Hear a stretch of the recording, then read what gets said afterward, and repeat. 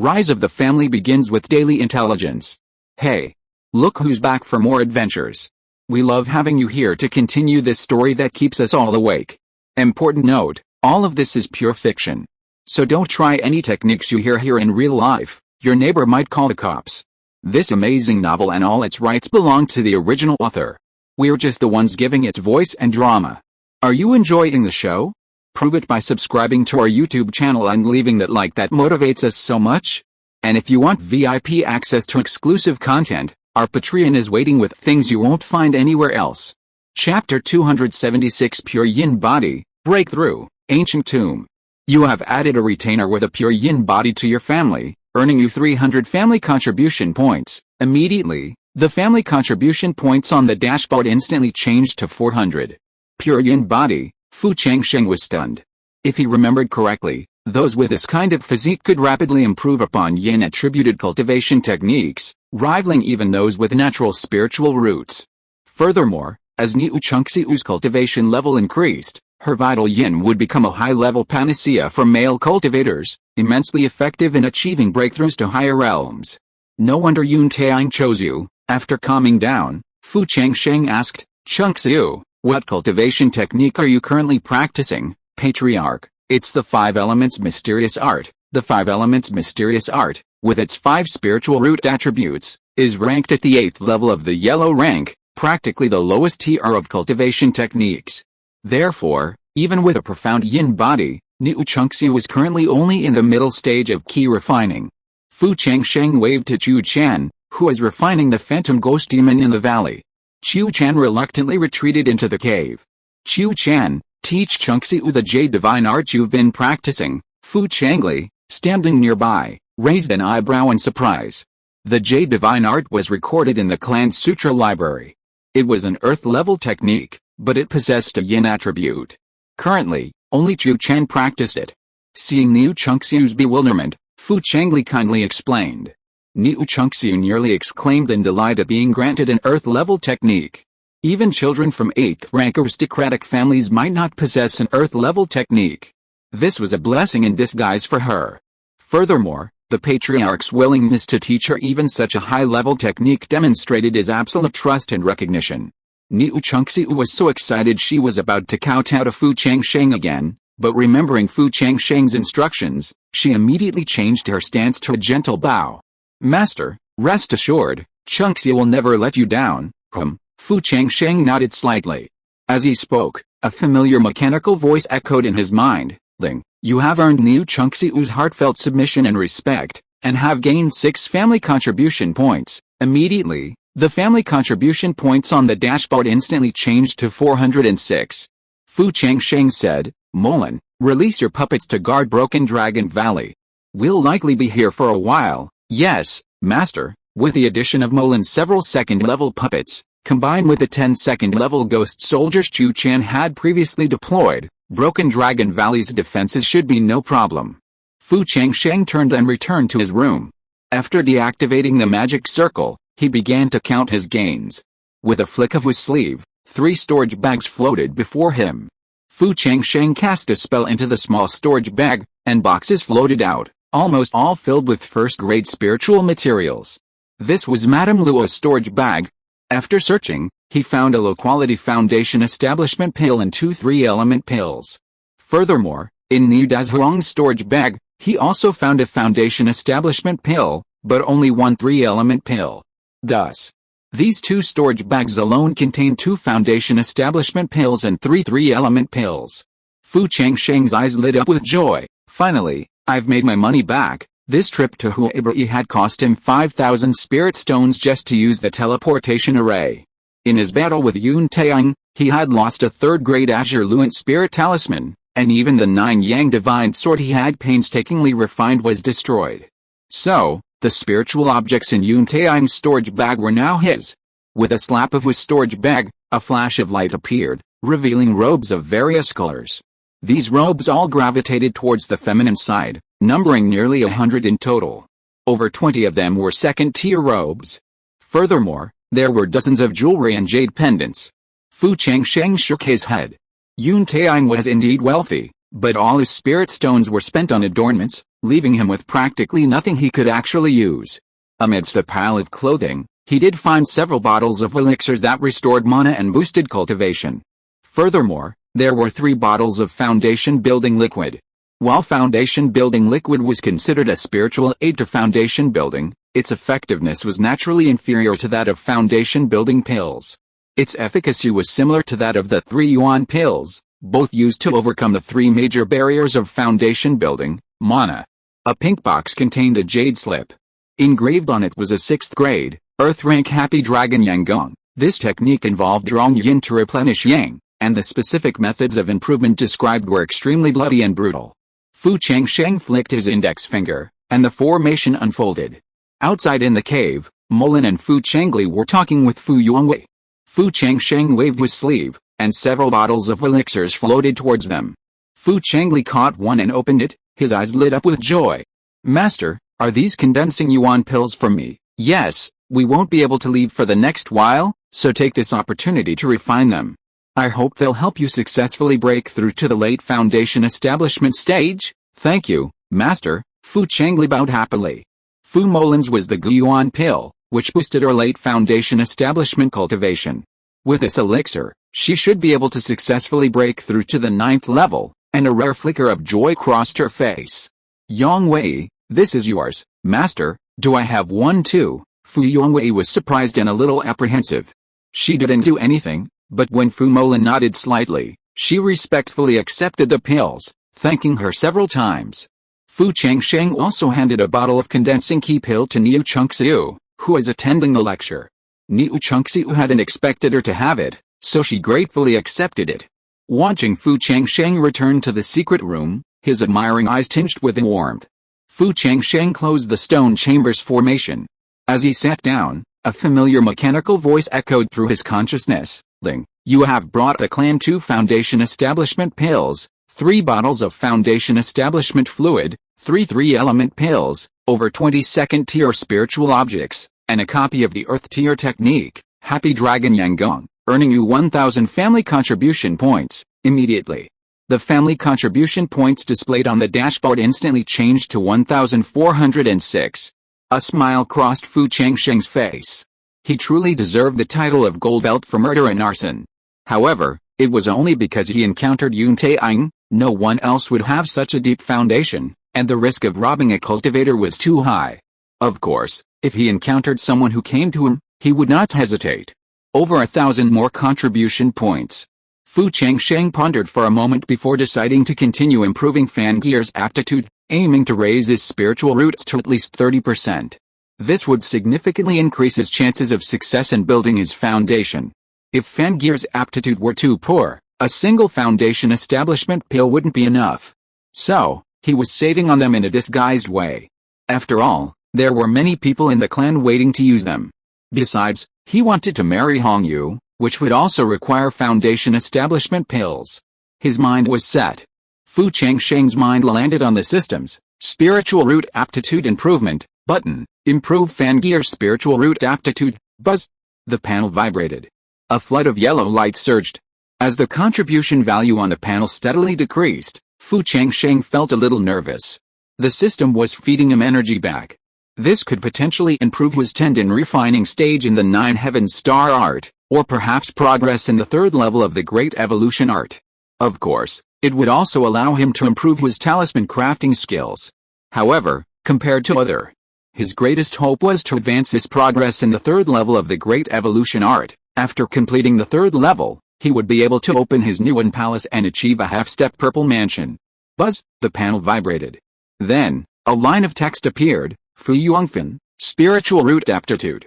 15/100, he had spent 1,000 contribution points and increased his aptitude by 2 points, so his spiritual awareness should have increased by 4 points. The next moment, the text on the panel flashed, followed by another line of text, Great Evolution Art, 3rd level, 10/100. Looking at the values on the panel, Fu Changsheng muttered, "It seems relying on contribution points to increase my cultivation speed is still too slow." He needed to find the Kyanka Jade. He took a deep breath. Putting all his complicated thoughts aside, Fu Changsheng slapped his storage bag. A flash of light appeared, and a white box with a wood grain appeared. He opened the box, revealing the purple heavenly herb, given by the guests of the 8th rank celebration. Hiss! As soon as the purple heavenly herb appeared, the green python immediately raised its head in excitement, wagging its tail ingratiatingly at Fu Changsheng. Clearly, it also knew that this purple heavenly herb would be of great use to its spiritual awareness. Fu Changsheng flicked his index finger, and the purple heavenly herb instantly floated toward the green python. The green python quickly opened its mouth to catch it, this time remembering to wag its tail in gratitude to Fu Changsheng. Fu Changsheng stroked its head. A little cloud ringed the purple immortal tower. Although the green python contained the blood of the dragon, it had yet to awaken. Hopefully, after refining this purple heavenly herb, the green python would gain something. Awakening the dragon bloodline would greatly increase the green python's chances of breaking through to the 3rd level. Otherwise, with the green python's yellow level bloodline, it would probably be difficult to break through to the 3rd level. After putting away the cloud-ring purple immortal tower, Fu Changsheng took out the heavenly thunder bamboo that he had given him. If heavenly thunder bamboo were cultivated with rare beast feces, it could potentially evolve into golden thunder bamboo. This alone was reason enough for him to look forward to it. After all, golden thunder bamboo was a treasure capable of producing divine thunder that could ward off evil. Even a nascent soul true lord would be tempted by it. While others might not be able to cultivate it, he could. Simply by feeding Ningning's flying squirrel a little more, producing more nutrients, he could foster the growth of heavenly thunder bamboo. Fu Changsheng carefully planted the heavenly thunder bamboo in the Huangshi medicine garden. Currently, the 10-acre Huangshi medicine garden contained not only the spirit eye tree, but also foundation-building spiritual herbs, the ancient mysterious vine, the Dao soldier insect mother, and now, a heavenly thunder bamboo. After finishing his chores, Fu Changsheng took out a 3-star stone and thought, activate, training room, a buzz? The panel vibrated. A surge of yellow light surged. Then, his vision flashed, and in the next instant, he was in a familiar quiet room. He activated the 9 heaven star art, expelling the foul air from his heart before absorbing the star stones from the 3-star stone. Time flies in cultivation. In the blink of an eye, he had spent a full year in the training room. However, a small portion of the 3-star stone he held remained unabsorbed. Time to leave, he still needed to save some contribution points for exchanging for information. Fu Changsheng immediately thought, exit the training room, a buzz? The panel vibrated. The next moment, he appeared in the secret room in reality. Then, a line of text appeared on the panel, 9 heaven star art, muscle refining realm, 17/100, this is a 7-point improvement compared to before. Fu Changsheng estimated that after refining the 3-star stone in his hand, he should be able to increase it to 20%. A few more pieces would bring him to perfection. Then, he would be able to truly open up the upper and lower dimensions. There's hope for the Purple Palace. Fu Changsheng's thoughts settled. He continued to refine the 3-star stone in his hand. Time flies in cultivation. 2 years passed in Broken Dragon Valley in a flash. Fu Changsheng had completely refined the 3-star stone, and a line of text appeared on the control panel, 9 heaven star art, muscle refining stage, 20/100, his progress was as expected. His spiritual sense swept across the cloud ring purple immortal tower. He saw the green python perched atop the tower, its eyes brighter than before. The green python keenly sensed Fu Changsheng's thought as soon as it entered his mind. Clearly, this was the effect of refining the purple heavenly herb. Unfortunately, the green python's dragon bloodline had yet to awaken. It seems I'll need to rely on external conditions to assist, he planned to ask his 4th sister after leaving seclusion. However, before leaving, he still exchanged the information as usual. After 2 years in the valley, he had no idea what the situation was like outside. Buzz! The control panel vibrated. A large amount of yellow light surged. Then, lines of text appeared. 1. The Huaibei Prefecture Suppression Division and the major aristocratic families launched a massive, 2-year investigation into foreign cultivators. They discovered numerous pawns planted by the major northern frontier sects, some of whom had even infiltrated the upper echelons of the aristocratic families. After eliminating these pawns one by one, Palace Master Ma of the Suppression Division reported the truth to the Imperial Court, which took it very seriously. Imperial officials issued a serious warning to the northern frontier sects, threatening to send a heavy military force to renew the war with them if a similar incident occurred again. True Master Yun of the Huangxi sect had originally considered sending a trusted aide to Huaibei Prefecture to investigate his grandson's death, but due to the turmoil, he had to put his plans on hold. Fu Changsheng read the message. His eyes lit up. As luck would have it, there was no such thing as a coincidence. Now, he no longer had to worry about retaliation from True Master Wu of the Huangxi sect. By the time they could send someone to investigate, things would have changed. Catching him would undoubtedly be impossible. 2. In an ancient tomb southwest of Broken Dragon Valley, a human emperor banner is hidden. Human emperor banner. Fu Changsheng's face lit up with delight. One of his goals in entering this forbidden area this time was to obtain this human emperor banner. With the system's fourth function activated, the intelligence provided was of even higher quality. With a flick of his index finger, several spells were cast into the secret room, activating the formation. Fu Changsheng slowly emerged from the secret room, his gaze fixed on the other rooms. He saw Molin and the others still in retreat. At the cave entrance, Qiu Chan was enthusiastically refining a phantom ghost demon. Seeing Fu Changsheng emerge, Qiu Chan retracted his spell. Master. Fu Changsheng nodded slightly. His gaze fell on the two phantom ghost demons standing in a neat row behind Qiu Chan. In the past 2 years, Qiu Chan had refined 2 of them. Compared to before, after reaching the quasi-third stage, Qiu Chan's refining speed had significantly increased. Fu Changsheng said, Qiu Chan, temporarily halt the ritual. Command these 2 phantom ghosts to the southwest and see if there's an ancient tomb. Treasure hunting? Qiu Chan's eyes lit up. She'd wanted to leave for the past 2 years. After all, being here felt like home, but Fu Changsheng hadn't allowed it. Now, with permission, she nodded happily. The Yingluo ghost tomb was a forbidden area, feared even by giant and true immortals. Fu Changsheng, warned, Qiu Chan, remember, don't stray too far from Broken Dragon Valley, otherwise, something might happen, and they wouldn't be able to rescue them in time. Qiu Chan nodded hurriedly, grasping the human emperor banner and chanting an incantation.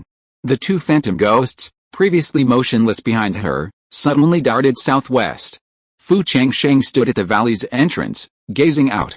In a flash, Qiu Chan and the phantom ghosts vanished into the misty gray fog. The phantom ghost demon's foremost skill was concealing their tracks. If Qiu Chan hadn't cultivated them through rituals and established a telepathic connection, she wouldn't have been able to detect them.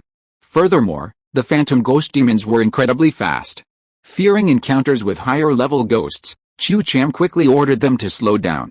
A few hundred feet from a mountain of human bones, the phantom ghost demon suddenly stopped and quickly relayed something to Qiu Chan. Qiu Chan frowned. Then, a spell was uttered. The 2 phantom ghost demons lay motionless near the mountain. Qiu Chan then sprinted back to Broken Dragon Valley. Fu Changsheng was stunned to see them return so quickly. Qiu Chan, have you discovered an ancient tomb? Qiu Chan shook her head. She recounted the phantom ghost demon's vision. It was within the mountain of bones that the phantom ghost demons had detected the presence of a human cultivator. Fu Changsheng frowned. He reflected on the 2 years since he entered the Yinluo ghost tomb. It was in Broken Dragon Valley that he encountered a group of phantom ghost demons, but he hadn't noticed any other significant dangers. Perhaps. Back then, the Yinluo ghost tomb was designated a forbidden area. Perhaps something fishy was going on. The shadowy ghosts were incomplete, so they only knew of the human cultivators, but couldn't understand their conversations. Fu Changsheng decided to see for himself. It's a shame I've used up all my family contribution points. Otherwise, I could have exchanged them for some information. Fu Changsheng cast the invisibility spell. With Qiu Chan leading the way, he slowly advanced southwestward, stopping only after sizing up the towering bone mountain in the distance. After cultivating the 3rd level of the Great Evolution Art, his spiritual awareness was now comparable to that of an early-stage Purple Mansion cultivator. However, if there were high-level cultivators within Bone Mountain, his use of it would inevitably draw their attention. So, he decided to point a finger at the Cloud Ring Purple Immortal Tower. Buzz! A second-level soul-devouring insect flashed out. With a flash of yellow light, it disappeared into the ground, fleeing towards Bone Mountain. Bone Mountain. At this moment, 5 camps were established on the mountain summit.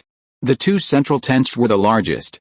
The left tent prominently displayed the Sita family flag, while the other 4 camps also displayed the flags of various other aristocratic families. The family crests indicated that all 5 aristocratic families were of the 8th rank. At this moment, within the central tent, Sita Feng sat at the head of the group. Below him, on either side sat Sita Dao and 6 other Foundation establishment members. Sita Feng's face was solemn as he spoke. The secret realm of the Yinluo Ghost Tomb Forbidden Land opens only once every 100 years. Those present are among the Sita family's carefully selected elites. Entering this secret realm, I hope you will live up to the family's trust. Whether the clan can produce another Purple Mansion cultivator depends on you. Upon hearing this, Sita Dao stood up immediately. Leading the team into this secret realm held a heavy responsibility. However, this was a time to boost morale. He naturally could not afford to lose heart. He quickly bowed and said, "Patriarch, rest assured. We will definitely live up to our mission." "Yes," Sita Feng nodded slightly. He looked young, yet extremely steady. "It will take another year to open the secret realm passage. During this time, you'll adjust your form and acclimate to the environment of the Yinluo Ghost Tomb." Sita Dao quickly agreed. Sita Feng added another instruction: "Remember, even when out hunting, stay within a 50-mile radius of Bone Mountain. While the Yinluo Ghost Tomb isn't truly a forbidden area, many high-ranking ghost kings are indeed suppressed within its depths. Be careful not to be careless." After Sita Feng finished his instructions, he waved his hand. Shortly after everyone had left, the heads of the other tents arrived. The 3 established 8th grade families were clearly headed by the Tian family, while the newly promoted Su and Sita families were naturally tied together. The head of the Tian family was also a Purple Mansion master. He naturally moved to the empty seat to the right of the upper seat and took a seat. After everyone had gathered, Patriarch Tian spoke first. "How do you think the Zhuanyin grass in the Yinluo secret realm should be distributed? Should it be divided equally among the 5 families, as in previous years, or should each family decide based on their own abilities after entering the secret realm?" The Zhuanyin grass is used to assist in opening the Niwen Palace. Once the Niwen Palace is opened, one reaches the half-step Purple Palace, equivalent to the first step towards the Purple Palace, and a crucial one. Therefore, the Zhuanyin grass in the Yinluo secret realm is extremely important to the major families. Sita Feng smiled and said, "Patriarch Tian, you 3 families have likely already figured it out, so why beat around the bush? Decision-making within the 8th rank aristocratic family is always based on majority rule. With 3 established 8th rank aristocratic families, the Tian family holds the final say in almost all decisions." Clan leader Tian, a 2nd-level Purple Mansion cultivator, 1 level higher than Sita Feng, and despite his age, he didn't feel embarrassed when hearing this. Instead, he laughed heartily. Clan leader Situ is truly insightful. "In that case, then I'll be frank, spiritual objects in this world have always been acquired by those destined to receive them. The old-fashioned idea of the aristocratic families dividing them equally is clearly inappropriate. Our 3 families propose that, once we enter the Yinluo secret realm, we each accept our fate and rely on our own abilities." Clan leader Situ, Clan leader Su, what are your thoughts? Clan leader Su frowned. In this case, the Situ and Su families would undoubtedly suffer. After all, their combined quota for entering the secret realm was only 10, while the other 3 families had 15. Their combat power was undoubtedly overwhelming. When it came to the crucial stage of seizing the Zhuanyin grass, their 2 families would be no match for the 3 Tian families. However, he also understood that raising objections now would be futile. Patriarch Tian merely came to make a brief announcement. He then stood up and said, "If the 2 patriarchs have no objections, then we shall proceed to the ancient tomb to open the secret passage. It will be a laborious task." With that, Patriarch Tian turned away with a hint of disdain. He was followed by the other 2 veteran 8th grade families, who left the tent shortly after. Chapter 277, Thousand Faces, Aristocratic Family Dilemma, Lake of 10,000 Ghosts. After Patriarch Tian and his group left in a haughty rage, Patriarch Su clenched and unclenched his fists hidden in his sleeves. Despite this, he remained unwilling to give in. "Patriarch Situ, are we really going to be led around by the nose by the Tian family? If the Tian family snatches all the Zhuanyin grass, won't they quickly produce multiple half-step Purple Mansion cultivators in the future? In that case, their combat power will surpass ours. Isn't this a vicious cycle? Any benefits from the future won't fall to us, and even if they do, we'll only get a meager share." The Sita family was relatively better off. After all, Sita Feng was a Purple Mansion cultivator, one of only 2 among the 5 8th grade families. But the Su family was different. They were able to ascend to the 8th grade thanks to their daughter's work at the Suppression World Division. Currently, the clan lacks even a half-step Purple Mansion cultivator, let alone a Grand Purple Mansion cultivator. Their overall strength ranks last among the 5 8th grade families. Therefore, regarding the allocation of resources in Huaibei Prefecture, the Su family had little to do with it, yet they had expended considerable resources to advance to the 8th rank. If this continued, the Su family, under the oppression of the Tian family and others, would soon decline. If they weren't careful, they would be gradually eroded by the Tian family. Therefore, today's Yinluo secret realm was an opportunity for the Su family to rise.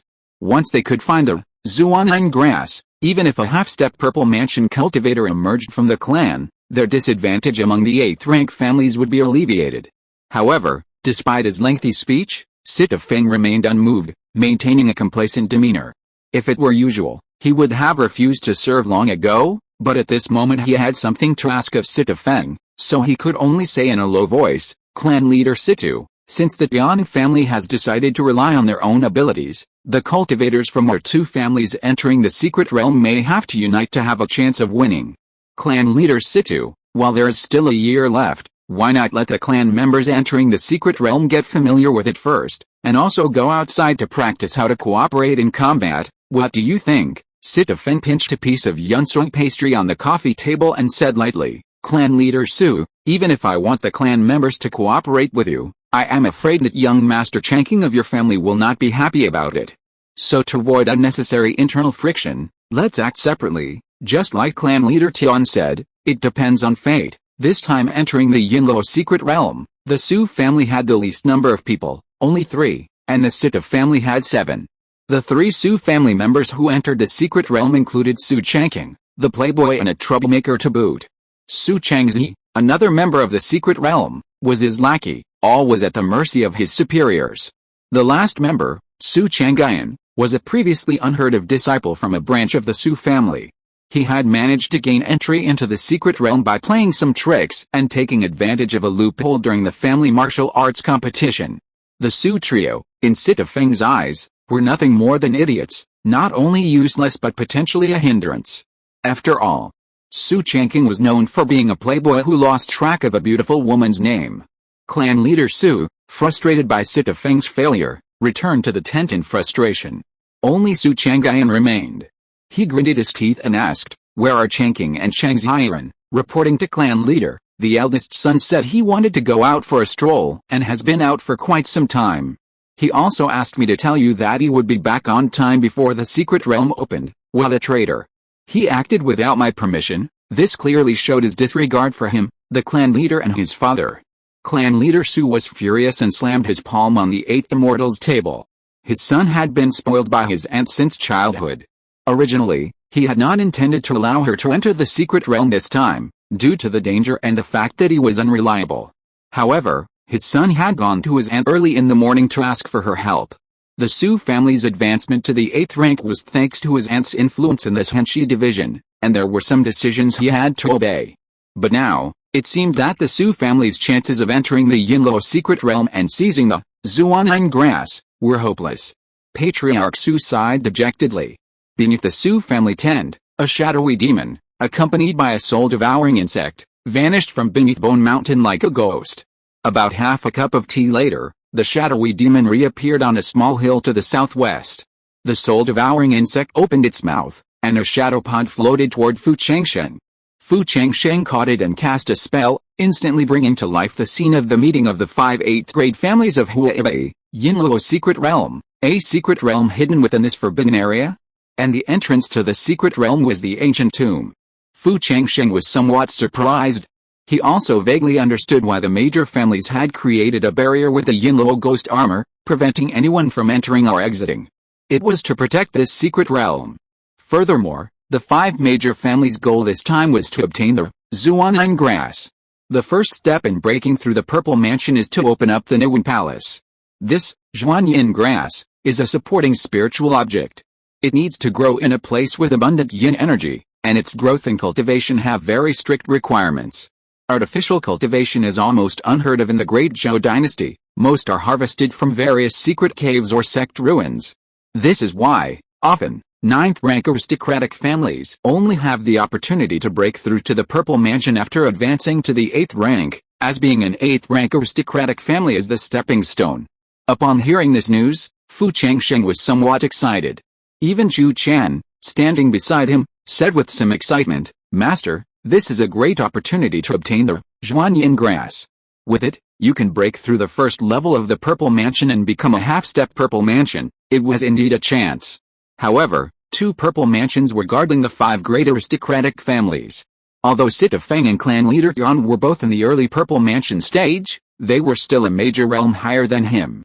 Fu Changsheng pondered for a moment, then said, "Chu Chan, have the Phantom Ghost Demon remain here to gather intelligence. We'll return first." The 5 great families would soon be out training. They couldn't be encountered. Otherwise, with the secret realm still unopened, they would be besieged by the 5 great families. Chu Chan stared at the Bone Mountain ahead, somewhat reluctant, but obediently followed Fu Changsheng back to Broken Dragon Valley. Once inside, Fu Changsheng said, "Chu Chan, continue to cultivate the Phantom Ghost Demon. In this place, the more ghost soldiers, the better." Entering the cave, Fu Changsheng saw that everyone else was in retreat. He quickly returned to his own secret room and sat cross-legged in meditation. Fu Changsheng quickly reviewed the current situation. Based on his previous experience entering the Xianlan's secret realm, masters from the 5 great families would likely be guarding the entrance when it opened. Therefore, their only way to enter was to enter while they were distracted. However, avoiding detection by the masters from the 5 great families posed a significant challenge. Fortunately, the secret realm still had a year to open. Fu Changsheng took a deep breath, his eyes moving. Among the 5 great families, the established 8th grade families currently held the upper hand. If he could convince the Su family to allow him to replace one of their members, the situation would undoubtedly change. After all, he had the support of many 2nd grade warriors like Chu Chan. However, Fu Changsheng quickly dismissed the thought. This secret realm was the resource of the Huabai 8th grade families. If they learned that he, an outsider, knew about it, they would surely unite against him. It would be no exaggeration to abandon him. After much deliberation, the only solution now was to imprison one of the 5 great families while they were out hunting, then disguise themselves as him, infiltrate the family, and exploit the chaos to enter the Yinluo secret realm. Disguise pills would definitely not work. After all, Sita Feng and clan leader Yuan were both at the Purple Mansion level. Fu Changsheng's eyes suddenly lit up. "Oh, why did I forget that?" He slapped his storage bag. Suddenly, a strange mask appeared in his hand. Perhaps he had no solution. But as an organization with an untold history, the Shadow Sect must have a solution. He had originally planned to accumulate 1,000 points to exchange for Kyanka Jade, but now he had to use them in advance. After all, the Yinluo secret realm contained the Zhuanyin grass. Fu Changsheng put the mask on his face, his mind instantly entering the vast mission hall. He walked to the mirror with familiarity and said quickly, "Exchange for a method or elixir that can conceal one's identity, evade the prying eyes of the Purple Mansion, and disguise oneself, buzz?" The mirror trembled slightly. Then, his original points were instantly reset to 0. Then, a message flooded into his sea of consciousness. Fu Changsheng closed his eyes, sensing the situation. After a moment, his eyes lit up slightly. As expected of a killer organization, the Shadow Clan possessed a secret technique called the Thousand Faces technique, and he had only obtained the first level. This technique used a strange mask as a medium. After absorbing a person's essence and blood, he could perfectly transform into that person, rendering even Purple Mansion cultivators unrecognizable. However, after reaching the first level of great perfection, this technique only lasted for an hour. Fu Changsheng felt a little disappointed. But at last, he had found the method. This technique would be placed in the clan library, and the system would refine it in the future. Perhaps the strange mask would no longer be needed as a medium. The thought had just occurred. A familiar mechanical sound echoed through his consciousness. "Ling, you have acquired a Thousand Faces technique manual for the clan, earning 380 clan contribution points." Fu Changsheng's eyes lit up. He had used up all his contribution points, but this reward came just in time. Without hesitation, he immediately began to comprehend the Thousand Faces technique. He had to master the introductory techniques before the secret realm opened. In the blink of an eye, 11 months passed. Meanwhile, in the secret room, Fu Changsheng formed spells and chanted an incantation. The mask on his face shifted, and instantly, different figures appeared, men, women, young and old. However, these figures were fleeting, ultimately unable to be fixed. Fu Changsheng's eyes suddenly opened. At the same time, a line of text appeared on the panel: Thousand Faces Technique Level 1, Minor Success. 5/100. Fu Changsheng looked at the information and smiled with satisfaction. After 11 months, he had not only successfully progressed from the initial stage to the minor success stage, but also successfully broken through to the minor success stage. After using the Thousand Faces technique, he could transform into another person's appearance for half an hour. He could cultivate to the minor success stage. This was beyond his expectations. It seems to be the effect of enhanced spiritual awareness. With a stronger spiritual awareness, the speed of practicing secret techniques was obviously greatly increased.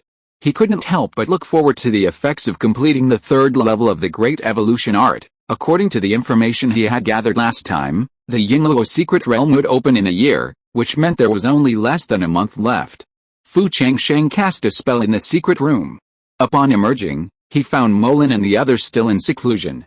Qiu Chan, with the experience gained from the previous two rituals, successfully cultivated her third phantom ghost demon in less than a year. Seeing Fu Changsheng emerge, she quickly saluted and said excitedly, "Master, Su Changking and Su Changzi have been lingering in Broken Dragon Valley for the past few days. I had the ghost soldiers accompany them for a while.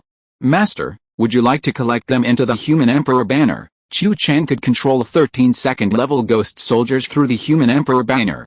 With her own cultivation level nearing the third level, the two Foundation establishment cultivators were like playthings to her. Fu Changsheng shook his head. "No rush, Qiu Chan, tell me about the dynamics of the 5 great families over the past few months." "Yes, Master," Qiu Chan replied. Because she had only cultivated 2 phantom ghosts, one of which was to watch over Bone Mountain, the other's scope of investigation was extremely limited. Qiu Chan gave a brief report. Finally, she said, "Master, the security at Bone Mountain is getting tighter, and the aura emanating from it is growing stronger. I suspect the secret realm will open soon. Also, the aristocratic family members who went out hunting have all returned. If we don't take action against Su Changking and Su Changzi, I'm afraid they will return to Bone Mountain and wait for the secret realm to open." However, his Thousand Faces technique could only last half an hour. If this Liu disciple suddenly disappeared a month later and reappeared, it would arouse the Liu family's suspicion. Fu Changsheng decided to exchange the information first to see what the situation was. He thought, exchange information, buzz. The panel vibrated. A large amount of yellow light surged. Immediately, lines of text appeared before his eyes. 1. A Human Emperor banner is hidden at the bottom of Wangui Lake in the Yinluo secret realm. Wangui Lake is said to be formed from the condensed tears of a high-ranking ghost king. 2. The Yinluo secret realm is an ancient yin-attributed barrier that regenerates every 100 years.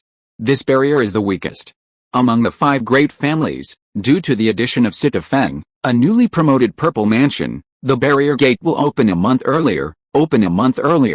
That means in the next few days.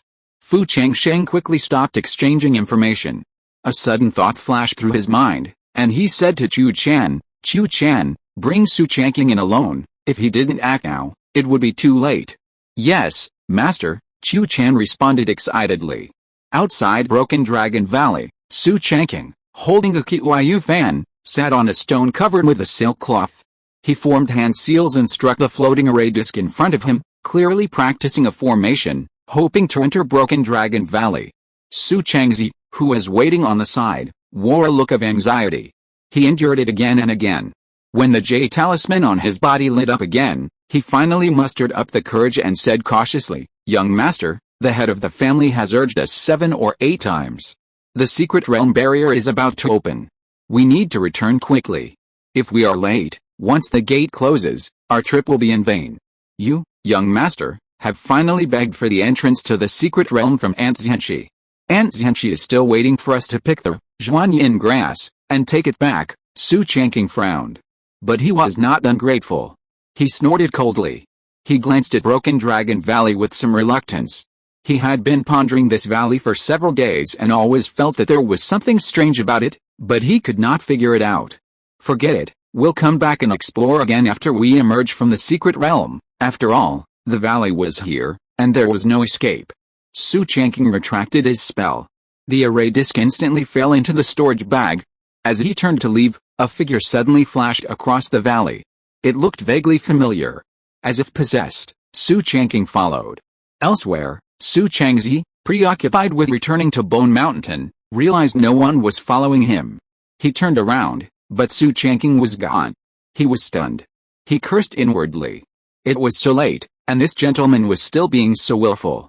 Su Changzi had no choice but to turn around and look for someone. Young master, it's almost time. We really should go back. Otherwise, the master will get really angry and we'll both be in trouble. Su Changsheng dodged several times. Chasing that familiar figure, he had unknowingly entered Broken Dragon Valley. Then, a sudden realization struck him. Oh no, he hadn't been able to enter Broken Dragon Valley no matter how hard he tried. Now, he'd been lured in. There had to be a trick. Without a second thought, Su Changsheng slapped his storage bag.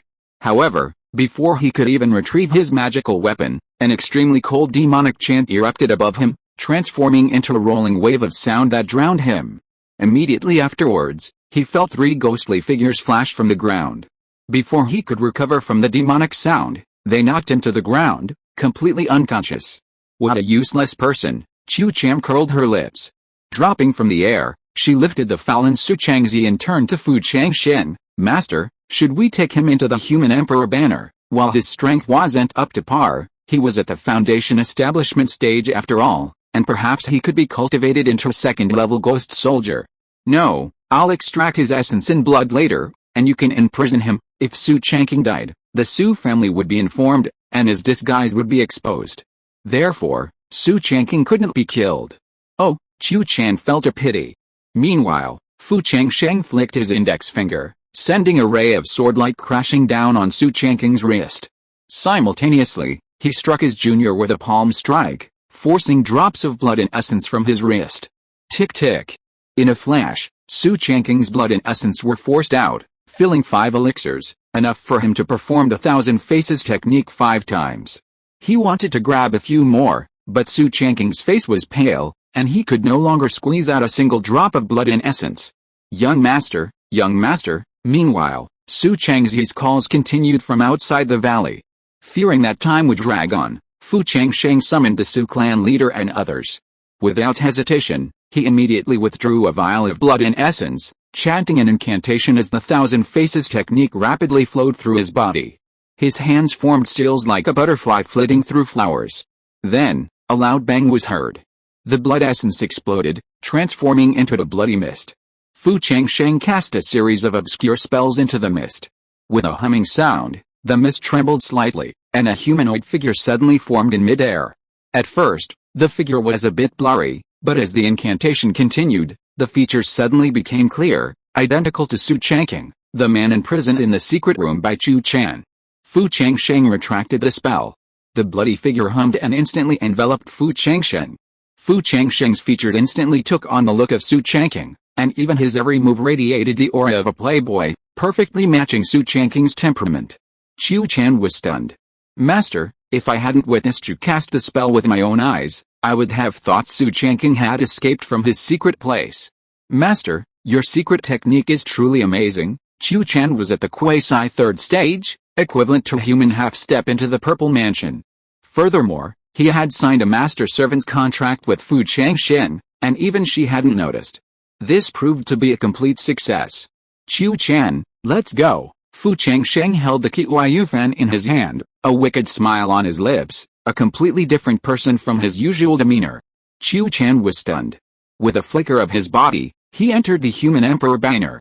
Young master, the Patriarch just sent another message. From the sound of his voice, the Patriarch is really angry. Young master, Su Changzi was thinking about whether to report the truth to the Patriarch, but he saw a gust of fragrant wind, and then Su Changsheng's figure appeared in front of him. Seeing this, Su Changzi finally breathed a sigh of relief. Young master, let's go. The Patriarch said that the secret realm barrier will be opened in less than half a cup of tea. Let's go. At this moment, Su Changzi didn't care about the hierarchy. He just took Fu Changsheng's hand and left, fearing that Su Changking would suddenly get lost again like before. As for why Su Changking suddenly entered the Broken Dragon Valley, he had no time to look around at this moment. Fu Changsheng was pulled away by Su Changzi. Seeing that Su Changzi, who was the most familiar with him, didn't notice any clues, he felt relieved and walked all the way. When they were about to arrive at a bone mountain, but then Su Changyan came running towards them from afar. "Young master, hurry. The secret realm barrier has been opened. We're the only ones left standing. The Patriarch is frantic in the ancient tomb. Hurry, hurry." Su Changyan had painstakingly won the clan competition.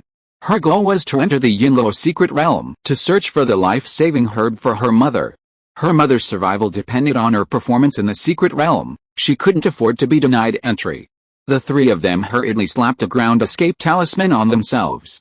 After descending several hundred feet underground, Su Changzi took his identity token and inscribed a spell, finally entering the ancient tomb. Fu Changsheng didn't know the specific spell, so he slipped in while Su Changzi was opening it. After passing through the light curtain of the formation, he saw a vast, ancient tomb. Therein, a whirlpool lay to the west. Sita Feng, clan leader Yan, clan leader Su, and the other 5 clan leaders held the clan leader tokens, continuously infusing them with mana.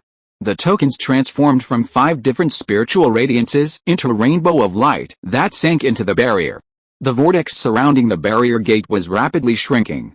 Clan leader Su, upon seeing Su Changking and the other 2 appear, finally relaxed his worried expression. "No time to reprimand them," he hurriedly said. "We have 10 breaths left. Enter quickly." "Yes, clan leader." Su Changzi and Su Changyan responded quickly. Fu Changsheng, defiantly, held his head high and chest puffed out. With a snort, he rushed in first. Seeing this, clan leader Su cursed. "What a rebellious son," his words snarled, but deep within, he was deeply worried. Allowing his son to enter the secret realm this time was, in fact, a way of making amends. After all, he had personally removed his son from the position of young clan leader. Anyway, he had to seize the Zhuanyin grass. He had given up hope and simply hoped his rebellious son would return safely from the secret realm. Chapter 278 Mother's Keepsake, Old Lady with a Green Lantern, Counterattack. Fu Changsheng felt his world spin. After a brief moment of darkness, a flash of white light suddenly appeared before his eyes, accompanied by a whiff of decay. Buzz! His figure was instantly transported to a quagmire. With a thought, Fu Changsheng immediately summoned the 3rd-rank treasure lotus lantern. It spun, and wisps of azure spiritual light descended, enveloping him. He looked around, only to see towering trees everywhere. The occasional roar of demonic beasts echoed from the forest. The vast spiritual energy of heaven and earth even condensed into a thin band of spiritual mist in the air. Fu Changsheng's eyes lit up with joy. With such abundant spiritual energy, this secret realm must contain many high-level spiritual herbs, and since it only opens once every century, many of these herbs must be ripe. Fu Changsheng stuffed a disguise pill into his mouth, maintaining the appearance of Su Changking. A cloud formed around the purple immortal tower.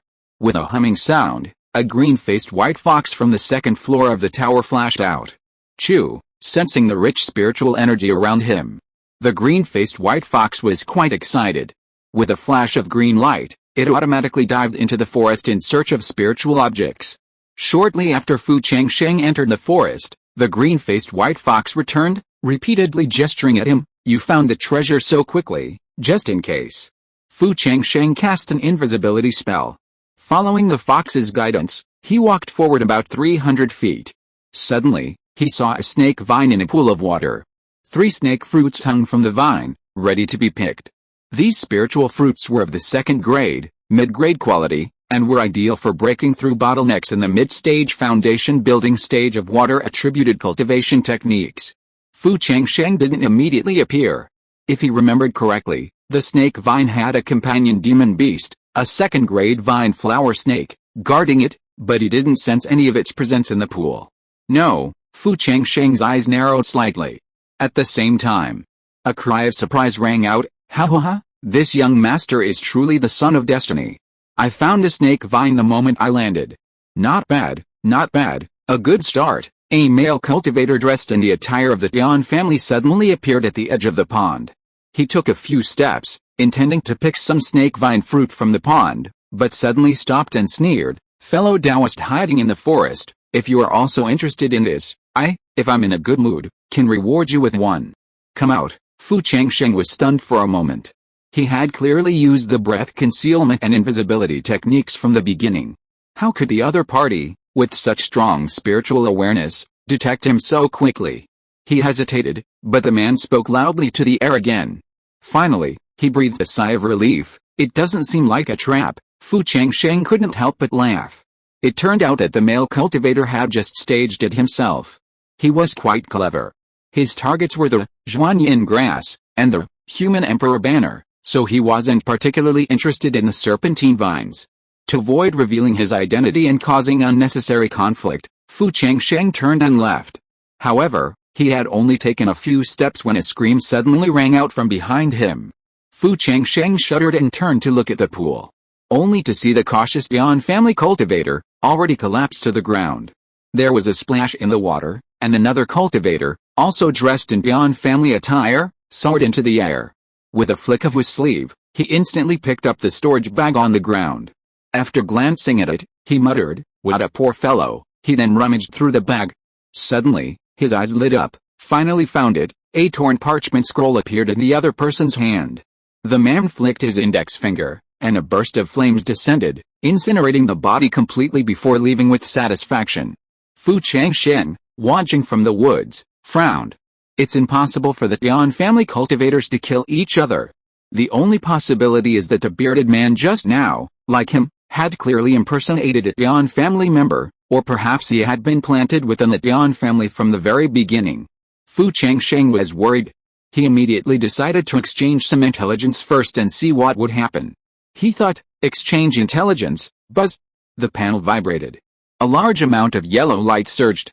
Then, lines of text appeared. 1. The man in the pool just now is from the joyful sect. His name is Yun Xianan. In his lifetime, he was a purple mansion cultivator. He was a spy sent by Master Yun of the joyful sect to Huaibei Prefecture to investigate Yun Taiyang's death. Purple mansion cultivator. Fu Changsheng was stunned. In other words, the man just now was indeed a Yan family cultivator, but he had been possessed by another spirit. Fu Changsheng was shocked. This was his first encounter with someone possessing another spirit. This joyful sect member is truly lingering. The major families have been investigating for several years.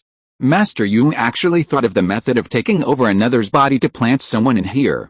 If it wasn't for the chance encounter, and Yun Xianan traced back to find out that it was Yun Taiyang who killed him, then it would be troublesome. It seems that Yun Xianan can't be kept. Although Yun Xianan was a purple mansion in his lifetime, he is only at the foundation building stage now.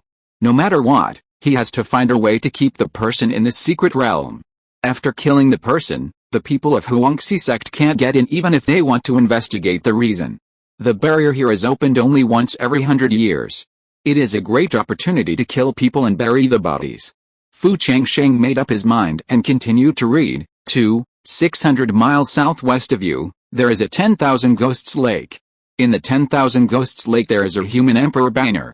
Yun Xianan will take out the human emperor banner from the bottom of the lake in 7 days. 3. Zhuanyin grass is on the second level of Yinluo secret realm. 4. The cultivators from the 5 major families who came in have begun to contact each other and form a team. 5. Fu Changsheng's eyes fixed on the second piece of information. His eyes narrowed slightly. HMPH, just in time, he immediately put the green-faced white fox into the cloud ring purple immortal pagoda. With a wave of his sleeve, the human emperor banner appeared in his hand. A chilling breeze emanated from the banner, and the next moment, Qiu Chan flashed out. Qiu Chan glanced around.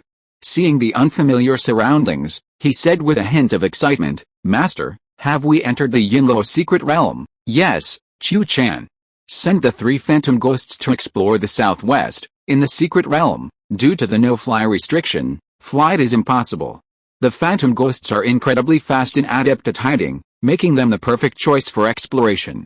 Qiu Chan responded with a cry of incantation, and a magic spell struck the human emperor banner. Instantly, 3 phantom ghosts flashed out. After receiving the command, they flashed and disappeared from sight. This time, they entered the secret realm. Fu Changsheng had Qiu Chan bring in all 3 phantom ghosts, along with 7 second-tier ghost soldiers. The remaining 3 second-tier ghost soldiers and the phantom ghosts that hadn't yet been trained were left in Broken Dragon Valley. Fu Changsheng made his way without stopping, heading straight for the Lake of 10,000 Ghosts. About half an hour later, the surroundings suddenly grew chilly and gloomy. The scattered spiritual plants also had a yin attribute, and the intermittent chanting of female ghosts could be heard from the forest. Master, past this gloomy leaf forest is the Lake of 10,000 Ghosts. As soon as he finished speaking, Chu Chan groaned, his brow furrowed in pain. Chu Chan, what's wrong? Fu Changsheng's heart tightened. Since he had subdued Chu Chan, he had never seen her behave this way. Chu Chan's face paled, and her eyes stared forward in fear. Master, something in that lake seems to be calling me, but I have a feeling that this call is fatal to me. That was why Chu Chan was so frightened. Upon hearing this, Fu Changsheng immediately said, in that case, you should return to the human emperor banner first. Yes, Master. Chu Chan seemed relieved, and with a flicker of his body, he entered the human emperor banner. Even so, Fu Changsheng could still sense Chu Chan and the ghosts within the banner trembling. Chu Chan, where are those 3 shadowy ghosts? Master, I lost control of them after they passed through the dark leaf forest, and I can't sense their presence now. Perhaps they've been destroyed. Destroyed? By whom? Yun Xianan, or the monster in the Myriad Ghost Lake? Fu Changsheng vaguely remembered the intelligence mentioning that the Myriad Ghost Lake was formed from a single teardrop of a high-level Ghost King. A single tear could possess such power. How powerful must the Ghost King be? Fu Changsheng was now fully alert. The human emperor banner was precious, but compared to his own life, it was worthless. He cast the invisibility spell.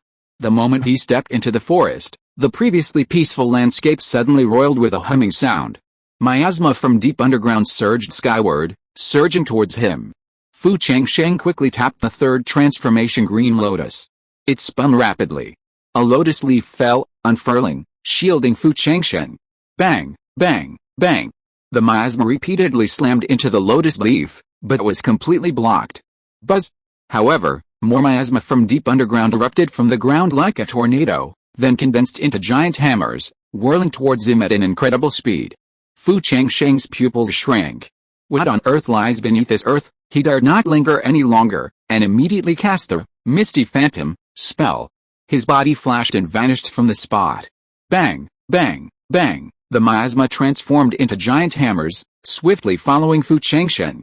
However, Fu Changsheng's form was like a ghost, and each hammer strike missed, making it impossible to capture his presence. 10 breaths later, Fu Changsheng's figure vanished into the forest. Buzz!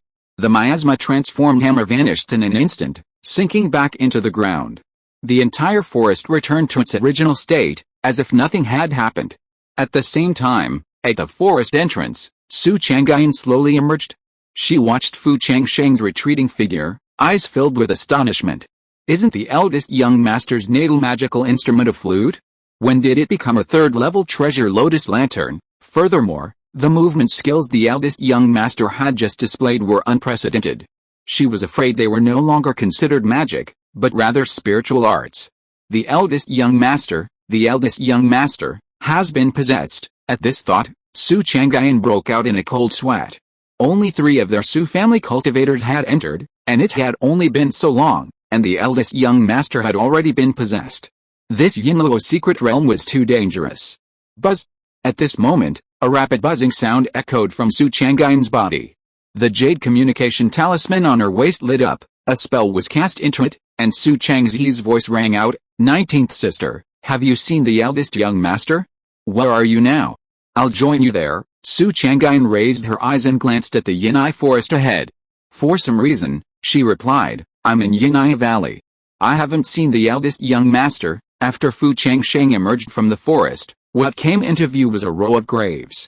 Above each, a blood-red ghost flag fluttered in the wind, and 3-eyed crows perched on them. Cackle. The moment Fu Changsheng appeared, all the 3-eyed crows turned their heads and gazed at him in unison. Their eyes, like the gaze of death, were pierced by death. The 3-eyed crows cried twice, and then, in a flash of black light, they vanished into thin air, as if the previous scene had been an illusion. Gudong, Fu Changsheng became somewhat nervous. There was no lake before him. He gritted his teeth. Fu Changsheng's sword finger swiftly passed between his eyes, instantly opening his minking spirit eyes. When his eyes reopened, a hazy white light illuminated. At that moment, the graves before him trembled slightly, then vanished like ripples on water. Then, a pitch-black lake of ghosts came into view.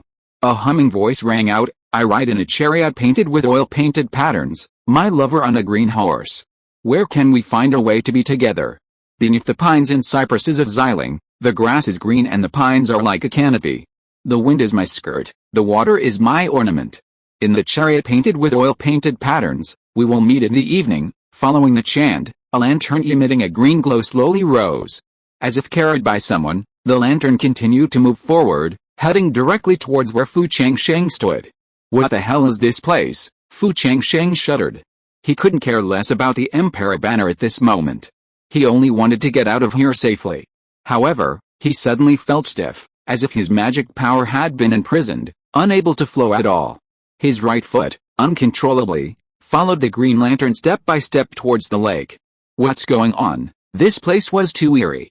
Fu Changsheng's heart trembled, and he quickly chanted the heart-clearing mantra, but what he saw was no illusion. When he reached the lake's edge, a small boat suddenly emerged from the depths. A toothless old woman in the boat waved at him with a smile. You must not get on board, Fu Changsheng vaguely knew. Once on board, he feared there would be no turning back. It was winter, but beads of sweat covered Fu Changsheng's forehead. Though panicked, he quickly calmed down. Since the Green Emperor's longevity secret wasn't working, the ancient Source Thunder Sutra, a spiritual technique designed to suppress evil, should be effective. Fu Changsheng activated it with his mind. Buzz! It works. Just as the old woman's claws were about to reach him, crackling thunder erupted. Instantly, two divine thunderbolts, designed to repel evil spirits, thundered down upon the old woman. Without a moment to check on the other party, Fu Changsheng turned and ran. By this point, he had already mastered the Misty Phantom movement technique. With a few flashes, he swiftly left the lakeside. Just as he had escaped danger, tombs appeared before him. They were so densely packed, stretching as far as the eye could see. This is truly a ghost, Fu Changsheng gritted his teeth. He immediately activated the purple key divine light. With a humming sound, the purple light transformed into a brilliant beam that descended mid-cemetery. Rumble. The entire sky, instantly illuminated by the purple light, was as bright as day. The tombs vanished. Fu Changsheng, overjoyed, dove back out of the tombs. Just as he thought he had escaped this eerie place, the humming voice behind him rang again, I ride in a painted carriage, my love on a green horse. Where can we find our bond? Beneath the pines and cypresses of Xiling, then, a flash of light appeared before his eyes. He returned to the shores of Wangui Lake. What the hell is going on? He couldn't even move his eyes. The purple divine light and the evil-repelling divine thunder were inoperable. He could only watch helplessly as the green lantern rapidly drifted toward him. A small boat, far off in the horizon, suddenly floated to his feet. Young master, get aboard. The old woman on the boat looked up, her once aged features instantly transformed into the delicate features of a fairy. Her delicate hand reached out to him with lightning speed. Am I going to die here today? He was unwilling to accept this. He decided not to sit still and wait for death. Fu Changsheng's mind raced, and just as he was about to make a desperate move, a buzz. The moment the woman touched him, a ring he had worn on his chest suddenly floated up. Within the ring, the silhouette of a woman in white seemed to illuminate. When the old woman saw the ring, fear flashed in her eyes.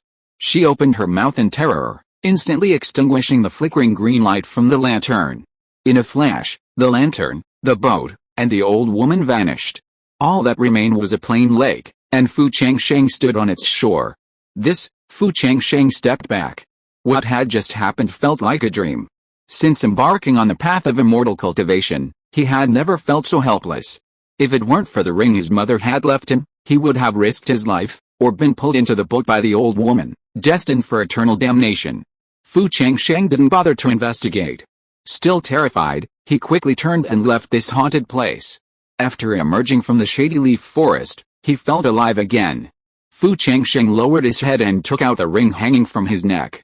This ring was said to have been given to him by his mother at birth. For over 60 years, Fu Changsheng had never noticed anything unusual about it. Furthermore, the ring showed no signs of magical power fluctuation. He had simply worn it as a reminder of his mother. But now, it seemed, the ring held a far greater significance. Fu Changsheng examined it carefully and discovered a tiny crack within it. What is the origin of this ring? Could there be another hidden story behind my mother and father's disappearance? Fu Changsheng felt as if a thick fog had clouded his vision, obscuring the truth. After returning the ring to his clothes, Fu Changsheng muttered, "When I return to my fiefdom, I'll ask Uncle Yu what this ring is. Perhaps he could find information about his mother." Regardless, it was his mother's ring that saved his life this time. He also understood. The system's current version was too low level to detect the murderous intent radiating from high-level combatants. Even if you had redeemed intelligence in advance, it wouldn't have provided any early warning. After all, the intelligence was still random. From this, he realized he'd relied too heavily on the intelligence system. He assumed that Yun Xianan's ability to seize the human emperor banner meant the danger level within was within his tolerance. So, after Chiu Chan noticed something was amiss, he didn't think twice and instead rushed in. This was a lesson. Every failure is a learning experience. Practicing the Green Emperor's longevity secret had granted him a lifespan far longer than that of cultivators of his level. With a lifespan boost from the Taixun ancient vine, he didn't need to risk his life in this way.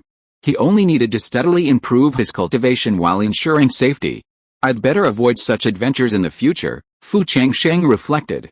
With a flick of his sleeve, he summoned the Cloud Ring Purple Immortal Tower. The green python flashed out. "Zhaoking, defend this Yanai forest, it was too dangerous inside." So, he'd just wait and see. Since the intelligence mentioned Yun Xianan's ability to retrieve the human emperor banner from Wangui Lake, he'd wait. This wait would last 7 days. 7 days later. But he saw the miasma swirling in the gloomy leaf forest. Yun Xianan slowly walked out of the forest, holding the yin-avoiding pearl. Yun Xianan's face was pale and covered in blood. His left arm and leg were missing, but his eyes shone with excitement. "All my accumulated wealth has finally paid off. I've got this human emperor banner. With it, I'll have a much better chance of achieving the golden elixir." Yun Xianan glanced around and stuffed a handful of pills into his mouth. This place was quiet and forbidden, and the children of aristocratic families would avoid it like snakes and scorpions. He planned to stay here to recover from his injuries. After the pills fell to the ground, he saw the power flow. His left arm began to bleed, and the severed arm continued to sprout flesh, rapidly growing a new arm. Beside him, a late-stage second-level iron arm ape was also dying, occasionally catching fleas on its body, tossing them into his mouth and biting them with a crisp sound. Before he knew it, Yun Xianan's left arm was almost fully grown. Suddenly, his eyes fluttered open. With a flick of his index finger, a talisman instantly activated, transforming into a cyan shield that enveloped him. At the same moment, boom! 2 evil-repelling divine thunderbolts descended from the sky, instantly shattering the cyan shield. However, with this moment of respite, Yun Xianan dodged another evil-repelling divine thunderbolt, narrowly avoiding it. Yun Xianan was furious. If he had dodged even a moment later, he would have been dead. As a former Purple Mansion master, he had nearly lost his life at the hands of this Foundation establishment junior. If word got out, how could he walk with dignity in the future? Yun Xianan sneered inwardly. He had just obtained the human emperor banner. It was just the right time to use this ignorant youngster's sacrificial vessel. Buzz! At that moment, a bloody light shot up from the ground. The bloodlight transformed into bloody arrows that shot towards him. The power of these bloody arrows was only comparable to the full force of a mid-stage Foundation establishment cultivator. Yun Xianan dismissed the attack. He'd been recuperating from his injuries, too busy to care for himself to be attacked. He slapped his storage bag. Buzz! A green shield hovered in front of him. Ding, ding, ding. The blood arrow shot into the shield, then fell back down helplessly, unable to break through the defense. At this moment, Yun Xianan's gaze fell to the northwest. His eyes narrowed slightly. Little beast, die? Chapter 279, Soul-Destroying Needle, Rebuilding Spiritual Roots, and a Plan Within a Plan.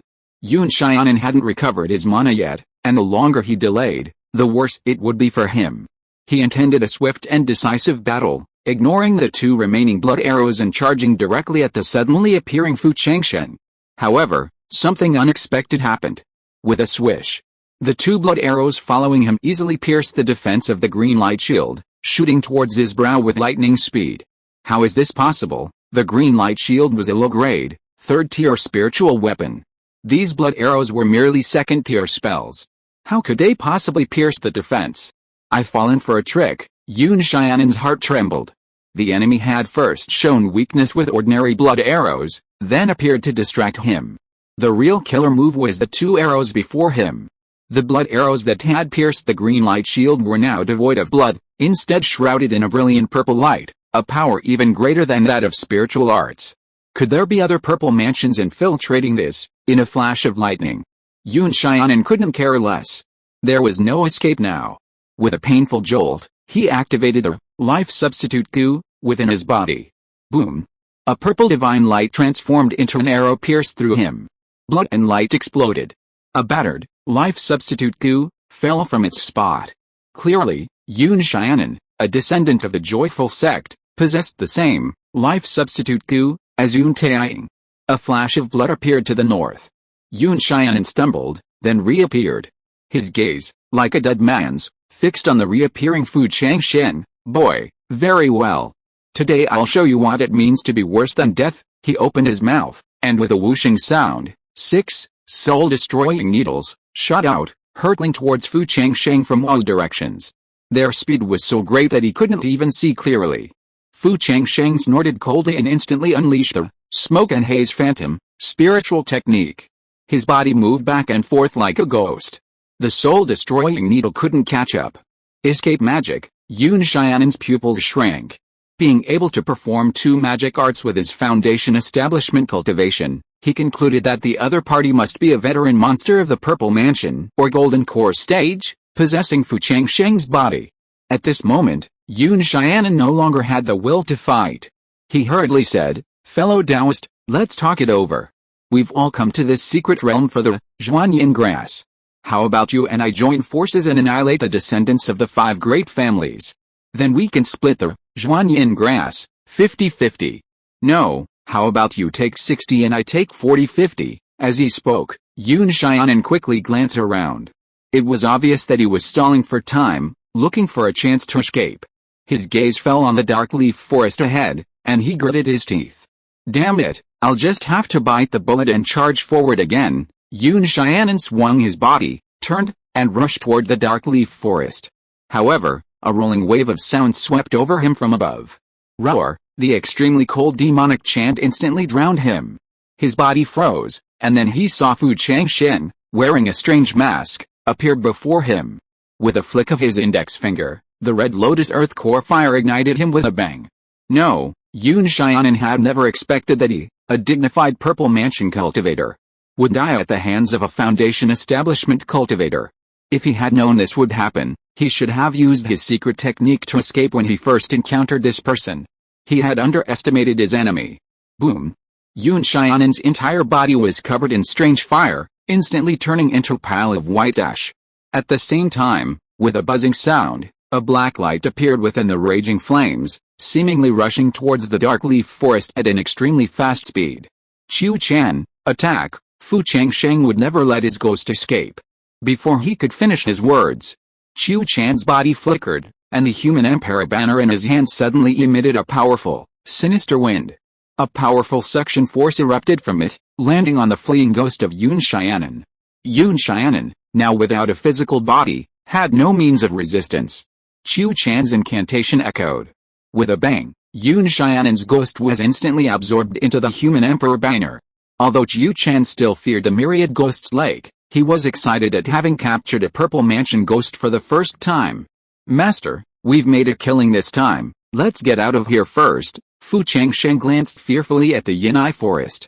He rolled Yun Xianan's storage bag from the ground into his sleeve and cast Misty Phantom, swiftly leaving the myriad ghosts lake. He found an empty cave in a bare, rocky mountain, slipped inside, and set up his own reversed 5 elements formation. Only then did he breathe a sigh of relief. This time, he nearly died.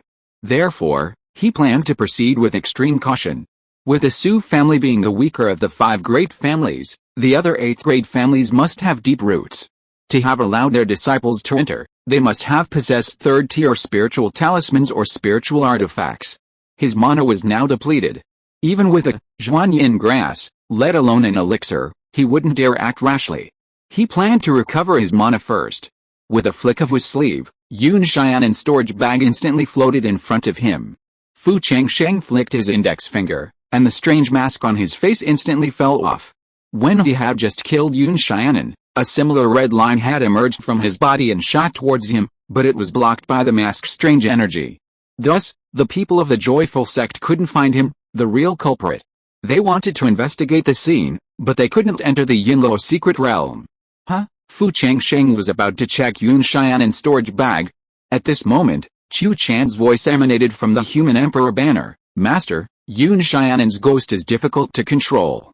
I must immediately cultivate it. After all, it was the ghost of a master cultivator of the Purple Mansion.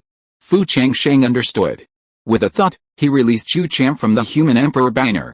Fu Changsheng said, Chu Chan, try to imprison Yun Xianan's ghost first. With only 3 months left in the Yinluo secret realm, there was no time for cultivation. Chu Chan's gaze fell on the storage bag in Fu Changsheng's hand, seemingly unable to move away. Master, if we rely solely on one human emperor banner, I'm afraid it won't be possible to confine Yun Xianan for long. But if we add another human emperor banner, and the two merge, then even without cultivation, Yun Xianan, trapped within, won't be able to cause any trouble. This trip to 10,000 Ghosts Lake, a near-death experience. All for the human emperor banner. Fu Changsheng nodded. He patted the storage bag. A flash of light appeared. Instantly, a pitch-black box came into view. The box appeared. The human emperor banner in Chu Chan's hand trembled violently. At the same moment, with a bang, a beam of black light shot up from the box. Then, it faded. It was another human emperor banner, somewhat similar. The two human emperor banners hummed and vibrated violently. Fu Changsheng took a closer look at the human emperor banner at Wangui Lake. He saw that the banner itself seemed forged from divine iron from fallen stars, thick and vast. The banner, several feet wide, resembled neither silk nor satin, resembling solidified nebula, shimmering with a faint spiritual glow. Mysterious runes adorned the banner, with golden dragons and silver phoenixes darting through them. These runes embodied the laws of heaven and earth. Surrounding them were miniature images of mountains and rivers, surging with spiritual veins. The rivers seemed imbued with stellar energy, and towering peaks held the banner high in the heavens. The banner pole, a palette of purple and black, was carved with scenes of ancient sacrificial ceremonies, featuring vivid figures. The edges were adorned with vibrant, multicolored crystal tassels of varying sizes, their clashes creating a sound like sacred music, awe-inspiring all spirits. This was the human emperor banner. Compared to the one in his hand, it seemed even more complex and mysterious. Chu Chan, standing by, saw this, his eyes aglow with excitement. Master, perhaps this is the main pole of the entire set of human emperor banners. As he spoke, the human emperor banner, originally held in Chu Chan's hand, involuntarily floated towards the main pole. Fu Changsheng's eyes lit up. If it was indeed the main pole, then his adventure would have been worthwhile. Chu Chan, hurry up and refine it. Yes, Master, Chu Chan responded excitedly. He chanted a spell, storing the two human emperor banners in his bag. He then turned to another secret room. Fu Changsheng set up the recommended ritual formation, and with the assistance of 7 second-level ghost soldiers, he began to refine the main pole, fusing the two together. Elsewhere, having completed the formation, Fu Changsheng returned to his own secret room and continued to search his storage bag. Unfortunately, apart from the human emperor banner and the 6 soul-extinguishing needles, the treasures in the bag had already been consumed by Yun Xianan. However, there was a dilapidated topographic map. He unfolded it and saw several places he had recently passed by marked on it. It seems this is a topographic map of the Yinluo secret realm. The map was not comprehensive, but it had been updated by 20% each time that Yan family ancestors came in. The map showed that the entire Yinluo secret realm could be divided into 3 levels. The first level was where he was, and the second level, Yinluo Ghost City, marked on the map, contained the Zuan'an grass. The map of the third level was completely blank, showing nothing. Fu Changsheng continued to search, but found a broken jade slip in the corner of the storage bag. After reviewing the contents of the jade slip, he was shocked. His eyes flashed with an unprecedented light. Can this cultivator create acquired spiritual roots? The jade slip only vaguely explained how to regenerate spiritual roots in mortals in the first half, but it only provided the beginning. without completing the specific steps. However, the Jade Slip mentioned, acquired spiritual roots are a matter of defying fate, so even third-tier spiritual materials aren't enough. These roots require the regeneration of innate spiritual plants. According to the Jade Slip, innate spiritual values are categorized into levels 1 to 9, with the weakest requiring a second-tier innate spiritual value. This alone deters many. After all, let alone a second-tier innate spiritual value, he's never even encountered a first-tier one. But at last, he's found a method that will allow Brother Kyang to embark on the path of immortal cultivation. Next, he just needs to accumulate enough contribution points so the system can deduce the specific method for cultivating acquired spiritual roots from the fragments, and then find the innate spiritual value. Hope, then motivation. Furthermore, this method will be stored in the clan sutra library in the future. Perhaps future generations will find an alternative. After all, this secret method is the only one in the world. Fu Changsheng searched through it carefully again. He discovered nothing useful in Yun Xian's storage bag.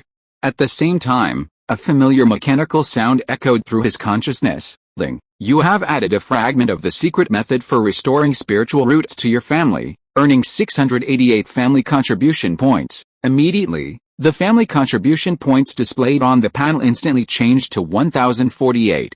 Looking at the value, Fu Changsheng felt delighted. This will improve Fangir's cultivation aptitude once again. Improving Fangir's aptitude sooner will allow him to better sharpen his foundation and prepare for future foundation building. He focused his attention on the offspring qualification improvement panel. Increase Fangir's aptitude. Buzz. The panel vibrated. A large amount of yellow light surged. As the family contribution points dropped to 48, a line of text appeared on the panel. Fu Yongfan, spiritual root aptitude, 17/100. Clearly, it had increased by 2 points compared to before, bringing it one step closer to 30%. Immediately afterwards, he felt his spiritual awareness also improve. Fu Changsheng's eyes lit up with joy. Unexpectedly, this time, the reward would also reach the spiritual consciousness. At this moment, the text on the panel suddenly changed to, Daenju, 3rd level, 14/100, an increase of 4 points. As long as he found a few more Kyanka jade pieces, he would be within reach of achieving perfection in his cultivation. Then, with the aid of the Zuanang grass, he would successfully open the Niwen Palace and complete the first stage of the Purple Mansion breakthrough. Fu Changsheng exhaled a breath of foul air. To obtain the Zuanang grass, he had to quickly recover his mana and advance to the 2nd level. Otherwise, if he was late, he might not even be able to get the dregs. Activating the Kingdi Changshengju, he began to refine the elixir. Unnoticed, 10 days had passed. By this time, both his mana and spirit had returned to peak condition. Before leaving seclusion, his gaze fell on the panel. As usual, he first exchanged some information to see the specifics. With a thought, he said, exchange information. Buzz. The panel vibrated. A large amount of yellow light surged. Then, lines of text appeared. 1. In 3 days, Chu Chan will completely fuse the 2 human emperor banners. There will be a surprise at that time. A surprise? Fu Changsheng was puzzled. He remembered Chu Chan saying that after the fusion, the human emperor banner could accommodate 10 times the number of 2nd-level ghost soldiers, and she could hide within it even after breaking through to the 3rd level, but she didn't mention any surprises. Is it because this is the main banner? Fu Changsheng suddenly felt a little more expectant. He continued reading. 2. When you entered the Yinai forest, Su Chang'an saw you perform the smoke and haze illusion, spiritual technique and recognized that you were not the eldest son of the Su family. However, she concealed the truth and did not tell Su Changzi. Upon seeing this information, Fu Changsheng's eyes narrowed slightly. He had not expected his identity to be discovered. However, it was fortunate that Su Chang'an had not told Su Changzi. Otherwise, his identity would have been revealed, which would have greatly increased the difficulty of picking Zhuanyin grass. Moreover, he would leave the secret realm soon. He might also be hunted down by the 5 great families. Fu Changsheng decided to resolve this problem before leaving the secret realm. 3. Disciples from the 5 great families have begun to make their way to the 2nd level of Yinluo Ghost City together. Zuanang grass. 4. There are 3 mature 1,000-year-old spiritual ginsengs southeast of the stone mountain where you are. 5. Fu Changsheng looked at the information above. His gaze finally settled on the fourth piece of information. His eyes lit up. 1,000-year-old spiritual ginseng, according to his fourth sister, hatching the blue and phoenix eggs would require 1,000-year-old spiritual ginseng liquid. He was just worried about finding it, and now it was just in time. A sweep of his spiritual sense revealed Chu Chan still refining the human emperor banner. He immediately planned to go and gather the 1,000-year-old spiritual ginseng. A cloud surrounded the purple immortal pagoda. A flash of white light appeared on the second level of the pagoda. A green-faced white fox flashed out. Fu Changsheng said, "Zhaoqing, let's go southeast." Fu Changsheng took a disguise pill. Just in case, he also cast the invisibility spell. After a day of rapid progress, a green-faced white fox suddenly emerged from the ground. It squeaked a few times at Fu Changsheng before sinking back into the earth. Fu Changsheng swayed and followed the green-faced white fox. Less than 100 feet underground, a stone gate to an underground cave came into view. The cave entrance was now shrouded in a thin layer of mist, like a natural barrier, preventing outsiders from observing. Having learned from his previous experience in the Yanai forest, Fu Changsheng did not rush in or reveal his whereabouts. He hid to one side, quietly waiting. After about half a night, seeing no other unusual signs around, he was about to summon the soul-eating insect to explore the way. Just then, a woman behind him exclaimed in surprise, "Finally found it!" A flash of white light and the fragrance of jasmine wafted towards him. Su Chang'an appeared in a flash. She gazed excitedly at the cave before her, pulling out a topographic map for comparison. Yes, this is exactly where the 1,000-year-old spiritual ginseng is grown. Her brother was much older than her. After their parents' death, he had single-handedly raised her. Now, his brother was seriously injured and desperately needed the 1,000-year-old spiritual ginseng. Although anxious, Su Chang'an carefully surveyed her surroundings. Seeing no signs of cultivators inside or outside the cave, she breathed a sigh of relief. With a flicker of her body, she entered the stone caverns. She descended a long stone staircase into the underground caverns. In the center of the caverns lay a small spiritual pond. The water was crystal clear, yet shimmering with wisps of spiritual energy, a faint mist lingering on the surface. The spiritual soil surrounding the pond was tricolored, remarkably rich in spiritual energy. Within this tricolored soil, 3,000-year-old spiritual ginseng plants grew. Its body resembled a humanoid form, snow-white as jade, radiating a faint golden glow, a manifestation of spiritual energy amassed over the ages. Its numerous, slender tendrils swayed gently like nimble tentacles, nourished by the spiritual pool, as if absorbing the essence of heaven and earth. An auspicious aura permeated the air. It was the life force condensed over millennia. Anyone approaching could feel a surge of vitality flooding into their body, as if capable of healing any wounds and repairing any damaged meridians. It truly is a 1,000-year-old spiritual ginseng. Su Chang'an wept with joy. My brother is saved. After the excitement subsided, Su Chang'an, fearing any delay, quickly executed a spell. But at that moment, a burning heat rose from her dantian, and her internal magical power ceased to function. What's going on? Su Chang'an was startled. At that moment, footsteps echoed from outside the cave. Fairy Su, long time no see. A rich fragrance filled the air. Tianyang, a handsome figure resembling a fallen immortal, emerged, beaming. Apparently, he had been hiding there for a long time. Tianyang was renowned as a flower thief. Su Chang'an instantly realized she had unknowingly been infected with his aphrodisiac.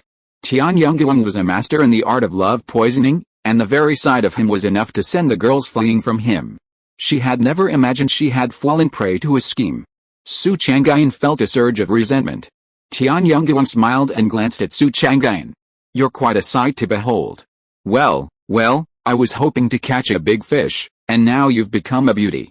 It's worth all my time here, beauty. Wait a moment, wait until I've harvested the 1,000-year-old spiritual ginseng, then I'll treat you well. In high spirits, Tianyang didn't want to wait any longer.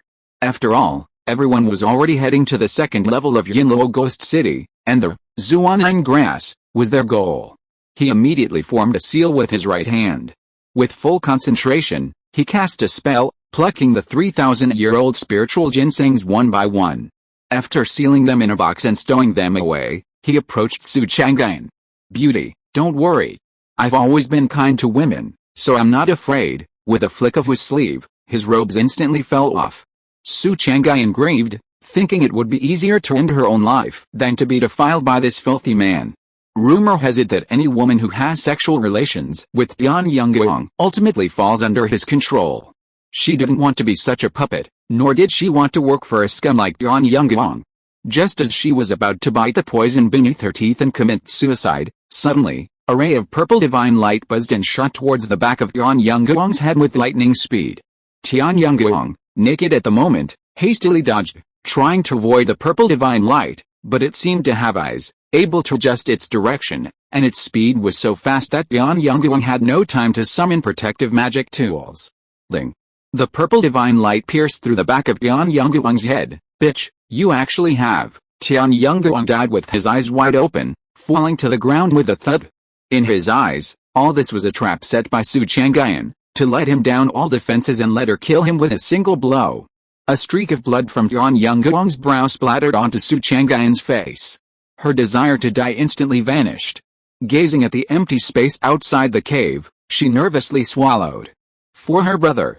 For herself. She decided to give it a try. Fellow Taoist, I have a deal to discuss with you. Would you be willing to show up? This was her only bargaining chip. As soon as the words fell, suddenly, a stream of spiritual energy swept up Yanggang's storage bag on the ground and floated it outside the cave. At this time, a cold voice sounded, "What's the deal?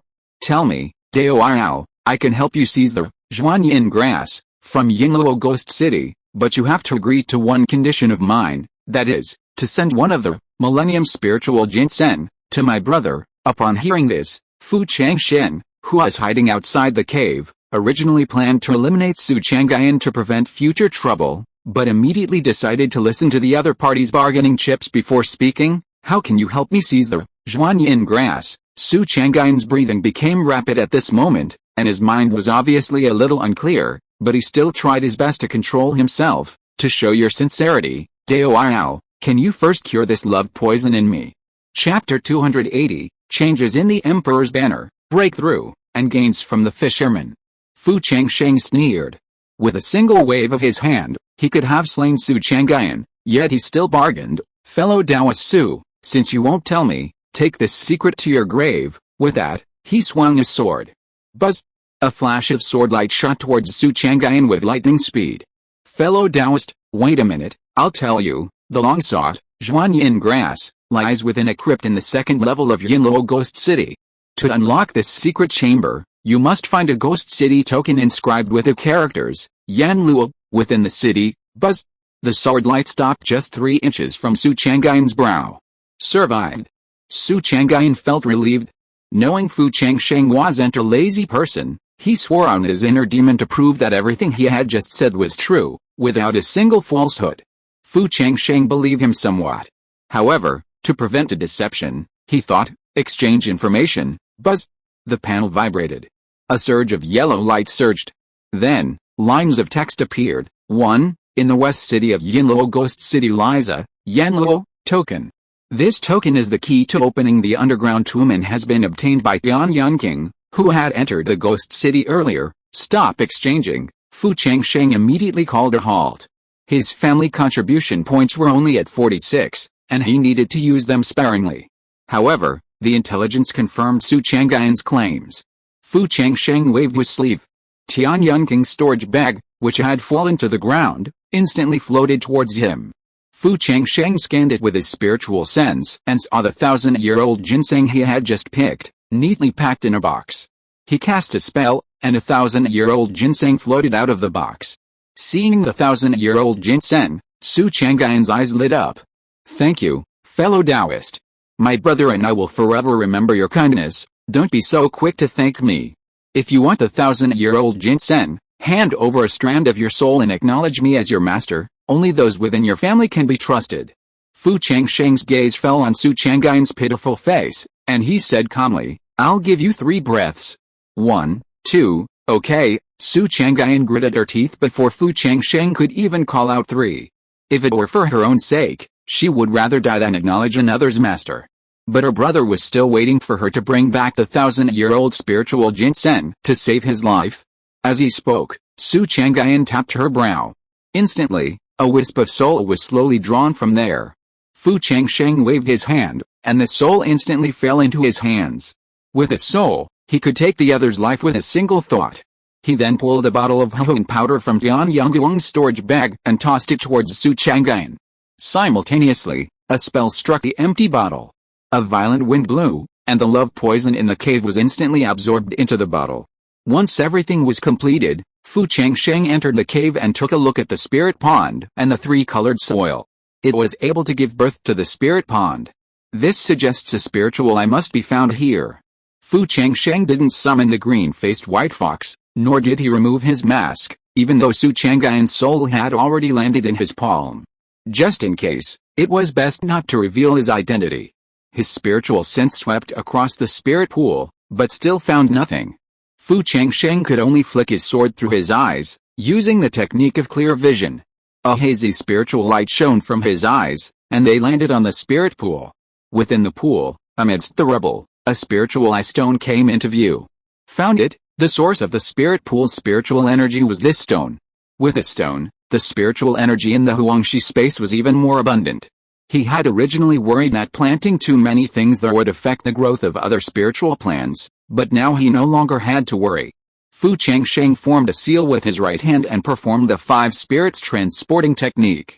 He transported the stone, along with the entire spirit pool, into the Huangshi medicine garden. Buzz! The moment the spirit pool entered the medicine garden, the spirit eye stone unexpectedly merged with the spirit eye tree, causing the spirit eye tree to suddenly soar 10 feet tall. 10 feet is equivalent to 100 years of age. Then, a drop of alcohol emerged from its roots. This was a pleasant surprise. With this drop of alcohol, his spirit clear eyesight technique should be able to improve several points. But now was not the time to prepare spiritual water. Fu Changsheng once again used his incantations to excavate all the 3-colored soil surrounding the spirit pool. Since there was not enough of it, it would be impossible to cover the 10 acres of fertile land in the Huangshi medicine garden. His spiritual sense swept over the ancient mystic vine, the Dao soldier bee mother, the foundation building spiritual medicine, the spirit eye tree, the heavenly thunder bamboo, and so on. Finally, he sprinkled the 3-colored soil over the foundation building spiritual medicine. The foundation building spiritual medicine would mature in 8 years. With the 3-colored soil accelerating its ripening, it should be able to do so several years earlier. This way, those in the clan awaiting the foundation building pill could also achieve their foundations as quickly as possible. The clan's business was now expanding. The number of foundation establishment members must also be increased rapidly. After everything was completed, Fu Changsheng collected several more vials of essence and blood from Tian Yangguang's corpse and placed them in his storage bag. He discovered that, in addition to the 3,000-year-old spiritual ginsengs, Tian Yangguang had also gathered a few second-grade, low-grade lining grass plants, several bottles of elixirs for restoring mana and healing wounds, and a second-grade, high-grade flute. Furthermore, there was a copy of the Heart Sutra of Controlling Women. Although this technique was only of the 6th level of the Zhuan rank, it contained a secret technique that, upon successful practice, could suddenly control a dual cultivation partner, forcing them to become completely devoted to one's own use. Fu Changsheng shook his head, feeling that this technique leaned somewhat towards demonic cultivation. He planned to deposit it in the sutra library, so that the tribe could learn about it. As soon as the thought left his mind, a familiar mechanical voice echoed through his sea of consciousness. Ling, you have provided the tribe with a Heart Sutra of Controlling Women technique and a number of second-grade spiritual flowers and elixirs, earning 500 family contribution points. Then, the family contribution value on the dashboard instantly changed to 546. Fu Changsheng was delighted. This way, he could add another point. Meanwhile, Su Chang'an, after taking the Hohn powder, had also cleared the toxins from her body, but she still pretended to meditate and practice, fearing that Fu Changsheng would give her any excessive orders. Fu Changsheng, now in a good mood, added, "Don't worry, as long as you keep your mouth shut, I won't make things difficult for you." With that, he flashed out of the underground cave. Su Chang'an opened her eyes and scanned with her spiritual sense, discovering that Fu Changsheng had indeed left. She was stunned. She hadn't expected him to let her go like this. Without a second thought, she immediately left the place as well. However, she didn't go to the second floor. Instead, she found a secret place to hide, waiting for the right time to teleport out and enter the secret realm. Her goal had been achieved. She didn't want to ask for anything else, lest it cause trouble. After a day's work, Fu Changsheng returned to his cave abode to find Chu Chen nearing the end of his ritual to refine the human emperor banner. Intelligence suggested a pleasant surprise would be forthcoming after the human emperor banner was fused. Fu Changsheng remained somewhat anticipatory. He glanced at the over 500 contribution points displayed on the control panel, then focused his attention on the Offspring Qualification Improvement panel, Increase Fans Qualifications. Buzz! The panel vibrated, a surge of yellow light surging. As the contribution points dropped to 46, a line of text appeared, Fu Yuangfan, Spiritual Root Qualifications, 18/100, only 12 points away from 30%. The next moment, a surge of energy poured into his sea of consciousness, and he could instantly sense his spiritual awareness growing slightly. The text on the panel flickered slightly, changing to, Dainju, 3rd level, 16/100, this time, 2 points had been added. Fu Changsheng sighed again, looks like if I want to speed things up, I'll have to find a way to acquire the Kyanka Jade. Buzz! At the same moment, suddenly, a mysterious force descended upon him. The source of this power came from the adjacent cave. What is this? Fu Changsheng was stunned. He hurried out of the cave and saw a brand new human emperor banner hovering above Chu Chan's head. The sacrificial runes within the banner trembled slightly. Another wisp of profound power descended upon him. This energy, it was somewhat like the imperial fortune bestowed upon the aristocratic family's jade seal, though even more ancient and complex. The merged human emperor banner no longer possessed a ghostly aura. Instead, it evoked a sense of the vast earth, filling one with awe. Why does this human emperor banner seem even more majestic than the aristocratic family's jade seal? As soon as he finished speaking, he felt a slight tremor. Buzz! His previously unsuccessful progress in the 3rd level of the Great Evolution Art had actually reached 50 out of 100, an instantaneous increase of over 30 percentage points. Fu Changsheng's eyes lit up. This human emperor banner actually has this effect. He carefully sensed it. He discovered that his spiritual awareness was as powerful as that of a cultivator at the peak of the early Purple Mansion stage. With this formidable spiritual power, he could easily open the Niwen Palace. Once opened, he would be considered a step into the half-step Purple Mansion. Fu Changsheng suddenly became excited. I wonder how large the Niwen Palace domain I can create with my current spiritual power. After all, his spiritual awareness was several times stronger than that of an average cultivator at the peak of the foundation establishment stage. However, to condense a higher-level golden elixir in the future, he forcibly restrained himself, intending to cultivate the 3rd level of the Great Evolution Art to perfection first. However, he could prepare the Zhuanyang grass first. After all, this opportunity was right before him. Fu Changsheng withdrew his gaze from the direction of Yinluo Ghost City and saw Qijin's pale face. He hurriedly said, Qijin, you've worked hard. You should rest inside the banner first. Yes, master. Qijin swung his body and in the next moment, he entered the banner. According to the intelligence, Tian Yunqing had already entered Yinluo Ghost City and obtained the Ghost City order. By the time he reached Yinluo Ghost City, he estimated that the enemy had already entered the tomb and taken the Zhuanyin grass. However, with the 5 great families assembled, even if Tian Yunqing obtained the Zhuanyin grass, he would probably not be able to escape Yinluo Ghost City. Yinluo Ghost City would be in chaos for a while. He could take this opportunity to rush there. To save time, Fu Changsheng directly cast the Smoke and Haze Phantom spiritual technique and arrived at Yinluo Ancient City in less than 3 hours. From afar, he could see a city forged from various dead bones. 2 rows of dead trees stood at the city entrance. It was impossible to tell what species these dead trees were. They looked lifeless, yet they stood firm. The withered branches stretched into the air, resembling the fangs and claws of a demon. A crescent moon hung high above the city. A closer look revealed that the edges of the bright crescent moon seemed to have a faint red glow. The entire city gave off an ominous feeling. Fu Changsheng scanned his surroundings with his spiritual sense, then flashed, plunging into the ground 100 feet away from the withered tree. Simultaneously, he thought, exchange information. In Yinluo Ghost City, an ancient tomb had been bombed into ruins. At this moment, 2 groups of people were facing each other. One was led by the Tian family, with 10 foundation establishment cultivators, while the other, led by Citadeo, was led by the Sita family, with 7 foundation establishment cultivators. This time, entering the Yinluo secret realm, the Situ and Dian families, each possessing purple mansion cultivators, had 7 quotas. The Hu and Kui families, led by the Dian family, each had 4.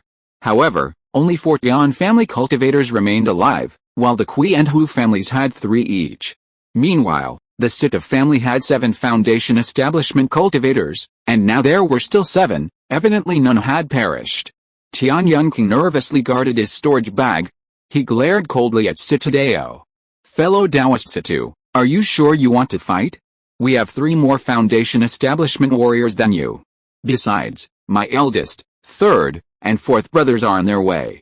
When they all come together, do you think you'll be our match? If you know what's good for you, retreat now, before the secret realm closes. It's best to quickly gather some spiritual flowers and rare herbs. As he spoke, Tian Yunqing signaled with his eyes. The remaining 3 members of the Dian family, triplets, quickly secured him. Situ Dao hesitated to act because he was wary of Dian Yunguang. However, he had waited so long, yet Dian Yunguang hadn't shown up. He hadn't even shown up for the crucial task of gathering the Zhuanyin grass. There could only be 2 reasons, either he's trapped somewhere, or he's already dead. Situ Dao's mind moved, and with a humming sound, a 3rd-grade, mid-grade Sky Thunder Hammer hovered above his head. As the Sky Thunder Hammer launched, the air crackled as if with lightning. Across from him, Tian Yunqing's pupils shrank. A 3rd-tier, mid-grade spiritual weapon. The Situ family was indeed blessed with a purple mansion master, but the 3rd-tier spiritual weapon and spiritual talisman gifted by the Patriarch were in the possession of the eldest brother. If Situ Dao truly engaged in a fight now, even with their numbers, they would be unable to withstand the power of the spiritual weapon. However, he naturally couldn't show weakness. Otherwise, it wouldn't just be the Situ family. The Dian and Kui families, led by their own Dian family, would also likely fall out. He just had to hold out until the eldest brother arrived. Tian Yunqing feigned disdain, saying, Situ Dao, do you think your family alone possesses a 3rd-tier spiritual weapon? Humph, don't forget, our Patriarch is a veteran purple mansion master, possessing more spiritual weapons and spiritual talismans than you. Furthermore, our brothers Kui and Hu also wield spiritual weapons. If you're not afraid of death, then go ahead and fight. As he spoke, Hu Xianlang, beside him, shifted his thoughts, and with a humming sound, a 3rd-tier spiritual weapon, the Heavenly Heart Mirror, appeared in his hand. Kui Yui, standing nearby, was equally determined, summoning a 3rd-tier spiritual artifact, the Changsheng Lock. The Dian family alone didn't produce a single spiritual artifact. At this point, Situ Dao had already thoroughly understood the Dian family's situation and quickly communicated with Hu Xianlang and Kui Yui, my 2 fellow Daoists, the Dian family's eldest son, Tian Yunguang, and the 3rd and 4th sons have clearly encountered some kind of misfortune. The rest are mere paper tigers. All 3 of our families possess spiritual artifacts. How about we just wipe them out and then divide the Zhuanyin grass equally? This time, if both of your families possess the Zhuanyin grass, and one of them gives birth to Purple Mansion, wouldn't that put you on equal footing with the Dian family? Why kowtow to them? This is a once-in-a-lifetime opportunity. Hu Xianlang was clearly tempted. After all, the 5 great families had signed a contract, stating that once they entered the Yinluo secret realm, they were responsible for their own fate, and the families were not allowed to settle accounts later. This had been a long-standing rule for nearly 1,000 years. Hu Xianlang quickly telegraphed Kui Yui, Brother Kui, what do you think? Kui Yui, a seasoned veteran, flashed a glance. Sitting on the mountain and watching the tigers fight, he whispered. Kui Yui, holding the Changsheng Lock, stood aside, away from Situ Dao and the Dian family. Kui Xianlang followed suit, and in a flash, only Situ Dao and the Dian family remained in the ruins. Tian Yunqing was stunned. He had never expected the Hu and Kui families, who had always followed the Dian family's lead, to turn against them at this very moment. Brother Hu, Brother Kui, I urge you to reconsider. If you truly believe Situ Dao's slander, once they've eliminated our Dian family, do you think you 2 families can defeat the Situ family? Don't forget, the Situ family still has the Su family's help, who haven't appeared yet. Quack. Situ Dao, realizing the opportunity was precious, wasted no time in arguing with the Dian family. He immediately tapped the thunder hammer overhead. Buzz! Lightning surged from the sky thunder hammer, and with a roar, It swung through the air at incredible speed, hurling itself towards Yan Yunking. The resounding waves of sound seemed to rip the very fabric apart. The power of a third-tier, mid-grade magical weapon was simply incomparable to a second-tier one. Ling. The Sky Thunder Hammer slammed down. At the critical moment, Tian Yunking's third-tier Kingmu body amulet activated. Zzz. The Sky Thunder Hammer landed on the Kingmu light shield, causing it to tremble violently but not shatter. The Tian family triplets, standing nearby, reacted and summoned their own magical weapons to jointly resist the Sky Thunder Hammer. They shouted in unison, "Fifth brother, take the Zhuanyin grass, and go find the eldest brother and the others."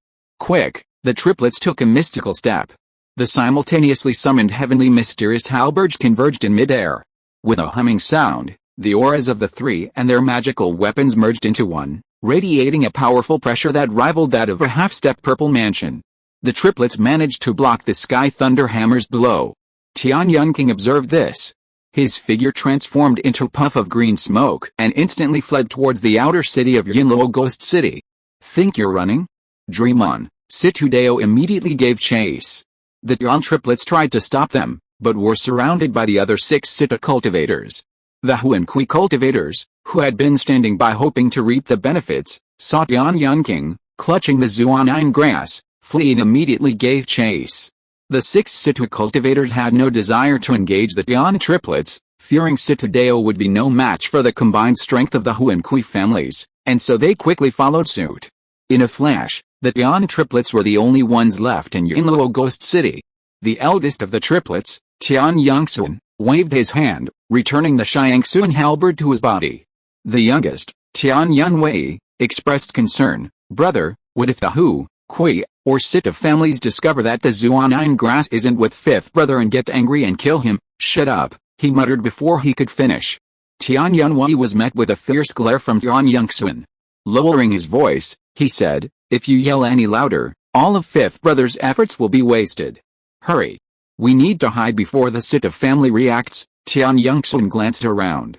Just as he was about to leave, he remained indifferent. From the corner of the wall, a brilliant sword energy shot out.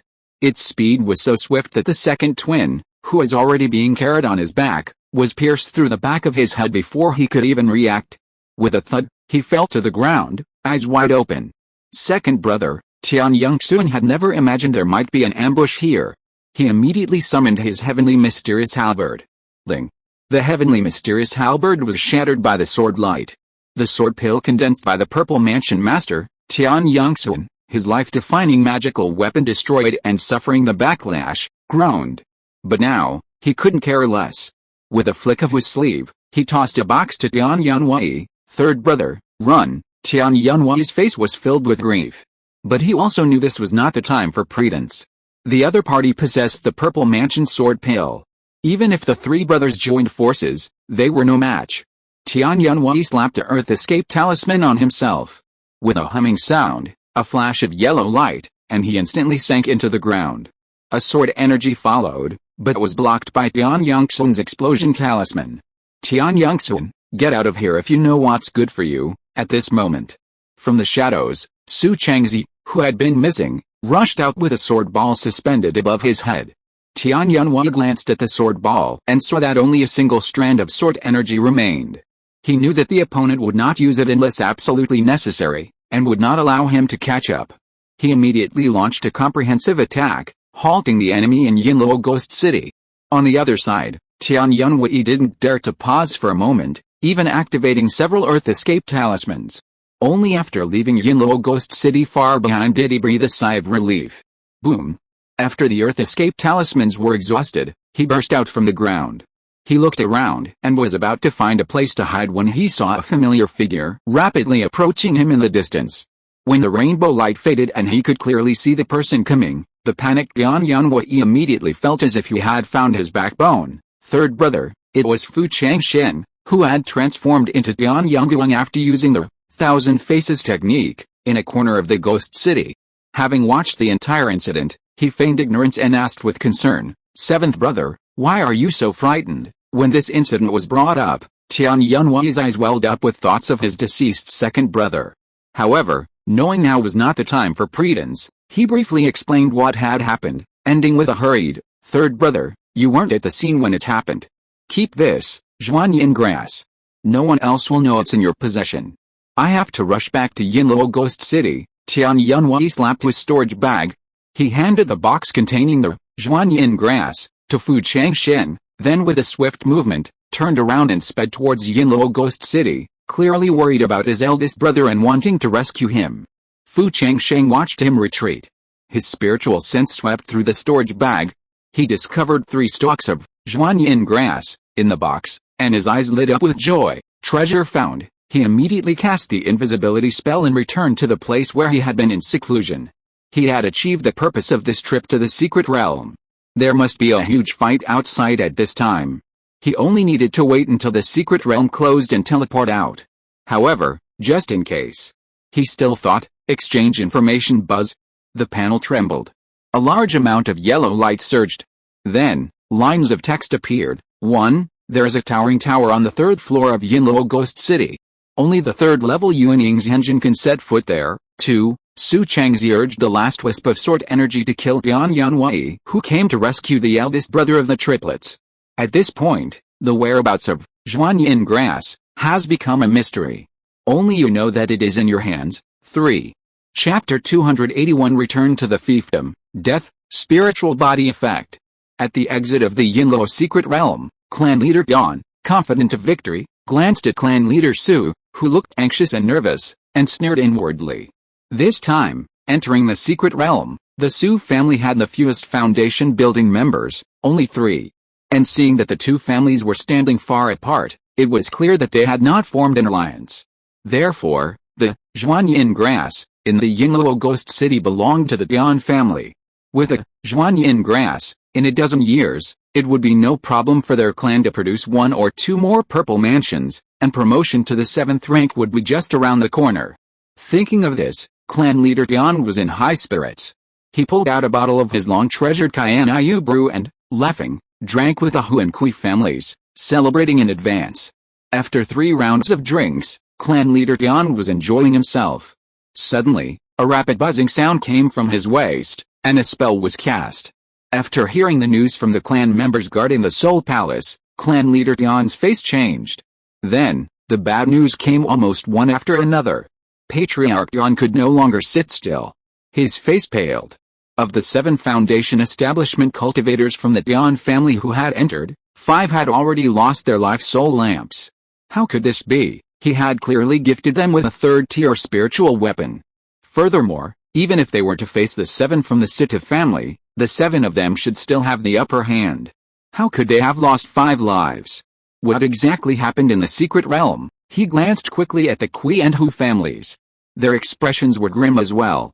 The life soul lamps of the 4 foundation establishment cultivators they had entered had also gone out. Hearing about the Kui and Hu family's situation, Patriarch Yan's heart skipped a beat. He muttered, could it be the seal within the 3rd layer? The thought frightened Patriarch Yan into cold sweat. If something from the 3rd layer had truly escaped, then not only would the Zhuanyin grass be lost, but no one who entered would survive. Patriarch Yan left the tent. He had intended to discuss this with Sita Feng. If this were the case, then the door to the secret realm must never be opened again. However, at this moment, Sita Feng was calmly sipping his tea. Even clan leader Su, who was moving anxiously, didn't seem sad. This meant that only their faction had run afoul.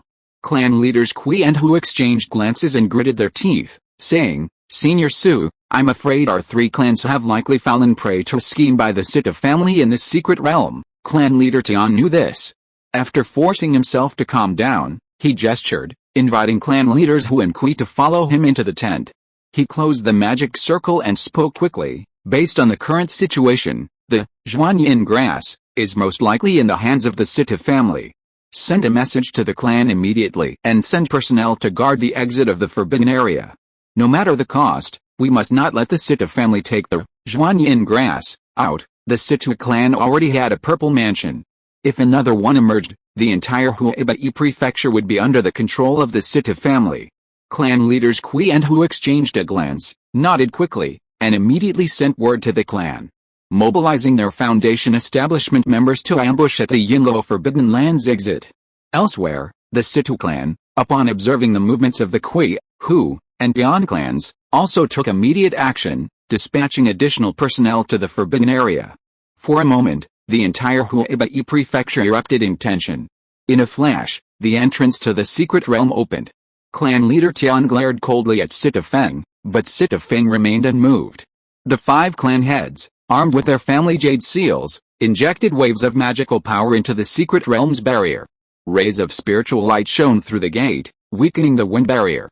A vortex formed at the exit. Buzz!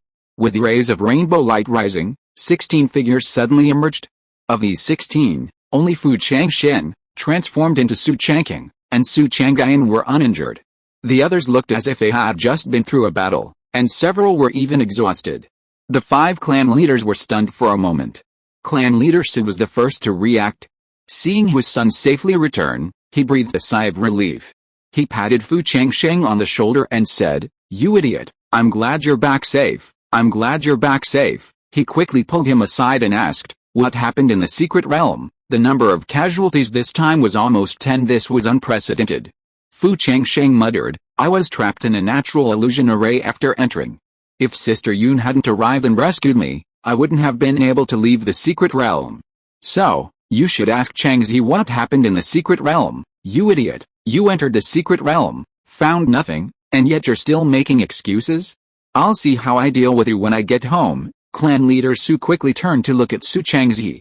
Su Changzi briefly recounted his experience in Yinluo Ghost City, then bowed his head in shame. "I'm sorry, Patriarch. I didn't win the Zuanang grass. It's okay, it's okay. Just hope you returned safely." With only 3 Foundation establishment cultivators entering the Su clan, they had already held out little hope. Meanwhile, Fu Changsheng, standing nearby, gave the previously silent Su Changyan a barely perceptible glance. In the secret realm, Fu Changsheng had already contacted Su Changyan, requesting her full support and assistance for their safe exit. Su Changyan saw no sign of grief from the Patriarch. This meant that the eldest son, Su Changking's soul lamp, was still lit. While she didn't know the true identity of the person who had replaced him in the secret realm, at least he was still alive. Her conscience was slightly at ease. At Fu Changsheng's glance, he whispered, "Patriarch, it seems this Zhuanyin grass is most likely in the hands of the Situ or Yan families. Judging by Patriarch Yan's attitude, the 2 families will soon clash. To avoid being implicated, we'd better leave this place quickly." Yes, Patriarch Su, unwilling to get involved in the conflict, summoned his flying boat and led the 4 out of the secret realm's exit. The Situ and Yan families glanced at them, but did not stop them. Because they knew from their clansmen who had entered the secret realm that the Su family had never reached Yinluo Ghost City, the Zhuanyin grass could not possibly be in their possession. Furthermore, although the Su family had only recently ascended to the 8th rank, they still had a member serving as Hall Master in the Suppressing World Division, so the Situ and Yan families would not overly offend them. As Patriarch Su piloted his flying boat out of the Forbidden Area's exit, he could vaguely sense the Foundation establishment cultivators of several major aristocratic families lying in ambush on either side. It looked like a storm was brewing. Only the Su family escaped the turmoil. Clan leader Su muttered to himself, "This bastard has managed to find the right path." Leaving the forbidden secret realm, Fu Changsheng spoke up, "Father, I've made an appointment, so I won't be returning to the clan with you." With that, he swung from the flying boat and instantly fell. Upon landing, he vanished in a few flashes. Clan leader Su, initially somewhat pleased with his son's laissez-faire approach, was suddenly filled with rage. It was such a mess out there. This bastard, upon leaving the secret realm, headed for his old lover's place. It was truly infuriating. However, what clan leader Su didn't know was that after Fu Changsheng's departure, Su Changyan's tense shoulders suddenly relaxed. After Fu Changsheng left the 3 Su family members far behind, he immediately summoned the green python, Zhaoqing, flying north at top speed. Quick, he had to take advantage of the chaos among the Huibai aristocratic families and quickly escape this troubled place. The green python worked day and night. When he was halfway there, he received a message. It turned out that Fu Molan, Fu Changli, Fu Yongwei and Niu Chengxiu, who had set out 3 months earlier than him, had arrived safely in Yancheng County. More than a month later, the Taikyu Mountains of Yancheng County were right in front of him. Fu Changsheng breathed a sigh of relief. This trip to Huaibei Prefecture took almost 4 years to go back and forth. Returning to the main peak, Taiyai Peak, he first sent a message to the elders of the clan, convened the elders' meeting a month later, and then rushed to the water curtain cave in the back mountain without stopping. In the cave, he saw Kei Xianggu with a white flower on her head taking a nap on a recliner in the yard. Kei Xianggu was nearly 100 years old and had a light sleeper. She woke up immediately when she heard the footsteps. Seeing that it was Fu Changsheng, she hurriedly got up to salute. Fu Changsheng stopped her and looked at the white flowers on her temples. He hesitated and said, "Master Kei, has an old man in the clan passed away?" Generally speaking, only when someone older than Kei Xianggu passed away would Kei Xianggu wear mourning. Upon hearing this, Kei Xianggu's eyes welled up slightly, reporting to the Patriarch, "It's my old man, Gan Shenglin." Fu Changsheng was stunned. Gan Shenglin was younger than Kei Xianggu. "Master Kei, a few years ago, I saw Master Gan was still very healthy. How could this happen?" Although Kei Xianggu was heartbroken, she had expected this. After all, Gan Shenglin's meridians had been severed, and it was only after the Patriarch bestowed upon him a technique that allowed him to resume his cultivation. However, he still had a hidden illness, so living to over 80 was already a good thing. If she hadn't had the Patriarch's bottle of life-extending elixir, she might have already passed away by now. After hearing Kei Xianggu's explanation, Fu Changsheng suddenly understood. Back then, Gan Shenglin's family was granted fiefdom by the imperial court and was the first small clan to become affiliated with the Fu family. The spiritual plant books Gan Shenglin contributed enabled the Fu family's spirit plant hall to cultivate several second-level spiritual plant cultivators. Moreover, since becoming affiliated with the Fu family, Gan Shenglin had been diligent and undemanding, never asking for anything. Master Kei, when is Master Gan's funeral scheduled? It was only natural that he should go to see Gan Shenglin off. Kei Xianggu was stunned for a moment, surprised that the busy master still cared about her old man. She was deeply moved and quickly provided the time. Wiping away tears, she said, "It is a great honor for the old man to have the master accompany him on his final journey. I thank the master on his behalf. While death is like the extinguishing of a light, posthumous honors can be a source of comfort for their families. Master Kei, I offer my condolences.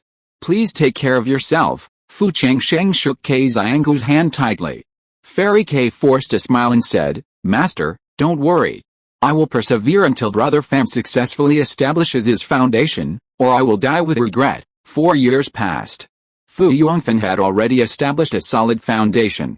Fu Changsheng also had 2 foundation establishment pills, as well as a supplementary foundation establishment spiritual fluid and the Sinon pill.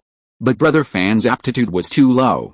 Regardless, he decided to first raise his aptitude to 30% before allowing him to retreat and establish his foundation. After comforting Fairy Kei for a few words, Fu Changsheng turned around but couldn't help but sigh. Kigan cultivators, while supposedly having a lifespan of 100 years, were only under ideal circumstances. It was often difficult for cultivators to reach that age. On the road to cultivation, they inevitably suffered numerous injuries, damaging their vital essence. Furthermore, excessive worrying was also a drain on a cultivator's lifespan. Therefore, for those who failed to establish their foundation, a Kigan cultivator would generally consider it a good lifespan to reach their 90s. For the first time, Fu Changsheng experienced the wonders of the Qing Emperor's longevity secret. With each breakthrough to a new realm, he gained decades more lifespan than his peers. This was the dream of many cultivators. Once he reached the Purple Mansion realm, he should be able to add several more decades to the 500-year lifespan of a Purple Mansion cultivator.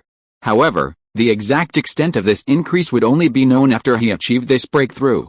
Fu Changsheng shook off the strange emotions in his heart and trudged up to the 3rd floor. He had a few important matters to ask Grandmaster Yu. When he reached the door, it creaked open. Inside, the room was littered with intricate arrays and formations. Grandmaster Yu was studying some complex ancient formation. "Uncle Yu, I brought you a few bottles of fine wine from my trip to Huaibei Prefecture.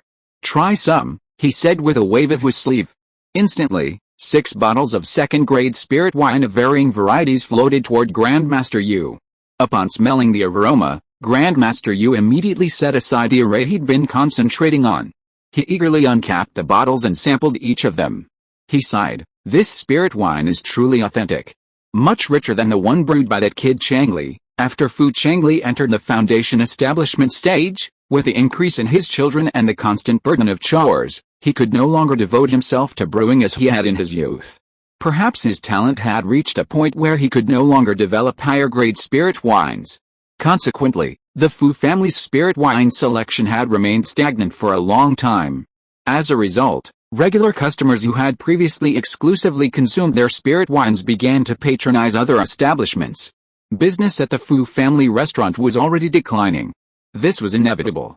Grandmaster Yu wiped the wine from the corner of his mouth, glanced at Fu Changsheng, who seemed hesitant to speak, and jokingly said, "Why, after a few years in Huaibei Prefecture, you've become distant from me since returning." Fu Changsheng withdrew his gaze from the ring around his neck. He decided to postpone this matter. Instead, he said, "Uncle Yu, could you explain a little bit about the spiritual body? Also, if the spiritual body hasn't awakened yet, how can we create external conditions to help the cultivator awaken?" Grandmaster Yu looked at Fu Changsheng in surprise and pondered for a moment.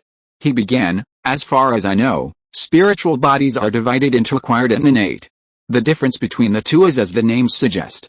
Spiritual body cultivators are divided into levels 1 to 9 based on their cultivation speed. If I'm not mistaken, you recognize your adopted son Fu Yonggai as an acquired spiritual body. It's because he consumed some rare treasure or some other external factor that gave him a keen sense of spiritual minerals.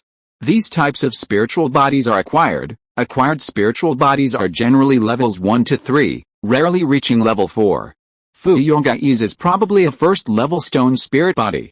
Their cultivation speed is much faster than those with 3 spiritual roots, but slightly slower than those with 2. Fu Changsheng was astonished. No wonder Yongai's cultivation speed soared during the key refining stage, but slowed slightly during the foundation establishment stage.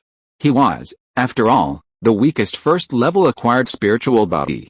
However, despite this, compared to others, he is still considered exceptionally gifted. Fu Changsheng inquired again about the innate spiritual body, but Grandmaster Yu waved his hand, saying, "Innate spiritual bodies are probably impossible to find in this remote region of your Jingzhou. When you find one, I'll tell you in detail, Uncle Yu." Wait a moment. Fu Changsheng immediately sent a message to Fu Molan, asking her to bring Fu Yongwei and Niu Chengxiu over. Grandmaster Yu blinked. "Fu boy, did you find the innate spiritual body in Huaibei Prefecture, Uncle Yu? You'll know soon." Fu Changsheng himself didn't know, so he didn't dare to speculate. A moment later, Fu Yongwei and Niu Chengxiu were brought over. Grandmaster Yu's eyelids twitched. Oh my goodness. Could it be that these innate spiritual bodies come in pairs? Grandmaster Yu struck Fu Yongwei and Niu Chengxiu with lightning-fast incantations. Niu Chengxiu trembled slightly, and then a chilling aura erupted from her body. Fu Yongwei, on the other hand, remained completely unchanged. Fu Changsheng saw a thoughtful look in Grandmaster Yu's eyes. He said to Fu Yongwei and Niu Chengxiu, "Yongwei, all right, you two go out first." "Yes, Patriarch." Fu Yongwei and Niu Chengxiu exchanged a puzzled glance, unsure why the Patriarch had suddenly summoned them. However, they were both shocked to sense an aura and pressure from Grandmaster Yu, even more powerful than the Patriarch's. They had never imagined that the Fu family even had a purple mansion master. Now it seemed that their entrance into the Fu family was clearly a fortuitous opportunity. After the two left the room and the formation closed, Fu Changsheng eagerly asked, "Uncle Yu, are Yongwei and the others innate or acquired spiritual bodies?" Grandmaster Yu unscrewed his wine gourd, took a sip, smacked his lips, and slowly said, "Yongwei is a latent plant spirit, but acquired. Her level is the same as Yongai's, a first-level spirit." Fu Changsheng was taken aback. He'd assumed Yongwei's spirit body was innate. It seemed Yongwei had endured so much hardship in Huaibei Prefecture, but by chance, she had acquired some spiritual object, giving birth to an acquired spirit body. "Uncle Yu, what about Chengxiu?" "Chengxiu's body is pure yin. It's indeed an innate spirit body, but it doesn't benefit her greatly. While it will speed up her cultivation of yin-attributed techniques, it's still a bit inferior to a second-level spiritual root. Its greatest advantage is that it preserves her primordial yin.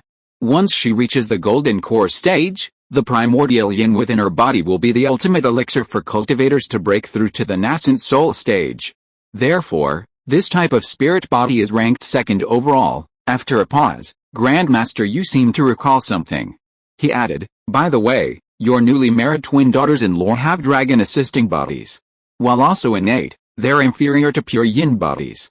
They merely assist male cultivators in their cultivation, with some miraculous effects.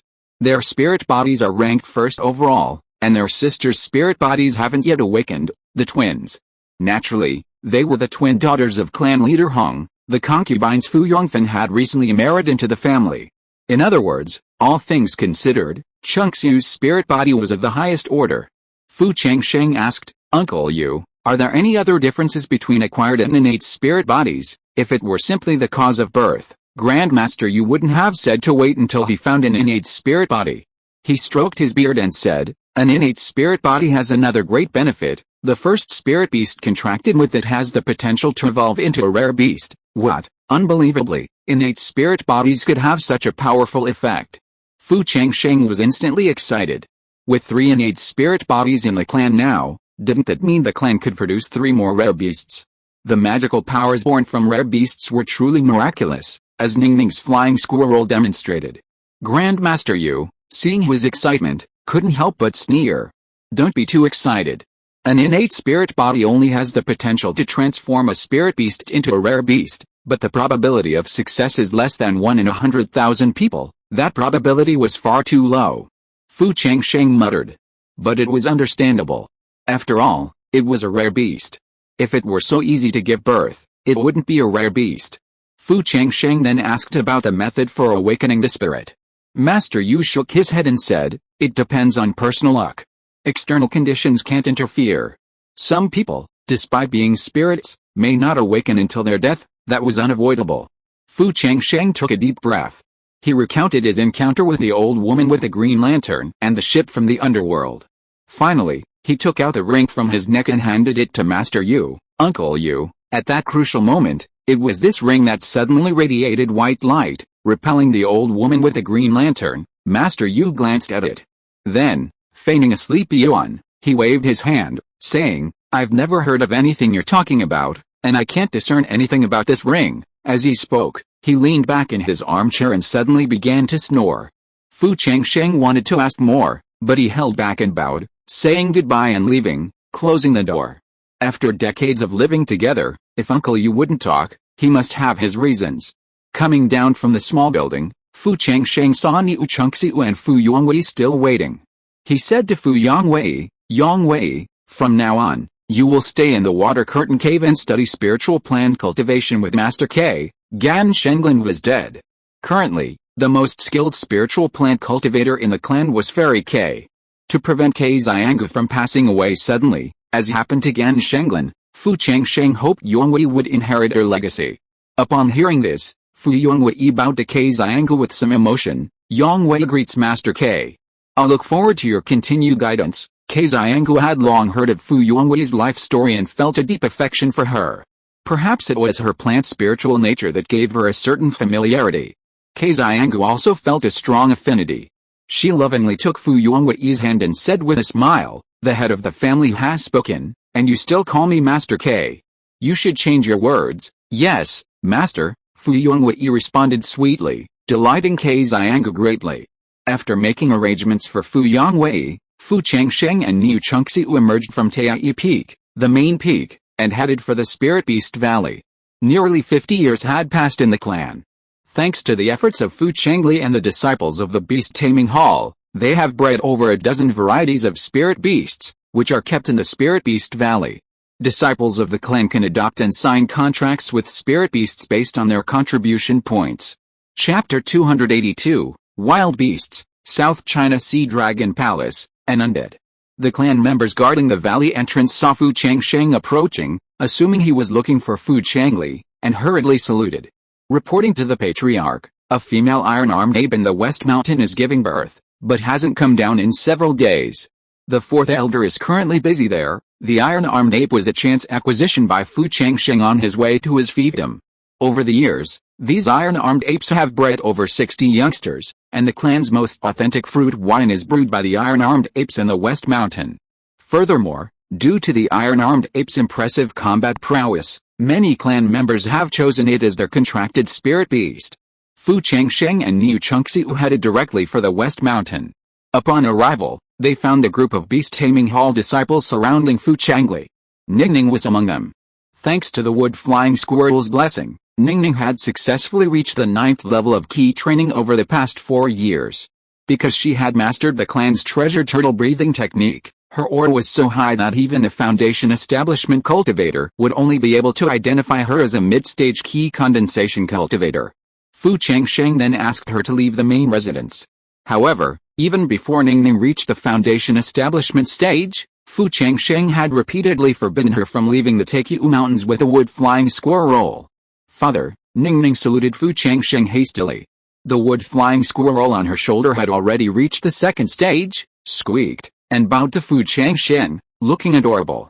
Fu Changsheng couldn't help but sigh. It would be wonderful if Chengxiu could choose a spirit beast to contract as a prized beast later. Fu Changli was busy at the moment and had no time to greet Fu Changsheng. Suddenly, a cheer rose from the crowd. It's out. It's out. The little monkey is out, accompanied by a cry softer than a cat's meow. A flash of golden light flashed from the mother monkey's lower body, and then a wet little monkey cub was lifted out by Fu Changli's arms. After carefully wiping the monkey's body, the little monkey stood up unsteadily. After falling several times, it was able to stand steadily. Even before opening its eyes, it began to suckle. Everyone gathered around with joy, each one watching in amazement. The mother monkey was already frail, and despite the tribe's beast master constantly providing her with nutrition, the baby monkey she gave birth to was still significantly weaker than the others, even half the size. Ningning felt it and frowned in worry. 4th and, this little monkey's internal organs seem incomplete. I'm afraid we'll have to artificially care for it until it's 100 days old. Fu Changli also squatted down to examine it. He found that the little monkey was indeed born with a serious congenital defect, and it was doubtful whether it could survive. Generally speaking, the iron-armed ape has a more vigorous vitality than other spirit beasts. This was the first time such a situation had occurred. Fu Changli wiped his hands. In that case, Ningning, how about you take this iron-armed ape cub back to the master's residence and take care of it? Ningning's eyes lit up. She had been staying at the master's residence for 4 years, with only wood-flying squirrel for company, and it was truly boring. However, during these 4 years, she had studied all the tribe's books on beast taming. Now that she could put her knowledge to the test, she nodded happily. 4th and, don't worry, I will definitely raise this little monkey. Squeak, squeak, the wood-flying squirrel on her shoulder cried out worriedly. With another mouth in the house, wouldn't she have to eat alone in the future? But looking at the pitiful little monkey, wood-flying squirrel cried out a few more times, thinking that the little monkey was so weak and probably couldn't eat much. Fu Changli instructed the disciples to consolidate their knowledge of the day. After everyone dispersed, his gaze fell on Niu Chengxiu, who was standing beside Fu Changsheng. Master, is Chengxiu interested in beast taming? No, I came here today to let Chengxiu choose a spirit beast and contract it herself. Niu Chengxiu, who had been following Fu Changsheng all the way, was stunned for a moment. After hurriedly stepping forward and bowing, she shook her head and said, "Thank you for your kindness, Master. However, Chengxiu has not made any contributions to the family, so I dare not even dream of contracting a spirit beast." Niu Chengxiu had been with the Fu family for over a month. She had already inquired about the clan's rules. The spirit beasts in the Spirit Beast Valley that could assist in combat were few and far between, and their numbers were limited. Even if one had accumulated sufficient contribution points, one still had to wait in line. As a member of an outsider family, she feared that the Fu family would be dissatisfied if she contracted a spirit beast upon arriving. However, she was touched by the master's exceptional treatment. Fu Changli knew that Fu Changsheng had his reasons for making this decision, so he gently addressed Niu Chengxiu. "Chengxiu, since the Patriarch has asked you to choose, then go ahead and choose without worrying about anything else." Niu Chengxiu wanted to refuse, but seeing Fu Changsheng's serious expression, she swallowed the words that were about to come out of her mouth. Fu Changsheng added, "Chengxiu, follow your intuition and choose without worrying about anything else." "Yes, Patriarch." Niu Chengxiu felt a warm feeling in her heart. Following Fu Changli, they passed by the spirit beast pens one after another. Every spirit beast here was something she had never dared to dream of before. Even though the Patriarch had told her not to worry about anything else, She still couldn't do it. So she decided to claim a spirit beast egg later, that way, she would avoid criticism. Along the way, they unknowingly reached the North Gate. Fu Changli warned, Changsheng, North Mountain is full of unhatched spirit beast eggs. If you're undecided, why not go back and choose again? Fourth elder, I'd like to go in and take a look, is that okay? Niu Changsheng said humbly. Fu Changli looked at Fu Changsheng, who nodded. The three of them entered North Mountain. Inside, they found different rooms, each equipped with a suitable incubation environment tailored to the characteristics of each spirit beast. Niu Changsheng walked around and, looking at the stone eggs set aside in a bamboo basket, took one of them with a sense of urgency. Fu Changli was stunned. These 2 stone eggs were the ones she had obtained in the myriad ghosts abyss. She had given each of the 3 siblings, Yao, to each. In the end, only Roger managed to hatch. Decades later, Feiner and Yao, seeing no sign of life from the stone eggs, handed them over to the Spirit Beast Valley staff to incubate them and see if they could bring them to life. But despite their combined efforts, the stone eggs remained motionless. Furthermore, the last hint of life within them was no longer detectable this year. Fu Changli shook his head and said, this stone egg is dead. Changsheng, if you really want a spirit beast egg, you'd better choose the batch from the west room.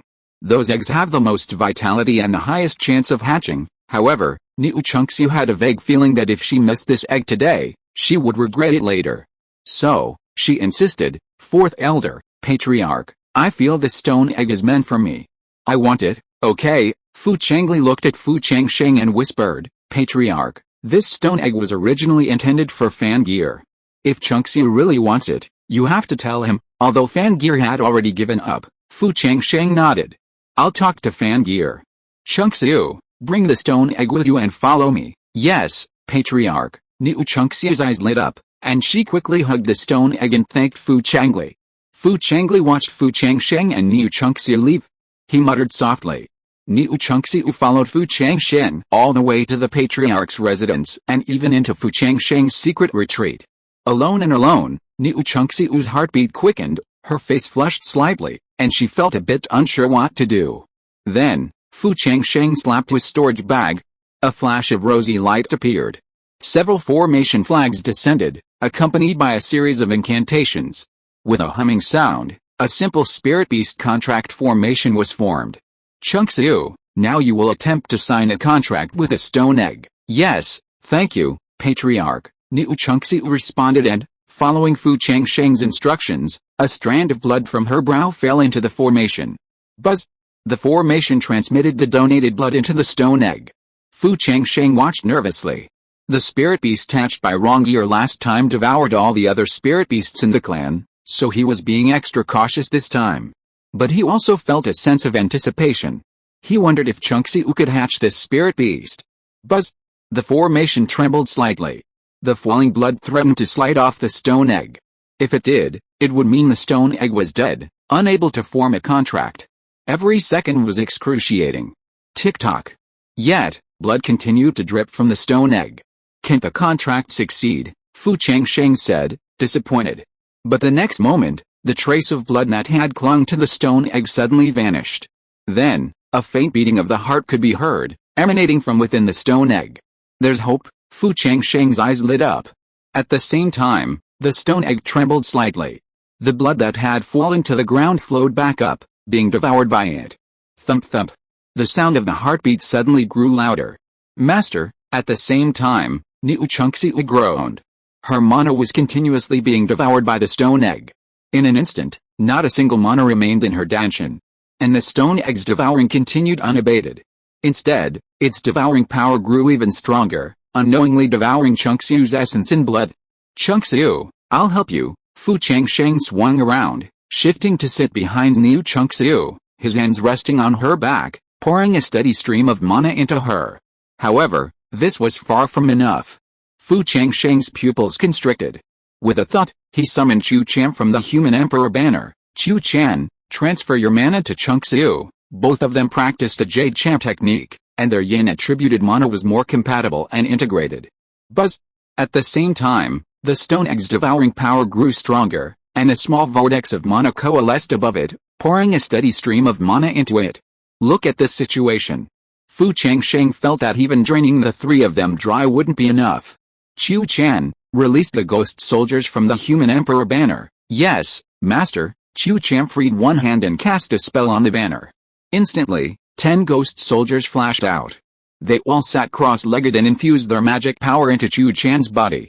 At the same time, Fu Changsheng slapped his storage bag. A flash of rosy light appeared. Spirit stones fell one after another, condensing into a spirit-gathering array. The endless spiritual power from the array instantly poured into the stone egg. This process lasted for about half an hour. When Fu Changsheng and the others' magic power was exhausted, the stone egg finally stopped absorbing magic power. With a humming sound, it trembled slightly, and then the shell cracked. Above the 9 heavens, buzz! A mysterious energy descended towards the water curtain cave in the mountains behind Jingzhou. Grandmaster Yu, who was studying the formation, suddenly looked up and asked, "What's this noise? A rare beast appeared?" Even so, there shouldn't have been such a commotion. Who on earth is this? He had barely finished his words when he noticed the direction in which the special energy above the 9 heavens was descending. It seemed to be this place near Jingzhou.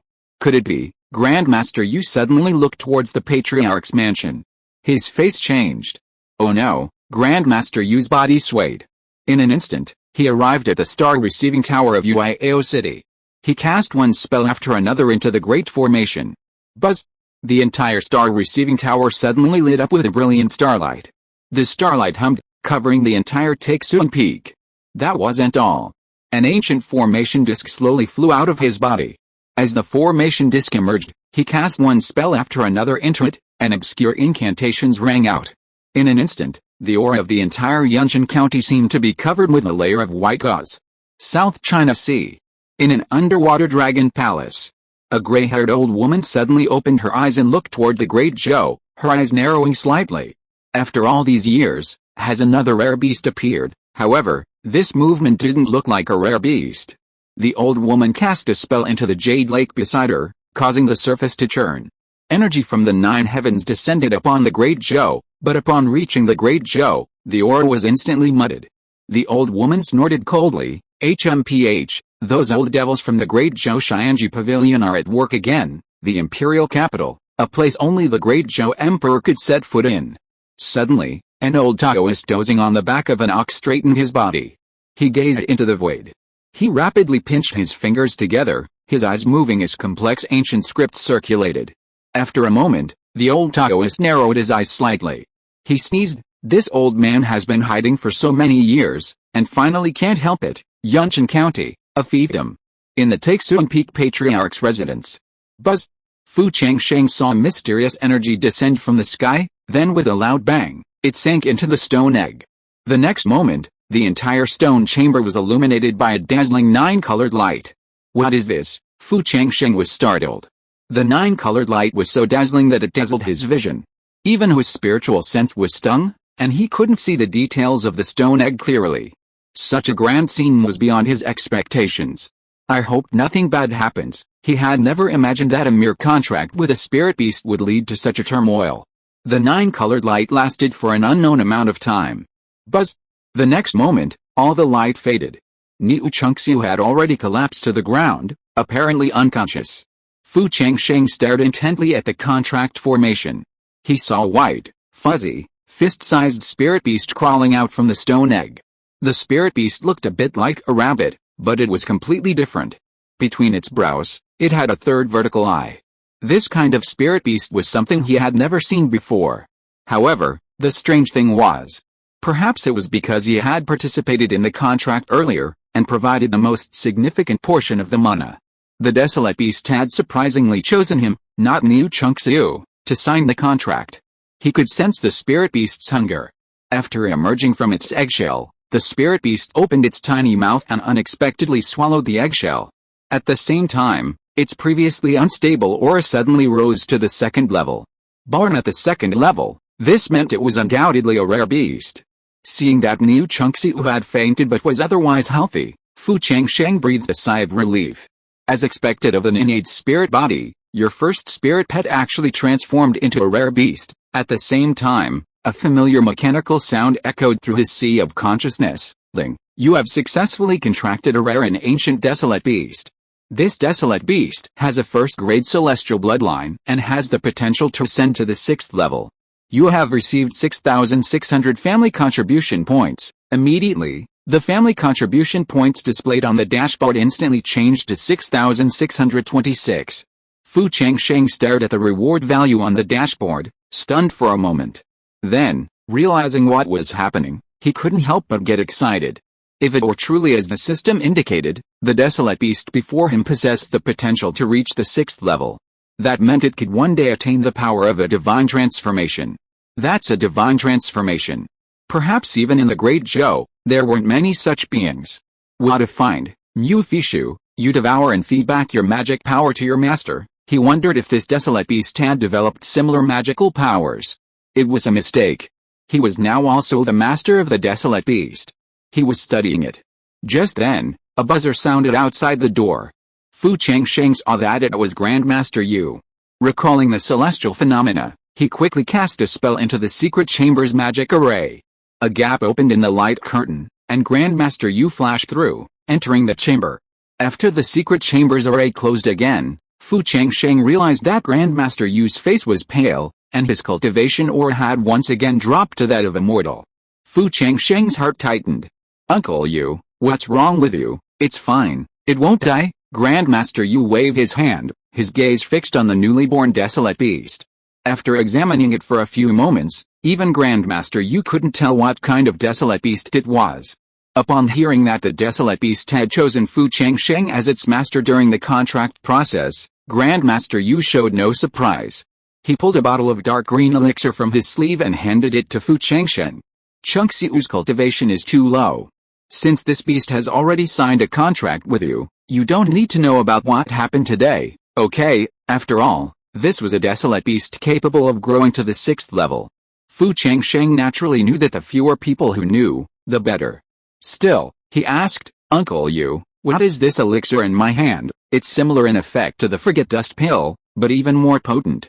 Even if Changxiu's soul were searched in the future, she wouldn't be able to recall what happened today, so powerful. Fu Changsheng carefully fed it to Niu Changxiu. Grandmaster Yu glanced again at the seemingly fast asleep desolate beast and warned, Changsheng, even if this desolate beast is yours, you must not show it to others easily. First, place it in the Cloud Ring Purple Fairy Tower. I have something to tell you. Seeing Grandmaster Yu's serious expression, Fu Changsheng nodded. With a thought, the Cloud Ring Purple Fairy Tower suddenly levitated. After storing the desolate beast, he followed Grandmaster Yu to the back mountain. There, he discovered that Grandmaster Yu had, at some point, carved a complex ancient formation deep underground. Within the formation lay a coffin.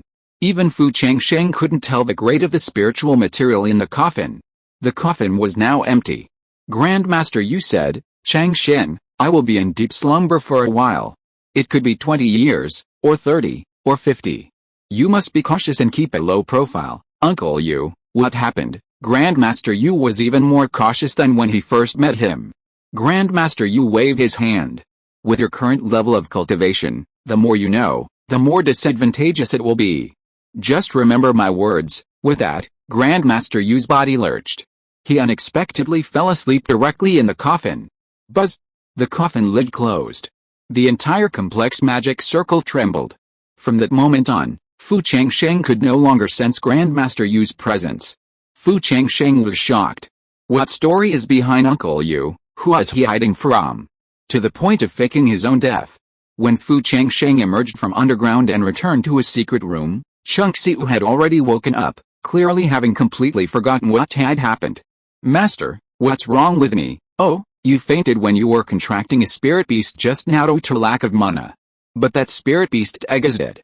Go find one in the spirit beast valley. Niu Changxiu lowered her head in guilt, feeling that her strength was still too poor. After a moment's hesitation, she shook her head and said, Master, I've already chosen a spirit beast egg. If I choose again, I'm afraid everyone in the clan will criticize me. I want to exchange it later by accumulating enough contribution points. Besides, my cultivation level is too low right now, and I want to focus my main energy on cultivation. Raising another spirit pet is too much of a burden for me. Okay, Fu Changsheng said without forcing her. He told Changxiu to consult Kitchen if she encountered any problems in her cultivation. After Changsheng left, Fu Changsheng's thoughts landed on the offspring qualification improvement panel. Increase fan gears qualifications. The panel vibrated. A surge of yellow light surged. As the value on the panel dropped to 126, a line of text appeared. Fu Yongfen, spiritual root aptitude, 31/100. It had clearly increased by 13 points. Finally, it had reached 31%. With the aid of the SYNOPSIS pill and the foundation establishment pill, breaking through the foundation establishment stage should be no problem. Then, a mysterious energy fed back to his consciousness, and he could feel it suddenly become much stronger. The panel trembled. A line of text appeared. Dainju, 3rd level, 76/100. Progress was almost halfway through. He would soon reach the 1st level of the Purple Mansion. Over the next few days, Fu Changsheng had Chu Cham cultivate the remaining 7 netherworld ghost demons in a secret chamber. When Gan Shenglin's funeral was held, he attended. The ceremony was conducted according to the standards of a hall master. With the Elders' Council approaching, almost all of the clan elders, save those guarding Pingshan County and the Luofang Mountain clan territory, came to bid Gan Shenglin farewell. Kei Xianggu leaned against the coffin, tearfully rubbing her eyes. "Old man, the head of the family and a group of elders are here to see you off. Rest assured, you will be on your way. In the afterlife, please wait for me for a few more years." Chapter 283, 3 major developments of the family, selection of the person to go to Beijing, and private engagement. After Gan Shenglin's funeral, all the elders were present, and Fu Changsheng immediately brought the Elders' Council meeting forward. 4 years ago, after the Fu family's promotion to the 8th rank, Fu Changli took over as Fu Yongfen's chief steward. Fu Yongli reported to everyone on the clan's financial expenditures and the output of various regions within the clan over the past 4 years. Finally, he presented the inventory with both hands. Head of the clan, because Changsheng signed a contract with 5 aristocratic families to build a demon-controlling city, the clan has received a significant additional income. We now have 300,000 low-grade spirit stones in liquid funds, 300,000 spirit stones. For the Fu family back then, that was unthinkable. Fu Changsheng asked, "How do you all think we should best allocate these spirit stones?" Yao, who sat at the right, pondered for a moment before saying, "Father, with a number of people in our family building their foundation, the spiritual springs from the original 3rd-tier spirit vein in the Taekyu Mountains are clearly insufficient. It would be better to put these spirit stones aside for now. Once we have accumulated 500,000, we can then work together to upgrade this spirit vein to a mid-tier 3rd-tier spirit vein. We also need to upgrade our spirit vein to a 4th-tier spirit vein to become a 7th-tier family. This is killing 2 birds with 1 stone." Although Fu Changren hadn't yet reached the foundation stage, the Luofang Mountain clan's chief steward shook his head upon hearing this. The Wanning Chamber of Commerce's previous foundation establishment pill auction has been postponed to the 15th of this month, leaving only a few days. Rather than leaving these spirit stones unused, we should use them to bid for foundation establishment pills. There are quite a few members of our clan waiting for foundation establishment pills to build their foundations. A few more foundation establishment, in a few years, with their strength, they can earn back this amount of spirit stones. Everyone nodded in agreement. Spirit stones are just sitting there, like dead money. After all, there's no telling when the other 300,000 will be raised. Yao also felt she hadn't thought things through. Uncle is far-sighted. Fu Changsheng saw Fu Yongsheng, who was sitting at the back, seemed hesitant to speak, so he said, "Yongsheng, do you have any good suggestions? You've been a great contributor to earning this amount of spirit stones." Fu Yongsheng immediately waved his hands in panic. After arranging his words, he slowly said, "Uncle suggested using this amount of spirit stones to bid for the foundation establishment pill. I have no objection, but if the clan ever has another amount of spirit stones, I suggest we use it to purchase a treasure ship. As an 8th-rank aristocratic family, they enjoyed the privilege of purchasing a treasure ship from the imperial court. This treasure ship served as a pass, allowing them to travel to various states." Fu Changsheng frowned. "Yongsheng, do you want to open up a trade route between Jingzhou and Jingzhou?" "Exactly." Fu Yongsheng was very happy that Fu Changsheng could understand his idea at once, and he said slowly, "Master, nowadays, the mistress has been stationed in Jingzhou for more than 10 years, and she has established a firm foothold in Jingzhou, in our Jingzhou, especially in the remote area of Huainan. Since the 100,000 mountain beast tide, the major markets have not been prosperous, and the number of cultivators traveling back and forth has been decreasing. If we can open up a trade route between Jingzhou and Jingzhou, and increase the spiritual veins by 500,000 spirit stones, I dare to guarantee that we will be able to achieve the goal within 10 years. Everyone was excited after hearing this. Fu Molin also thought this was a good idea. She nodded slightly and said, if we really want to open up trade routes, the tribe should select candidates for the caravan in advance. The members of this Changsheng Hall have many years of hunting experience. If we can support a few of them to break through to the foundation establishment stage, that would be even better. Currently, Fu Yongqi, Fu Yuanghan, Fu Yonghu, and others from this Changsheng Hall have all reached the peak of key refining and are waiting in line for foundation establishment pills. Fu Changren, however, frowned. He watched as Fu Yongshang handed a copy of the plan to each person. He took it himself. He flipped through it casually, then put it aside and shook his head. Master, I think it's too reckless to create a trade route. Unlike our Jingzhou, I heard that Zifu Daxiu can be seen frequently in Jingzhou. The previous few times our Fu family went back and forth to Jingzhou, it was just to transport people, so it didn't attract the attention of others. If we really transport goods, the target is so huge, I'm afraid that Zifu Daxiu will have to suffer. After all, once we pass Weinan, the high-ranking families can also attack us at any time. Fu Yongshang bowed to Fu Changren. He said calmly, I've also taken into account what Uncle mentioned. So, after we purchase the treasure ship, we plan to have our clan's formation masters and talisman masters modify it. Just like we did with the demon defending city, our demon defending city can withstand beast tides and attacks from third-tier monsters, so holding off the attack from the Purple Mansion overhaul shouldn't be a problem. If that's not possible, we can also apply to the Imperial Court for a Purple Mansion overhaul to escort us. I've inquired, and the Imperial Court's Purple Mansion overhaul can be exchanged for Imperial merit points. Of course, it's quite expensive, so I still recommend the first option. Fu Yongshang looked at Yao Iao. Yao Iao had already broken through to the third-tier formation master level, and when she built a demon-defending city, she had personally worked alongside Grandmaster Yu. Yao Iao pondered for a moment, but hesitated. If we want to modify the treasure ship, we need to see the real thing first. Since there was a disagreement, everyone turned to Fu Changsheng. Naturally, the head of the family would have the final say on such matters. Fu Changsheng took a sip of Wuling tea to moisten his throat. A treasure ship is essential for wartime, and we'll have to purchase it sooner or later. Once we acquire it, we'll let the people from the Formation Hall and the Talisman Crafting Hall take a closer look. We'll take it step by step. You can't get everything done overnight, but Yongshang's suggestion is a good one. If anyone has any open source ideas, feel free to share them. As the meeting progressed, Fu Changsheng saw that everyone had expressed their opinions, so he cleared his throat and said, a few years ago, after our Fu family was promoted to the 8th rank, I mentioned that we had one foundation establishment and 2 key refining positions available to enter the Great Zhou Academy. What are your thoughts?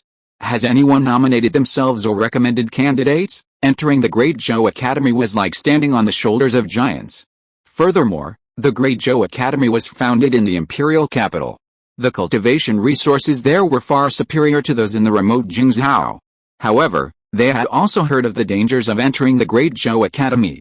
For children from lower-ranking families, especially those from marginalized areas, it's doubtful they could survive there, let alone complete their studies. Upon hearing this, everyone exchanged glances. Yulian had heard of it, but her husband hadn't yet established his foundation. Her mother was elderly, her children were young, and she was burdened with chores. She couldn't even leave the imperial capital, let alone Jingzhou. She'd never considered leaving her fiefdom. But deep down, she knew this was a rare opportunity. So, she glanced around with envy. Fu Changli and Fu Molin, Liu Runzi, and Yao Iao were all unmarried, free from such worries. As soon as Fu Changsheng finished speaking, Yao Iao took the lead, saying, Father, I'd like to enter the Great Zhou Academy to see the world. Master, I share that desire. It was Fu Molin who spoke up. Yao Iao had spent 10 years studying within the secret realm barrier, wasting 10 years of cultivation, and had only recently broken through to the middle stage of foundation building. Besides, aside from defending against the beast tide, Yao Iao had no experience of training outside. Fu Changsheng immediately shook his head. Yao, your cultivation is too low. Besides, Uncle Yu is in seclusion, leaving you as the only second-rank formation master in the clan above. You should stay in Jingzhou, compared to Fu Molan, who had entered the secret realm numerous times and spent long periods of time hunting in the mountains with his Hangs and Hall. Yao still lacked experience. As Molan and Yao spoke, the male elders on the left exchanged glances. Fu Changli, who had never disliked fighting, wasn't interested at all. Fu Yongfu, who was only skilled in talisman making, also shook his head. Fu Yonggai wanted to go, but seeing Fu Molan raise her hand, he felt that as a junior, it wasn't his turn. Furthermore, the clan needed him to survey mineral veins and mineral resources, so even if he wanted to leave, the clan wouldn't let him. Yang Fei stroked his beard. His mouth widened, but he swallowed the words that were on his lips. He had been at the peak of the foundation establishment stage for many years. Going to the Great Zhou would give him the opportunity to break through to the Purple Mansion. But compared to Fu Molan, who had silently dedicated herself to the Fu family since its humble beginnings, he was still far less qualified. Seeing everyone agree with Molan, Fu Changsheng naturally had no objections. Molan possessed a mutated ice spirit root and bone spirit cold fire, and had now broken through to the 9th level of foundation establishment. Combined with her childhood experiences and years of training, he believed she would be able to fend for herself even if she went to the Great Zhou Academy. Molan, if you've made up your mind, you can stay after the meeting. Yes, Patriarch. The foundation establishment candidate had been chosen. Next came the spots for the 2 key refining cultivators. Yao hesitated for a moment before speaking. Father, Brother Fu heard about going to the imperial capital and has been pestering me for years, saying that if he didn't visit the imperial capital, his life would be in vain. No matter how much I persuaded him, it was useless. He just wanted to go. Brother Fu's obsession with food surpassed Fu Changli's former obsession with winemaking. He had tasted every culinary delicacy in Huainan Prefecture and personally developed many new dishes. Logically, at his key refining level, he shouldn't be able to digest so many spiritual ingredients. However, his physique is exceptional, and almost everything he eats is immediately converted into mana. Therefore, although the clan members rarely see him cultivate, his cultivation level has steadily increased, especially in the past few years since arriving at his fiefdom. Thanks to Yao's doting, he's even consumed a significant amount of second-tier spiritual ingredients. He's barely 20, and he's already entered the late key refining stage. Fu Gear is practically innocent. Fu Changsheng is worried about this child, but he doesn't refuse outright. Each branch has nominated 1 or 2 disciples, totaling 16. Fu Changsheng said, since that's the case, third brother, you should organize a clan competition. The content will be discussed and then distributed to the clan members. This time, no nominations will be restricted, all Fu family members can participate. The first and second place winners will be determined. Yes, Patriarch, Fu Changli agreed with a smile. This will be a busy time, but it's also a symbol of the family's prosperity. The competition was decided on the spot. There would be 3 rounds in total. The first would be a hunting event in the Shiwen Mountains, the second would be held in the Myriad Ghosts Abyss, and the third, to be determined by the Patriarch, would remain confidential. After the discussion concluded and everyone withdrew, Fu Changsheng said, Molan, please follow me. The 2 arrived at the clan's treasure house. Fu Changsheng, holding the Patriarch's jade seal, led them directly to the innermost secret chamber. Upon opening the chamber, a treasure box, suspended in the center, stood out. Fu Changsheng cast a spell on the Patriarch's jade seal. With a humming sound, a beam of spiritual light descended into the treasure box, instantly dispersing the restraints that bound it. The treasure box floated toward Fu Molan. Molan, please open it and take a look. Yes, Patriarch. The treasure hidden within the secret chamber was undoubtedly extraordinary. Fu Molan felt a mixture of excitement and anticipation. The box opened, revealing a 3rd-tier spiritual artifact, the Mountain Suppression Seal. Fu Molan's eyes lit up. The Mountain Seal is the Cao family's most cherished treasure. Fu Changsheng said, this time, when we travel to the imperial capital, the only spiritual artifact our clan can bring you is this. While there's still time, make the most of it and cultivate it. Fu Molan was deeply moved. After all, this spiritual artifact could be considered the clan's most cherished treasure, yet the Patriarch gave it to her without hesitation. This was his recognition of her. Fu Molin immediately bowed and said, "Patriarch, rest assured.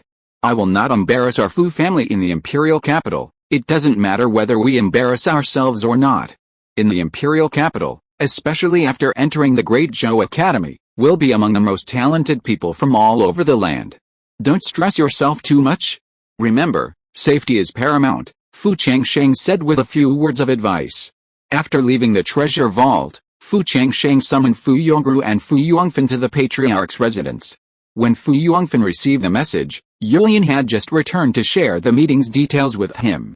She excitedly said, "Husband, the elders announced that the clan's 200,000 spirit stones will be used for the Yangang Chamber of Commerce's foundation establishment pale auction. Husband, you have a good chance of achieving your foundation." For years, Yulian had feared her husband would develop an inferiority complex and had acted cautiously. Now, they had finally seen the light at the end of the tunnel. Yulian choked back tears as she spoke. "Mother has always been concerned about your foundation building. If she could hold on a few more years and see you succeed, her wish would be fulfilled." Fu Yongfen patted Yulian's shoulder. Over the past 4 years, he had noticed a significant increase in his cultivation, especially recently. He vaguely felt that his absorption of spiritual energy was now roughly equivalent to that of a person with 3 spiritual roots. Yet, he had remained within the clan for all those years and had not experienced any extraordinary experiences.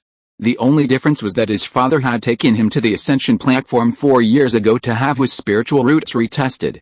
However, he could not recall anything that had happened during that time. Thinking back now, it was likely thanks to his father that he was able to improve his spiritual roots, but he only thought about it. Although curious, he didn't go to the Ascension platform to test his spiritual roots and verify his suspicions. Besides, he didn't even tell Yulian. As he was thinking, the communication jade talisman on his waist suddenly lit up. Yulian, standing nearby, heard that it was her father who had asked her husband to go to the Patriarch's mansion.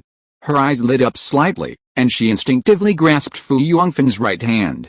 "Husband, father has been away in Huaibei Prefecture for 4 years. Do you think he might have prepared a foundation establishment pill for you in advance? If so, then they wouldn't have to worry about not being able to bid for the foundation establishment pill at the auction." Fu Yongfen, however, didn't like to speculate about his father's thoughts. He shook his head and said, "Father didn't necessarily call me to discuss the foundation establishment pill. Could it be that father also wants you to participate in that Great Zhou Academy competition?" Yulian was shocked. Fearing Fu Yongfen would agree, she hurriedly said, "Husband, while a place at the Great Zhou Academy is rare, it's not something we can afford. In a few years, we'll all be grandparents. Please don't act on impulse." "What are you thinking?" A hint of a smile crossed Fu Yongfen's usually solemn face. Ever since he began cultivating, he'd been managing the family's affairs. Without any real experience in life or death combat, this place wouldn't have been his. "I'll go first. Father's going to be anxious," he said. Fu Yongfen hurried out. Unable to remain in her room, Yulian went to the back hills to talk to her mother about this. Elsewhere, by the bank of a clan's hidden river, Fu Yongru was sitting cross-legged in meditation when the sound of footsteps echoed. Fu Yongru's eyes suddenly opened, and he flashed a smile rarely seen in front of ordinary people. "Yunfen, you're here." This person was none other than Liu Yunfen, one of the 3 hostages of the Liu family in Taiyan Commandery, Jingshao. Liu Yunfeng slapped her storage bag, and a food box suddenly appeared. It contained 9 layers, filled with desserts, sweet soups, steamed dishes, and large dishes, all still warm, clearly fresh from the wok. Fu Yongru eagerly sampled the 1,000-feather cake and said with a smile, "Yunfen, your cooking has improved considerably." Liu Yunfeng laid out the food boxes one by one, not eating herself, but simply offering her food. After a few bites, Fu Yongru sensed something was preoccupied in her mind and asked, "Yunfen, have you heard some rumors again? Are you imagining things?" Fu Yongru straightened himself, met Liu Yunfeng's eyes, and said solemnly, "Yunfen, don't worry. I've reached the peak of key refining now, and I hear our clan is preparing for the foundation establishment pale auction. Once I've established my foundation, my first priority will be to get my father's approval for our marriage." Liu Yunfeng shook her head. That wasn't what she was worried about. She bit her lip and said, "Brother Rui, I heard that the clan is going to hold a martial arts competition, and the 2 winners will be able to enter the Dojo Academy, So that's what happened. Fu Yongru shook his head and said, Yunfen, don't worry about that. I heard Brother Fu wants to go too. Anyway, I won't get the spot. And what will you do if I leave?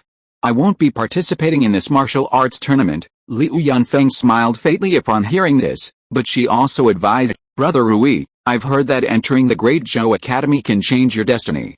You have such excellent aptitude for cultivation, and you've never slacked off in your practice. This is a great opportunity for you. If you seize it, you can leave this remote place of Huainan. With your aptitude, you shouldn't be trapped in this lowly place. Yunfen, do you want me to sign up too? Yes, not only do I have to sign up, but I have to do my best to get the spot. Brother Rui, do you remember what you told me? Strength is everything in this world, and the Great Zhou Academy is your springboard, allowing you to soar high and go further on the path of cultivation. Fu Yongru would be lying if he said he wasn't tempted. But once he left, Liu Yunfeng, as a hostage, was left even more isolated and helpless. He quickly shook his head and said, No, I can't abandon you, Brother Rui, I'm still young and can wait. If you truly secure a place at the Great Zhou Academy, wouldn't it be even better if you return home in glory and marry me? Don't worry, I've mastered everything you've taught me over the years. Even if I stay alone in the Fu family, I can still live well. But this opportunity only comes once, so I can't let it be a lifelong regret. Fu Yongru endured 10 years of inhumane torture in his childhood. So, after embarking on the path of cultivation, he only wanted to become stronger. Only by becoming strong enough could he protect himself and those he cared about. After a moment's hesitation, Fu Yongru nodded and said, Okay, I'll listen to you. After finishing his lunchbox, he suddenly heard a rapid buzzing sound from his waist. He knew it was Fu Changsheng calling him. Liu Yunfeng immediately became excited. Brother Rui, the Patriarch is summoning you now, most likely to mention the Great Zhou Academy. You must behave well in front of the Patriarch, although Fu Yongru was considered an adopted son. But after all, they are not biological children. Besides, he wasn't a member of the Fu family. Therefore, Fu Yongru knew his place and never relied on his status as the Patriarch's son to act recklessly within the clan. Instead, this status made him cautious in everything he did, to avoid embarrassing or disappointing his father. Fu Yongru emerged from the secret underground river and arrived at the Patriarch's residence. He saw Fu Yongfen had already arrived. Fu Changsheng was seated at the head of the conference room. Fu Yongru bowed and said, Greetings, father. Greetings, big brother. Yes, take a seat. Fu Changsheng gestured for them to take their seats. A spell struck a magic circle in the conference room, and the magic curtain of light surged, then instantly closed. Fu Yongfen and Fu Yongru, present at the scene, saw this scene, clearly having something important to say, and they both became nervous. Fu Changsheng didn't beat around the bush, saying, I called you here today because I have 2 foundation establishment pills. You've both reached the peak of key refining. It's time to build your foundation. Fu Yongfen's eyes lit up. Yu Lian had indeed guessed it right. He quickly stood up and bowed, excitedly saying, Thank you, father. I will not let you down. Yes, Fu Changsheng nodded slightly, his gaze fixed on the hesitant Fu Yongru. Although he had rescued this adopted son from the clutches of a villain, they hadn't spent much time together. Seeing him unmoved by the mention of the foundation establishment pill, he was stunned for a moment. However, on second thought, he guessed the reason. Brother Rui, do you want to enter the Great Zhou Academy? Fu Yongru possessed dark spiritual roots and possessed a resolute and hard-working character. It wasn't impossible for him to enter the Great Zhou Academy. However, he was afraid the clan wouldn't approve. After all, Fu Yongru wasn't of Fu family blood, and he hadn't interacted much with the clan in recent years. Staying with the clan was fine, but if he went to the Great Zhou Academy, he'd easily be recruited by other factions. There was nothing in the Fu family worth staying in. Fu Yongru was torn between the chance to enter the Great Zhou Academy and the chance to immediately establish his foundation and marry Yunfen. If you are listening to this novel on a channel other than Fanfic World, it means it was downloaded and re-uploaded without effort. We warmly invite you to visit our channel, Fanfic World. There you will find the original version of this story and many other novels of various genres. We look forward to seeing you dive into a world of incredible novels. Chapter 284, Blood Forbidden Land Treasure, adding another retainer, improving bloodline. Fu Yongru hesitated for a moment before bowing and saying, Father, I wish to participate in the clan competition at the Great Zhou Academy. He possessed a mutant spiritual root. When building his foundation, he didn't even need a foundation building pill, which would be even more beneficial for his future cultivation. Therefore, given the choice between entering the Great Zhou Academy and taking the foundation building pill, he chose the former. Fu Yongfen, standing by, immediately cast a look of awe and envy at his younger brother. He would have chosen the foundation building pill no matter what. His brother's determination spoke volumes about his unwavering resolve. Fu Changsheng hesitated for a moment before nodding. If you wish to participate in the competition, that's fine. However, I've heard from the clan that you and Yunfeng have been together for several years. If you're both interested, choose an auspicious date and marry quickly. You can't let Yunfeng wait for you until she's an old maid. During the celebration of his promotion to the 8th rank aristocratic family, both the Liu and Wu families of Anyang County extended olive branches to Fu Yongru, but Fu Yongfen declined, citing the need for foundation building as a pretext for marriage. Since the other party was going to the Great Zhou, the clan had to have something to tie him down. Fu Yongru had feared refusing his father's offer would anger him, but he hadn't expected such a good thing to happen. He had been dreaming of marrying Yunfeng, and upon hearing this, he was thrilled and bowed to Fu Changsheng. Thank you, father, for your help. Well, I'll ask your third uncle to help pick a date, and I'll try to get you married soon. This couldn't be better. Fu Yongru kowtowed profusely. Fu Yongfen, standing by, also smiled and congratulated him. Fu Changsheng ultimately gifted Fu Yongfen 1 foundation establishment pill and 2 to 3 yuan pills, but after some thought, he handed the remaining 1 to Fu Yongfen, saying, keep it, just in case. After all, Fangir had 5 spiritual roots, and while his aptitude had improved, Fu Changsheng was still worried.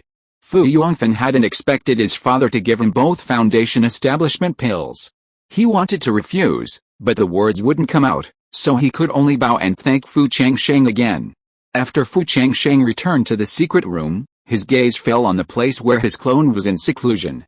4 years had passed since the last time the Taixun ancient vine had completely drained his blood and essence. The clone seemed to sense something. With a creak, the stone door opened. Then, a box floated towards Fu Changsheng. Fu Changsheng was stunned for a moment, then opened it and saw over 20 neatly arranged bottles of sealed blood and essence. Clearly, to avoid the same situation as the last time he was nearly sucked into dried human flesh, the clone must have been extracting some of their blood and essence and sealing it up periodically. This method was excellent, and Fu Changsheng was quite satisfied. After entering the secret room, he took out a Huangshi medicine garden.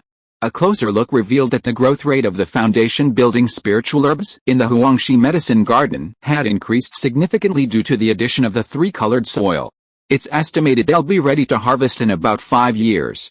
It seems we'll have to go to Jingzhou after finishing clan affairs. Because the foundation establishment pill recipe can't be leaked, only Shi Shutong and Mei Zhen are currently capable of refining it. However, Shi Shutong suffers from a hidden illness and can't do it independently. The foundation building spiritual herbs in the Huangshi medicine garden are estimated to be enough to refine 3 furnaces of foundation establishment pills. With Mei Zhen's current alchemy skills, the success rate should be even higher than before. Once these spiritual herbs mature, they're estimated to yield at least 20 foundation establishment pills. Therefore, Fu Changsheng didn't plan to bid for foundation establishment pills, but he still had to go. Otherwise, if so many foundation establishment pills suddenly appeared within their clan, the Zhenshi division and other aristocratic families would undoubtedly become suspicious. Furthermore, at the Wanning Chamber of Commerce auction, if he remembered correctly, there were also Blue Luan jade stones that could hatch Blue Luan phoenix birds. The Blue Luan phoenix has an Earth-level bloodline, and with opportunity, it could potentially be upgraded to the 4th or even 5th level. Fu Changsheng's gaze fell on the Dao Soldier Bean Mother plant beside the foundation building elixir. 4 years later, the Bean Mother plant had grown into a tender green seedling. In another 8 years, it would produce 24 first-level Dao soldiers. Finally, his gaze settled on the Taixun ancient vine. A single aerial root swayed in the wind from its trunk. After absorbing the essence and blood of his clone and reaching 100 years of age, this ancient vine seemed to have entered a period of stagnant growth. 4 years had passed, yet nothing had changed. It seems this ancient vine truly needs essence and blood to nourish it, a thought struck Fu Changsheng. He immediately poured a bottle of his clone's essence and blood onto the vine. The vine trembled slightly, wriggling at an extremely fast pace, and in a flash, the essence and blood were completely absorbed. Seeing this, Changsheng poured all the essence and blood he had obtained onto the vine. Yay! The ancient vine cried out in joy. As the essence and blood were devoured, a second air root silently sprouted. However, due to insufficient essence and blood, only a small fang-like tip grew. At the same time, the panel trembled slightly. Then, a line of text appeared: takes an ancient vine, second air root, 2/100, the clone's essence and blood increased the takes an ancient vine's air root by 2 points. This means that once the clone reaches 100, the second air root will be fully grown. At that point, he will have an additional 100 years of lifespan. Changsheng pondered for a moment, muttering, "It seems I need to find a recipe to quickly stimulate the growth of essence and blood. As long as the clone can continuously supply the takes an ancient vine with essence and blood, he can continuously extend his lifespan." However, the progress seems a bit slow at the moment. It took the clone 4 years of essence and blood to increase the air root by 2 points. At this rate, it would take at least 200 years for the takes an ancient vine's second air root to grow. Of course, this assumes that the takes an ancient vine has not developed drug resistance. But regardless, this is a highly profitable business. Because the Wanning Chamber of Commerce auction was imminent, Changsheng planned to exchange information to see what was going on. He immediately thought to the control panel, "Exchange information." Buzz! The panel vibrated. A large amount of yellow light surged. Then, lines of text appeared. 1. There is a piece of phoenix bloodwood in the Gongsun family's treasure house. The Gongsun clan leader intends to take this item to the Wanning Chamber of Commerce for auction. Phoenix bloodwood? Changsheng's eyes lit up. According to Grandmaster Yu, this item was the material for the formation that concealed the secret realm and unlocked the secrets of heaven. He was just thinking about how to get it from the Gongsun family, but he never expected them to actually put it up for auction. It seems that the Gongsun family has gone to great lengths to add several new foundation establishment cultivators to the clan, even putting up ancestral relics for auction. This meant that he had to attend this auction in person. Fu Yongru informed Liu Yunfeng of their upcoming marriage, and Liu Yunfeng was delighted. Marrying into the Fu family would make her a member of the Fu family, finally freeing her from her hostage status. After the two confirmed their marriage, the emotions they had suppressed for years could no longer be suppressed. In a passionate intercourse, Liu Yunfeng successfully conceived a child. Unusual signs from heaven? This meant Liu Yunfeng was pregnant with a gifted child. If so, the system should have rewarded her. Strange, is it because Rui isn't my biological child? 3. Shangguan Hongyu, through her father's help, obtained several star stones. With the help of the 9 heaven star art, she has opened up the 36 acupoints in her upper and lower danshan, allowing her to break through the 3rd level of the Purple Mansion, awaken her soul, and transport it to the Nuan Palace, transforming it into a divine soul, fully achieving the status of a Purple Mansion master. However, Shangguan Hongyu wasn't in a rush to proceed to the final step. She planned to continue practicing the 9 heaven star art, hoping to unlock her potential and open up more acupoints. 4. Your daughter Ningning is exceptionally gifted in beast taming. She's discovered that feeding fire cloud chickens fire cloud stones will enhance their bloodline and allow them to break through to become second-tier spirit beasts. 5. Gongsun Yi, the foundation building elder of the Gongsun family, was treasure hunting in the blood forbidden land and, by chance, obtained a star stone in the blood dragon pond. However, he was trapped in a natural illusion array on the outer edge of the blood forbidden land, which blocks spiritual consciousness and communication. Despite using all his methods, Gongsun Yi was unable to escape. Starstone. Changsheng's eyes lit up when he saw the 5th piece of information. His current progress in the tendon refining stage of the Great Evolution art was worrying. If he could obtain the Starstone from the blood forbidden land, he would have a way to open up his upper and lower danshan. He would then be able to reach the 2nd level of the Purple Mansion. Looks like I have to head to the blood forbidden land. No one dared to set foot in the blood forbidden land. As time passed, many hopeless cultivators chose to take the risk. They eventually discovered that while the blood forbidden land was dangerous, it was always rewarding.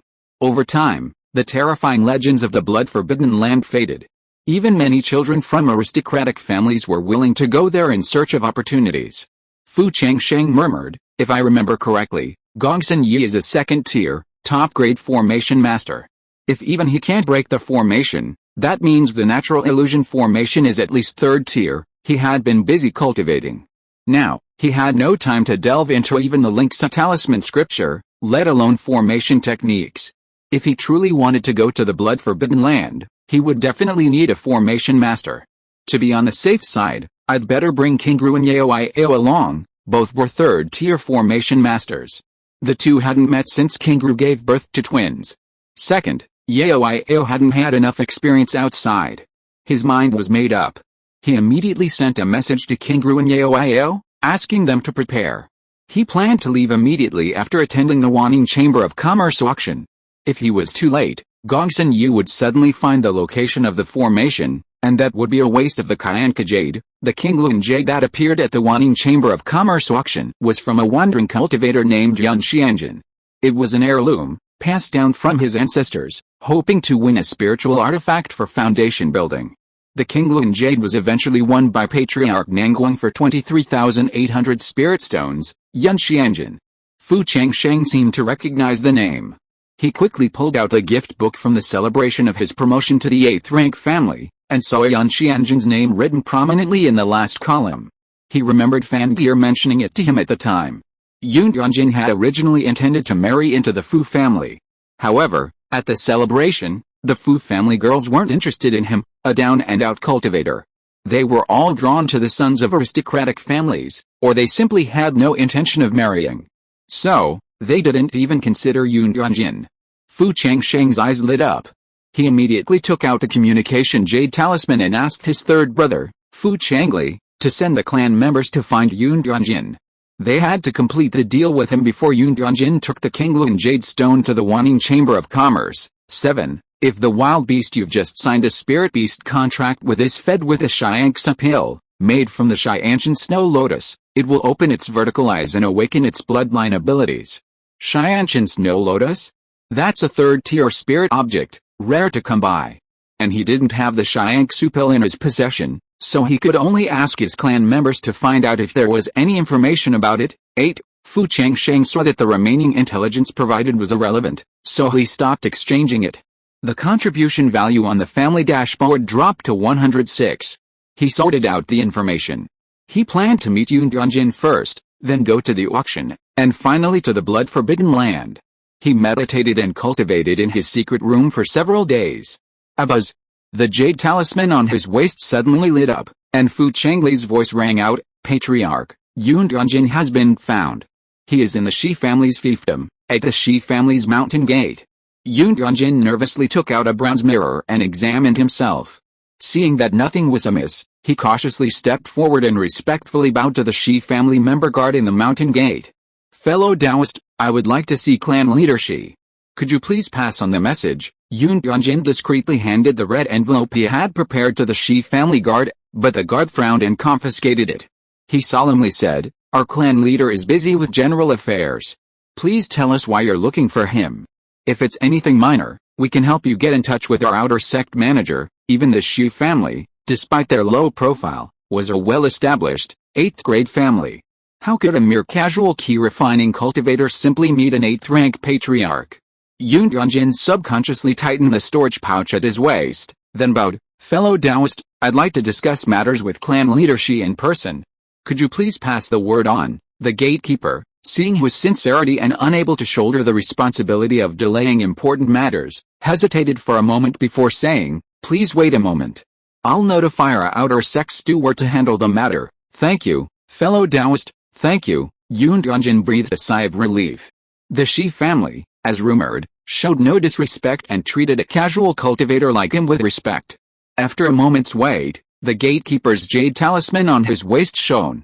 After hearing the message, he told Yun Xianjin, our steward said our patriarch is in seclusion. In a sense, this was a disguised way of dismissing him. The glimmer of hope Yun Xianjin had just felt was instantly shattered. Feeling bitter, he bowed, then turned away dejectedly. A clan member who had just arrived for the shift change happened to see this scene and asked curiously, what is Yun Xianjin doing here? We haven't been hiring temporary workers lately. The guard watched Yun Xianjin walk away and then whispered, the steward just said that Yun Xianjin wanted to marry into the Fu family a few years ago, but was rejected. He then tried to marry into the Gongsun family, and after being rejected again, he finally found our Shi family. He's clearly trying to climb the social ladder, so ignore him. The clan member heard this as if it were a joke. He shook his head repeatedly. This Yun Yuanjin is already in his early 60s and still stuck in the late stage of key refining. There is no hope for him to establish a foundation in this lifetime. He is now old and only thinking about marrying into the family. Doesn't it show that he wants others to support him in his old age? Moreover, this Yun Yuanjin is a parasite. When his father was still alive, it was his father who went out to raise resources for him to practice. When his father died, he became a headless fly, running around everywhere without anyone to rely on. But who would be willing to marry an old man like him who has no skills, no experience in fighting, and no one would want him to marry into the family? The guards thought that what the clansman said was too dirty.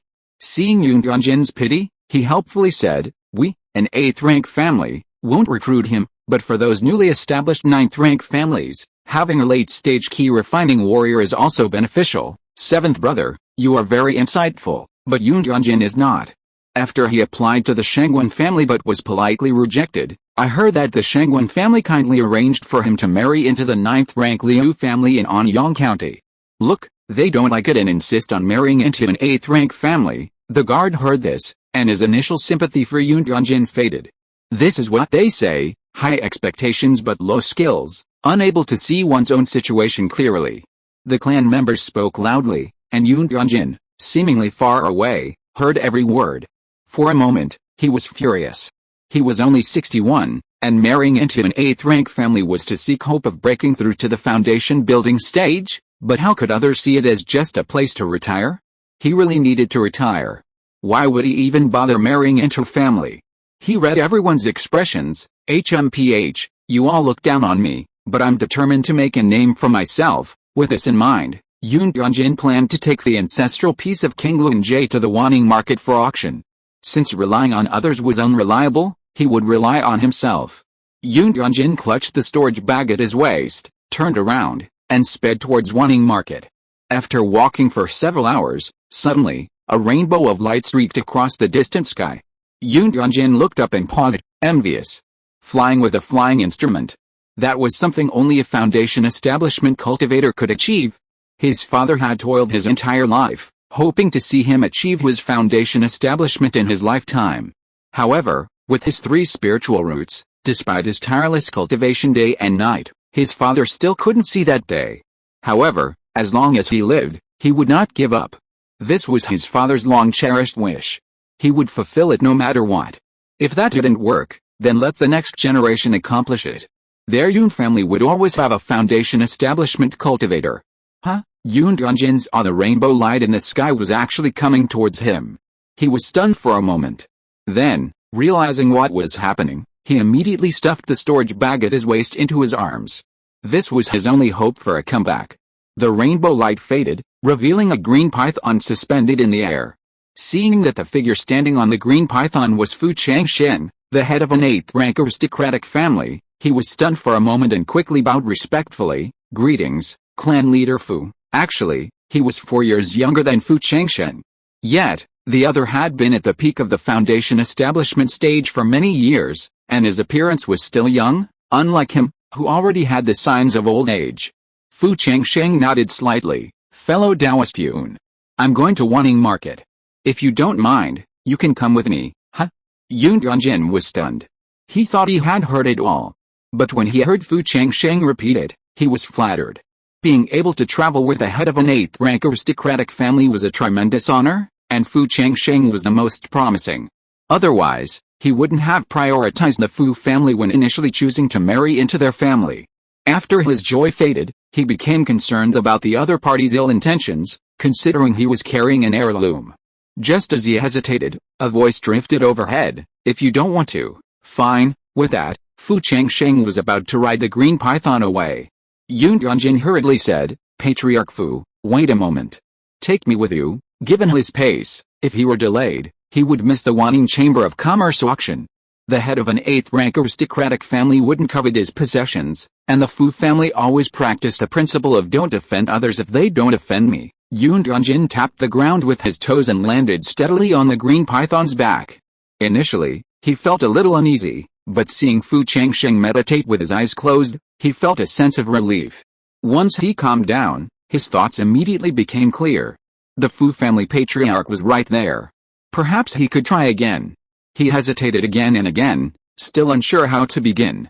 Fu Changsheng, who had been waiting for this moment, slowly opened his eyes and said, "Fellow Taoist Yun, do you have something to say to me?" The opportunity was right before his eyes. Yun Tianjin immediately bowed and said with all his might, "Patriarch Fu, to be honest, I'd like to marry into the Fu family. I wonder if I'd be honored." "Oh, why do you want to marry into the Fu family?" "I've heard that the Fu family treats all sincere foreign ministers equally. I want to join the Fu family and accumulate enough contribution points to exchange for a foundation establishment pill." Yun Tianjin didn't hide anything. Before the foundation establishment, he felt his thoughts couldn't be hidden. Fu Changsheng said, "Well, then, tell me why our Fu family should accept you." As soon as these words left his mouth, Yun Tianjin's mind flashed back to the conversation between the two men at the Shi family's mountain gate. If he didn't show some sincerity now, he feared this hard-won opportunity would slip by. Gritting his teeth, Yun Tianjin said, "As a token of my sincerity, I'm willing to offer this ancestral heirloom to the patriarch." With that, he patted his storage bag. Trembling, he pulled out a box with a white background and green patterns. At this moment, instead, he felt a little apprehensive. He feared Fu Changsheng would abandon him. Fu Changsheng took the box and cast a spell, breaking the restriction. Inside, a palm-sized turquoise jade stone lay, the faint outline of a blue phoenix visible on the stone. It was undoubtedly the blue phoenix jade. With this, combined with the 1,000-year-old spiritual ginseng, the conditions for hatching blue phoenix eggs were clearly met. Fu Changsheng's mood brightened.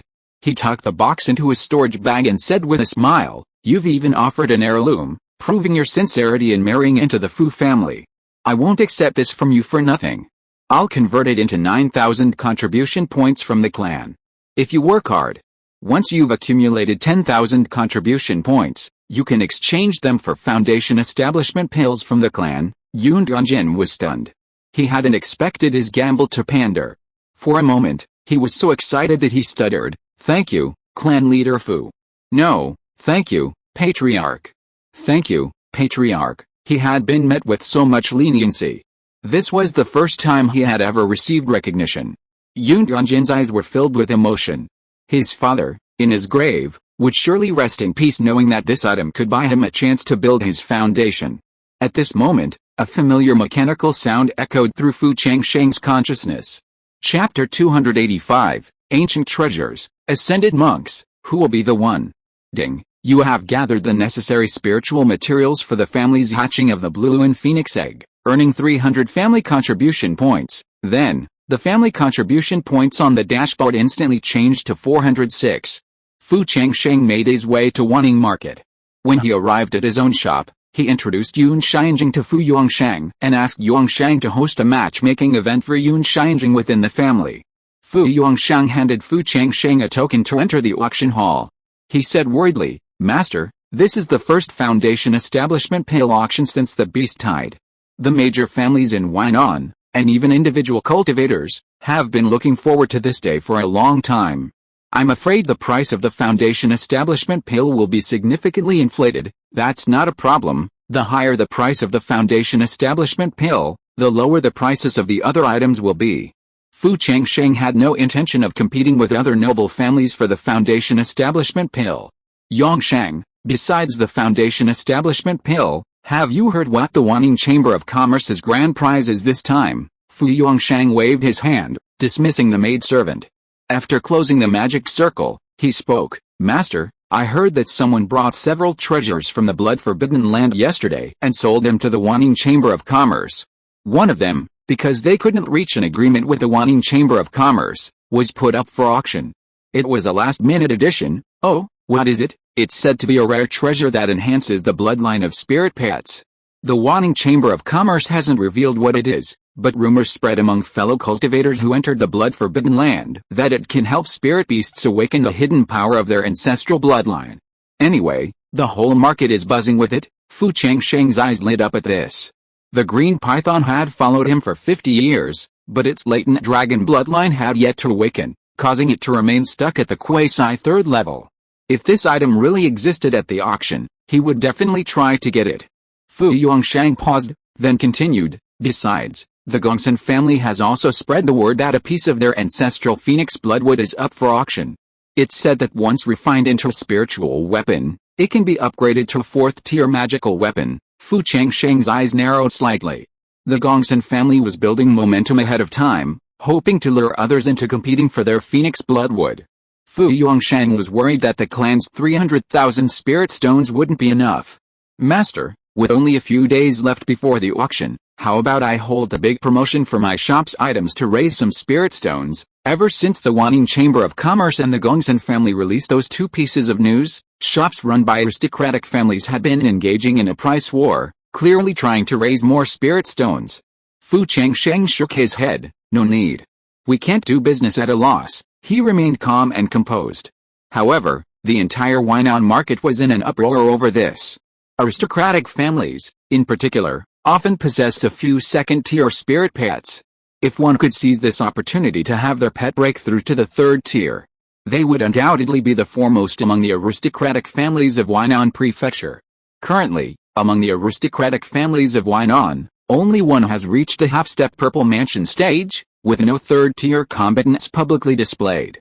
Somehow, this wave of enthusiasm even reached Huibai Prefecture, where the Su and Bian families even spared no expense, rushing from Huibai Prefecture to the expensive teleportation array. Later, tickets to the Wanning Chamber of Commerce were being privately auctioned, rumored to be fetching as much as 1,000 spirit stones. On the day of the auction, Fu Yuanshang, as he escorted Fu Changsheng out, looked at the dense crowds thronging the Wanning Chamber of Commerce and said enviously, Patriarch, the Wanning Chamber of Commerce is going to make a killing this time. It would be wonderful if our Fu family could establish a Chamber of Commerce like this one someday. Just one auction alone could yield a fortune. Seeing this, Fu Changsheng offered encouragement. Our Fu family is just starting out, and we can't achieve anything overnight. We'll eventually establish a Chamber of Commerce, but before that, you should learn how the Wanning Chamber of Commerce builds momentum. In his opinion, the Wanning Chamber of Commerce deliberately postponed the auction to allow everyone to recover from the beast tide and have more spirit stones. Secondly, the independent cultivators and their companions who entered the blood-forbidden land were likely fabricated by the Wanning Chamber of Commerce. Of course, they possess spiritual artifacts that could aid spirit beasts in awakening their spirit veins, but by imbuing these artifacts with a story, their appeal became even stronger. The Su and Bian families from Huibai Prefecture were teleported here overnight, a move undoubtedly orchestrated by the Wanning Chamber of Commerce. Weinan and Huibai are over 1,000 miles apart, and anyone possessing such a long-distance communication talisman, even if they used it, wouldn't waste it so wastefully. Fu Yuanshang listened to Fu Changsheng's advice. Suddenly, a sudden enlightenment struck him, and he clapped his head, exclaiming, My goodness, this Wanning Chamber of Commerce is truly a time-honored institution. They're really good at this. He immediately jotted down these key points on a jade slip. One of the clan rules, added by Fu Changsheng, states, a good memory is worse than a bad pen, so the Fu family habitually takes notes. Holding his token, Fu Changsheng entered the Wanning Chamber of Commerce's auction building and was led by a maid to a private room on the 3rd floor. Half a cup of tea later, the entire 3rd floor of the auction building was instantly filled. As the 3 bells rang, Elder Qin and his daughter, Qin Ruai, emerged from the backstage area. Elder Qin, beaming, bowed to the crowd, Welcome everyone to this auction. This is the last auction I'll preside over. From now on, my daughter will be in full charge of our Wanning Chamber of Commerce. I hope you will take good care of me. Qin Ruai stepped forward and saluted. Qin Ruai had studied under Elder Qin for 20 or 30 years, but now it seemed Elder Qin was stepping back into the background. Elder Qin coughed lightly. Sorry for bothering you all for a moment. Now, let's get to the point. As usual, our auction will feature 3 grand finale treasures. I guarantee you won't disappoint.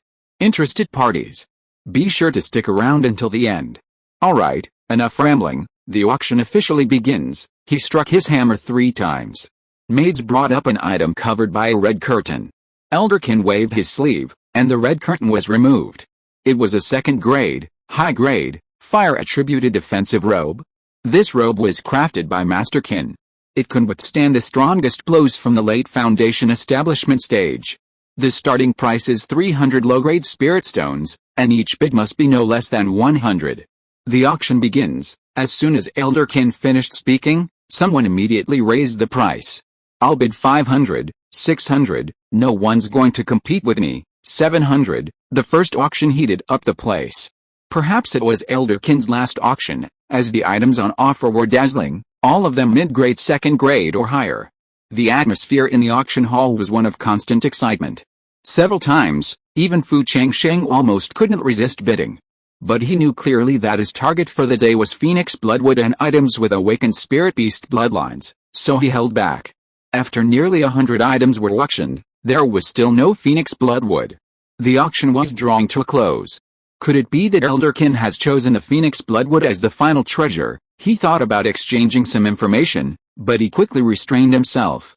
The auction was already over, and there was no need to waste those contribution points. Since contribution points could be used to improve the qualifications of his offspring, he was eager to use 10 points for every one.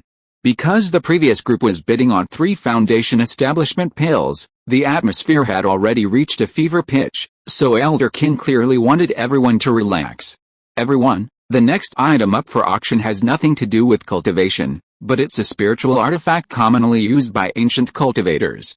I'm sure most of you haven't seen it before. He waved his sleeve.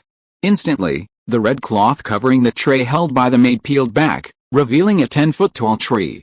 Lush and covered with palm-sized leaves, it exuded an ancient aura. Fu Changsheng was immediately captivated. Elderkin smiled and introduced, everyone knows that the 1,000-mile communication talisman is hard to come by, and even if you get one, you're reluctant to use it. As for the 10,000-mile communication talisman, it's a legendary treasure. However, in ancient times, cultivators never worried about such things. Why? Elderkin paused. He smiled and said, indeed, it's precisely because of this unique spiritual plant. In ancient times, this spiritual plant was called the message tree. As long as this spiritual plant is cultivated into offspring, no matter how far apart they are, even to the legendary spiritual world, as long as the message is written on the message leaf, it can be accurately transmitted. Upon hearing this, only those from the aristocratic families were interested and asked a few questions. However, when everyone heard that the message tree required 3-colored soil to cultivate, they immediately lost interest. The bidders were all from the 8th-rank aristocratic families and below. Their fiefs were all in the same county, so even if the message tree was an ancient artifact, they had no need for it. Fu Changsheng, however, wanted to bid for it. With this thing, if he could cultivate offspring, he would be able to communicate with Mei Zhen in Jingzhou and his clan members who would soon be traveling to the imperial capital. So he asked, Elderkin, if this message tree grows to more than a dozen plants, and further offshoots are produced from the remaining offshoots, will all of them be shared when transmitting messages? Elderkin was worried the message tree would go unsold. Because tricolor oil was so precious, most people would be reluctant to use it for cultivation. Elderkin quickly explained, rest assured, fellow Taoist, even if the message tree branches out, it will only communicate with a mother plant. Information won't be shared between offshoots. Don't worry about information leaking out, it would have been fine without his explanation. But with his explanation, everyone felt even more useless. They urged, Elderkin, please quickly present the grand prize. We've all been waiting for ages. Yes, yes, they said. Under the pressure, Elderkin couldn't elaborate further. He immediately said, the starting price for the message tree is 50,000 low-grade spirit stones, and each bid must be no less than 1,000. Bid now, 50,000. Everyone present shook their heads at this. With this amount of spirit stones, he could bid for 2 foundation establishment pills. Fu Changsheng, who had originally been interested, hesitated. After all, he still had 2 important items to bid on. After a moment's thought, he placed the exchange information message on the control panel. Buzz! The panel vibrated. A surge of yellow light surged. Then, lines of text appeared. 1. The rumors circulating in the market regarding the awakening of the spirit beast's bloodline were fabricated by the Wanning Chamber of Commerce. This spirit object was purchased by the Wanning Chamber of Commerce from the battlefields of the Imperial Court and the Yuling sect. However, the medicinal properties of the spirit object are genuine. The Imperial Court and the Yuling sect were at war? Seeing this information, Fu Changsheng's eyes lit up. This made it even more impossible for Master Ning of the Yuling sect to thoroughly investigate his grandson's death. He hoped that the imperial court would completely destroy the Yuling sect this time, too. The message tree, auctioned by the Wanning Chamber of Commerce, was obtained by a wandering cultivator who narrowly escaped death from the inner layer of the blood-forbidden land. This spiritual plant has survived countless thousands of years and is a branch left behind on the mainland by an ascended cultivator. Fu Changsheng's heartbeat quickened upon seeing this information. If this ascended cultivator is still alive, does that mean he can communicate with this ascended divine transformation master? This is the greatest treasure and opportunity. 50,000 spiritual stones for one time, 50,000 spiritual stones for two times. If you don't make an offer, this message tree will be returned to its original owner. Elder Qin sighed when no one offered. He knew the owner of this message tree, an old man named Chen. He had sacrificed most of his life to ensure his daughter obtained the Foundation Establishment pill. After entering the inner layer of the blood-forbidden land, old Chen's vital energy and vitality were almost completely sapped, and he only had a few months to live at most. If no one bids, he would have to take back the Foundation Establishment pill that old man Chen had won earlier and put it on the final prize Foundation Establishment pill. This was their private agreement. Since no one's bidding, then, I'll take it. Fu Changsheng withdrew his mind from the panel and calmly quoted a price. Elder Qin's face lit up with a smile upon hearing this. 50,000 spiritual stones for one bid, 50,000 spiritual stones for two bids, 50,000 spiritual stones for three bids. Deal. This message tree is the property of guest number 86 on the third floor. Ding, ding, ding. The hammer struck 3 times. As the words fell, a low sob suddenly erupted from the first floor. Elder Qin's sense swept through. He saw that it was old man Chen, who had been hanging on for dear life, who had finally achieved his wish and passed away with a smile. Elder Qin sighed. But he quickly composed himself and announced loudly, "Everyone, next up is the long-awaited grand finale treasure. Ruai, present the treasure." Qin Ruai, standing behind him, nodded slightly. He turned and entered the inner room. 4 maids then pushed out a flower stand, upon which rested a treasure box, covered by a red curtain. The scene suddenly fell silent. Everyone was eagerly anticipating the first grand finale treasure. Elsewhere, a maid arrived at Fu Changsheng's private room, carrying the message tree. After the payment was made, the maid smiled sweetly. "Senior, I'll be waiting outside. Feel free to tell me anything." To be able to bid 50,000 spirit stones for an unwanted message tree must be a significant customer, and naturally, he deserved the utmost care.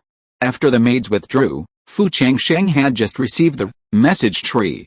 A familiar mechanical voice suddenly echoed in his mind. "Ling, you've added a message tree, capable of communicating with the spirit world to your clan, earning 3,000 to family contribution points." Immediately, the contribution value on the dashboard instantly changed to 3,400. Fu Changsheng looked at the value on the dashboard and felt delighted.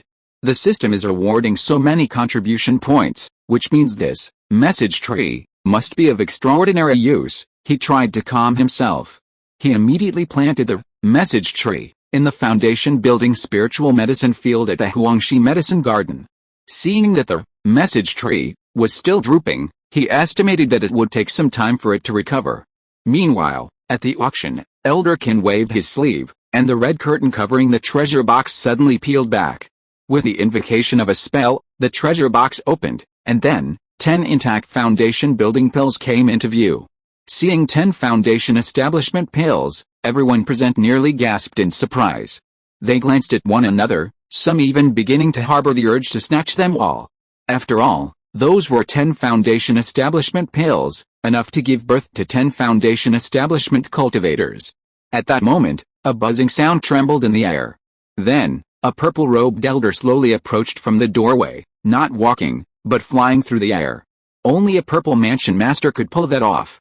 The crowd's frenzied hearts suddenly felt like a bucket of cold water had been poured over them, and their rationality returned. With a purple mansion master in charge, who would dare to act rashly? Fu Changsheng took a closer look and saw that it was clearly the same purple-robed elder he had bid on the previous time. Could this person have been in charge of the Wanning Chamber of Commerce in Wainan Prefecture? On second thought, it made sense. The Wanning Chamber of Commerce held numerous treasures, and without a supremely powerful warrior at its helm, how could they deter the scoundrels? Elder Qin bowed to the purple-robed elder. Then he turned to the crowd and announced, "As you can see, 10 Foundation Establishment pills, each of top quality, are being sold not individually but in groups of 10. The starting price is 100,000 low-grade spirit stones, and each bid must be no less than 5,000 spirit stones. 100,000 spirit stones was just the minimum. Even the most common Foundation Establishment pill would cost 20,000 spirit stones in the market, and still be hard to come by. A high-quality one would fetch even more, and with 10 bound together for auction, the price would surely double. If 10 Foundation Establishment pills were auctioned off, the clan would suddenly have 10 more Foundation Establishment warriors. This was a huge temptation for even the established 8th grade families, not to mention the 9th grade families, and their eyes were red with envy. Clearly, the Wanning Chamber of Commerce was intent on draining the wealth accumulated by the families over the past decade. As soon as Elder Qin finished speaking, someone trembled. "I'll offer 200,000. This immediately dissuaded the smaller factions that still harbored illusions. Someone offered 200,000. Someone immediately started raising the price. "I'll offer 210,000. HMPH, I'll offer 250,000. I'll offer 280,000. If anyone can outbid me, I'll give it up." 280,000 was clearly a considerable sum of spirit stones. However, this was the price being offered by the people on the second floor. No one on the third floor had said a word. Elder Qin's gaze fell on the third floor and confidently announced, 280,000 per session. Anybody else? Before he finished speaking, a cold voice rang out from the third floor. "I'll offer 300,000. The price had already reached 300,000. Fu Changsheng smacked his lips. This price was already slightly higher than the price of the 10 Foundation Establishment pills. Elder Qin's smile widened. 300,000 once, 300,000 twice, 300,000 3 times. Deal. These 10 Foundation Establishment pills go to guest number 32 on the third floor. A figure sat in room 32. This person was none other than Gongsun Run, the head of the Gongsun clan. The Gongsun family's foundation building cultivators had suffered heavy losses, so to raise the necessary spiritual stones today, they even sold their ancestral phoenix bloodwood. They were determined to acquire these foundation building pills, no matter the cost. Now, their wish had finally come true. Gongsun Run felt a wave of relief after accepting 10 foundation building pills. With these pills, their family's foundation building capabilities would soon catch up, and the Fu family's deep blood feud would finally be repaid. Next, let's bid for the second prize. Gongsun Run had originally planned to leave the auction immediately after securing the foundation building pills. However, upon seeing that the second item was their family's phoenix bloodwood, he immediately sat back down. He naturally hoped the phoenix bloodwood would fetch a good price. Elder Qin waved his sleeves, and the box containing the phoenix bloodwood opened, revealing a section of ancient, weathered wood. Intricate runes could be vaguely seen within the wood. As Elder Qin cast a spell, a buzzing sound rang out. The phoenix bloodwood trembled slightly. A faint sound of a phoenix could be heard. Everyone's gaze suddenly grew intense. Elder Qin said with satisfaction, "Everyone, this piece of phoenix bloodwood comes from the ruins of an ancient sect. It's said to be a phoenix's perennial habitat. Over time, it was infested with a phoenix's essence in blood, forming a new species. Despite its age, the energy contained within it remains undiminished. According to our Chamber of Commerce's Master Qin, it's at least a 4th grade, superior spiritual material, the kind used by giant and true immortals to cultivate their natal magic weapons. Purple Mansion Masters use spiritual tools and talismans. Only giant and true immortals can wield these magical weapons and talismans." Although the crowd was eager, they were hesitant. After bidding for this item, they would have to store it. To put it to good use, they would need at least the Purple Mansion cultivation level. Most of them were betting on the last piece, a spiritual material that could aid in awakening a spirit beast. Elder Qin struck the hammer and announced, "Starting price. 60,000 low-grade spirit stones. Each bid must be no less than 5,000 spirit stones." The auction begins. The people on the first and second floors were mostly just watching. No one bid. Seeing this, Fu Changsheng knew he could probably secure the item. After all, he still had over 200,000 spirit stones. Seeing no bids, he slowly said, 65,000. Immediately, a cold snort echoed from the adjacent private room. I'll offer 80,000, Fu Changsheng frowned. How could a Cheng Yaojin suddenly appear? He suddenly remembered Fu Yongshang's mention of the Huiba Yan and Su families arriving. Clan leader Yan, a purple mansion cultivator, likely also wanted to acquire the phoenix bloodwood. He had encountered a formidable foe. Fu Changsheng frowned. 100,000. If the secret realm didn't require this item to conceal the secrets of heaven, he would never have offered such a high price. The curtain of the adjacent private room suddenly opened. Clan leader Yan's voice rang out, "My friend, this item won't be of much use to you. How about doing me a favor?" The aura of purple mansion cultivation emanated, rapidly approaching Fu Changsheng's private room. The purple-robed elder, seated cross-legged in the air, waved his sleeves and spoke for the first time. "Fellow Taoist Yan, no one has ever dared to break the rules of our Wanning Chamber of Commerce." Boom. An aura even more powerful than that of Patriarch Yan dissipated the pressure that had been directed at Fu Changsheng's private room. Clearly, the purple-robed elder possessed even greater magical power than Patriarch Yan. Thank you all for your monthly tickets, subscriptions, and support.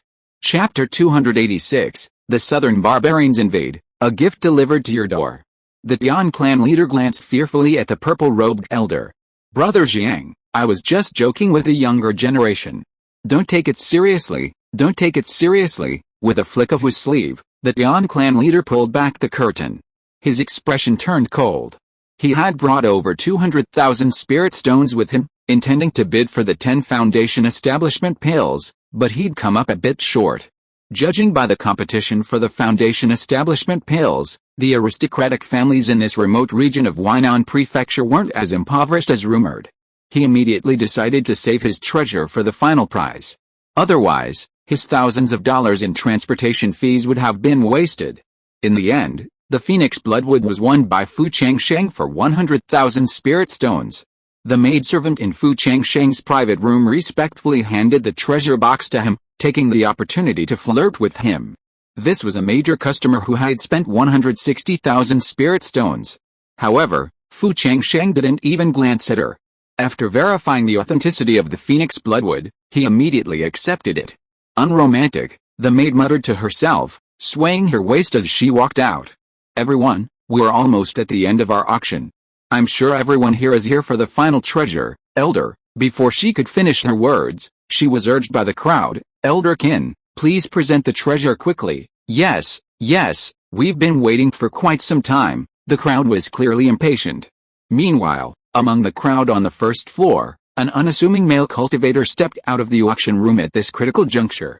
Although the final treasure wasn't something a key refining cultivator could bid for, everyone was still curious about what this legendary treasure was. The blue-robed male cultivator left the auction room and, upon turning the corner, changed into a gray robe. Even his expression had changed.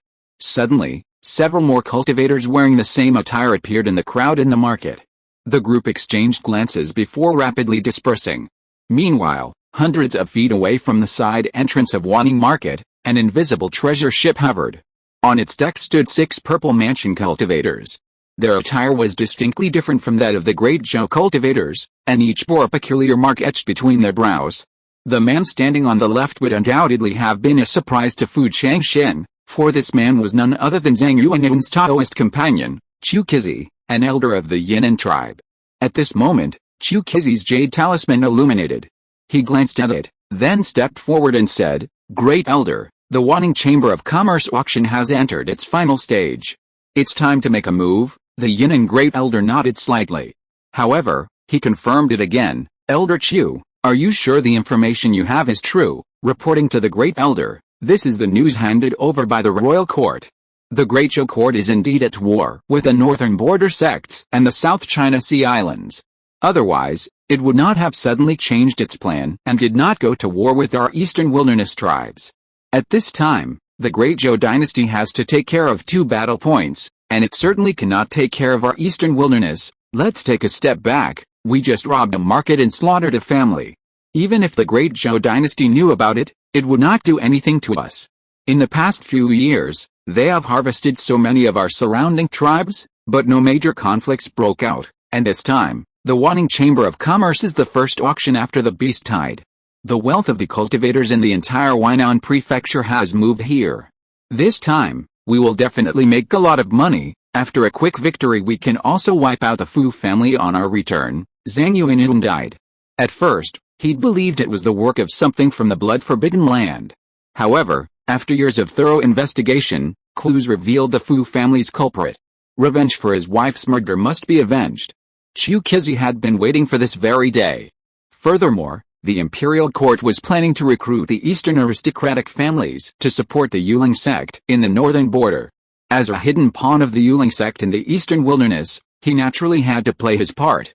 If a conflict arose between the eastern wilderness tribes and the aristocratic families, the eastern aristocratic families would be unable to move, and the sect would be under less pressure. The great elder glanced at Chu Qizi before saying, "After the insider opens the side door, Elder Chu and the 5 of you will quickly reach the suppression division. While they're still unaware, Elder Yan will immediately take control of the formation. Elder Chu, Elder Shak, and Elder Yun will swiftly breach the suppression division's formation hall and destroy the teleportation array at all costs. I'll remain outside the market town to provide support. We must ensure not even a fly escapes." "Yes, Great Elder," everyone echoed. Chu Qizi's face flushed with excitement. He had finally gotten his revenge for his wife's murder, and he'd also solved a worry for the sect, killing 2 birds with 1 stone. If he remembered correctly, Fu Changsheng had also participated in the auction today. The thought of soon witnessing his vengeful end filled him with joy. At the auction, after Fu Changsheng secured the phoenix bloodwood, he only had 140,000 spirit stones left. He knew he wouldn't be able to bid for the final treasure, so he left first. As he left, he could clearly sense the consciousness of clan leader Yuan beside him, following him closely. Fu Changsheng frowned. The other party was, after all, a master cultivator of the Purple Mansion. Just in case, he thought, exchange information. Buzz! The panel vibrated. A large amount of yellow light surged. Then, lines of text appeared. 1. The final treasure, the dragon fruit, gives your green python a chance to awaken its dragon bloodline and break through to the 3rd level. The dragon fruit was ultimately won by clan leader Yuan at auction. 2. A Purple Mansion elder from the Yanang tribe has taken control of the Wanning Market formation. Chu Qizi and 4 Purple Mansion elders have arrived at the main hall of the Suppression Bureau, intending to seize control of the market formation and destroy the teleportation array at all costs. Outside the market, the Yanang tribe's great elder remains to scout the formation. When Fu Changsheng saw the first piece of information, he felt a pity that the blood-gathering flower hadn't fallen into his hands. However, when his eyes fell on the second piece of information, his pupils constricted. The Yanang tribe had actually sent 6 Purple Mansion elders to rob the Wanning Market. Before this, the Suppression Bureau hadn't received any information at all. The intelligence system hadn't even registered a single message. Oh no, Fu Changsheng's mind raced. At this moment, the great elder of the Yanang tribe was stationed outside the market. Leaving would lead to death, while staying in the market was also highly dangerous. However, at least they could rely on the magic array in their shop to hold out for a while. Their only hope now was that the World Suppression Division could hold the teleportation array. They waited for other high-level combatants to teleport in for reinforcement. The teleportation hall must not be breached. Fu Changsheng instantly sent a message to Palace Master Su. "Palace Master Su, the Purple Mansion of the East Wasteland tribe has infiltrated the market and is heading towards the World Suppression Division. Their goal is to destroy the teleportation array." As he did so, he barely paused as he swiftly flew towards his shop. Glancing from afar, he saw that both the side and main entrances of the market were completely closed. If he was right, the Yanang tribe had already taken over both exits. This Yanang tribe seems to have been planning this for a long time. In a few flashes, Fu Changsheng arrived at his shop. The shop was deserted. Everyone had gone to the Wanning Chamber of Commerce to join in the fun. Even if they couldn't get in, they were still listening for messages from inside, so there wasn't a single customer inside. Fu Yongsheng was reviewing the ledger with the shopkeeper. Seeing Fu Changsheng return, he immediately put the ledger aside and greeted him with curiosity. "Master, is the auction over? Did we win any of the prized treasures?" However, before he could finish his words, a series of long and short bells rang out throughout the market. Is this the sound of war drums? This was the first time drums had been played since the Wanning Market was founded. Fu Yongsheng was shocked. "Master, what is going on?" However, Fu Changsheng didn't have time to explain. The moment he entered the shop, he rushed into the backyard and cast a spell on the node of the magic circle, connecting the entire market. If the people of the Yangang tribe were in charge of the market's protective magic circle, the protective shield connected to his own shop was a ticking time bomb, ready to be detonated by the enemy at any moment. So, upon entering his shop, the first thing he did was disconnect it. Buzz! After the node was unlocked, he quickly took out his token and cast a series of spells into it. Instantly, the protective array the shop had installed itself came to life. A hazy white light illuminated, enveloping the entire shop. After this, he immediately sent a message to the array controllers in the Yunqian and Pingshan County fiefdoms, instructing them to immediately activate the protective arrays. From this moment on, no one was allowed to enter or leave the formation. "Master, is there another beast tied?" Fu Yuanshang emerged from the front hall, laden with bags. He had immediately packed the items from the shelves into storage bags and sent the shopkeeper to the warehouse. With the experience of the previous beast tide attacking the city, Fu Yuanshang, though somewhat uneasy, was not overly panicked. Fu Changsheng shook his head and said, "The southern barbarians are attacking. Yangshang, take your clansmen and hide in the underground chamber immediately. Quick, the shop's magic circle needed someone to stay above to maintain its operation." Fu Yuanshang, while moved by these words, flatly refused. "Master, a gentleman does not stand beneath a fortified wall. You shoulder the honor of our Fu clan. I will control the magic circle. Master, you enter the underground chamber." Although Fu Yuanshang had reached the foundation establishment stage, his cultivation was not high, and his fighting experience was insufficient to take on such a heavy responsibility. He and Zhu Chan combined their magic circle, so even an attacking Purple Mansion cultivator would be unable to break it. Time was of the essence. Fu Changsheng didn't have time to explain, his face grim. "This is the master's order. Stop talking nonsense. Go down and hide, master." Fu Yuanshang wanted to stay, but was instantly defeated by Fu Changsheng's intimidating gaze. He and his clansmen quickly retreated into the clan's long-established underground chamber. Boom! At this moment, fierce fighting could be heard from the direction of this Henshi division. The cultivators who had gathered at the entrance of the Wanning Chamber of Commerce scattered at the sound of the bell. Some took advantage of the situation to loot shops, while many more simply tried to flee. But when they reached the market's exit, they found it firmly shut. They couldn't escape. For a moment, the entire market was in chaos. The cultivators in the auction hall also swarmed out. Finding their way out, they began crowding into the shops, seeking shelter. Amidst the bustling crowd, Gongsun Run glanced quickly in the direction of the Fu family's shop. With a wave of his hand, he and his disciples raced towards the Fu family's shop. This was a prime opportunity to slay Fu Changsheng.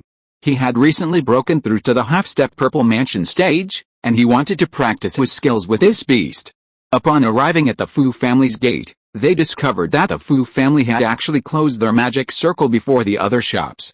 Therefore, no cultivators came at all. The formation was impenetrable. "HMPH, you coward.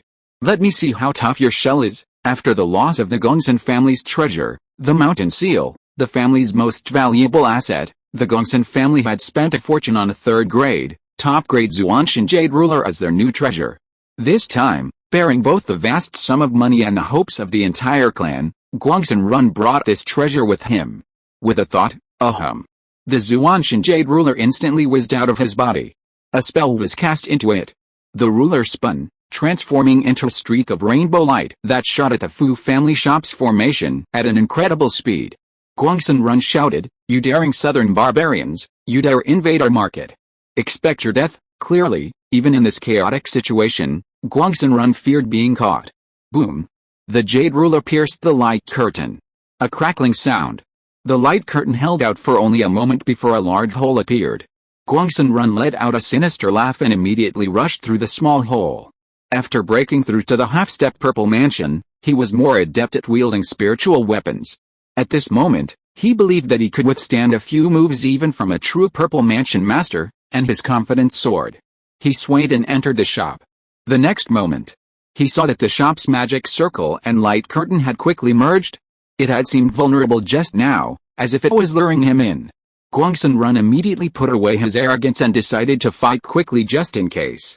Looking at Fu Changsheng, who stood in front of him as still as a mountain, his eyes were full of coldness. Without saying a word, He madly poured the magic power in his body into the Jade Ruler. The Jade Ruler hummed and transformed into a long white light, killing Fu Changsheng. The power of the spiritual weapon immediately stirred up a storm of sand and rocks. However, a hint of sarcasm crossed Fu Changsheng's lips. With a casual wave of his right hand, hidden in his sleeve, an ancient treasure flower basket rose with a humming sound. Then, with a bang, the ancient treasure flower basket erupted in a dazzling, 10-colored glow, which fell upon the speeding Jade Ruler. Buzz! Gongsun Run's spiritual imprint on the Jade Ruler was instantly erased. The Jade Ruler shrank continuously, instantly being stored within the ancient treasure flower basket. How is this possible? Gongsun Run, suffering the backlash of having his spiritual weapon taken away, groaned and froze for a moment. Then, his gaze fell greedily on the ancient treasure flower basket, clearly considering it his own. Boy, if you obediently hand over this treasure in your hand, I might even leave you with an intact corpse if the mood strikes me. Fu Changsheng wasted no time. He had no idea what was happening outside. Naturally, he didn't want to waste time and energy on Gongsun Run. With a thud, boom, a ball of fire suddenly erupted from the ground where Gongsun Run stood. Gongsun Run dismissed him. Mere fire magic isn't right. This is strange fire. He had barely finished his words when boom. The red lotus core fire instantly engulfed him. Gongsun Run repeatedly formed hand seals, and with a roar, his Qilin armor transformed into a Qilin, guarding him. At this moment, he considered Fu Changsheng his true rival. However, before he could strike, a wave of extremely cold demonic chanting suddenly descended upon him. The jade talisman at Gongsun Run's waist hummed and transformed into a black tortoise shield, blocking the attack. Boom, the sonic wave rolled back. Just when he thought he had escaped, 6 soul-destroying needles hidden within the sonic wave effortlessly pierced the shield, shooting towards Gongsun Run's face from all directions. Gongsun Run sensed the soul's vibrations within. His pupils constricted. With a wave of his right hand, a talisman was about to be activated. At this moment, blood surged beneath his feet, whizzing and swishing, streams of blood shot towards his lower body. Gongsun Run quickly summoned a spinning umbrella with his left hand. At this moment, Gongsun Run unleashed all his might. He had never expected Fu Changsheng to possess a quasi-third-level ghost servant, not to mention a quasi-third-level green python. He had underestimated his opponent. Fu Changsheng had clearly opened the magic circle to let him in. This little beast was truly insidious and vicious. If he had known this, he would never have barged in alone. At this moment, Gongsun Run had lost all desire to fight. He glanced around quickly, intending to break through the attack and charge out of the formation. Indifferent, he saw a streak of purple light within the blood arrows. This is. The purple light carried a power comparable to spiritual magic. How is this possible? How could Fu Changsheng, a mere foundation establishment cultivator, be able to cast spiritual magic? Furthermore, the Fu family had only been established for less than 60 years. Where did he get this spiritual magic from? Gongsun Run was in a panic. He wanted to apply another protective talisman to his body. However, this time, the purple light was dozens of times faster than the blood arrow. He had no time to dodge, let alone activate the talisman.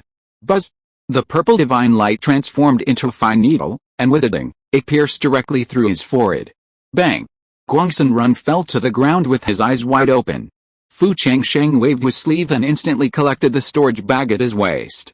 A glance with his spiritual sense revealed that inside was the box containing the Foundation Establishment pills from the Wanning Chamber of Commerce auction. He opened it and saw that it was neatly arranged with 10 high-quality Foundation Establishment pills. This batch of Foundation Establishment pills had been bought at the auction price of 300,000 spirit stones. In other words, in just a dozen breaths, he had earned 300,000 spirit stones. Fu Changsheng's face was even more delighted. During the previous duel, especially when activating the purple divine light, he found that his greatly enhanced spiritual awareness made activating it even more effortless, completely unlike the previous clumsiness and strain. He was now truly unleashing the power of the purple divine light. Aside from the Foundation Establishment pill, Gongsun Run's storage bag didn't contain many valuable items. He had clearly emptied his family's savings to bid on the Foundation Establishment pill. However, this time, he had obtained a third-grade, top-grade Zuanshan Jade Ruler and 10 Foundation Establishment pills, a pleasant surprise within a pleasant surprise, essentially 2 treasures in his possession. At that moment, a familiar mechanical voice echoed in his mind. Ling, you have added 10 foundation establishment pails to your family, earning 500 family contribution points. Immediately, the contribution points displayed on the dashboard instantly changed to 3,896. After Chiu Chan absorbed Gongsun Run's soul with a human emperor banner, he conveniently tossed the body onto the first floor of the Cloud Ring Purple Immortal Tower to feed the soul-devouring insects, which had suffered heavy losses in the previous duel. A new batch is urgently needed. The fight just now seemed long, but in reality, from Gongsun Run's appearance to his death, it only lasted a dozen breaths. Fu Changsheng looked towards this Henshi division with concern. Boom! The fighting within this Henshi division not only did not end, but intensified. Meanwhile, at the Wanning Chamber of Commerce, Elder Jiang and clan leader Yan, two Purple Mansion cultivators, realized the seriousness of the situation and leaped into the air, rushing towards this Henshi division at breakneck speed. At that moment, the great elder of the Yangang tribe, who had been scouting outside, saw that Chu Kizi and his 4 companions had been unable to capture this Henshi division, and saw that 2 Purple Mansion cultivators had suddenly appeared to help from the Wanning Chamber of Commerce. He could no longer stay and dodged, rushing directly into the market town. He immediately stopped clan leader Yan and Elder Jiang. The great elder of Yangang was a late-stage Purple Mansion cultivator. Elder Jiang, at the middle Purple Mansion stage, and clan leader Yan, at the early Purple Mansion stage, saw great elder Yangang. Their pupils shrank, and they immediately formed a defensive formation. Against a late Purple Mansion cultivator, they were no match. Great elder Yangang coldly declared, if you don't want to die, get out. A resounding pressure instantly unleashed upon the two. Great elder Yangang didn't want to stall for time. He had to ensure he immediately controlled the formation and destroyed the teleportation array. Clan leader Yan considered retreating. This was Huainan Prefecture's territory. If they were robbed, they were robbed. There was no need to risk his life. Elder Jiang coldly declared, fellow Taoist Yan, if the southern barbarians destroy the teleportation array and take control of the main formation, none of us will survive. This was a warning not to retreat. At that moment, a buzzing sound rang out, and the entire protective formation in Wanning Marketplace vibrated. Immediately afterwards, a late-stage third-order blue phoenix appeared, swiftly blocking Great Elder Yanang's path. Great Elder Yanang narrowed his eyes, cursing inwardly. He couldn't understand why the tribe's 5 Purple Mansions hadn't yet seized control of the protective formation, allowing the suppression division's men to activate the formation to repel the enemy. If this dragged on, it would be dangerous. Great Elder Yanang immediately stopped hiding his weakness. A jade bottle swung from his body. He tapped it. With a bang, a curtain of water rose from within the jade bottle, trembling slightly as it transformed into a 2-headed dragon. The dragon's tail swung, colliding directly with a blue phoenix. He then soared towards the suppression division. Clan leader Yan and Elder Jiang, seeing the formation's support, instantly gained confidence. Elder Jiang waved his sleeve, and a swath of purple gauze shot out. With a hum, it transformed into a massive wall 100 feet high, blocking Great Elder Yanang's path. The toad beast at clan leader Yan's waist also opened its mouth, letting out a strange guga cry. Streams of phlegm shot out, transforming into layers of green nets that trapped Great Elder Yanang. The 2 men were clearly trying to delay Great Elder Yanang, waiting for reinforcements to arrive, and then everything would be saved. Looking for death, repeatedly interrupted by the 2 juniors, Great Elder Yanang was enraged, his eyes blazing with murderous intent. Chapter 287, Advancement, Dragon Fruit obtained, the power of the first female cultivator. The Great Elder Yanang tapped the jade bottle, and a willow branch emerged from it. Holding it, he lashed it out at the toad beast. With a thud, the quasi-level 3 toad beast was completely vulnerable, instantly bursting into a cloud of blood. Is this a magic weapon? Patriarch Yan, unconcerned with the backlash of his pet's destruction, was consumed by the willow branch. His only thought was to escape. He couldn't withstand the power of the magic weapon, and there was no point risking his life for the people of Huainan Prefecture. However, as if to make an example of someone, the Great Elder Yanang targeted him with a willow branch, unabated. Faster than Patriarch Yan's flight speed, it reached above him in a flash, and lashed out again. Clan leader Yan felt the terrifying pressure from above, and a look of panic crossed his face. If struck by the willow branch, he would be either dead or severely crippled. Though reluctant, he fiercely formed a hand seal, activating the Bodhi Body Protection Talisman in his hand. With a humming sound, The talisman activated, and a brilliant golden light burst forth, transforming into a Bodhi seed shell that protected him. Bang! The willow branch lashed out against the golden shell. Crackling, crackling, the shell shattered. A third-level spiritual talisman couldn't withstand the willow branch's force. Damn it, this time it's over. Clan leader Yan had no time to defend himself as the willow branch struck him with lightning speed. With a bang, his kiln armor shattered, and he was blown away like a rag. As luck would have it, the willow branch's residual force struck the protective magic circle surrounding the Fu family shop. With a bang, the magic shield shattered, and clan leader Yan was swept in. Boom! As clan leader Yan landed, the ground exploded. He was embedded in a ravine over 10 feet deep, his life or death uncertain. The great elder of Yinan retracted the willow branch and turned to rush towards the suppressing world division. As soon as the formation was broken, the people of the Yinan tribe rushed in like a swarm of locusts, intent on looting everything. However, they found it completely empty. Their sights immediately fell on Chief Yan, embedded in the ground. He appeared to be on the verge of death. As a purple mansion cultivator, he must have considerable wealth.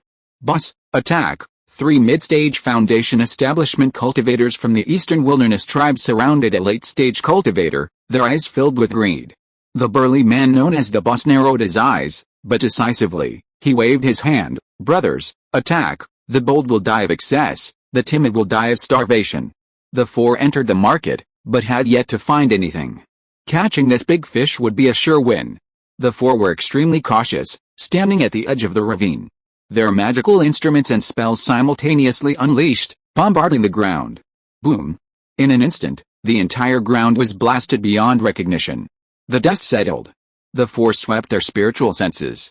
They discovered that Chief Yan, who had been in the ravine, had vanished. Why has he gone, boss? Did we use too much force, idiot? Using too much force could blow the storage bag away. That bastard must have gotten away. Hurry and search everywhere. He can't get far. After searching for several times without success, the 4 of them rushed out of the shop, cursing and heading off to loot other places. Deep underground, a flash of blood appeared. Chief Yan, covered in blood, appeared. Using secret techniques to escape, his remaining mana was depleted. Chief Yan hurriedly stuffed a handful of pills into his mouth. Just as he was about to meditate and heal his wounds, his spiritual sense swept through and revealed a hidden chamber not far to the right.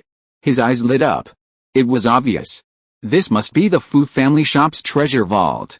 This way, he would not only have a place to rest and heal, but he might even make a small fortune. He immediately released all the pressure from his purple palace, even if he was seriously injured. Before the purple mansion, the Fu family cultivators had no choice but to obey. Youngsters inside quickly opened the door to the secret chamber. As soon as the words left their mouths, a resounding roar echoed. The stone door swung open. Patriarch Yan, with a sweep of his divine sense, discovered that the cultivators within were all Foundation establishment cultivators. He breathed a sigh of relief, hoping the spiritual artifacts stored there would offset his current expenditure. Although they were only at the Foundation establishment stage, Patriarch Yan remained extremely cautious. After recovering 20% of his mana, he slowly approached the secret chamber, saying nonchalantly, "Those who don't wish to die, leave behind the treasure vault and your storage bags." Yes, Senior. Fu Yuangshang and the others in the treasure vault remained obedient, even removing their robes and respectfully emerging from the secret chamber. Patriarch Yan was quite satisfied. Before the Purple Mansion, Foundation establishment was nothing to worry about. They wouldn't dare rebel. Patriarch Yan swaggered into the secret chamber. The moment he entered the secret room, after ensuring there were no ambushes, he suddenly felt a surge of murderous intent. If the Fu family escaped alive, his reputation as a thief of his generation would be tarnished. From the outset, he had no intention of sparing them. He immediately formed a seal with his right hand. However, at that moment, a masked figure, using ghostly movements, descended upon him. An ambush, he initially dismissed it. But the masked figure's movements were so swift and erratic that even his Purple Mansion consciousness couldn't lock onto their form. This was clearly spiritual magic. There's another Purple Mansion hidden in this cave. Clan leader Yan, wounded and still recovering his mana, retreated repeatedly, unwilling to engage. But then the stone door behind him slammed shut. Fellow Taoist, a misunderstanding, a misunderstanding. I didn't realize this was your retreat. I'm leaving immediately. I'm truly sorry, he said. The whisk, his natal spiritual weapon, roared out, swung through the air toward the approaching figure. Buzz! Thousands of yellow threads shot out, transforming into a vast net 10 feet high to block his path. However, the next moment, a rumble of thunder echoed. 3 divine thunderbolts rolled down overhead. Oh no! I've fallen into a trap. The enemy was making a feint to the east and attacking in the west. Hastily, he had no way to avoid it. With a single thought, he yanked the whisk net into the air. With a bang, the divine thunderbolts descended. Crackling, the net was shattered. However, the whisk, a third-tier spiritual weapon, remained intact. Just as clan leader Yan was about to escape, a wave of extremely cold demonic chanting enveloped him. In a moment of trance, buzz! 6 soul-destroying needles shot towards his face. Clan leader Yan, after all a purple mansion cultivator, instantly snapped out of his trance and with a single thought. Ding, ding, ding. The silver bell blocked all the soul-destroying needles. No, at the same time, a sense of mortal danger suddenly overwhelmed him. His pupils constricted. Before Chief Yan could react to the source of this crisis, he felt a sharp pain in his foot. Then, with a crackling sound, a bolt of purple divine light pierced his body from the sole of his foot and shot out from above his head. Bang! Chief Yan fell heavily to the ground, eyes wide open. He had spent his days hunting geese, but today he had never imagined that he would suffer such a terrible setback and perish instantly. To his death, he never realized who had killed him. The battle had seemed long, but in reality, it lasted only a few breaths. The blood mist dissipated, and Fu Changsheng's figure flashed. At that moment, a spiritual light surged from the mask he wore, and a vortex appeared, sweeping Chief Yan's hut from the ground into it. Huh? Fu Changsheng was stunned. He remembered that he had not accepted the mission to kill Chief Tian. What's going on? His mind drifted into the mask, and the mirror in the mask's mission hall displayed lines of text. Complete the mission to assassinate the 8th-ranked Yan family leader in Huaibei Prefecture, and receive a reward of 1,200 points, upgrading to an orange-ranked assassin, 1,200 points. Would that mean he could directly redeem Kyanka Jade? With Kyanka Jade, he could complete the 3rd level of the Great Evolution Art, open up the Niwen Palace, and achieve a half-step Purple Palace. Without hesitation, Fu Changsheng wrote on the mirror, "Redeem Kyanka Jade." The mirror trembled slightly. Then, lines of text appeared. Orange-ranked assassins can only redeem spiritual objects below the 3rd rank. However, since you've successfully completed an assassination mission 2 levels higher, we can make an exception for you. In addition, at your current rank, you can select 3 red-ranked assassins. Once you advance to yellow-ranked assassin, you'll be eligible to participate in the selection for outer disciples in the Shadow Sect branch hall. Keep up the good work, and I hope we'll meet again someday. Clearly, the Shadow Sect has a strict hierarchy. Different ranks confer varying privileges. Furthermore, according to his decree, only those who advance to yellow-rank assassins have the opportunity to participate in the selection for outer disciples of the branch halls. This clearly shows that joining the Shadow Sect is fraught with difficulty. As expected of the oldest sect, Fu Changsheng felt a surge of anticipation. At the same time, the mask changed from its original red to orange. The vortex reappeared. This time, 4 boxes appeared. They opened, revealing 3 inky black boxes containing 3 red masks, while the last box contained the Jin Kui Jade he had longed for. Fu Changsheng's gaze fell on the inky black mask. Select 3 subordinates. There was no time limit, so Fu Changsheng didn't rush, deciding to deal with the situation first. With a wave of his sleeve, clan leader Tian's storage bag on the ground floated towards him. A scan with his spiritual sense revealed that the box containing the dragon fruit was placed in a prominent position within the bag. With this dragon fruit, the green python would have a chance of awakening its bloodline, transforming into a flood dragon, or even breaking through to the 3rd level. It became his first Tier 3 combat-capable spirit pet. Besides the dragon transformation fruit, his storage bag also contained tens of thousands of low-grade spirit stones and even several spiritual materials suitable for crafting Tier 3 talismans. Haha, not bad, not bad. Now I even have the spiritual materials for the Spirit Nourishing Talisman. With the successful creation of the Spirit Nourishing Talisman, and the talisman nurtured within, he could advance from Tier 2 to Tier 3. This was undoubtedly a powerful trump card for him, who hadn't yet broken through to the Purple Mansion. Furthermore, there was a Tier 3 spiritual artifact, a whisk. And so much more. Its value far exceeded hundreds of thousands. It truly is a murder and arson gold belt, Fu Changsheng sighed, intending to give the whisk to Runzi for some modification before gifting it to the clan members. Just then, a familiar mechanical voice echoed through his consciousness. Ling, you have secured 3 opportunities for the clan to enter the Shadow Gate. In addition, you have received a Tier 3 magical artifact, several Tier 3 spiritual materials, and 1,500 clan contribution points. Immediately, the clan contribution value on the dashboard instantly changed to 5,396. Fu Changsheng's face lit up with joy as he watched his contribution points increase. However, now wasn't the time to dwell on these matters. With a flick of his sleeve, he tossed the remains of Chief Yuan onto the second floor of the Yunhong Purple Immortal Tower, where they would be used primarily to feed the late-stage, second-order soul-eating insect, Shangda. Hopefully, after consuming this corpse, Shangda will be able to break through to the peak of the second stage. Meanwhile, outside the stone chamber, Fu Yuansheng and the others waited anxiously. They could only sense the ground shaking violently, but had no idea how the battle was unfolding. Everyone feared for the Patriarch. Fu Yuangayan, in particular, was the last of the Yang generation. According to clan rules, the generational name changed every 50 years. He had recently descended from the mountain and had only been born when the Beast Tide Rebellion broke out. This market turmoil was his first experience. Fu Yongyan's face was pale, his hands and feet trembling. Elder Yangsheng, the head of the Tian family, is at the Purple Mansion, a realm higher than the Patriarch. Can the Patriarch really handle it? If we leave the Patriarch alone in the secret room, we'll be sinners for eternity. Fu Yuansheng had witnessed the Patriarch's personal slaughter, but his opponents at the time were only at the Foundation establishment stage.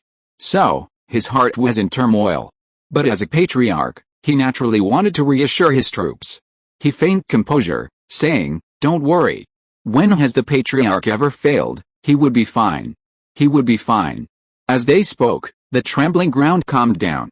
Fu Yongyan said cautiously, "Elder Yangsheng, it seems the battle is over," but none of them dared to ask the outcome. They stared intently at the stone door. With a loud rumble, it swung open. Fu Changsheng, clad in a crescent-colored robe, stood there, remarkably unharmed. Clan leader Tian was nowhere to be seen in the secret room. Seeing this, Fu Yongyan burst into laughter. "Elder Yangsheng, it seems clan leader Tian is gone." The Patriarch was truly formidable. He had actually driven back a Purple Mansion cultivator. Fu Yongyan gazed at Fu Changsheng with admiration.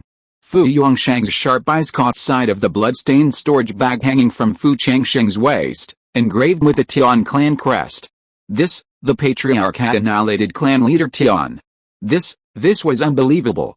Clan leader Tian, though wounded, was a Purple Mansion cultivator after all. Even if the Patriarch was at the peak of the Foundation establishment stage, he was still a major realm behind him. But the truth was clear. The Patriarch had not only slain a Purple Mansion cultivator, but also done so with composure, as if he had easily smitten a paper tiger. Gudong, Fu Yuansheng's heart trembled. The Patriarch's abilities were clearly even more terrifying than what everyone usually saw. With such a Patriarch, the Fu clan could rise to prominence.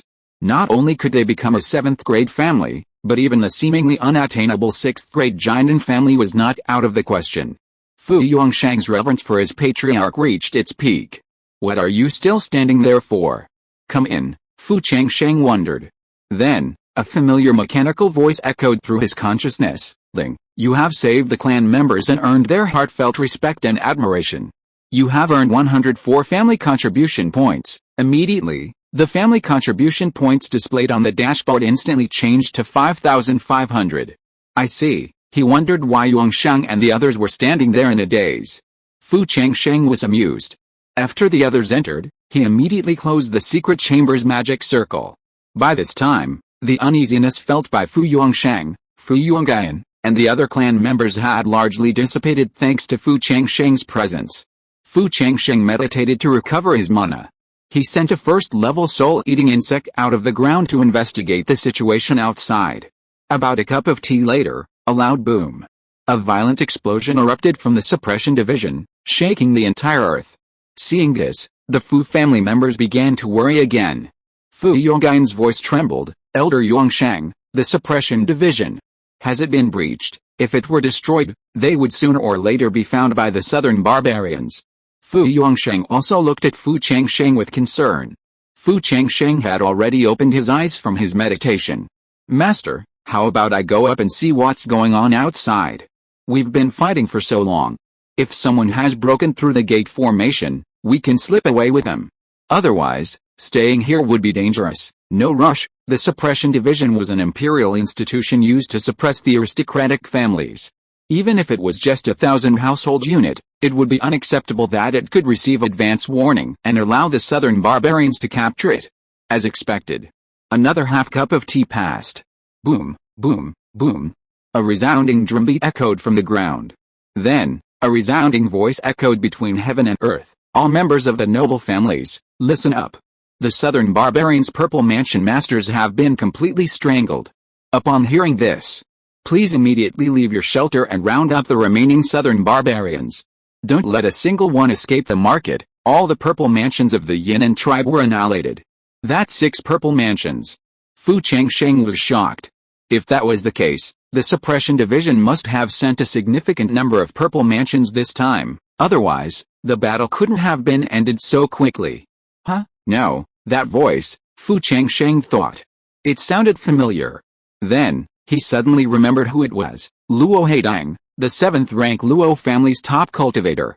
It was said that Luo Heidang had reached the level of a fake Dan cultivator. With her out there, the Yangang tribe's members were truly no match. Fu Changsheng said, Yongyan, Yongsheng, Yongrong, come on, follow me into battle and kill the enemy. This was a golden opportunity to accumulate merit. It was also a time for them to gain experience and hone their courage. Fu Yongsheng, at the foundation establishment stage, was naturally unafraid, but his gaze fixed on Yongyan, and he said with concern, Master, Yongyan has just broken through to the middle stage of key refining. It's too chaotic outside. Let him stay in the secret room. Yong Huang and I will follow you out to fight the enemy. Fu Changsheng didn't respond. Instead, his gaze fell on Fu Yongyan. Yongyan, do you want to stay here or go out and fight the enemy? Fu Yongyan was a little nervous, having never witnessed such a grand occasion before, but his eyes lit up frighteningly. I am willing to follow you into battle. Excellent, worthy of being a descendant of the Fu family. Fu Changsheng wanted to use this opportunity to train their courage. Immediately, a cloud circled the purple immortal tower. Buzz! Suddenly, 4 second-level soul-devouring insects flew out. Yongyan, Yonghuang, Yongheng, Yongheng, each of you will lead a second-level soul-devouring insect. Yongsheng, you will lead the team as the overall commander. Let's go! Fu Changsheng took the lead and soared into the sky.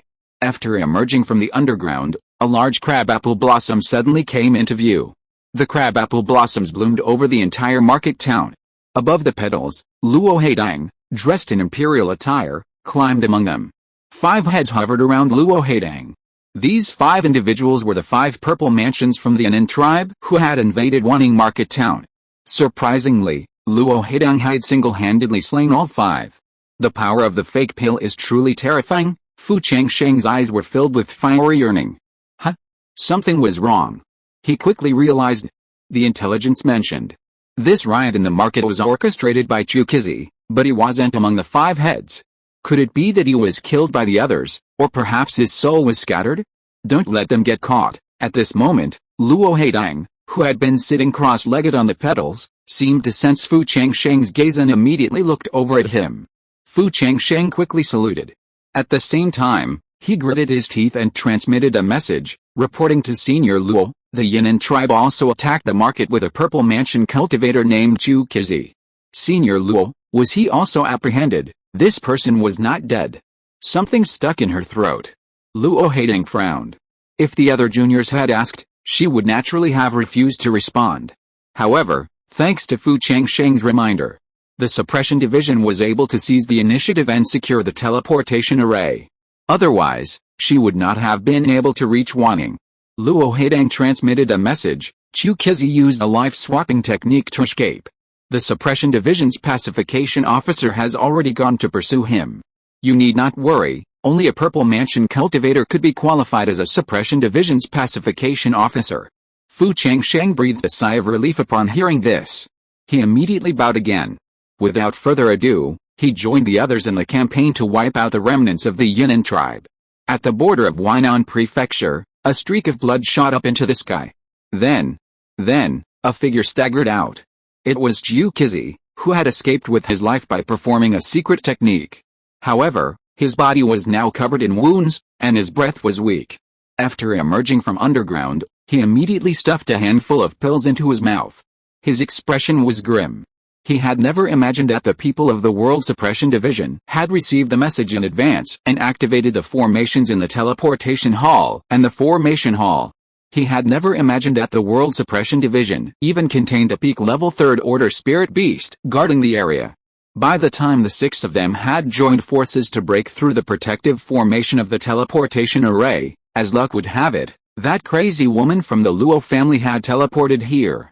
If he hadn't seen the opportunity and immediately performed the life-saving secret technique, she would have been dead by now.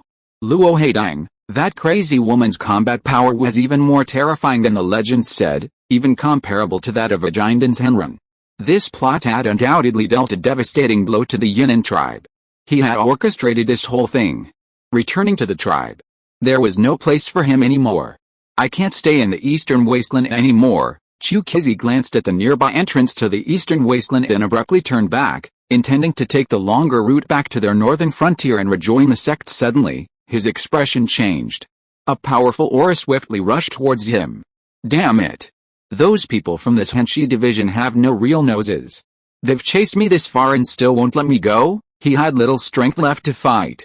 If they were caught up, he would be in great danger. He quickly glanced at the nearby entrance to the blood-red Forbidden Land. There, he saw a dragon head several dozen feet tall. Its eyes were like 2 enormous red lanterns, a brilliant crimson inside, as if ready to drip tears of blood.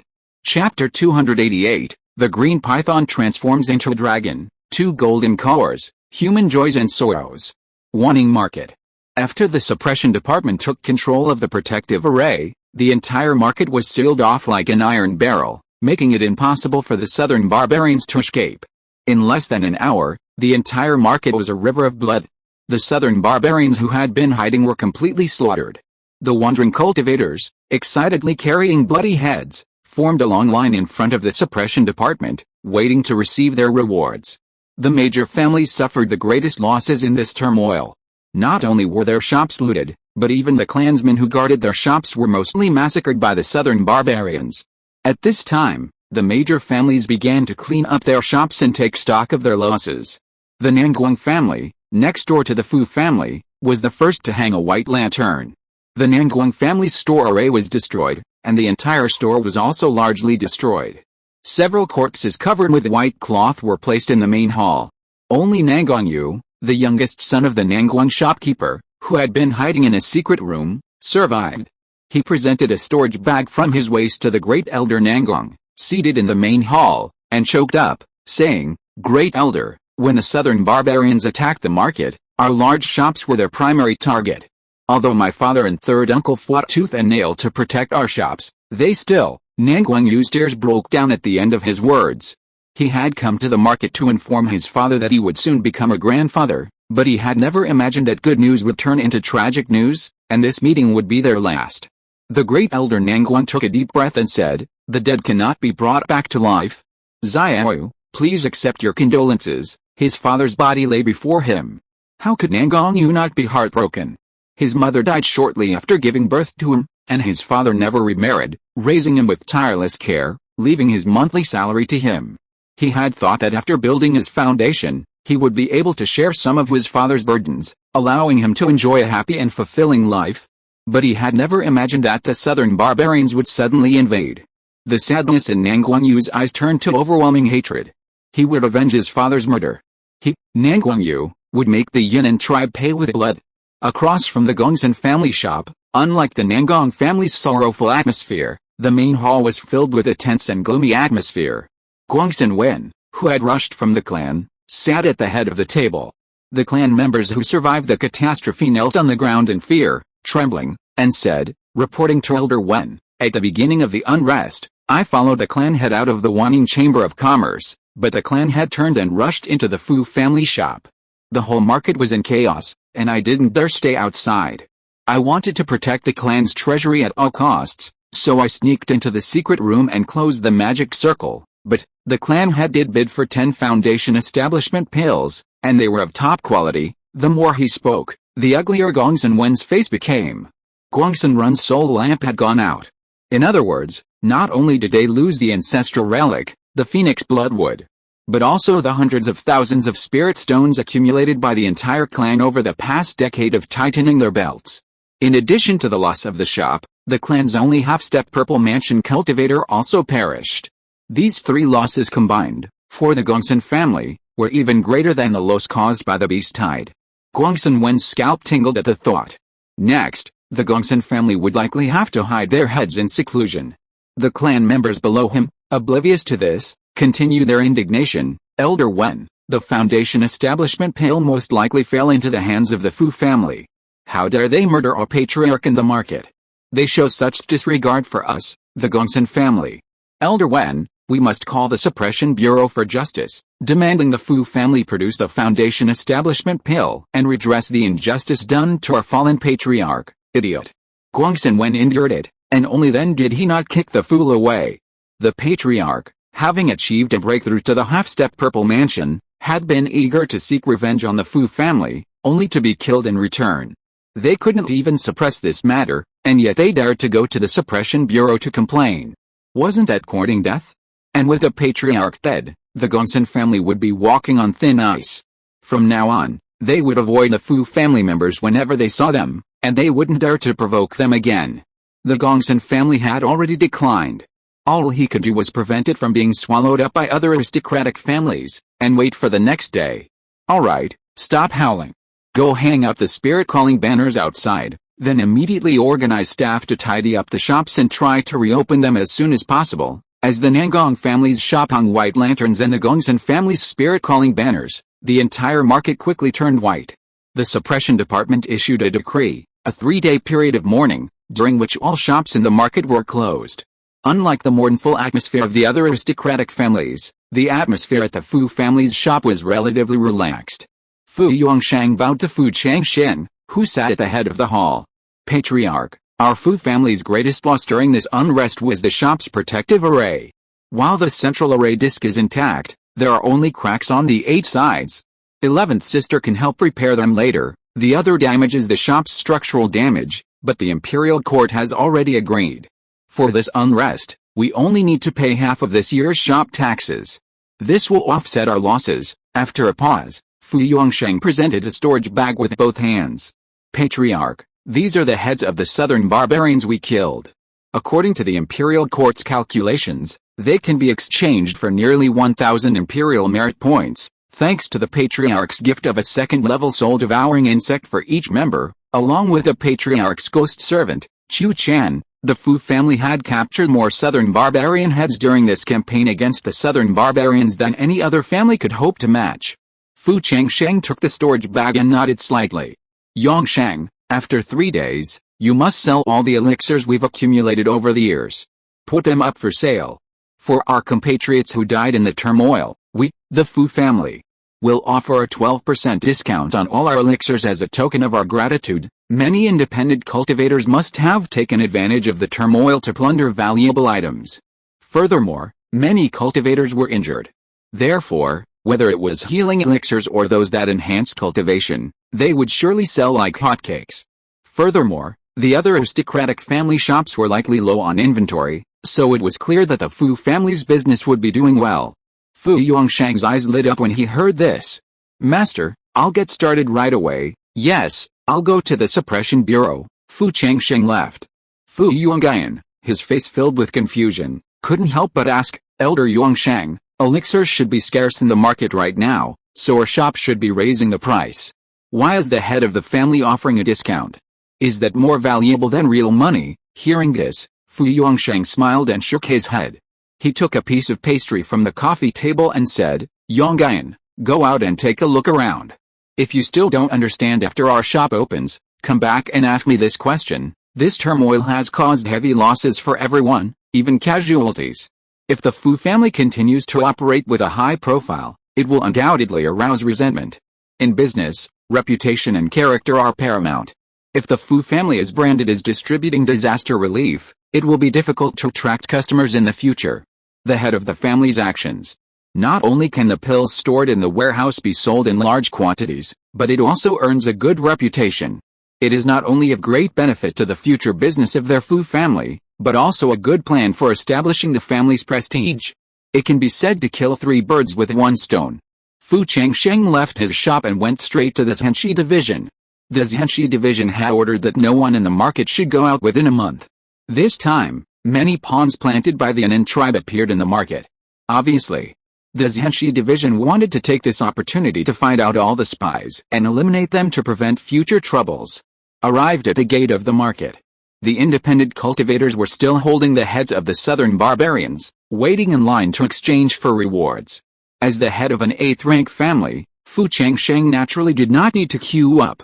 He walked directly through the crowd and went to the main hall. The casual cultivators who had been queuing all day couldn't help but exclaim in envy, "No wonder everyone's so eager to establish an aristocratic family. Look, those aristocratic families don't act like we're bound by so many rules and regulations. Oh, if only we could establish a 9th-grade aristocratic family." I heard that the head of the Fu family, having raised 4 sons of cultivators, rose to the 8th rank today. Brother Qiao, you've also fathered over a dozen children. If you follow the example of the head of the Fu family, you too might become the head of a 9th-grade aristocratic family one day. Upon hearing this, everyone burst into laughter. Qiao Dainyu, however, puffed out his chest and said in a deep voice, "What are you laughing at? A person must have their own beliefs. If our Qiao family can't establish an aristocratic family in my generation, what about my grandson and my grandson's grandson? As long as our descendants work towards this goal, we will eventually become an aristocratic family." Upon hearing this, the others fell silent. However, some people still couldn't stand Qiao Dainyu's ambitions and sneered, "What about your descendants? You think a catastrophe could bring about the destruction of your Qiao family? How naive!" When Fu Changsheng entered the main hall of the Zhenshi division, he discovered that in just a few days, the collapsed walls and buildings of the Zhenshi division had been rebuilt intact. But the pacification envoy of Shangguan Hongyu and Luo Haiding sat at the head of the table, one on each side.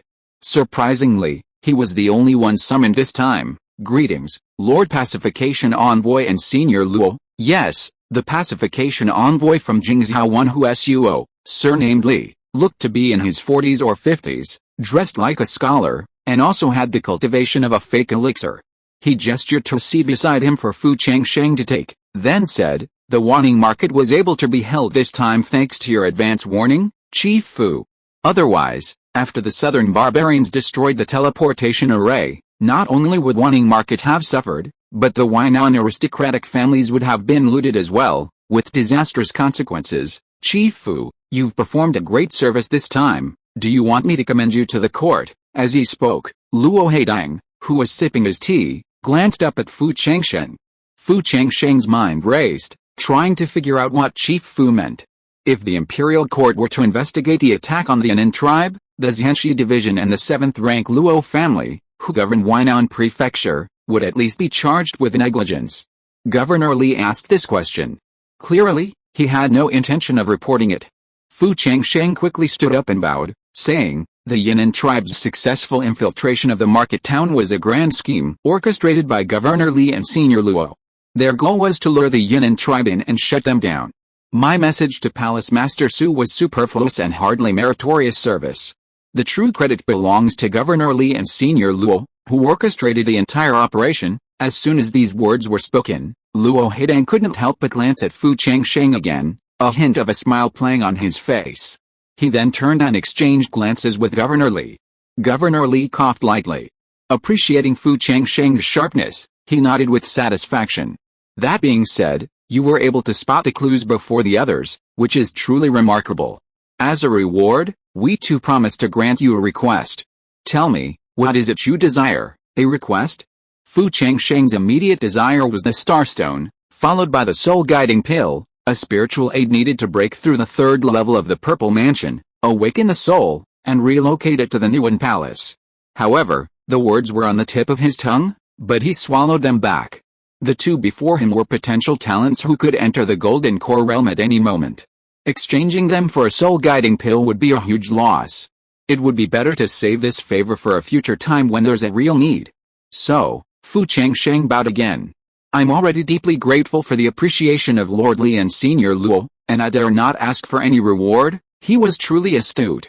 Luo Haidang even put down the teacup in his hand. He had a growing interest in the head of this 8th-rank aristocratic family under their own Luo clan. Upon hearing this, Governor Li laughed heartily. They were all intelligent men. Everyone understood the situation tacitly, and the matter was dropped. However, Fu Changsheng still had one question. Two elders, I heard that the Yangang tribe's attack on the market town was orchestrated by Chukizi. Has the culprit been apprehended? Luo Haidang had only said that Governor Li had pursued him. At this, Governor Li's face faltered. Chukizi fled all the way, but when he reached the fork in the road between the blood-forbidden land and the eastern wasteland, he suddenly changed his mind and infiltrated the third level of the blood-forbidden land. The third level of the blood-forbidden land was always accessible only. Fu Changsheng breathed a sigh of relief. He had considered probing the court to see if they planned a counterattack against the Yangang tribe, but Governor Li had already picked up his teacup, realizing this was an order to expel him. He bowed and withdrew. After leaving the main hall, Palace Master Su, who had been guarding the door for a long time, was clearly relieved to see Fu Changsheng emerge unharmed. She gestured for Fu Changsheng to follow her into the side hall. After deactivating the magic circle, she bowed deeply to Fu Changsheng. Palace Master Su, what are you doing? Please stand up. Fu Changsheng hurriedly helped her up. Palace Master Su's face was filled with gratitude. If Fu Changsheng hadn't sent the message in time, she would have already been killed by the swords of the southern barbarians. The entire Huainan Xianxi division would have been destroyed. If the imperial court investigated, even their Su family would have been implicated to some extent. This was more than just a life-saving favor. She would remember such a great favor forever. After the two of them sat down, Palace Master Su then spoke, Clan Leader Fu, once the unrest in the market town subsides, I will most likely be transferred out of Huainan. Until then, within my authority, if there's anything I can do to help your Fu family, please let me know. Also, if you're willing, Clan Leader Fu, when I return to the clan, I will certainly find a good girl for your Fu family to marry into. Of course, if you, Clan Leader Fu, wish to marry your daughter into our Su family, we will certainly welcome you. Marriage. Fu Changsheng's heart stirred. Huai Prefecture's resources were far more abundant than theirs in Huainan. If he could expand his family's territory into Huai Prefecture through the Su family, that would be fantastic. He bowed without hesitation and said, it is a great honor for our Fu family to have the opportunity to marry into your Su family, Palace Master Su. Changsheng is extremely pleased. The two of them hit it off immediately. However, Fu Changsheng hadn't yet decided on a marriage partner. He would decide after returning to his fiefdom. Finally, he handed over the heads of the southern barbarians in his storage bag. Adding in his previous accumulation, the Fu family's imperial merit points reached 5,000, clearly still a long way from becoming a 7th-rank aristocratic family. At that moment, a familiar mechanical voice echoed in his mind, Ling, you have earned 1,000 imperial merit points for the family and 500 family contribution points. Immediately, the family contribution points displayed on the dashboard changed to 6,000. After leaving the Suppression Bureau, the 1-month period had expired, the market had been thoroughly inspected, and he was free to enter and exit. Fu Changsheng immediately returned to his fiefdom in Yancheng County. Now that he had the 1,000 soul jade in hand, he naturally seized the opportunity to cultivate the third level of the Great Evolution Art. Once he had achieved perfection, he would use the Zuanine grass to open the Niwen Palace and attain half-step purple mansion status. Therefore, after handing over the clan affairs to his third brother, Fu Changli, he chose to retreat. After the door to the secret room closed, Fu Changsheng's thoughts landed on the training room. He immediately thought, open the training room, buzz. The panel trembled. A surge of yellow light surged. Then, his vision flashed. The next moment, he was in a familiar quiet room. The scent of a concentration incense filled his nostrils, calming his previously agitated mood. He took a deep breath.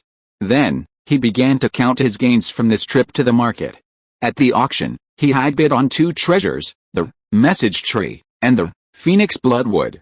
With a Phoenix bloodwood, the only spiritual materials missing to set up the formation to isolate the secrets of heaven were the dragon scale stone and ethereal mica. Then, they would be able to open the secret realm and allow Rongyear to emerge. Fu Changsheng's thoughts fell on the message tree in the Huangshi medicine garden. According to intelligence, this message tree was left behind by an ascended cultivator. If the cultivator was still alive, perhaps he could contact him.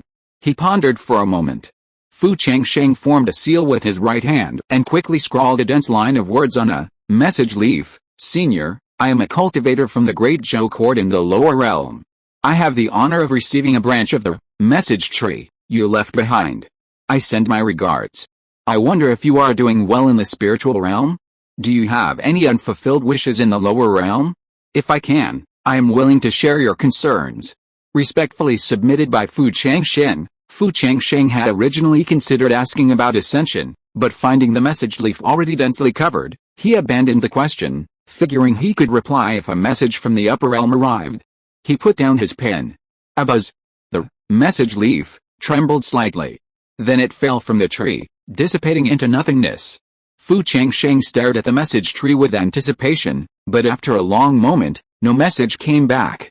Perhaps the senior is in seclusion, Fu Changsheng observed for a moment, then, seeing no response, withdrew his gaze. He patted his storage bag. A flash of rosy light. The white box with a dragon pattern, obtained from clan leader Dawn, suddenly appeared. The box's barrier opened, revealing a yellow light within.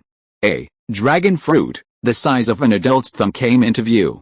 The pattern faintly resembled a coiled dragon, and the spiritual energy within was immensely powerful, imbued with an alluring fragrance. It's truly a rare fruit capable of awakening the bloodline of spirit beasts. Meanwhile, within the cloud ring purple immortal pagoda, the numerous spirit beasts, as if sensing a scent, simultaneously grew agitated, with a green python reacting most strongly. Bang, bang, bang. Now transformed into its true form, its massive form repeatedly slammed against the roof of the second floor of the pagoda, its eyes turning blood red. Zhaoqing, calm down. Fu Changsheng glanced at the cloud ring purple immortal pagoda. With the increase in spirit pets, this small tower was becoming insufficient. It would be great if it could be upgraded with a few more floors. Hiss, the green python roared furiously from within the tower. However, under his soothing and calming influence, it finally calmed down. He didn't immediately feed the green python the dragon transformation fruit. Before his retreat, he had consulted his fourth sister. Spirit beasts awakening their bloodlines often require a vast infusion of spiritual energy. The more spiritual energy they possess, the deeper their potential is developed. Fu Changsheng slapped his storage bag. A flash of rosy light appeared. Spirit stones streamed out one after another, accompanied by the incantation of a spell. After over a month of construction, a large spirit gathering array was finally completed. Once all the spirit stones acquired at the market were deployed, once the array was activated, the spiritual energy in the entire quiet room, based on the original third-level spirit veins of the fiefdom, would reach a concentration comparable to that of a third-grade, top-grade spiritual spring. That should be sufficient. After checking several times and finding no problems, Fu Changsheng, with a thought, released the green python from the cloud ring purple immortal tower. Hiss, the green python emerged. It nuzzled Fu Changsheng's shoulder with great affection. The once aloof python, under the allure of the dragon fruit, had learned to be cozy. Fu Changsheng chuckled. Zhaoqing, get into the formation. Hiss, a flash of green light shrank the python, obediently shrinking its body and landing within the formation. Its head held high, it gazed eagerly at Fu Changsheng. Fu Changsheng pointed at the box before him. It opened, and the dragon fruit floated out. Upon seeing the dragon fruit, the python lost its composure. With a roar, it swallowed the exotic fruit in one gulp. After swallowing the fruit, the python immediately coiled up like a human, meditating. The powerful medicinal power of the dragon fruit surged through its body, its terrifying power causing large drops of demonic blood to ooze from its skin. But the green python showed no sign of spitting it out. Zhaoqing, you've got to keep going. Even if you can't awaken the dragon bloodline, you have to take advantage of this favorable situation and break through to the third level. Not long ago, the green python had taken purple heavenly herb. Breaking through to the third level was just the final push. As time passed, the violent medicinal power of dragon fruit was slowly being absorbed by the green python, and at the same time, the green python's form was constantly changing. Chapter 289 Bloodline Spiritual Art, Half-Step Purple Palace, Mutated Physique. Is this a sign of a bloodline awakening? Fu Changsheng was a bit unsure. Meanwhile, the green python signaled its urgent need for spiritual energy. Whether it succeeds depends on this one shudder. Fu Changsheng gritted his teeth. He cast a spell on the large spirit-gathering array. Boom! The array activated.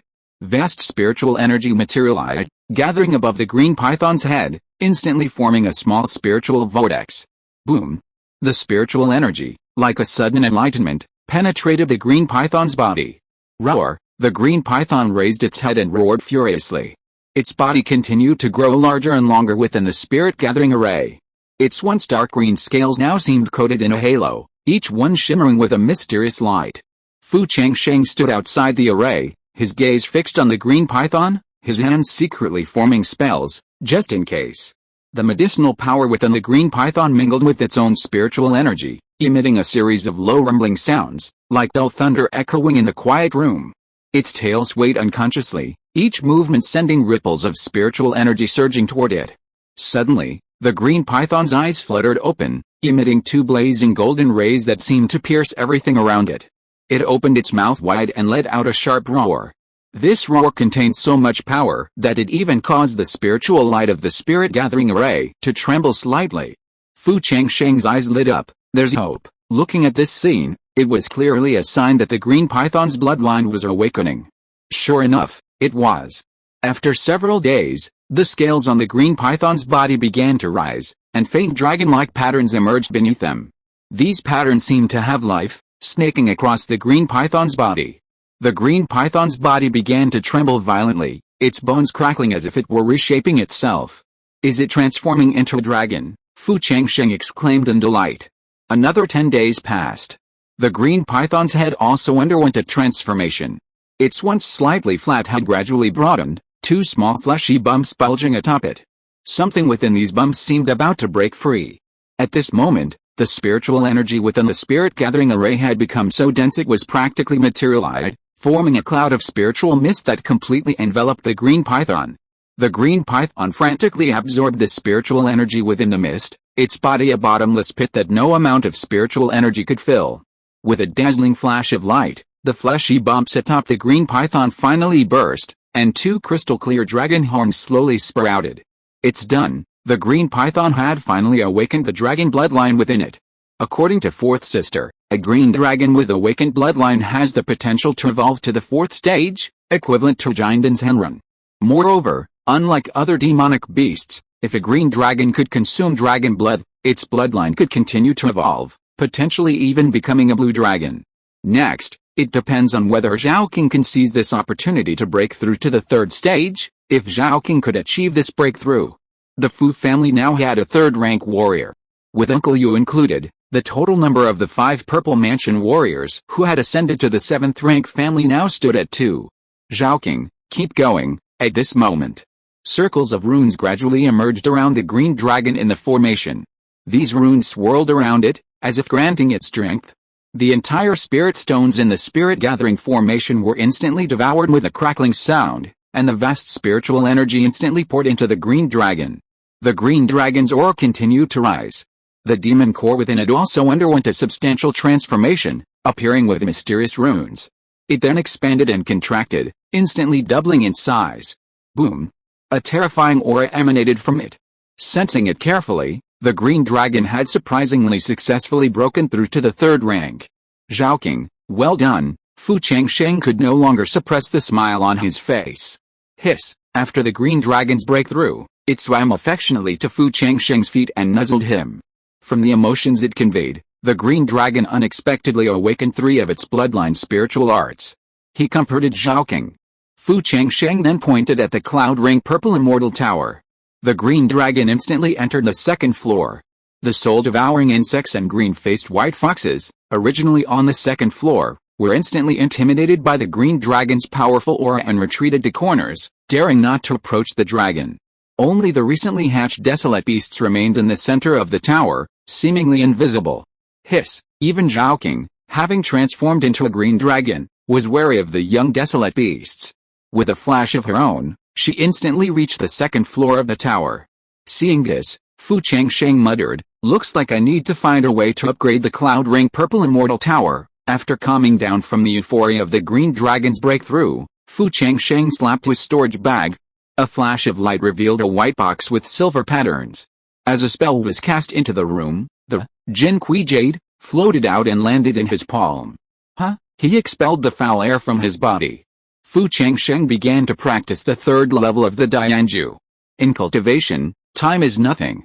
In the blink of an eye, 3 years passed in the quiet room. As the last bit of energy from the Jin Kui Jade in his hands was refined, a line of text appeared on the panel, Dianju, third level, 100/100. Fu Changsheng's eyes suddenly opened. A flash of joy passed. After completing the third level of the Dianju, he could feel that his spiritual sense was twice as strong as before. His spiritual sense was now as strong as any mid-stage purple mansion cultivator. Everything was ready. Next, he only needed to utilize the medicinal power of the Zhuanyin grass to open the Niwen Palace and achieve the status of half-step purple mansion. Fu Changsheng flipped his wrist. A white box with a grass pattern suddenly appeared in his hand. A magical incantation was infused, and the box opened, revealing 3 plants of Zhuanyin grass. The unique, soul-soothing aroma of the Zhuanyin grass filled his nostrils. Fu Changsheng pressed his hands together. His mana, following the path of the Qing Emperor's longevity technique, began to circulate along the 2 bridges of heaven and earth. After 3 cycles, Fu Changsheng swallowed the Zhuanyin grass. The refined medicinal power of the Zhuanyin grass trickled through his meridians like a gentle stream, bringing a refreshing sensation and sharpening his consciousness. Simultaneously, his spiritual power began to converge on the Niwen Palace. A faint glow began to emanate from the Niwen Palace, like a star lighting up in the darkness. The next step was to use his spiritual power to pierce the Niwen Palace. This step was crucial. Any mistake could lead to idiocy at best, or even death. He concentrated his attention, channeling even more of the medicinal power of the refined Zhuanyin grass to maintain his maximum clarity at all times. He gritted his teeth. Boom! Fu Changsheng mobilized his spiritual power to slam into the Niwen Palace. However, the Niwen Palace was like a solid fortress, guarding the depths of his soul. Fu Changsheng sensed an invisible resistance, like a thick wall, trying to block the invasion of his spiritual power. It seems breaking through the barrier shouldn't be a problem, with his spiritual power, as powerful as that of a mid-stage purple mansion cultivator. If he couldn't penetrate the Niwen Palace, then perhaps countless other cultivators would be stopped there. Most importantly, how much territory he could open up. After trying, Fu Changsheng no longer hesitated and began to mobilize his spiritual power, newly strengthened by the completion of the 3rd level of the Great Evolution Art. Like a sharp blade, his spiritual power slashed at the resistance. Each impact caused the light at the Niwen Palace to flicker, and beads of sweat gradually formed on Fu Changsheng's forehead. Boom! Boom! With a second impact, the seemingly indestructible barrier collapsed, and the power of his spiritual consciousness plunged into the Niwen Palace with a thunderous roar. The Niwen Palace continued to expand, transforming into a 10-inch space in an instant. Boom! At the same time, the light at the Niwen Palace suddenly shone brightly, rising like a scorching sun in his mind. Half-step to the Purple Palace. Compared to the exhausting efforts of others, his expansion of the Niwen Palace this time was a natural success. He now found that the use of his spiritual power was more skillful than before. Previously, performing spiritual arts and activating spiritual tools had been difficult for him, but now it was no problem at all. He was quite satisfied with the expanded Niwen Palace area.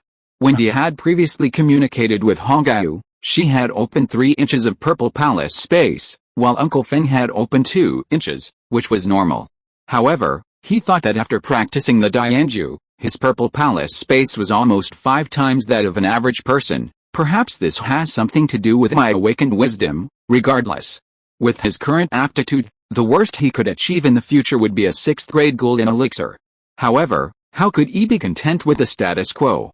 Next, I'll practice the 9 Heavens Star Art, the 2nd stage of the Purple Mansion.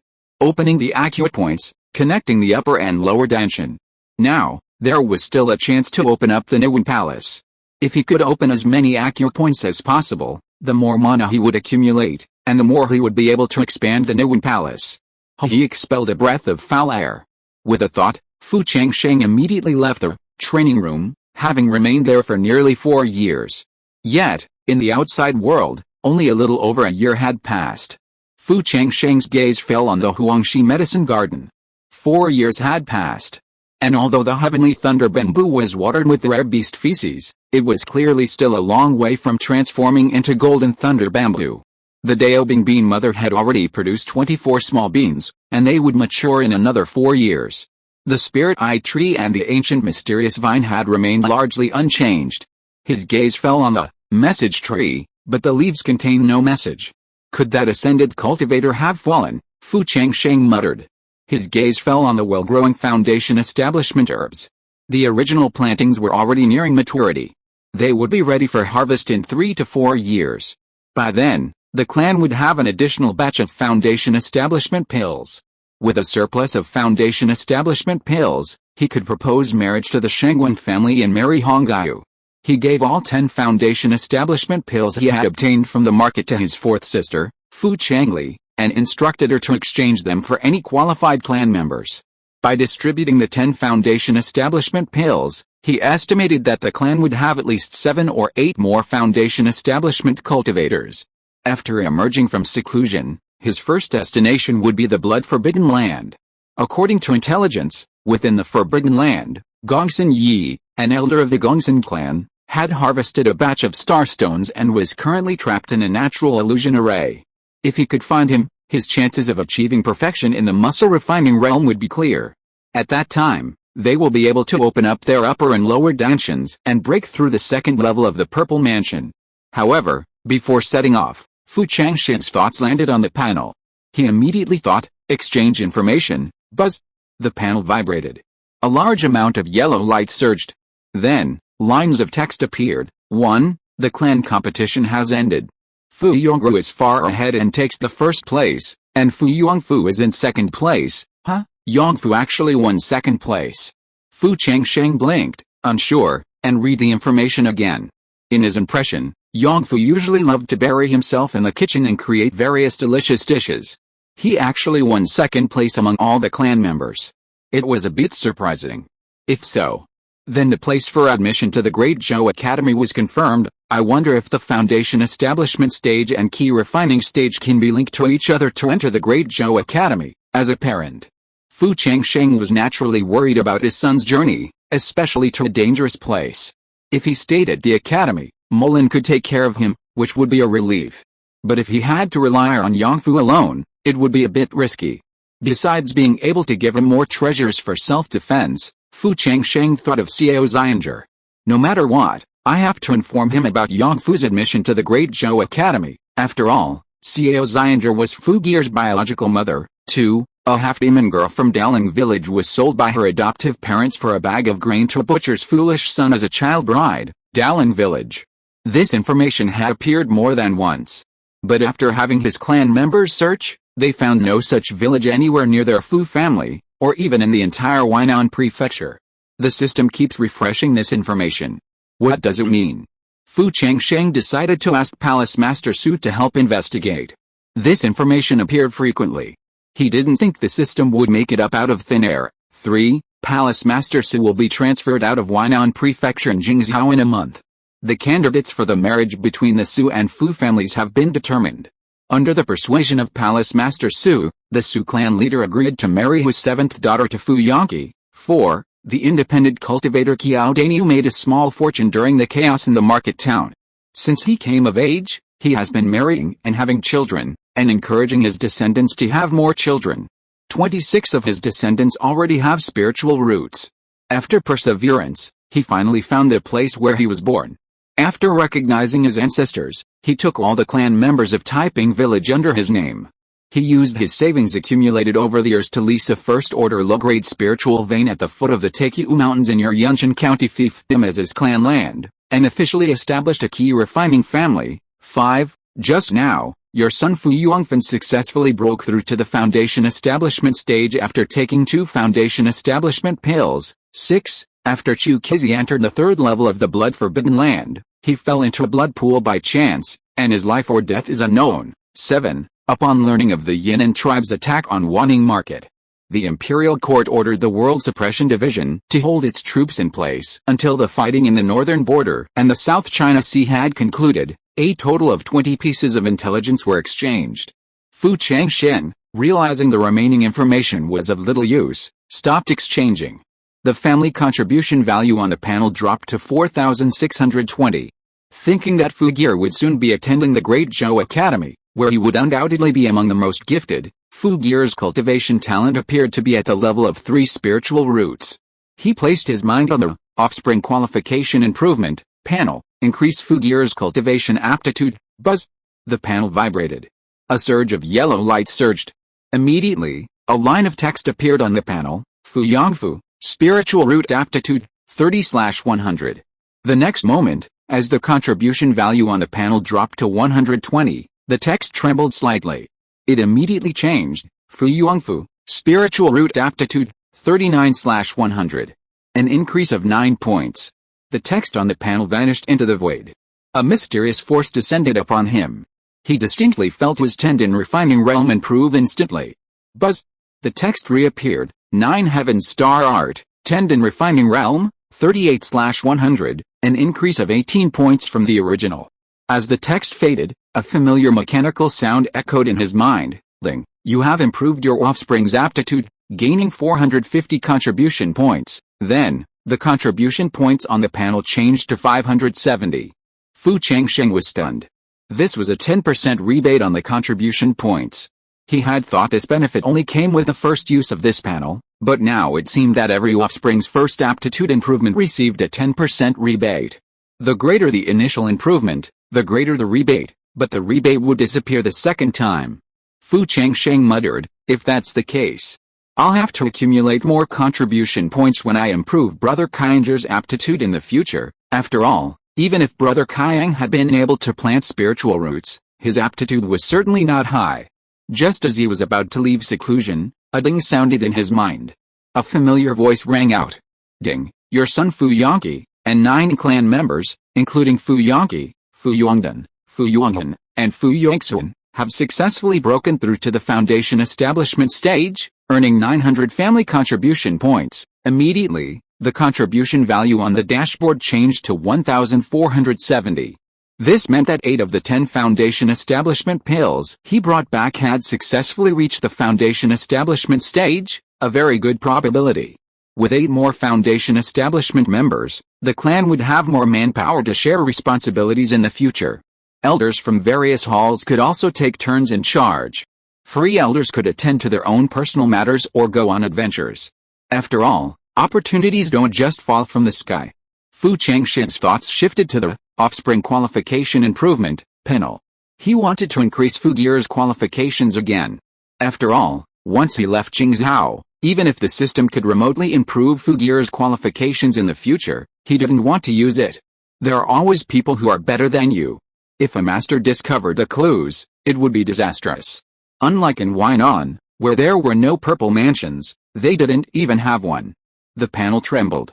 After adding points, 2 lines of text appeared one after another. Fu Yangfu, spiritual root aptitude, 41/100, 9 Heaven Star Art, muscle refining realm, 42/100. According to the system's algorithm, it was unknown what level of spiritual root aptitude Fu Gear currently possessed. Fu Changsheng took out the communication jade talisman and asked Fu Gear to come to the ascension platform. He intended to verify it. A spell cast on the secret chamber's magic circle. After leaving the Patriarch's mansion, he went directly to the ascension platform.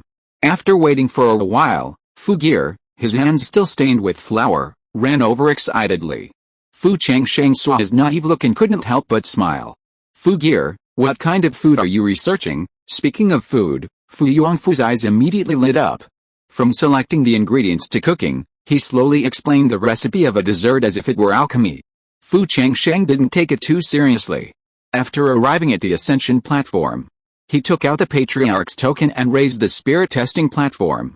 Fu Gear, place your hand on it. Father, was my spiritual root test wrong earlier? It's hard to say. Place your hand on it first. Yes, Father. Fu Yangfu, a man who goes with the flow, obediently placed his hand on it. The moment he closed his eyes, A humming sound emanated from the spirit testing platform. In addition, there was another, fainter silver light. If Fu Changsheng hadn't achieved the half-step purple mansion cultivation level, he wouldn't have noticed it at all. What is this? Fu Changsheng's gaze quickly fell on the 7-star mole on Fu Gear's left hand. Could Fu Gear also be a special spiritual being, but hasn't yet awakened? After a while, the spiritual light completely faded. Fu Gear opened his eyes, confused. Fu Changsheng asked, Fu Gear, what did you see when you tested your spiritual roots just now? Fu Yongfu scratched his head in confusion. Recalling, he said, I seem to see a vast starry sky. Father, this seems different from what I saw during my first spiritual root test. He had tested his spiritual roots at the age of 6. Though young, the memory of that test was deeply etched in his mind. It was generally unforgettable. Fu Changsheng had also benefited somewhat. Judging from the test, perhaps because he had improved Fu Gear's aptitude, the special spiritual root already in his body had eroded his other fire spiritual root, allowing it to gradually manifest. Or perhaps Fu Gear's silver spiritual root had existed from the beginning, but the people who tested it at the time hadn't noticed. Fu Changsheng pondered for a moment and said, Fu Gear, remember this. When you go to the Great Zhou Academy, no matter who asks you about your spiritual root aptitude, you must keep your mouth shut. You must not reveal it to anyone. This is between you and me. Yes, father, I remember. Fu Yongfu nodded solemnly, noting his father's solemn expression. He was a man of integrity, always keeping his promises. It was a rare opportunity to see his father. Fu Yongfu hesitated for a moment before speaking. Father, I heard from third uncle that seventh brother has been frequenting the wine cellar lately, getting drunk whenever he gets the chance, sometimes staying up all day and all night. Kaiyang and Fu were twins. As the older brother, Fu was clearly most worried about Kaiyang, as he was about to depart for the Great Zhou Academy. Upon hearing this, Fu Changsheng roughly understood that Kaiyang was probably drowning his sorrows in alcohol. However, to rebuild his spiritual roots, he needed to find an acquired spiritual plant, a treasure not easily found. Fu Changsheng patted Fu on the shoulder and said, well, I'll make a note of this. Since you're about to go to the Great Zhou Academy, you should devote yourself to cultivation lately. Well, after I finish making the pastries I promised my nephews, I'll go into seclusion. As father and son emerged from the ascension terrace in the back mountain, they happened to see clansmen carrying a drunken Kaiyang out of the wine cellar.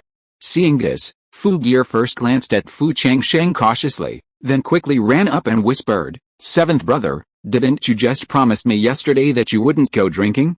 Why are you drunk again? Chapter 290, Marrying a Wife, Planning, and 3 Privileges. Fu Yuqiang was carried back to the master's residence. Fu Changsheng, left alone in the room, cast several spells upon Fu Yuqiang. Fu Yuqiang's drunkenness instantly faded. He opened his eyes, seeing his father sitting beside the bed.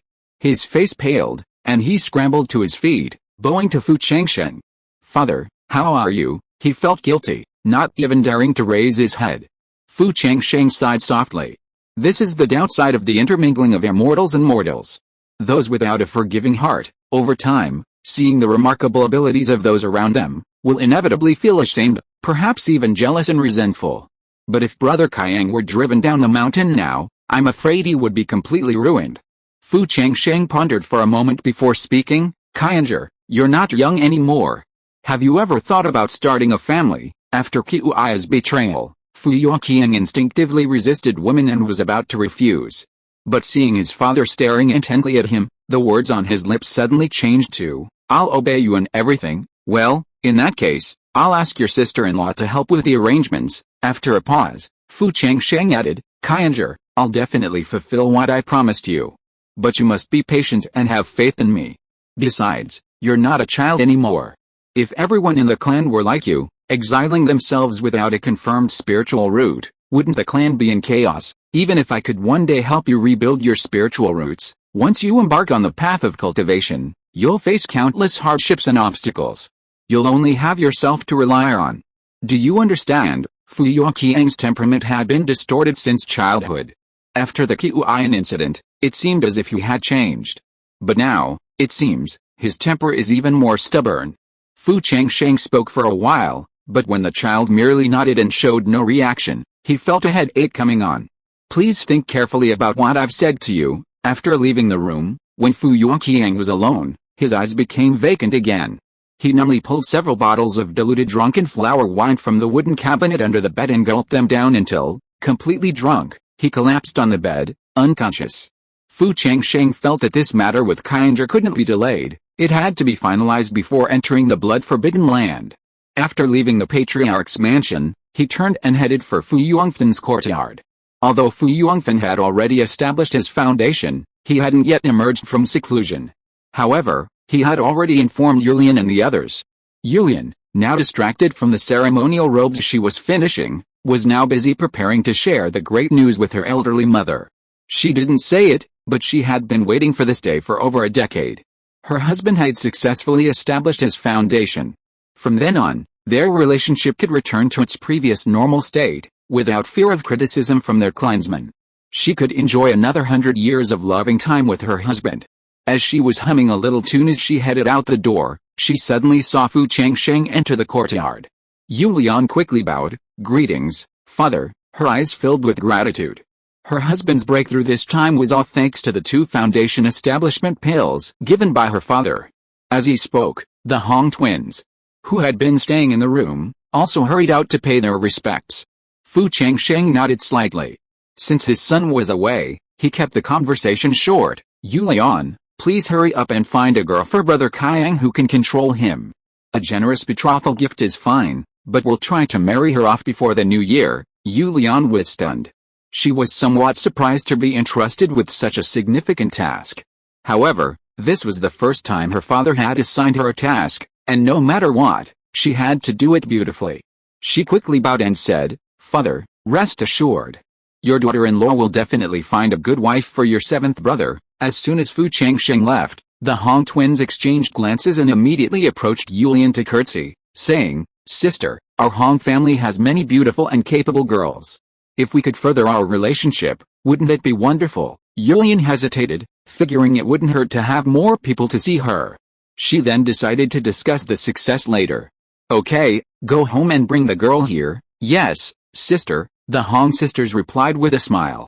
With their husbands successfully establishing their foundations, they finally saw the light at last. It was the perfect opportunity to return to their parents' home. As soon as the Hong sisters left, Yulian headed for the water curtain cave in the back mountain. Lately, her mother had been eager to ask about her 3 times a day, and now her wish had finally come true. They arrived at the water curtain cave. But she saw her mother standing in the spiritual medicine garden, leaning on a cane, carefully speaking to Fu Yuanwei. Fu Yuanwei listened attentively, taking notes with a pen and paper. The scene was quite heartwarming. Although Fu Yuanwei had only been studying with Xiang for a year or two, due to her plant-based body, she had made rapid progress in learning spiritual plant techniques, mastering many aspects without a teacher. Coupled with Xiang's nearly a century of spiritual plant experience, she had become a first-class mid-grade spiritual plant master in just over a year. Yulian watched as her mother, who had been depressed by the arrival of Fu Yongwei, her last disciple, had become more energetic. Fu Yongwei spotted Yulian from a distance and quickly bowed. "How are you, sister-in-law?" "Yes, Yongwei, I want to talk to mother about something," Yulian said, helping Xiang into the room. Xiang, a lifelong veteran, had become a wise old woman. Glancing at her daughter's overjoyed face, her eyes lit up. But Brother Fan has established his foundation. She had been patiently waiting for this very day. Seeing Yulian nod affirmatively, she joyfully grasped Yulian's hand, saying repeatedly, "Great, great, Brother Fan has successfully established his foundation. Even if I close my eyes now, I can rest in peace." With a kick of her feet, her daughter and son finally had someone they could rely on. Fan had been calm and sophisticated since childhood, unlike her daughter, who could never be taught how to navigate the world. With Brother Fan's foundation established, their clan's eldest branch finally had a leader. Yulian was also delighted. Mother and daughter laughed for a moment before Yulian told her about Fu Changsheng's request to help choose a marriage for Qianger. She concluded, the Hong sisters were there. When they heard about it, they offered to help arrange it. "I've already sent them back to the clan to look for candidates. When the time comes, I'll need you, mother, to help me make another selection." However, the more Yulian spoke, the less joyful her mother's face became. She hurriedly asked, "Mother, Is there something wrong? This was the first assignment given to her by the head of the family. There couldn't be any mistakes. Xianggu pointed to the open door. Yulian obediently closed it and activated the formation again. Xianggu then slowly spoke. After decades of development, the clan leader's lineage now has 7 members, including Feiner, Ranger, and Yaoyao, as well as Fuer and Kainger, who were born later. Add your father's 2 adopted sons, Yonggai and Yongru, and you have 7. Besides that, the Yu family also has Anan and Ningning, and the twins who were born later should be old enough to have their spiritual roots tested by now. That makes a total of 11 descendants. As time goes by, as you each marry and have children, the clan leader's lineage will be divided into first, second, and third branches, perhaps even dozens of branches. With more people, then the relationships between brothers will become more intimate. When we old folks die, you'll have your brothers and sisters to rely on. Do you understand? Yulian was confused. Unsure of her mother's underlying meaning, she asked, "Mother, what does this have to do with Kainger's marriage?" Xianggu sighed, realizing that her daughter still didn't understand despite her blunt words. She pointed to the teapot on the tea table. She had Yulian brew a pot of jade honey tea, which she drank, and then continued, "Think about it, given Feiner's aptitude, no one in the clan was optimistic about his ability to establish his foundation. But under the Patriarch's guidance, look, has your husband successfully established his foundation? The Patriarch is a man of great loyalty and loyalty. He can treat others this way, let alone his own children. Given the Patriarch's temperament, he will definitely find ways to help Kainger embark on the path of cultivation. Now, no matter which girl marries into the family, she will be a shared heir to Kainger's hardships. When Kainger rises to power, how could he possibly treat her unfairly?" Yulian blinked. The more she listened, the more confused she became. She simply said, "Mother, you know I'm clueless and don't understand these roundabout ways. Just tell me what you want to say. I will do as you command, truly." Xianggu swallowed the words that were about to come out of her mouth.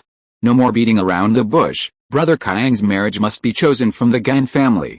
No matter which daughter of the Gan family marries, you two will be sisters-in-law, even more closely related. If the relationship between the 2 branches is well maintained, it will surely be closer than the other branches. Besides, as an in-law of an 8th-rank family, the Gan family will surely experience rapid development in the future.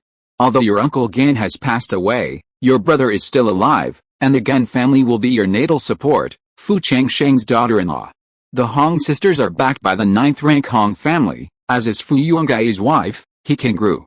Even Fu Yongru's wife, Liu Yunfeng, is backed by the 9th-rank Liu family, and Liu Yunfeng is from the same clan as the mistress. In terms of social status, Yulian is the lowest. She has absolutely no support. In the future, when sisters-in-law get along, although she is the eldest sister-in-law, she will be somewhat ashamed in front of the other brothers and sisters-in-law. But if she can help the Gan family rise to power, Yulian's status will be equal to the others. "Mother, you're overthinking things." Yulian felt she had no reason to ask the Gan family for help. Her mother's words were ultimately just a reminder of her concern for her brother, but she naturally wouldn't say them. It didn't matter which family the girl was chosen from. Before Xianggu could get angry, she said, "In that case, let's do as you say. I'll have the Gan family select a few girls, and then I'll have brother Kaiang choose one," Yulian said nonchalantly.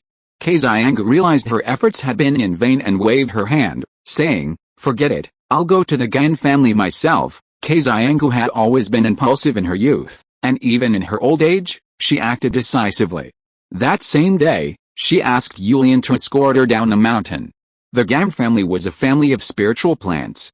The Fu family settled there when they first arrived. 50 years later, with the support of Gan Shenglan, a second-rank spiritual plant master, and emulating the Fu family's advocacy of having many children, the number of members with spiritual roots now reaches several hundred, and the spiritual vein they were allocated was recently upgraded to a lower-grade second rank. With 2 more foundation-building cultivators, the Gan family could ascend to the 9th rank, becoming the 3rd 9th rank family under the Fu family. The current head of the Gan family is naturally the son of Xianggu. Clan leader Gan, having received his mother's message in advance, carefully considered it. His eyes lit up, sensing a great opportunity for the Gan family. He immediately had his steward bring over a list of the clan's daughters waiting to be married. Following his mother's request, He carefully screened and quickly selected 10 people. He summoned them to the hall and said, "I've called you here for no other reason than that our ancestor is aging, and he wishes to retain a few clever young men to serve him. If you are willing, please stay." The ancestor was a second-rank, top-grade spiritual plant master and the head of an 8th-rank family. The 10 young women present were naturally unwilling to join. Upon hearing this, they exclaimed joyfully, "Master, it's a great honor to serve our ancestor.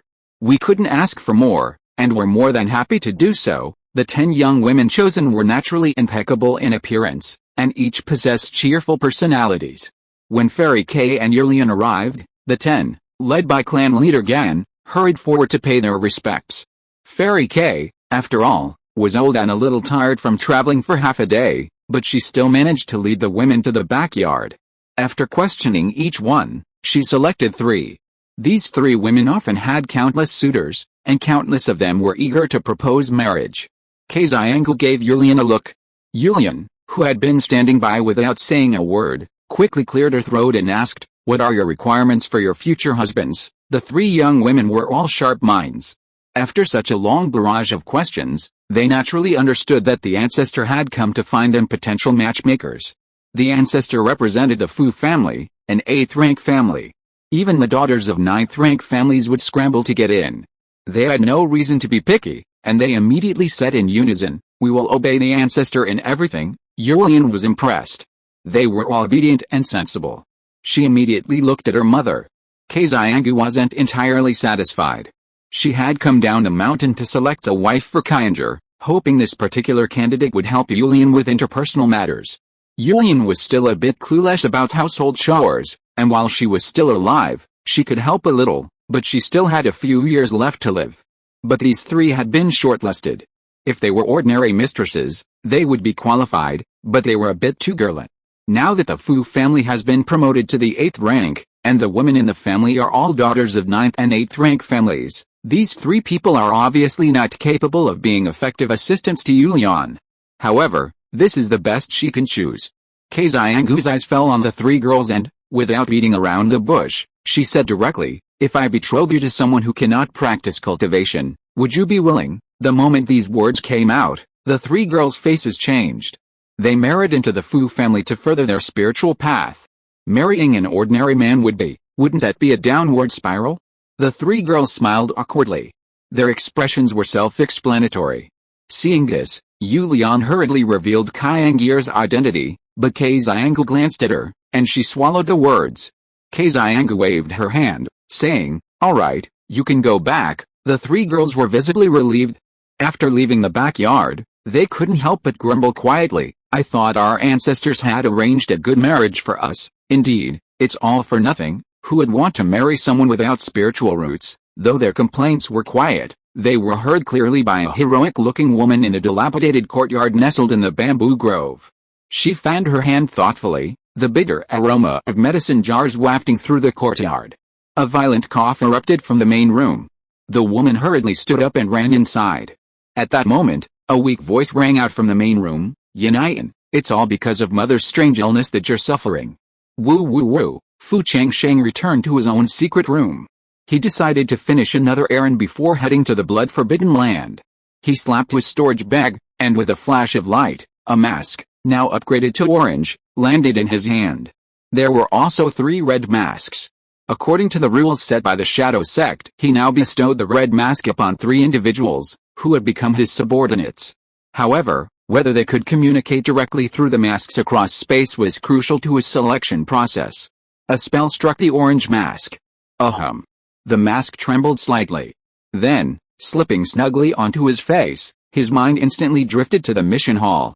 He came to the mirror, pondered for a moment, and quickly wrote on it, "Please elaborate on the interests of orange-ranked killers and their subordinates." Ahem. The mirror trembled slightly. His remaining 20 points vanished in an instant. Then, lines of text appeared. Orange-ranked killers have 3 privileges. 1. You can communicate with your subordinates through the mask. 2. You can receive a 10% rebate on your subordinates' points earned after completing missions. 3. Once all your subordinates have reached orange rank, their own points will reach 10,000, allowing them to be promoted to yellow rank killers. Yellow rank killers can then enter the Shadow Sect Branch Hall's outer disciple selection process. Fu Changsheng carefully read the information and instantly identified his 3 subordinates. He slapped his storage bag. A flash of light appeared. A jade communication talisman landed in his hand, and a spell was cast into it. His lips moved, and a moment later, Yang Fei appeared in the secret room. Yang Fei had already reached the peak of the Foundation establishment stage. Upon meeting, he immediately noticed a difference in Fu Changsheng's aura, and his eyes lit up. Changsheng, have you broken through to the Purple Mansion? Breaking through the Purple Mansion wasn't easy. Fu Changsheng shook his head. No, I've only opened up the Niwen Palace, that's half a step to the Purple Mansion. He'd already taken the most crucial step. Yang Fei was filled with envy and joy. Changsheng, with your aptitude, I estimate you'll be able to successfully break through to the Purple Mansion in less than 10 years. Congratulations, Yang Fei was already over 100 years old. Although Fu Changsheng had revealed the secrets of the Purple Mansion, trapped in Huainan Prefecture, finding the spiritual artifact needed to break through would be incredibly difficult. If he wasted any more time, his meridians would be blocked. His future hopes of breaking through to the Purple Mansion would become even slimmer. Uncle Fei, let me show you something, Fu Changsheng said, handing him the crimson mask he had prepared. Yang Fei took it with a puzzled look. A quick scan with his spiritual sense revealed that the mask was surprisingly impenetrable, a truly remarkable item. Confused, Yang Fei asked, Changsheng, why are you giving me this mask? Uncle Fei, remember not to let anyone else hear what I'm saying next. Fu Changsheng briefly recounted the story of the Shadow Gate. Yang Fei's eyes lit up. His throat churned. Changsheng, you mean to grant me this opportunity to enter the Shadow Gate? He stared at Fu Changsheng with anticipation and excitement, fearing he'd utter a word of refusal. You see, with this mask, as long as he worked harder, took on more missions, and leveled up, he could also exchange for Purple Mansion spiritual items. This was a truly incredible opportunity. Fu Changsheng nodded and said, Uncle Fei, this mask will only truly realize its true value in your hands. There are now over a dozen people in our clan who have reached the Foundation establishment stage, and Uncle Fei, you don't have to be confined to Huainan Prefecture in the future. The world is vast, and you can go wherever you want. Yang Fei always enjoyed a free and unfettered life. If it weren't for repaying a favor, he wouldn't have been trapped in the Fu family for decades. Yang Fei was delighted to hear Fu Changsheng's words, but a hint of hesitation remained. Changsheng, what about Ranger's disappearance? Having been in the Fu family for many years, Yang Fei was most concerned about Ranger. Fu Changsheng naturally couldn't reveal Ranger's presence in the secret realm. Uncle Fei, Ranger is trapped somewhere, beyond our current cultivation level. But don't worry, Ranger's soul lamp is still lit. Which means he's safe. Trapped? Where? Yang Fei anxiously inquired, but soon realized that this was the most detailed information Fu Changsheng could give him. He nodded and said, Changsheng, I understand. With the opportunity to enter the Shadow Gate, I'll risk my life to complete a few more missions. I'll eventually be able to exchange them for Purple Mansion spiritual objects. Once we break through to the Purple Mansion, we'll work together to rescue Ranger. Yang Fei was instantly filled with motivation and energy. After receiving the mask, he bowed heartily to Fu Changsheng. Changsheng, I will remember your kindness today. Although the two were uncle and nephew, proper courtesy and gratitude were still necessary. Otherwise, no matter how close a relationship was, it would eventually become distant. Uncle Fei, we're all family, so we're not two families. After Yang Fei left, a familiar mechanical voice suddenly echoed in his mind. Ling, you bestow the Shadow Gate mask upon Yang Fei. Yang Fei sincerely submits to you and receives 50 family contribution points. Then, the family contribution points on the dashboard instantly changed to 520. Fu Changsheng glanced at the mask he had produced, momentarily hesitant. He intended to bestow the second mask on either Molin or Yongru. Logically, Molin had the highest cultivation level and would undoubtedly earn him a significant amount of points in the future, making her the best choice. However, Yongru possessed a dark spiritual root, making him the most suitable candidate for Shadow Gate in the long run. Secondly, even if Yongru entered the imperial capital in the future and was recruited by other forces, he could always maintain contact with them with the help of this mask, and thus prevent them from becoming alienated from the Fu family. After all, Molin was a family member and her loyalty was unquestionable. But Yongru was another matter.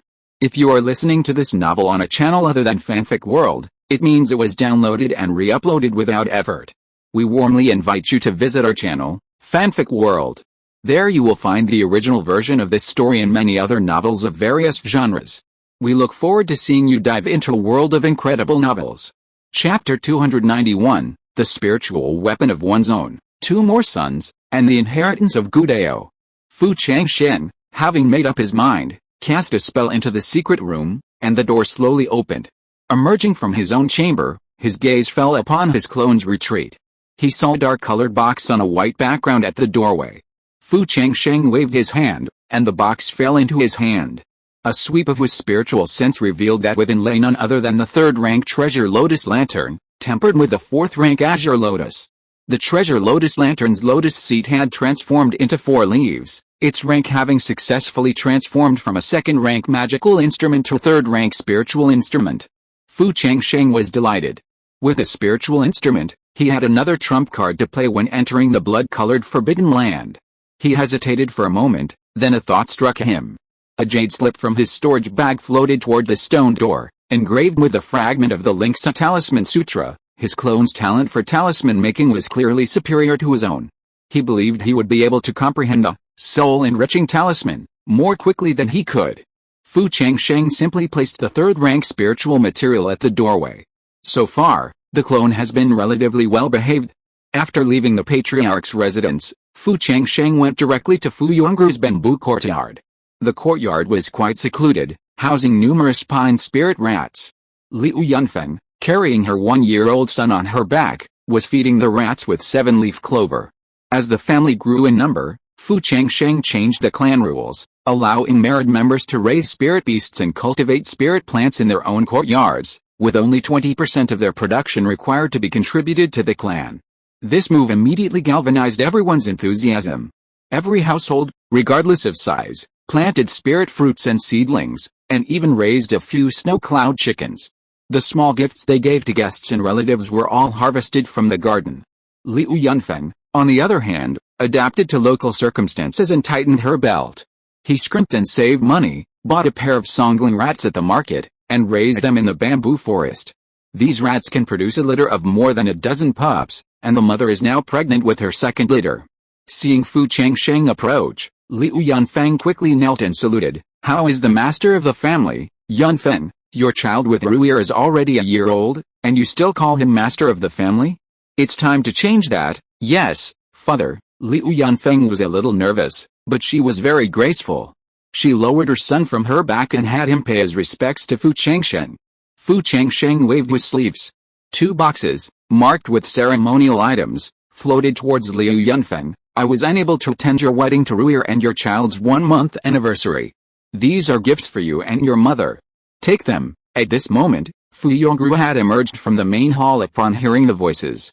Liu Yunfeng didn't accept the gift, but instead glanced at Fu Yongru. Seeing him nod slightly, she gratefully accepted the gift box. After serving tea, she tactfully exited the living room. Inside the hall, Fu Changsheng cast a soundproofing spell before speaking. "Brother Rui, we are about to depart for the Great Zhou Academy. Are you ready?" "Yes, I've packed everything I need to. But I'm worried about Yunfeng and her mother. I'll ask your sister-in-law and the others to help take care of Yunfeng and her son." "Don't worry." Fu Changsheng took a sip of his black spirit tea. Without beating around the bush, he immediately presented the red masks to the other person, explaining its purpose. "I only have 3 of these red masks. I gave one to your grandfather, another I'm keeping as a backup, and the last one I'm giving you. I hope this red mask will be helpful to you in your time at the academy." Fu Yongru was instantly flattered. Such a precious opportunity, a gift his father didn't even give to his own children, but instead gifted to him, his adopted son with no blood relationship. He was deeply moved. At this moment, he truly felt a fatherly love from Fu Changsheng. He respectfully took the mask with both hands, his eyes slightly red. "Father, please rest assured. I will definitely take good care of my 6th brother when we get to the academy. Well, when we get to the imperial capital, if you encounter anything you can't solve, please let me know. Although I can't get there immediately, I can still help with some advice." Fu Changsheng gave him detailed instructions. Finally, he patted his storage bag. Suddenly, A pill bottle floated toward Fu Yongru. Brother Rui, you have a mutated dark spiritual root. With your aptitude, you can establish your foundation without taking foundation-building pills. Furthermore, building a foundation without pills will benefit your future cultivation. So, when you arrive at the academy, you'll need to seize the opportunity to advance to foundation building. Keep this bottle of foundation building fluid. It's best if you don't need it, but it's also a good precaution. Upon hearing this, Fu Yongru waved his hands. He had already received such a precious opportunity to enter the Shadow Gate, so how could he have the nerve to ask for foundation building fluid? Father, you can leave this for my sixth brother. He needs it more than I do. If I truly need to establish my foundation, I'll find a way myself. Although Fu Yongfu had also reached the late key refining stage, he was still some distance away from breaking through to foundation building. Furthermore, given his aptitude, foundation building fluid would likely not be enough to successfully complete his foundation. He would still need foundation building pills. Fu Changsheng thrust the foundation building liquid into his hand without hesitation, saying, "Take it. Once we reach the imperial capital, I assume you, Fu Gear, and your fourth aunt will be separated. Once your cultivation improves, you'll be able to look after your brother." Seeing no reason to refuse, Fu Yongru decided to keep the foundation building liquid for himself. He could give it to Fu Gear later when he asked for it. Fu Changsheng gave him a few more instructions. They even had dinner in Fu Yongru's courtyard.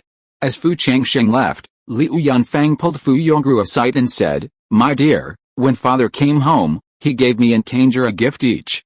I opened them just now in the kitchen. Mine was a second-tier spiritual peach, and Kanger's was a string of Shanghai and Shenzhen beads. These gifts are in keeping with what Sister Yulian gave them when they first entered the family." Liu Yanfang was deeply moved. It seemed their father truly treated them like his own children. Fu Yongru pulled Yanfang into his arms, vowing to himself that when he achieved something, he would repay his father's kindness. Elsewhere, as Fu Changsheng left the bamboo grove, a familiar mechanical voice echoed through his consciousness. "Ling, you gifted Fu Yongru a device to enter the Shadow Gate, a bottle of foundation building fluid, and Liu Yanfeng a second-level spirit peach. Through this, they have felt the love of a father and unknowingly become part of the Fu family. You have earned 50 family contribution points." The next moment, the family contribution points displayed on the dashboard suddenly changed to 570. It was already nightfall when Fu Changsheng left the bamboo grove. The next day, he summoned Ningning to join him on his journey to the Yu family's fiefdom. He went ahead to reunite with King Gru.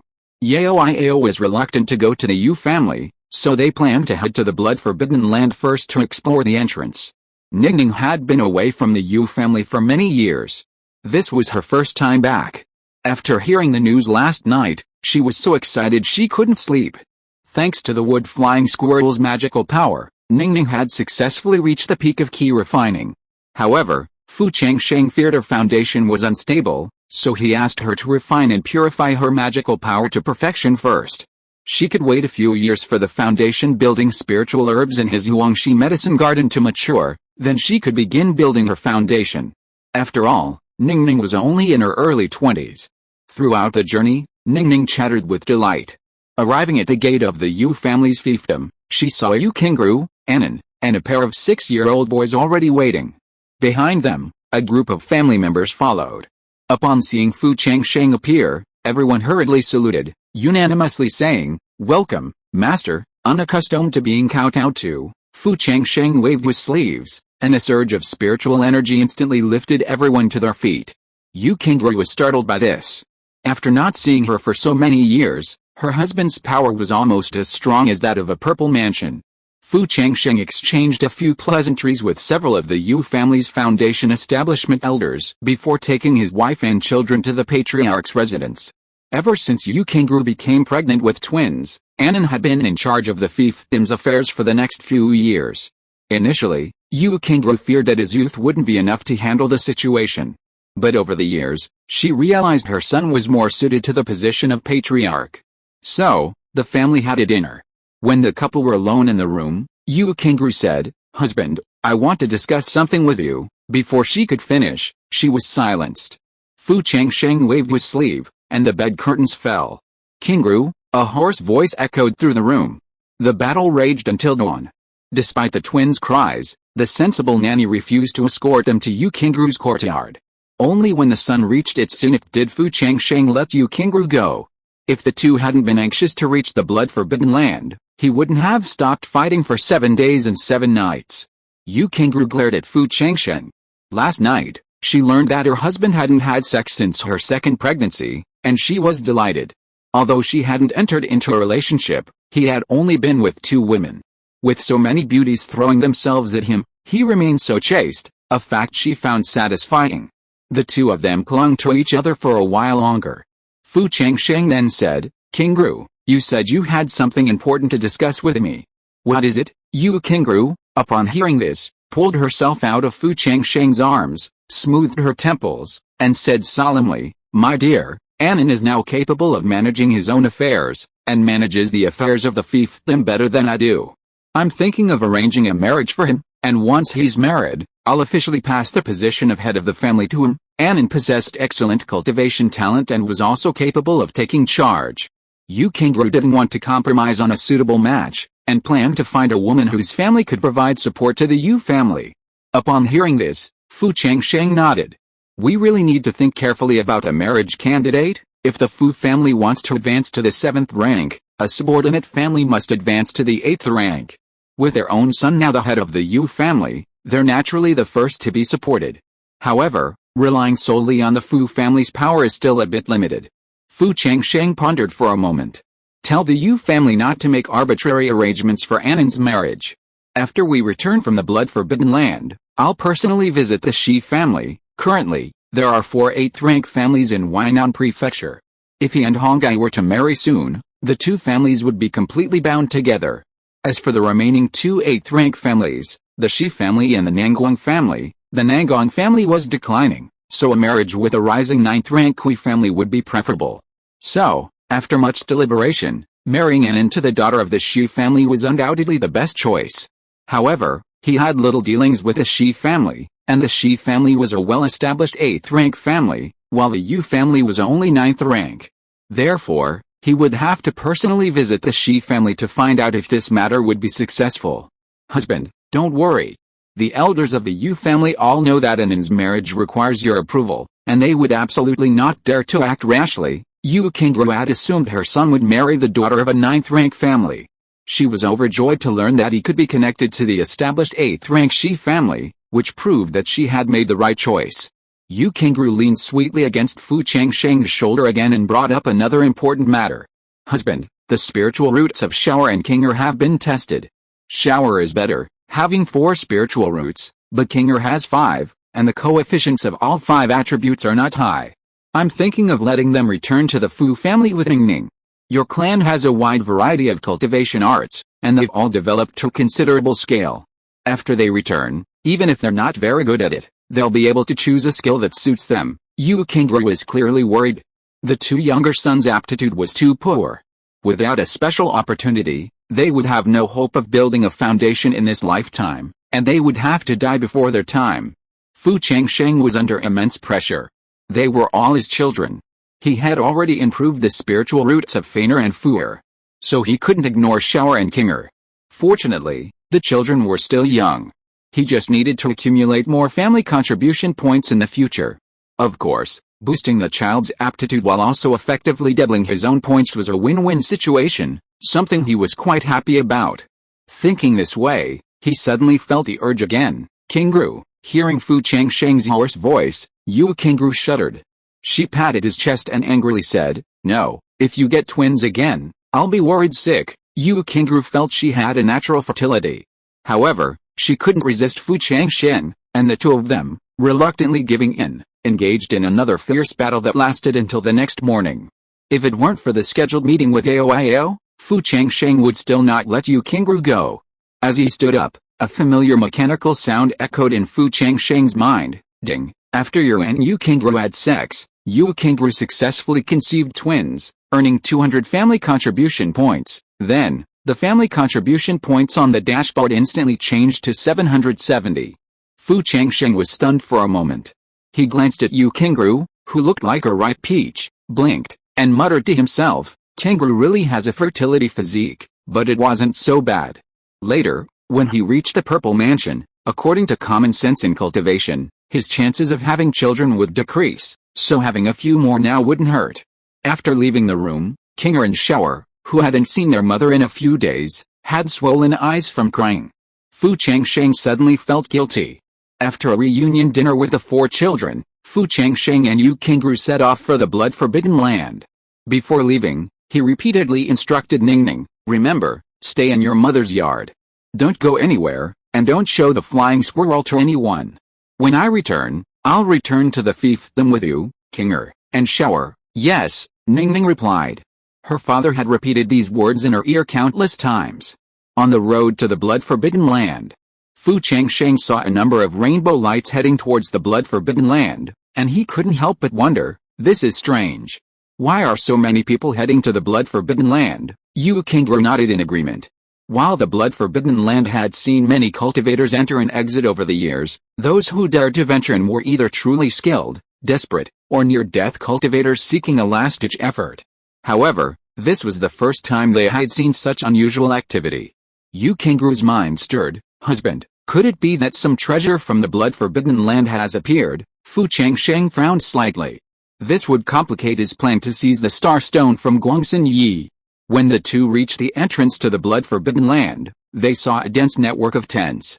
Besides the cultivators from Huainan Prefecture, there were also numerous cultivators from Huaibei Prefecture. Furthermore, a significant number of people from the Eastern Wilderness tribe had also arrived. The 3 camps formed a triangle, though they were wary of each other. But in a place like the blood-forbidden land, it was clear that everyone had agreed not to fight. After all, everyone was there for the treasure. Fu Changsheng scanned the crowd and saw Yao Iao waving at him, so he hurried over with Yu Qingru.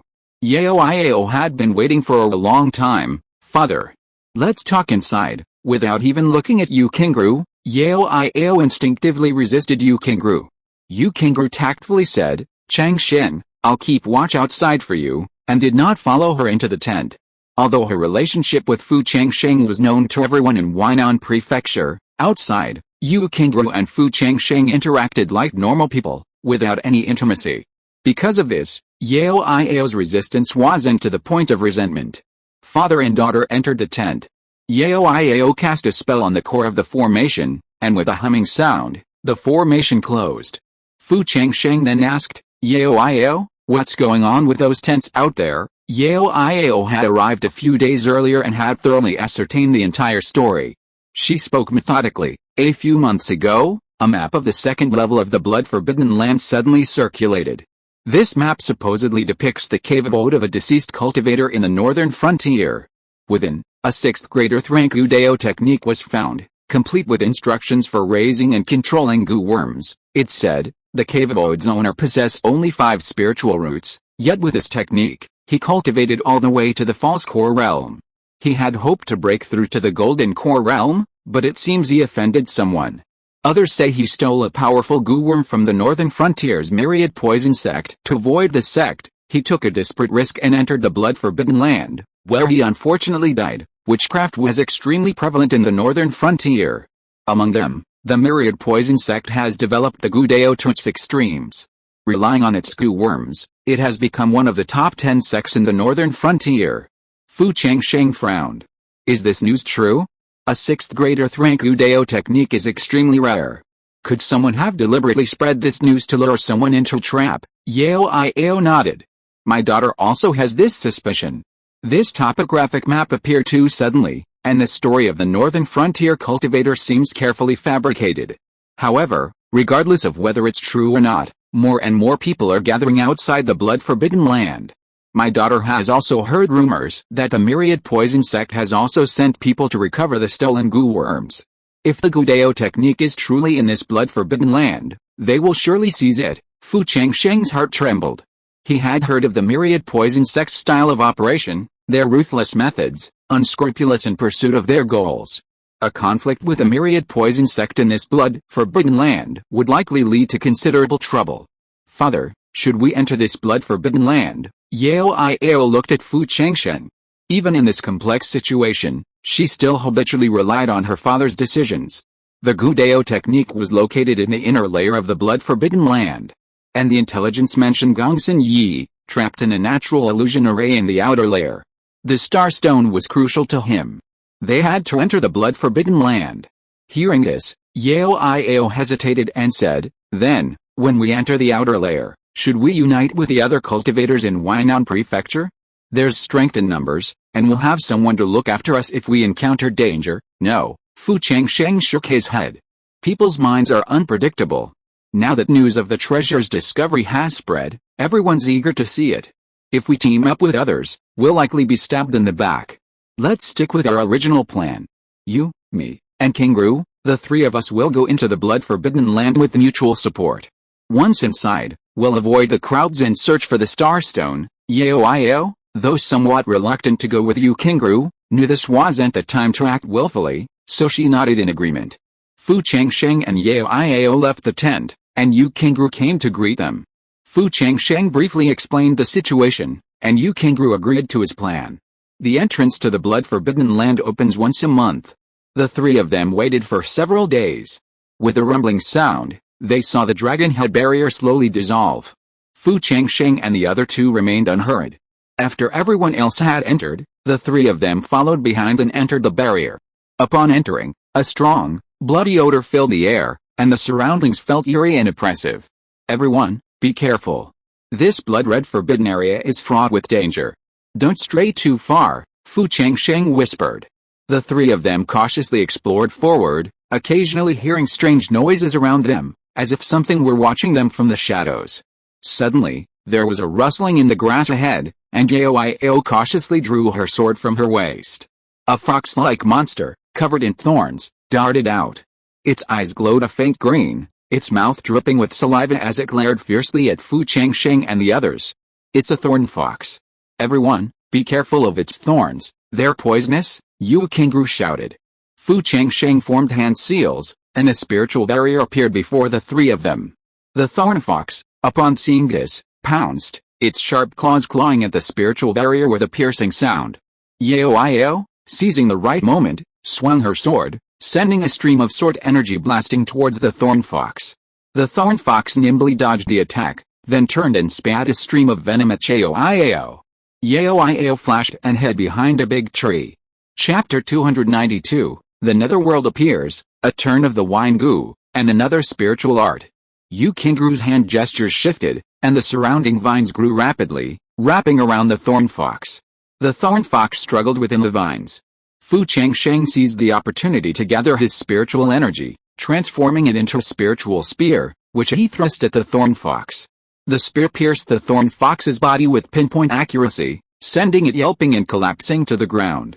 Fortunately, this is only a late-stage second-order demon beast. If we'd encountered a stronger one, it wouldn't have been so easy to deal with. Yu King Gru breathed a sigh of relief. Fu Changsheng, however, remained calm. Having broken through to the half-step purple mansion, a second-order demon beast was no threat. He quickly retrieved his elixir and began to skin it. Hiss! A green dragon, shrunk into a mere 3 inches long, darted out from his sleeve, envious of the thorn rabbit, which had been stripped to a pile of bones. Fu Changsheng shook his head and smiled. This little green dragon had broken through to the third order, and even after transforming into a dragon, he still couldn't stop craving for it. He flicked his index finger. The thorn rabbit's carcass instantly transformed into a ray of light and flew towards the green dragon. The green dragon neighed with joy and swallowed it with its long beak. Its abdomen moved several times, digesting the corpse of a late-stage second-level thorn rabbit into its demonic energy. At the same time, a line of text appeared in Fu Changsheng's Sea of Consciousness. Green Dragon, early stage 3rd level, 10/1000. Huh? Fu Changsheng was stunned for a moment. The system had previously not displayed the progress bar for the spirit pet's cultivation. It seems that only when it advances to the 3rd level is it worthy of the system's inclusion. The thought had just fallen.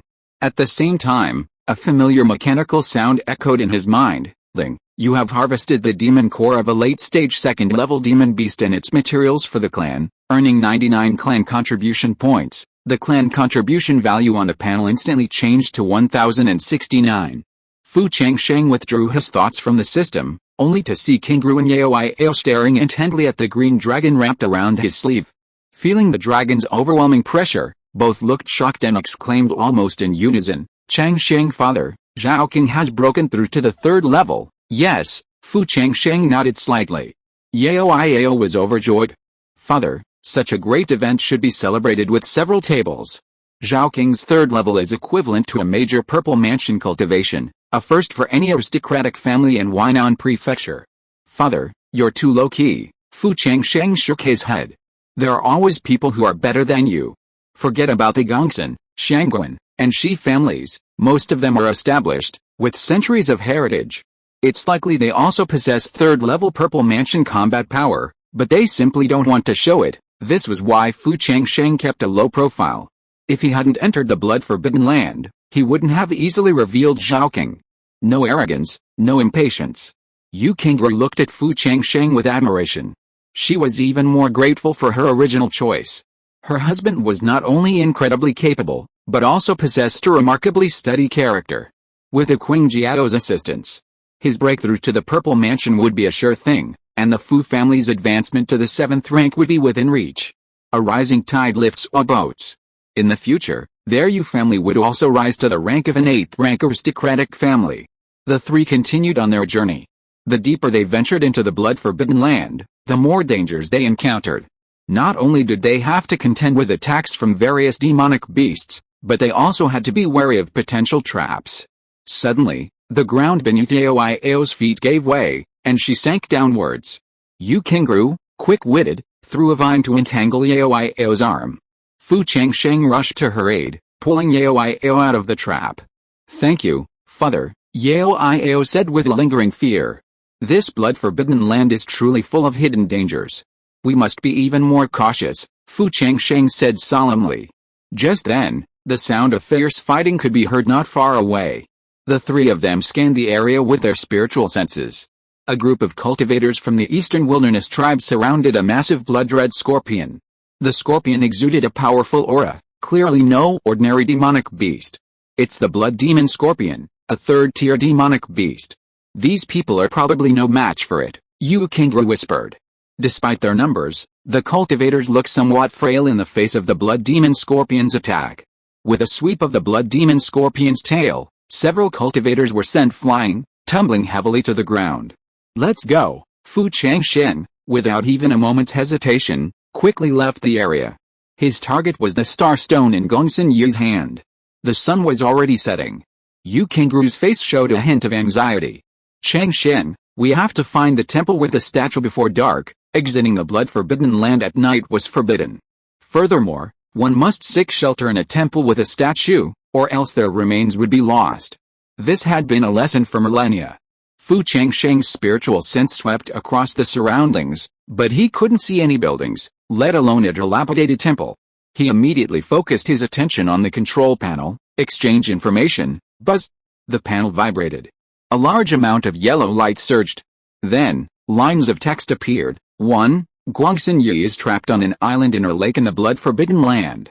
Seeing he hasn't returned for a long time, the new clan leader, Gongsun Wen, sent a member of the clan, Gongsun Qing, with a clan's spirit-sniffing dog, into the blood-forbidden land 3 months ago to search for Gongsun Yi. 2. Southwest of Yu, across the Yellow River, stands a ruined temple. The East Wasteland tribe has already occupied it. 3. In the inner layer of the blood-forbidden land, Nangguang Yu backstabbed a teammate in order to seize a heart-to-heart coup. 4. Fu Changsheng quickly scanned the information and found that only the second item mentioned the statue. Even if there were members of the East Wasteland tribe in the temple, they had no choice but to go there. He said to Qingru and Yao, let's head southwest. As the last rays of sunset were about to fade, Fu Changsheng still didn't see the Yellow River mentioned by the system. Yu Qingru's eyes were filled with anxiety. Changsheng, it's almost dark, and there's no sign of the temple. Should we change direction? It was too late to change direction. Furthermore, he firmly believed the system wouldn't provide false information. The only possibility was that the temple mentioned in the intelligence was too far away. Zhao Qing, transform, time was running out. There was no need to hide their weaknesses now. Hiss, a green dragon leaped from Fu Changsheng's sleeve, a surge of green light. The demonic body, once only 3 feet long, suddenly expanded to dozens of feet. Let's go. Fu Changsheng and the other two tapped the ground with their toes and landed lightly on the dragon's back. The dragon's tail flicked, and it instantly sped off to the southwest. The dragon flew at an incredible speed, the wind rustling on both sides. Having broken through to the third level, the dragon's flight speed was significantly faster than before, and even a cultivator in the late Purple Mansion period would be unable to catch up. Yu Kangru and Yao Yao were clearly relieved. At this moment, a musical melody rang out, a voice that seemed to drift from the nine netherworld. Aya, poor me, a beautiful woman, destined for the underworld, my soul lingers in the darkness. Fu Changsheng looked back. He saw that wherever the sound passed, darkness enveloped the land. The sound came from afar, as if someone were rapidly approaching them. The darkness rapidly spread, so fast that even the green dragon could not match it. And, even more bizarrely, as the opera spread, some monsters that failed to evade the attack seemed to have their souls drained from them in the darkness. Their once fierce eyes became hollow, their bodies began to tremble violently, and then, with a loud bang, they exploded one after another.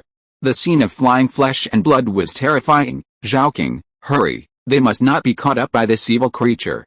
Zhaoqing's body trembled slightly, and he raised his head and roared angrily, instantly activating a blood spiritual power within his body. His body, several dozen feet long, seemed to merge with the wind and vanished with a whoosh. But darkness followed them like a shadow. The sound of opera grew clearer, its melodious voice holding an invisible magic. I hate this world, where disaster strikes without distinction between good and evil, leaving me alone to sigh in the underworld. Another verse rang out, and the air around them seemed icy cold. Fu Changsheng swept his spiritual sense across the river. Suddenly, he saw the surging yellow river. Zhaoqing, faster, leaping across the yellow river, he saw the ancient temple. Zhaoqing raced, but the sound of opera followed them like a shadow. The surviving monsters, driven by the music, rushed towards them frantically. Yu Kangru swiftly swung her vines, repelling the first few monsters with a clean, efficient movement. Fu Changsheng also concentrated his spiritual energy, transforming it into barriers to block the monsters' attacks.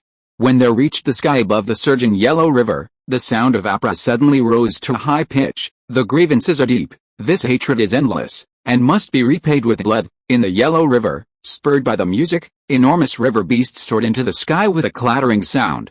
Their bodies glowed with an eerie red light and they pounced upon Fu Changsheng and his companions. Fu Changsheng didn't want to fight any longer. With a thought, a buzz, the three-turn precious lotus lantern within his body flew out.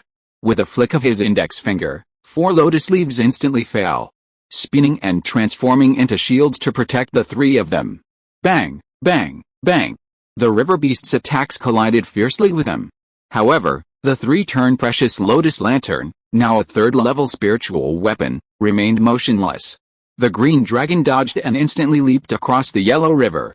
Fu Changsheng looked back. It seemed that the pursuers in the darkness had stopped on the other side of the yellow river and didn't advance any further. The music began to drift away. Whoosh, a close call.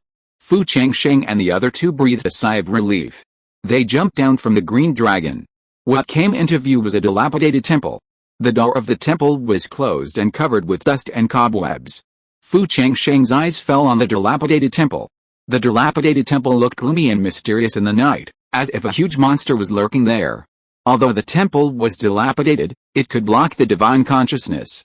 If it were not for the intelligence that the people of the East Wilderness tribe had occupied this place in advance, he really would not have discovered it. He was thinking about how to deal with it. On the other side, Yao Yao couldn't wait to step forward quickly and was about to push the door open. Fu Changsheng quickly sent a voice message to stop her. Inside the dilapidated temple, in the corner of the wall, 2 women seemed to have their dantian sealed. At this time, they were motionless and were manipulated by several men from the East Wilderness tribe like rags. Tears of humiliation fell from their eyes. They heard footsteps outside. The 2 leading half-step Purple Mansion cultivators whispered, "Hush, someone's coming." The men, who had been stirring, paused, kicking the immobilized woman with unsatisfied intent. With a flash of their bodies, they retreated into the shadows. Their eyes gleamed with greed and cruelty. These 10 had been ambushed here for a long time, having previously successfully slain 2 groups of cultivators who had attempted to enter the ruined temple. At the sound of footsteps outside, their eyes lit up with excitement. They whispered, "Haha, another big fish has arrived." From the sounds, it seems there's a woman. Brothers, please be gentle. Let us have some fun first. The female cultivators of the Great Zhou have incredibly smooth skin. Even corpses are better at sex than those women from the tribe. But it's better to capture them alive, so we can have more fun and have more fun. Ha ha ha. The 10 people in the ancient temple were from the Yangang tribe. The two so-called big brother and second brother were both half-step purple mansion cultivators, while the remaining 8 were at least in the late foundation establishment stage. This strength was terrifying regardless of where they were. Therefore, in their minds, the people entering the ancient temple were nothing more than corpses that would soon die. Why are these 3 taking so long? Why haven't they come in yet? Have they discovered the trap we set? Huh? No, the footsteps outside are fading away, damn it. They've discovered a trap. Big brother, we can't let this big fish escape. Let's charge out. Yes, big brother, with the strength of the 10 of us, anyone who isn't a purple mansion master is nothing but ants. We can't let them slip away. The leading leader hesitated. He feared encountering a purple mansion master, but if one truly was, they wouldn't be so cautious. Not even daring to enter the ancient temple. Encouraged by his subordinates, he gritted his teeth and shouted, "Go!" with a bang. The ancient temple's gates flew open. 10 people rushed out almost simultaneously. At the same time. Buzz! Suddenly, a brilliant spiritual light rose from the temple gate, and a magic shield suddenly formed, trapping them inside with a bang. Oh no, the sudden scene stunned the people of the Changsheng tribe. Had they fallen for a trap? However, when they saw that the 2 delicate young ladies were presiding over the magic circle, they felt relieved. The sharp-faced Wu Lingzi immediately smiled lewdly. 2 fairies, are you afraid that we won't satisfy you if we leave, so you've trapped us? Ha ha ha. Before he could finish his words, a whoosh sounded through the air. Instantly, a purple light as fast as lightning pierced through his eyebrows. With a bang, Wu Lingzi fell to the ground with his eyes wide open before he could even scream. Spiritual magic. The leader's pupils shrank upon seeing this, and he made a quick decision, form a formation. However, suddenly, a thick fog rose from the formation, instantly dispersing the remaining 9. Then, a thud could be heard. The remaining 7 foundation establishment cultivators were instantly killed. Each of them had been shattered by a burst of purple light piercing their brows. The 2 half-step purple mansion cultivators from the Changsheng tribe knew they had encountered a formidable foe. If they weren't careful, they might be annihilated. Shangguan looked around fearfully and said coldly, "Fellow Taoist, our Changsheng tribe's heavenly elder is also in this blood-red forbidden area. If you stop now, we too can still ignore what just happened." Before he could finish his words, Shangguan was horrified to discover that, unbeknownst to him, a green dragon had suddenly appeared above him. Roar! The dragon opened its mouth, not giving Shangguan time to react, and a hurricane of wind instantly coalesced, engulfing him in an instant. Oh no! Tianyunzi felt his mana rapidly being devoured by the hurricane. Without a second thought, he quickly formed a hand seal and chanted an incantation. Ahum! Thousands of pale blue spiritual lights suddenly surged from his body. The light trembled slightly, converging into a massive spiritual shadow that protected him. This, spiritual body protection, spiritual technique was one of the 3 great spiritual techniques of his Changsheng tribe. With it, he had escaped danger numerous times in the past. However, the moment the shadow coalesced, there was a loud bang. A crimson lotus of earth core fire instantly engulfed the spiritual shadow. A sizzling sound. The spiritual shadow was instantly incinerated to ash. Is this strange fire? Tianyunzi's pupils shrank. First a 3rd-level spiritual pet, and now a strange fire. He knew he had truly encountered a formidable foe today. He didn't dare to fight any longer and was about to unleash his secret technique to break the formation and escape.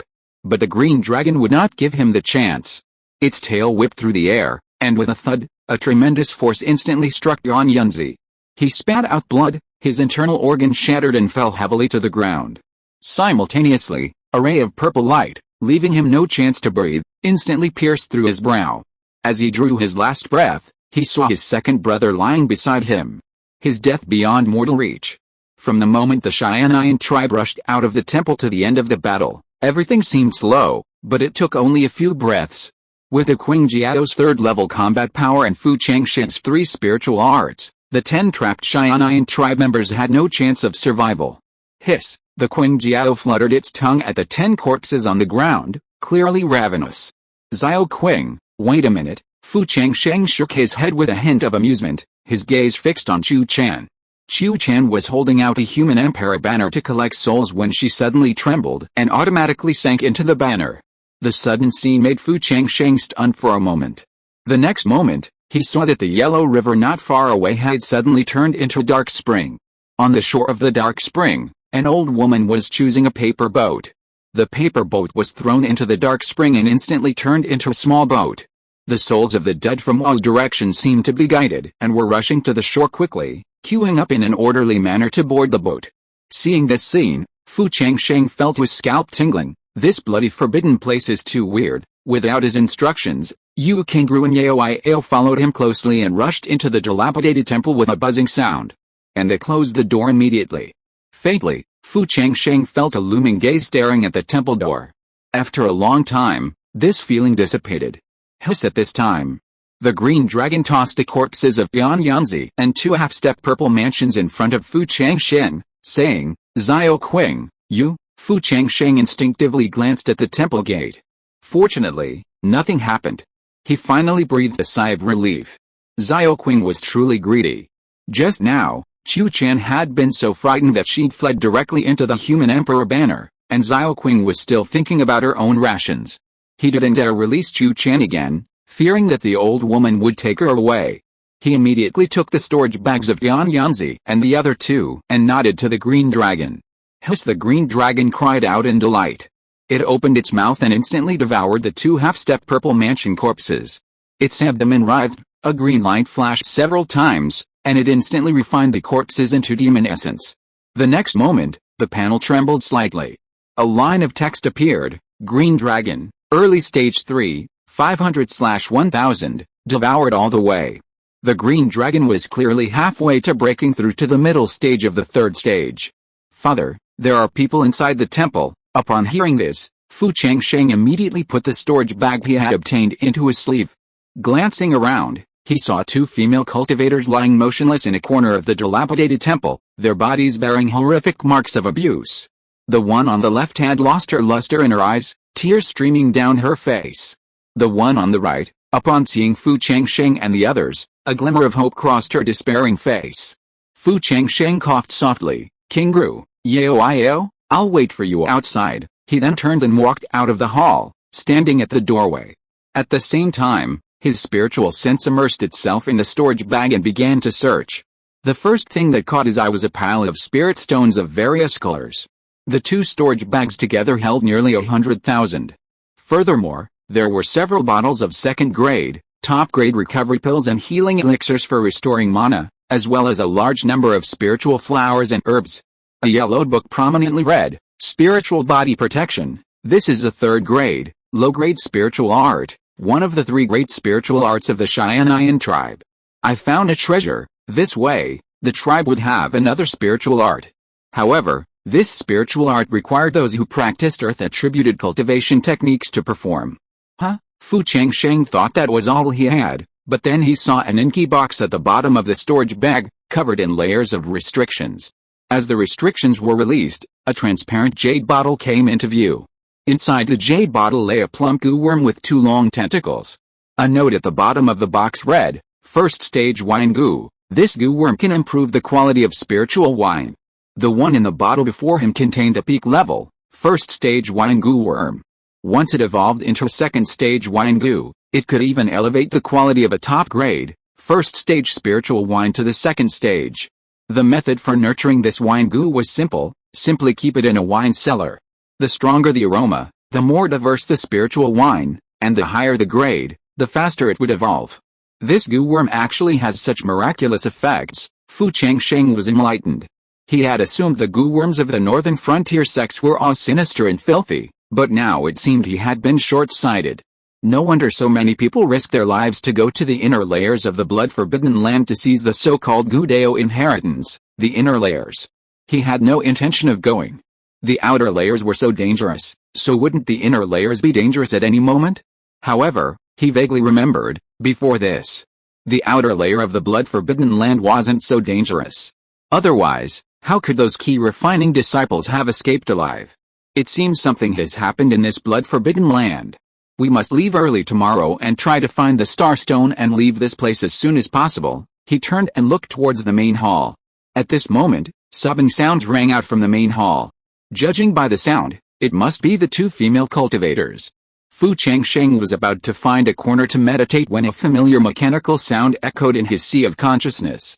Chapter 293, The Heart-to-Heart Goo, The Corpse Puppet Shows Power, and the Will to Die. Ding. You've added a spiritual skill to the clan, a first-level wine-drinking insect, and other items, earning 500 family contribution points. Immediately, the family contribution points on the panel instantly changed to 1,569. Fu Changsheng resisted the urge to add points. The blood-forbidden land was such a strange place, he decided to return to the clan. The last intelligence step, Gongsun Yi was trapped on an island somewhere. Fu Changsheng took out a map of the blood-forbidden land and examined it carefully. He saw no lakes or islands marked on the outer layer. It seems to be obscured by a natural illusion array. No one has ever entered. If they searched inch by inch, it would take forever to find Gongsun Yi's hiding place. Moreover, if a melee broke out within the inner layer, they would inevitably be affected. Therefore, Fu Changsheng preferred a quick victory. He immediately wrote on the panel, "Exchange information." Buzz! The panel vibrated. A large amount of yellow light surged. Then, lines of text appeared. 1. After being backstabbed by his teammates, Shangguan Hongyu managed to save his heart-to-heart goo, but he was also seriously injured.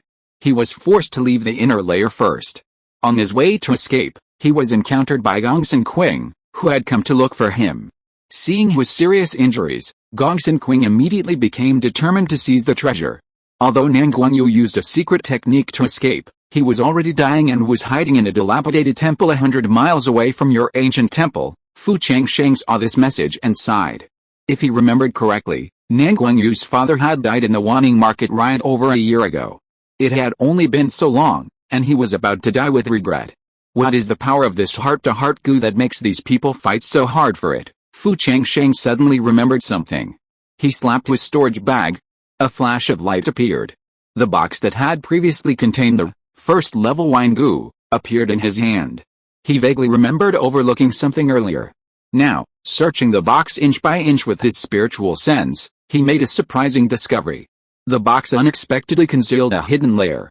Within it was a topographical map, clearly leading to an inner layer. At the end, a message read, "Find the heart-to-heart goo as soon as possible. This way, you can control the clone's consciousness and firmly control its life and death." Fu Changsheng studied it again and again, his eyes lit up with delight. If the heart-to-heart goo truly had such miraculous effects, then his and the clone's problems would be solved. Looks like I'll have to go to the dilapidated temple 100 miles away tomorrow morning. Fu Changsheng was about to read the intel when the doors to the main hall opened and Yu Qingru emerged. Motioning him to the side hall, Yu Qingru gritted her teeth and cursed, "Those beasts of the Cheyenne tribe are truly despicable. They even preyed on pregnant women." Pregnant woman? Fu Changsheng instinctively glanced at Yu Qingru's abdomen. Yu Qingru took a few deep breaths to calm herself, then spoke slowly, "Husband, the two female cultivators who were abused in the main hall are both from the Xu family. One of them is Shi Yunayan, the granddaughter of the Xu family's chief elder, and the other is Yunayan's sister-in-law. Yunayan's sister-in-law had a quarrel with her husband and, out of spite, entered the blood-forbidden land. Yunayan, worried about her, followed her in, but she never expected, Yunayan's sister-in-law is pregnant. I just helped to remove the child, but it's stillborn. Yunayan's sister-in-law looks overwhelmed by the blow. She's in a daze, and it's hard to believe Miss Yunayan is still trying to persuade her. Although a cultivator, she's still a woman. After being abused by so many people, anyone with a weak will would surely collapse." Yu Qingru simply felt sorry for Miss Yunayan. She was unmarried, but judging by her appearance, she likely wouldn't have children. If she hadn't been so worried about her sister-in-law, she wouldn't have suffered this fate. Truly, kindness can be fatal. Yu Qingru sighed. Fu Changsheng squeezed her palm and said comfortingly, "No matter what, their lives are saved." He had originally planned to leave the blood-forbidden land and go to the Xu family to arrange a marriage for Anan. He could mention it when he was sending Shi Yunan and the others back. The two talked for a while. They had to travel again the next day, so they didn't dare to do any strenuous exercise. They meditated and rested for a while. The next day, as the sun broke, Fu Changsheng suddenly opened his eyes and emerged from the side hall. Shi Yunyan had actually risen and was waiting outside the door. Upon seeing him emerge, he immediately bowed deeply to Fu Changsheng. "Thank you, clan leader Fu, for saving my sister-in-law's life yesterday. I'm sorry I wasn't able to express my gratitude sooner. Please forgive me. When I return to the clan, I'll have my grandfather prepare a generous gift to thank you for saving my life." Shi Yunyan had a prominent beauty mole at the corner of her eye, and from the outside, it was impossible to tell that she had just endured such a brutal ordeal. Fu Changsheng politely said, "Our two families once co-founded the Filong market, so we're not strangers. Miss Yunyan, there's no need to be so reserved. What are your plans?" Your sister-in-law, Yao Iao, stepped forward and said quickly, "Father, Sister Yunyan heard we weren't entering the inner circle, so she plans to join us." It was clear Yao Iao sympathized with Shi Yunyan's plight. The exit to the blood-forbidden land wouldn't open for another month. Shi Yunyan's sister-in-law had already lost her will to fight. With a patient in tow, Shi Yunyan would have a hard time making it until the forbidden area opened. Shi Yunyan, too, looked at Fu Changsheng with anticipation. He'd send the Buddha off to the west. Fu Changsheng nodded and said, "Okay, but Miss Yunyan, you two must obey orders from now on and not act on your own." Of course, Shi Yunyan said with a hint of relief. Yao Iao stepped forward, took her arm around Shi Yunyan's wrist, and chuckled, "See, Sister Yunyan, I told you my father would definitely agree." The group had a quick breakfast. Fu Changsheng, preoccupied with her heart-to-heart goo, immediately asked the green dragon to lead the way. Shi Yunyan, seated atop the green dragon, a look of deep shock flashed in her eyes. She'd often heard her grandfather speak of the Fu family's unstoppable rise, but she'd never imagined they even possessed a third-rank spirit pet. Perhaps, in all of Huainan Prefecture, this was the first family in hundreds of years to truly ascend to a seventh-rank aristocratic family. The green dragon's speed was incredibly fast. 100 miles away, in less than half a cup of tea. A collapsed temple was visible in the distance. Just in case. Fu Changsheng thought again, exchange information, buzz. The panel vibrated. A large amount of yellow light surged. Then, lines of text appeared. 1. People from the three camps will reach the inner layer after sunset, and the ancient cultivator's cave is about to open. 2. Gongsun Yi discovered a second-level, wine-bag flower goo, on a natural illusion island. This goo, when infused with true essence, can secrete second-level nectar spirit wine. 3. Shi Yunyan's sister-in-law is determined to die. Shi Yunyan and Yao Iao are in love. After escaping the blood-forbidden land, they plan to become sworn brothers. 4. Yang Fei has already accepted dozens of tasks in the Shadow Gate and is making great efforts. He plans to accumulate enough points to exchange for a breakthrough Purple Palace spiritual item as quickly as possible. 5. Liu Mizhan discovered a place where an ancient cultivator sat in meditation in Jingzhou and obtained a complete inheritance. 6. Fu Changsheng exchanged 10 pieces of information in a row, and his contribution value changed to 1,549. Seeing that the subsequent information did not reveal anything strange about the dilapidated temple in front of him, he breathed a sigh of relief. But just in case, he once again pointed a cloud around the purple immortal pagoda. With a humming sound, a first-rank soul-eating insect flew out, flying towards the ruined temple. Shi Yunyan, standing by, could not help but admire Fu Changsheng's meticulous approach. No wonder he had been able to raise the Fu family, once consisting of only 4 cultivators, to its current 8th rank status. Buzz! The soul-eating insect flew out of the ruined temple unharmed. Fu Changsheng then led the others inside. The entire temple reeked of decay, but upon entering the main hall, a headless statue stood. Unlike the unpleasant odor outside, the main hall exuded a refreshing warmth. According to the intelligence, the dying Shangguan Hongyu was hiding in the temple. However, his spiritual sense swept through the temple, but he found no trace of him. The others also found nothing. Yao Iao asked, "Father, should we continue on our journey?" "No hurry." Fu Changsheng combined his index and middle fingers and swiped them across his eyes. When he opened them again, a strange light flashed. He had repeatedly cleansed his eyes with making spiritual water. Though he was far from cultivating the power of making spiritual eyes, he could still see through simple mazes and sleuthing techniques. Eureka! Just behind the headless statue, a concealing white veil enveloped Shangguan Hongyu. This veil is truly remarkable. Even my purple mansion level consciousness can't detect it. To avoid unnecessary controversy, Fu Changsheng naturally wouldn't share his discovery with Shi Yunnan and the others. After all, they had only known each other for 2 days. Yao, you guys go explore the surrounding area first. Don't stray too far. I'll stay in the temple and investigate further. Yes, father. Yao and the other two left. Fu Changsheng then walked behind the headless statue and cast a spell on the white gauze. With a humming sound, the gauze instantly peeled back. Nangguan Yu, who was already breathing more out than in, blinked. Fellow Taoist Nangang, Fu Changsheng called out softly. As if time had passed, a flush suddenly appeared on Nangguan Yu's pale face. He was able to sit up straight and take in the person before him. A flicker of hesitation crossed Nangguan Yu's eyes. However, he was nearing the end of his life, and this was his last chance. Clan leader Fu, I possess a heart-to-heart goo that can control my clones, but it's not with me. If you agree to help me remove my belongings from the blood-forbidden land and return them to my son when he comes of age, I will tell you where the heart-to-heart goo is. Nangguan Yu looked at Fu Changsheng nervously, fearing he wouldn't believe him. Clan leader Fu, every word I say is true. If I tell even a single lie, my descendants will never rise again. If it were an ordinary person, I'm afraid he wouldn't believe it. However, Fu Changsheng, having exchanged the information from the system, naturally believed it. He hesitated and asked, fellow Taoist Nangang, why don't you hand your relics directly to the clan and let them keep them for you? Nangguan Yu's face flickered with a hint of irony and sorrow at this remark. If his clan members were trustworthy, why would he have traveled with outsiders into the blood-forbidden land this time? Their lineage was originally a side branch, and the clan's resources were already firmly in the hands of the 8th elder. If he handed the relics over, his son would die in an accident before reaching adulthood, leaving the clan devoured. The Nangguan family's upper echelons were deeply corrupt.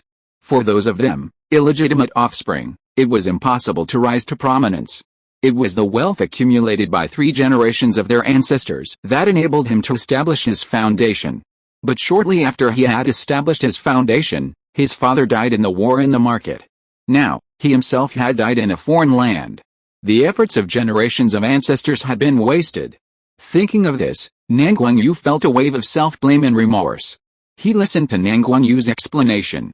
Fu Changsheng immediately became alert. The clan was growing stronger and stronger.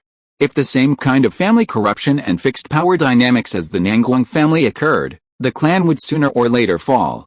He returned to the clan. He needed to gather everyone's wisdom and prevent this hidden danger from happening again. Seeing Nangguan Yu's face begin to turn pale, he quickly gathered his thoughts and nodded, saying, fellow Taoist Nangang, I promise to preserve your relics until your son reaches adulthood. Thank you.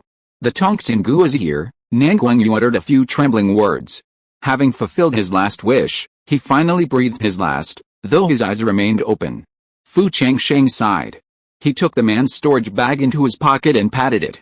A flash of light appeared, and sandalwood shot out. With several incantations, a coffin formed, burying Nangguan Yu inside. Fu Changsheng glanced at the headless statue and buried the coffin beneath its base. However, Fu Changsheng was unaware that his unintentional action would later have unimaginable consequences. Fu Changsheng emerged from the ancient temple. Yao and the others had already explored the area. Father, there's a cliff to the east, and beneath it lies an abyss. It's a dead end. To the north is the Yellow River, and to the south seems to lead to the second level. Okay, let's go east. East? Isn't that a bottomless abyss? Yao looked puzzled. But she obeyed her father and hurried after him, guiding the green dragon to the cliff. Near the cliff stood a dead tree several dozen feet tall. Atop it, a 2-headed crow let out a few eerie caws, its death-like eyes glancing at Fu Changsheng and the others. The 2-headed crow was a quasi-3rd-level cultivator. Hiss, the green dragon, wrapped around Fu Changsheng's hand, hissed twice, clearly craving something. Zhaoqing, be quiet. According to Nangguan Yu's last words, the heart-to-heart goo was hidden in a cave halfway up the cliff. He simply wanted to find it and avoid unnecessary complications. Fu Changsheng pointed a cloud around the purple immortal tower. Buzz! Instantly, hundreds of first-level soul-eating insects flew out, swarming into various caves across the cliff. After about a cup of tea, the soul-eating insects found nothing. Fu Changsheng frowned. A cloud circled the second floor of the purple immortal tower. A flash of green light appeared. A green-faced white fox suddenly appeared. Fu Changsheng's lips moved as he communicated with the fox. The fox immediately responded. With a flash of his body, he harnessed the power of the rock and nimbly leaped between the various caves. A full hour passed. The fox, about to disappear into the misty abyss below, sent a message. Fu Changsheng was delighted. Turning to Yao Iao and the others, he said, Yao Iao, you wait up there. Qing Jiao and I will go down. Yao Iao nodded. Fu Changsheng caused Qing Jiao to transform, and with a tap of his toes, he gently landed on its back. Following the connection with the green-faced white fox, he plummeted downward at an incredible speed. Barely a few breaths after Fu Changsheng left, a flying boat, 10 miles from the cliff edge, sped towards the cliff. Pilots were Gongsun Qing and Gongsun Wen. Gongsun Wen occasionally cast spells on the compass array in his hand. The needle on the array spun wildly, finally pointing in the direction of the cliff. Gongsun Wen's eyes lit up. Sixth brother, judging by the array, seventh brother is likely trapped up ahead. Let's speed up. Gongsun Qing's eyes lit up with joy. Their purpose in entering the blood-forbidden land was to find Gongsun Yi, and they had even rented a soul-seeking array from the Suppression Bureau at a high price. They thought they would find him soon. Gongsun Qing's mind raced again. Ninth brother, after we find seventh brother, don't rush out. I have Nangang Yu's damaged natal magic weapon. Use the soul-seeking array to find where he's hiding. We can't let him leave the blood-forbidden land alive. If he complains to the Nangang elders, our Gongsun family will have another enemy. After the new clan leader, Gongsun Wen, took office, he repeatedly urged them to keep a low profile and not to provoke anyone. But at the time, he had been absolutely confident of capturing the severely injured Nangang Yu, only to have him use his secret technique to escape. Gongsun Wen, however, shook his head like a rattle. No, the clan leader has instructed us to find seventh brother and hide somewhere. Once the blood-forbidden land is opened, we must return to the clan immediately and not stay outside any longer. Gongsun Qing frowned. What a fool. Once they've entered the blood-forbidden land, how could the clan leader know what they've been up to? He immediately decided to go find them himself. Killing Nangang Yu to silence him was just an excuse. He truly desired the treasures he possessed. As he spoke, the flying boat was about to burst through the peach forest and reach the cliff. Wait, Gongsun Qing's ears pricked up. Then his expression changed. Ninth brother, there are people on the cliff edge. Sixth brother, then let's hide first. Once they're gone, we'll go over. Gongsun Wen only wanted to find the people and leave safely, not to cause any complications. Gongsun Wen's ears twitched again. Suddenly, a lewd smile crossed his face. Ninth brother, standing on the cliff edge are Yu Qingru and Fu Yongjiao. There's also Sister Shi, but they're both seriously injured. With the two of us and the quasi-third-level corpse puppet given by the Patriarch, we can easily kill them. Both Yu Qingru and Fu Yongjiao were rare beauties. Taking them first and then the other would be a form of revenge for the dead elders. Sixth brother, are you sure Fu Changsheng isn't here? Forget it. If something happens and the clan leader's plan is ruined, how will we explain ourselves when we get back? If you don't go, I will. Gongsun Qing, unable to bear Gongsun Wen's indecision, immediately activated his flying boat and rushed out of the peach forest. Simultaneously, he slapped his storage bag. A foul smell of a corpse gas rose into the sky, and a corpse puppet nearly 10 feet tall soared into the air, accompanied by the tinkling of a bell in his hand. The corpse puppet's two Zuanshan ropes instantly swept towards Yao Iao, who stood at the edge of the cliff, with lightning speed. Yao Iao, so focused on Fu Changsheng on the cliff below, caught the Zuanshan ropes behind her. She then warned, Yao Iao, be careful. Yu Qingru shot out the green vines in her hand. Ling. The green vines wrapped around the Zuanshan ropes. But Yu Qingru was no match for the quasi-third-level corpse puppet's strength. With a powerful pull, the corpse puppet dragged the vines and the person to her side. It opened its mouth, and a ball of dark green corpse fire erupted. Once contaminated by the corpse fire, Yu Qingru will surely die. Looking for death, after Yao Iao reacted, she moved her mind and the array disk in her body whizzed out. As she injected a spell into the array disk hummed and turned into rainbow light that blocked Yu Qingru at an extremely fast speed. Zzz. The corpse fire erupted on the array disk. The array disk was instantly contaminated and the spiritual light dimmed. Yu Qingru took the opportunity to cut off the green vine, broke free, and flew back. Seeing that the two women were not easy to deal with, Gongsun Qing roared, "Ninth brother, when are you going to take action?" As soon as the words fell, the ground beneath Yao Ao's feet erupted with a thud of yellow light. 3 second-tier corpse puppets shot out, simultaneously swinging their Zuanshan ropes and entwining themselves around Yao Ao. Yao Ao dodged rapidly, but the 6 Zuanshan ropes, like spirit snakes, followed her like a shadow, leaving her powerless. Roar! The 3 corpse puppets simultaneously erupted in corpse fire, transforming into a web of flames that enveloped Yao Ao. Yao Ao, inexperienced in combat, panicked and momentarily lost her composure. The corpse fire was about to descend upon her, when suddenly, Shi Yunan's sister-in-law, who had been expressionless since her rescue, suddenly leaped out and blocked Yao Ao's path. Boom! The raging corpse fire instantly engulfed her. Shi Yunan's sister-in-law made no attempt to dodge. As the corpse fire consumed her, a hint of relief crossed her expressionless face. "Sister-in-law!" Shi Yunan cried out in agony. Heedless of his own injuries, he risked his life to join Yao Ao in the battle against Gongsun Wen. On the other side, Yu Qingru faced a quasi-third-level corpse puppet alone. She was also beaten back step by step. Gongsun Qing sneered, "Yu Qingru, if you want to blame someone, blame yourself for following the wrong person. Go to hell." With that, the bell in his hand vibrated violently. The quasi-third-level puppet roared, and with a single palm strike, he sent Yu Qingru flying. Simultaneously, the Zuanshan rope swirled at incredible speed, dragging her into the air. He opened his mouth and roared, and corpse fire erupted. Boom! The corpse fire was about to incinerate Yu Qingru. At the critical moment, a red lotus of earth core fire shot up from the cliff below, rapidly transforming into a wall of fire that blocked Yu Qingru's path. With a sizzling sound, the corpse fire fell into the red lotus of earth core fire. Instead of destroying the fire net, it was consumed by the red lotus of earth core fire. Fu Changsheng, Gongsun Qing's pupils shrank. He had heard of Fu Changsheng's reputation. The previous patriarch, a man with a cultivation level of half a step to the purple mansion, had also died at his hands. He instantly lost all desire to fight again. Shaking the bell in his hand, he used the quasi-third-level corpse puppet to protect him, and piloted the flying boat, escaping towards the peach forest at breakneck speed. He had actually abandoned Gongsun Wen without a care. Sixth brother, Gongsun Wen saw this and saw it with a vengeance. Sixth brother had provoked this fight, but in the end, he was the one who ran the fastest. Chapter 294 Yao Ao's physique, strange poisonous insects, acquired spiritual plants. Gongsun Wen no longer had the will to fight. He quickly summoned his 3 second-level corpse puppets to guard him while charging towards the peach grove at breakneck speed. However, he had barely taken 2 steps when a thud rang out from the grove, and a corpse was flung heavily out. The corpse's owner was none other than Gongsun Qing, who had just escaped.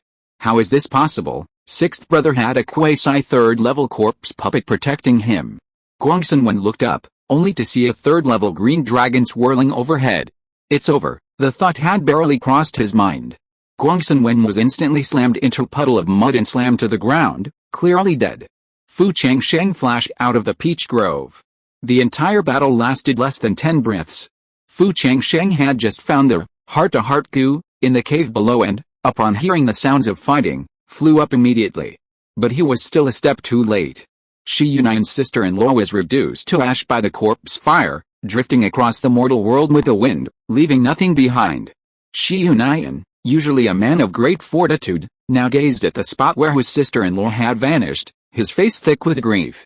Sister-in-law, how can I explain to my brother when I return? Sister Yunan, I'm sorry. Yao Ao's face was filled with self-blame. If Sister Yunan hadn't saved her, she wouldn't have died. This was Yao Ao's first time facing life and death. From birth until now, she had been well protected by her family. Even when the beast tide broke out, she had merely sat in the star-attracting tower to preside over the formation.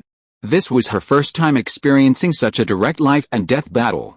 While blaming herself, she also regretted having spent so much time studying formations, which had caused her cultivation to decline significantly. She hadn't even mastered many high-level spells, leaving her overwhelmed and flustered during the battle. Yao Ao, I don't blame you, Shi Yunan saw clearly. His sister-in-law could have easily avoided the fatal blow, but she was determined to commit suicide. Besides the humiliation of being invaded by the southern barbarians, the sister-in-law couldn't accept the unborn child she had in her womb. This child was the result of her prayers, and she had finally conceived decades after marrying her brother. The multiple blows finally gave birth to her determination to die. Perhaps this is a relief for my sister-in-law. Seeing Yao comforting Shi Yunayan, Fu Changsheng didn't bother her. Instead, he walked aside and checked on Yu Qingru, who looked pale. Finding nothing serious, he breathed a sigh of relief. Qingru was pregnant. Then his eyes fell on the two bodies on the ground, and he narrowed slightly. This Gongsun family must not be allowed to stay. They had repeatedly provoked the Fu family. This was intolerable. Fu Changsheng took a deep breath and flicked his sleeve. The human emperor banner appeared in his hand. With a slight flick, Chu Chan emerged. Fu Changsheng coldly said, "Chu Chan, search the soul. After death, a ghost's soul is even more vulnerable to soul-searching techniques and will be annihilated at the slightest mistake." But Gongsun Qing and the other two had nearly taken Yao's life. How could he allow their ghosts to continue living? "Yes, master," Chu Chan replied. With a flick of her sleeve, the two corpses instantly floated into the air. As she composed a spell, with a humming sound, an invisible hand instantly penetrated Gongsun Qing and the other two. A milky white soul instantly rose from the two corpses. Within the invisible hand, it trembled violently, evidently in immense pain.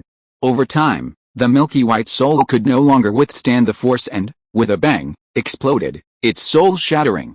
The autumn cicada spell retracted, and his eyes lit up. "Master, through soul-searching just now, according to Gongsun Qing and the others' search, Gongsun Yi is in the abyss below the cliff." "On the cliff below?" Fu Changsheng was delighted.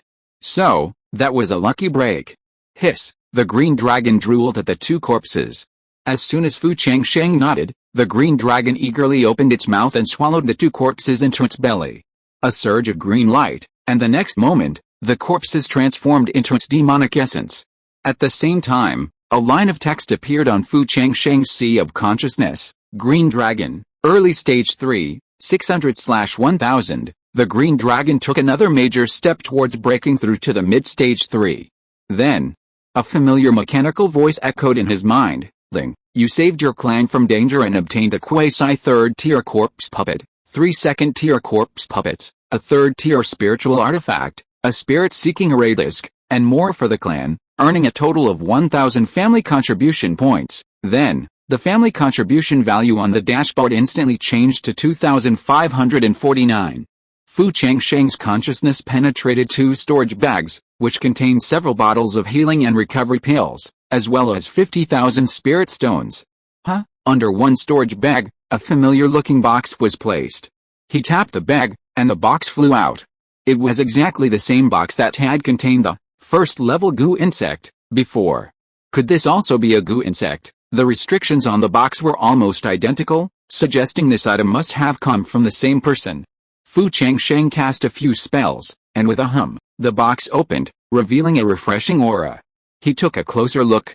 The insect's head and abdomen were brown, with a surface pattern resembling tree rings, a testament to the passage of time. Its wings, broad and translucent, resembled 2 overlapping leaves, and their veins resembled a web of leaves. A thick stem radiated from its center, creating a web-like pattern. "What kind of insect is this?" Fu Changsheng's fatigue vanished as he touched it, his eyes brightening. He searched the box carefully, but found no paper markings like last time. Just as he was about to reseal it, Yao had already approached, gazing longingly at the insect within the bottle. His spiritual energy surged, a green glow lingering around his body, yet Yao remained oblivious. "Yao?" Fu Changsheng's voice, a purifying power, evoked in him the power of a mind-clearing technique.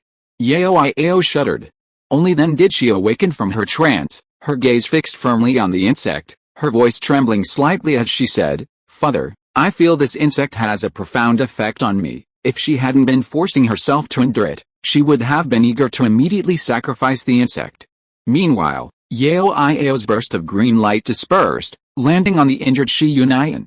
Shi Yunayan's injuries were healing at an astonishing rate, while Yao's face suddenly turned pale. This phenomenon reminded Fu Changsheng of Yao and Yulian's childhood, when they had always been together. Over time, Yulian's strange illness had unexpectedly healed. He had later studied Yao's physique but found nothing unusual. But now, faced with a strange insect, Yao's body began to change again. When she regained consciousness, her magic power had been uncontrollably drained, and Shi Yunan's injuries had almost healed. But the azure light emanating from Yao's body showed no sign of stopping. Continuing would drain her vital energy. Yao was conscious at this point, but she realized she was losing control of her body. This bizarre scene shocked Fu Changsheng, who quickly sealed the insect back in place. At the same time, a buzz. The azure light emanating from Yao's body instantly subsided. Yao tried to activate her cultivation techniques and found she could regain control of her inner essence. Fu Changsheng handed her a bottle of recovery pills, saying, Yao, restore your mana first. Without understanding the situation, Fu Changsheng didn't dare to hastily allow Yao to refine this strange insect. If anything went wrong, he would regret it. Fu Changsheng's gaze fell on Shi Yunayan, who immediately met her gaze and shook his head, saying, Please rest assured, clan leader Fu. I will not reveal a single word of what just happened to anyone else. A faint sound emanated from her. Fu Changsheng speculated that Yao possessed a special ability to heal others, but it appeared she hadn't fully awakened yet. Furthermore, Yao currently couldn't control this power. If a larger force discovered it, Yao would likely be abducted and used as a human pill. At this moment, Yu Qingru, who had remained silent until then, took the initiative and said, Changsheng, please give me a forget dust pill. The forget dust pill was more potent than the forget worry water, directly erasing related memories and rendering it inaccessible even through soul-searching techniques. Shi Yunayan, standing nearby, quickly said, Patriarch Fu, give me one too. Fu Changsheng's slightly furrowed brow suddenly relaxed. He patted his storage bag, and in a flash of light, a pill bottle appeared. 2 forget dust pills floated towards Yu Qingru and Shi Yunayan, respectively. As the three of them meditated to refine the elixir, Fu Changsheng simply consecrated a spirit-seeking array plate. This spiritual artifact was used to locate people and objects, and Gongsun Qing had used it to locate Gongsun Yi on the cliff below. After the incident, Fu Changsheng didn't dare to leave Yu Qingru and the other two on the edge of the cliff. The cliff was bottomless. The green dragon carried Fu Changsheng, Yao, Yu Qingru and Shi Yunan and flew slowly down. Along the way, the cliff was steep and rocky. From time to time, a cold and eerie wind whistled past, making everyone's clothes rustle. Yao sat on the back of the green dragon, her eyes occasionally looking at the storage bag where Fu Changsheng sealed the poisonous insect. Although her desire for the strange poisonous insect was forcibly suppressed, the curiosity and impulse grew wildly in her heart like weeds. She knew that her father was doing it for her own good, but the feeling that the poisonous insect gave her was too strange, as if something she had been looking for suddenly appeared. After refining the Wangshan pill, Yu Qingru and Shi Yunan looked much calmer. As they continued to go deeper, the scene at the bottom of the cliff gradually became clearer. A swamp appeared before them, swirling with a poisonous miasma of eerie color and emitting a pungent odor. Shi Yunayan, atop the green dragon, paled. Chief Fu, the miasma here has undergone a qualitative change. Even with the poison-removing pills, I'm afraid it won't be enough to resist. His words hinted at a urge to leave quickly. Fu Changsheng, however, smiled faintly and gently patted the green dragon on the back. The dragon roared excitedly, its mouth open wide. Suddenly, a vortex coalesced. As if summoned, the poisonous gas of the swamp surged toward the green dragon from all directions with a roar. The terrifying toxicity coalesced, transforming into drops of emerald green venom. Tick-tick. A line of them formed, and the green dragon swallowed them. A turquoise light surged within the dragon's body. The venom had been transformed into its demonic essence. Shi Yunayan, standing nearby, was stunned, her throat pounding. She had never imagined that Fu Changsheng's green dragon was immune to all poisons, capable of refining venom into demon essence. With such a large area refined, the green dragon's demon essence would likely be highly toxic, undoubtedly providing a powerful weapon in future battles. It took the green dragon approximately 10 days to refine the entire swamp. At this moment, the panel in Fu Changsheng's sea of consciousness trembled slightly, and a line of text appeared. Green Dragon, Early Stage 3, 980/1000. Clearly, the Green Dragon only needed a chance to break through to the mid-stage 3rd stage, equivalent to a mid-stage purple mansion cultivator. This was a formidable force. After the swamp's poisonous gas was consumed, the ground suddenly rumbled and trembled. Immediately afterwards, countless demon vines burst forth from the ground. These demonic vines seemed to possess boundless vitality. As soon as they appeared, they snaked towards Fu Changsheng and the others. Their vines were thick and powerful, covered in sharp thorns, gleaming with a cold light in the sunlight. Seeing this, Fu Changsheng swung his sword, a stream of sword energy slashing through the dense vines. The sword energy whistled, breaking the vines wherever it passed, and green juice splashed out. However, to everyone's astonishment, delicate new shoots quickly sprouted from the severed vines, and in the blink of an eye, they grew into new vines, continuing to pounce on them. Yao also cast a spell, shooting streams of green spiritual energy at the demonic vines. But again, the demonic vines only paused briefly before resuming their attack. Yu Kingru and Shi Yunine also attacked, their various magic lights shimmering above the swamp. But the demonic vines seemed like immortal monsters. No matter what attack they faced, as long as their spiritual energy source was continuously replenished, they could regenerate. Zhaoqing, fly upwards. Fu Changsheng didn't want to waste time with this. With a thought, the red lotus earth core fire within his body roared, transforming into a rolling wave of flames that whisked away the demonic vines snarling upstream below. Wherever the flames touched, the demonic vines sizzled, and the areas engulfed by the flames quickly carbonized. However, even under such intense inferno, the roots of the demonic vines continued to sprout new vines. As soon as the fire subsided, the demonic vines spread again. What kind of demonic creature is this? It seemed inexhaustible, as if it could never be extinguished. Fu Changsheng suddenly remembered the millipede mother he had encountered in the Hanling River. Could this demonic vine also have a parent? A thought flashed through his mind. He chopped off a section of the demonic vine and placed it in the spirit-seeking array, infusing it with incantations. The runes on the array illuminated with a buzzing sound, and the needle pointed southwest. There's hope. Fu Changsheng turned and told Yao and the others to remain in the air. With a thought, he cleaved off a section of the demonic vine and placed it in the spirit-seeking array, casting a series of incantations. The runes on the array illuminated with a buzzing sound, and the needle pointed southwest. There's hope. Fu Changsheng turned and told Yao and the others to stay in the air. The red lotus earth core fire was instantly summoned. As he clenched his hand, it hummed and transformed into a light shield that enveloped him. Bang, bang, bang. The demonic vines collided with the red light shield, causing it to shake violently. However, the moment they made contact, they were incinerated to ash by the red lotus earth core fire.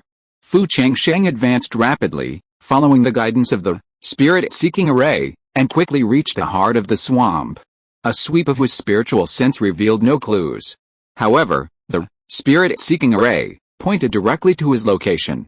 Fu Changsheng combined his index and middle fingers, swiping them across his eyes, activating the Minking Spirit Eye technique. A strange aura flashed. He saw the thickest demonic vines entwined in the ground below, intertwined, forming a massive vine ball. Within the vine ball, the faint sound of a heartbeat could be heard. Found it, Fu Changsheng's eyes lit up. He dove into the ground, simultaneously energizing the red lotus earth core fire with all his might. The flames intensified dramatically, and the vine ball began to burn fiercely. The demon vines twisted frantically in the flames, trying to resist the onslaught. Fu Changsheng seized the opportunity, grabbed the burning vine with both hands, and yanked hard. The vine was incredibly tough, but even with his full force, a crack appeared. He followed the crack, ripping more vines apart, finally glimpsing the interior of the vine ball. At the center of the vine ball, a 3-inch tall mother plant emanated a faint green light, connected by countless tiny roots. The mother plant possessed little offensive power. Fu Changsheng could have destroyed it with a single thought, but he chose not to. The demon vine's explosive power rivaled that of a quasi-third-tier warrior. As long as the mother plant was protected, it would be invincible, undoubtedly the ultimate defense of the city. Fu Changsheng intended to subdue it. He slapped his storage bag. A flash of light appeared. Instantly, a spirit-sealing jade box appeared in his hand. Fu Changsheng formed hand seals, channeling spiritual energy into it. The runes on the jade box shimmered with dazzling light, and a suction force erupted from it, landing on the mother plant. The mother plant seemed to sense danger. The tiny roots surrounding it twisted violently, trying to break free from the impending restraints. The mother plant even broke through the soil, its roots like countless tiny feet, rapidly squirming, trying to escape. It's even developed some spiritual intelligence. Interesting, Fu Changsheng didn't hesitate, immediately increasing his spiritual energy output and infusing it with the power of the red lotus earth core fire. The flames, following the spiritual energy's trajectory, slowly approached the mother plant. The mother plant sensed the heat of the flames, and its faint green glow grew even brighter, as if issuing a final signal of resistance. The roots of the demon vine suddenly shot towards Fu Changsheng, attempting to disrupt his spell. Fu Changsheng had a thought. The third-level treasure lotus lantern roared out, alight, and with a humming sound, a surge of green light surged. A spiritual barrier formed before him, repelling the roots. He simultaneously activated the jade box with all his might. The mother plant struggled, the surrounding faint green light colliding with the spiritual vortex, emitting a series of humming sounds. The red lotus core fire also seized the opportunity to entwine the mother plant, scorching its resistance. Under Fu Changsheng's full control, the mother plant's resistance gradually weakened. Finally, the mother plant was swept up by the spiritual vortex and slowly flew towards the sealing jade box. The moment the mother plant entered the jade box, the runes on the jade box shone brightly, instantly sealing it within. Simultaneously, the demon vines that had been scattered in all directions thudded and dissipated into tiny specks of spiritual light.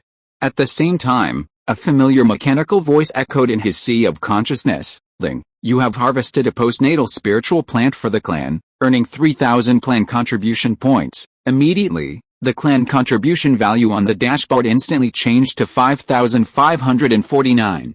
Fu Changsheng's eyes lit up when he heard the system's notification chime. This is actually an acquired spiritual plant. This meant he had a solution for restoring Kyanger's spiritual roots. Fu Changsheng's mood instantly brightened. At the same moment, the spirit-searching array disk in his hand vibrated violently, pointing to the exact location of the acquired spiritual plant he had seen earlier. Guangxin Yi is down there, truly effortless. However, he used his spiritual clear eyes technique to investigate, but couldn't detect anything unusual down there. Remembering the intelligence mentioning this place as a natural illusion array, he immediately summoned Yaoi Ao and Kingru. Yaoi Ao and Yu Kingru were both third-level array masters. At first glance, they also found nothing, so they took out the array disk. As soon as the disk was out, a faint light flickered, and runes slowly flowed on the disk. Half a cup of tea later, Yaoi Ao cast another spell on the detection array disk, and said with a hint of excitement, "This illusion array is very hidden. If father hadn't told me, it would be difficult to detect." Yu Kingru also nodded in agreement. The structure of this illusion array is quite complicated. It seems to have integrated the principles of many arrays, and made use of the natural terrain and spiritual energy of this place. At the same time, the runes on the detection array disk grew brighter. Yaoi Ao and Yu Kingru began to calculate the location of the array's center based on the array patterns on the disk. They drew various array runes on the ground, using their spiritual power to simulate the operation of the illusion array, constantly revising their calculations.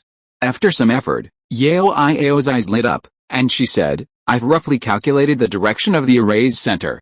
It's 3 meters southwest." Yu Kingru rechecked her calculations and nodded in approval. The two of them took out spirit stones and array flags from their storage rings to set up the array.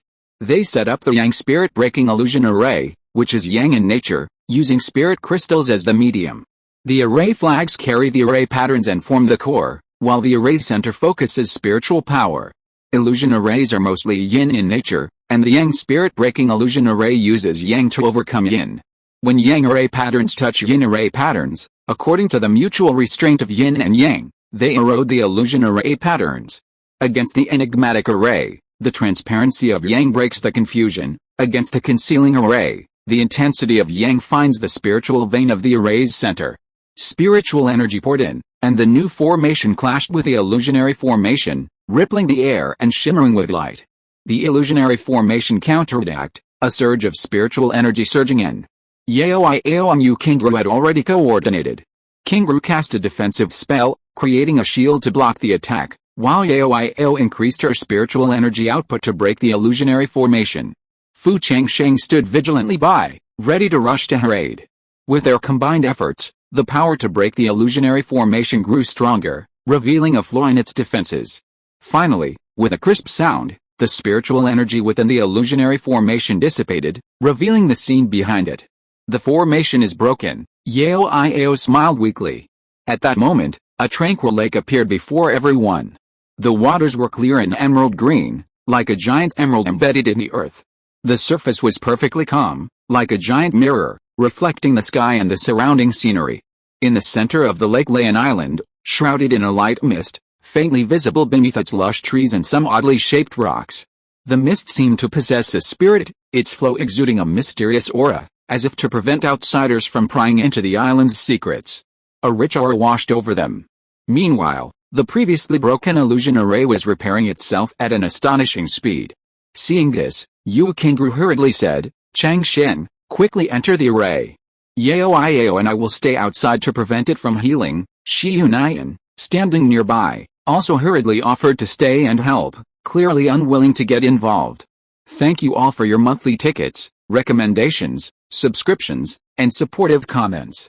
I came across a great drama today and have been following it all the way through without writing a single word. What a shame. Chapter 295, Strange Altar, True Solution of Gudao, Awakening of Spirit. The entire island looked ethereal, yet Fu Changsheng had a foreboding feeling. However, the Star Stone was in Gongsun Yi's possession, so he had no choice but to enter. However, if his life was in danger, he naturally wouldn't set foot there. He pondered for a moment, then his mind fell on the panel, exchange information, buzz. The panel vibrated, and a large amount of yellow light surged. Then, lines of text appeared. 1. The 3 camps have arrived at the inner cave. After a fierce battle, countless people were killed and injured, but they found that the inheritance of Gudao was non-existent. 2. There is an altar on the island in the middle of the lake in front of you. Anyone who enters the altar will die. 3. In the soul hall of the Gongsun family, as the soul lamps of Gongsun Qing and Gongsun Wen were extinguished, Gongsun Wen ordered the complete closure of the mountain gate barrier. Once this barrier is closed, it will not be opened again until 10 years later. 4. Less than half a year after the half-demon girl from Dalan village married the stupid son of a butcher, the stupid son died suddenly. The butcher wanted the girl to be buried with him. 5. If your wild beast spirit pet is fed with tricolor grass all year round, it will be able to awaken its bloodline magical powers in 3 to 5 years. 6. There is a small spirit stone vein hidden in the deep mountains of the Shiwan Mountains. This place is remote from the East Wilderness tribe. 7. Ningning successfully bred and hatched a blue phoenix. 8. A total of 10 pieces of information were exchanged. Seeing the subsequent information provided was irrelevant, Fu Changsheng immediately stopped exchanging it. At this moment, the family contribution value on the dashboard changed to 5,529. Fu Changsheng reviewed the information again, and the reappearance of the girl from Daling village became even more strange. He wondered why the system kept mentioning this girl from Daling village, and with each update, her plight grew more dire. However, he searched through all the information and found no mention of Daling village. When he saw the 6th piece of information, Fu Changsheng's heart skipped a beat. Small spirit stone vein, that meant a reserve of at least several 100,000 spirit stones. As he pondered the above information, Yu Qingru called out, "Changsheng." Fu Changsheng's thoughts snapped back to reality. Now was not the time to dwell on these matters. This time, he was entering the lake island. Just in case.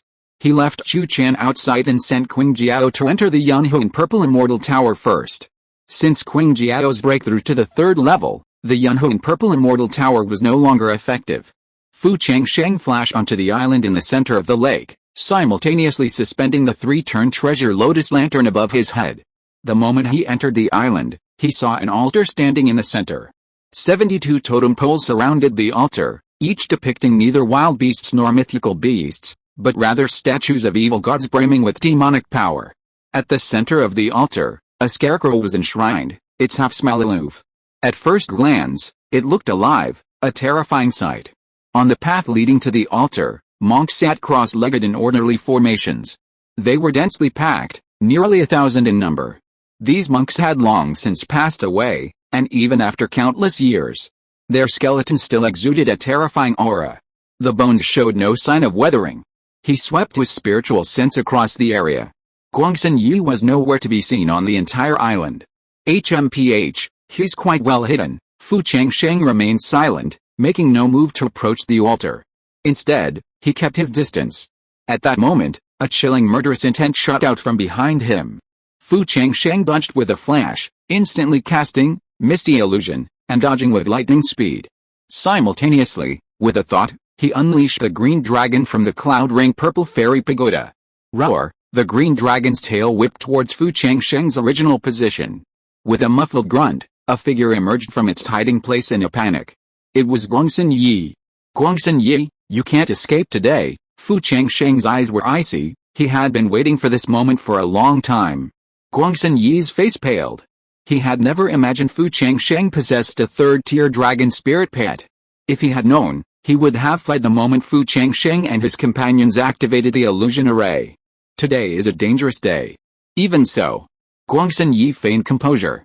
Fu Changsheng, if you dare attack me, the Gongsun family will not let you go. HMPH, the Gongsun family can't even protect themselves. How can we even talk about letting him go? Fu Changsheng sneered.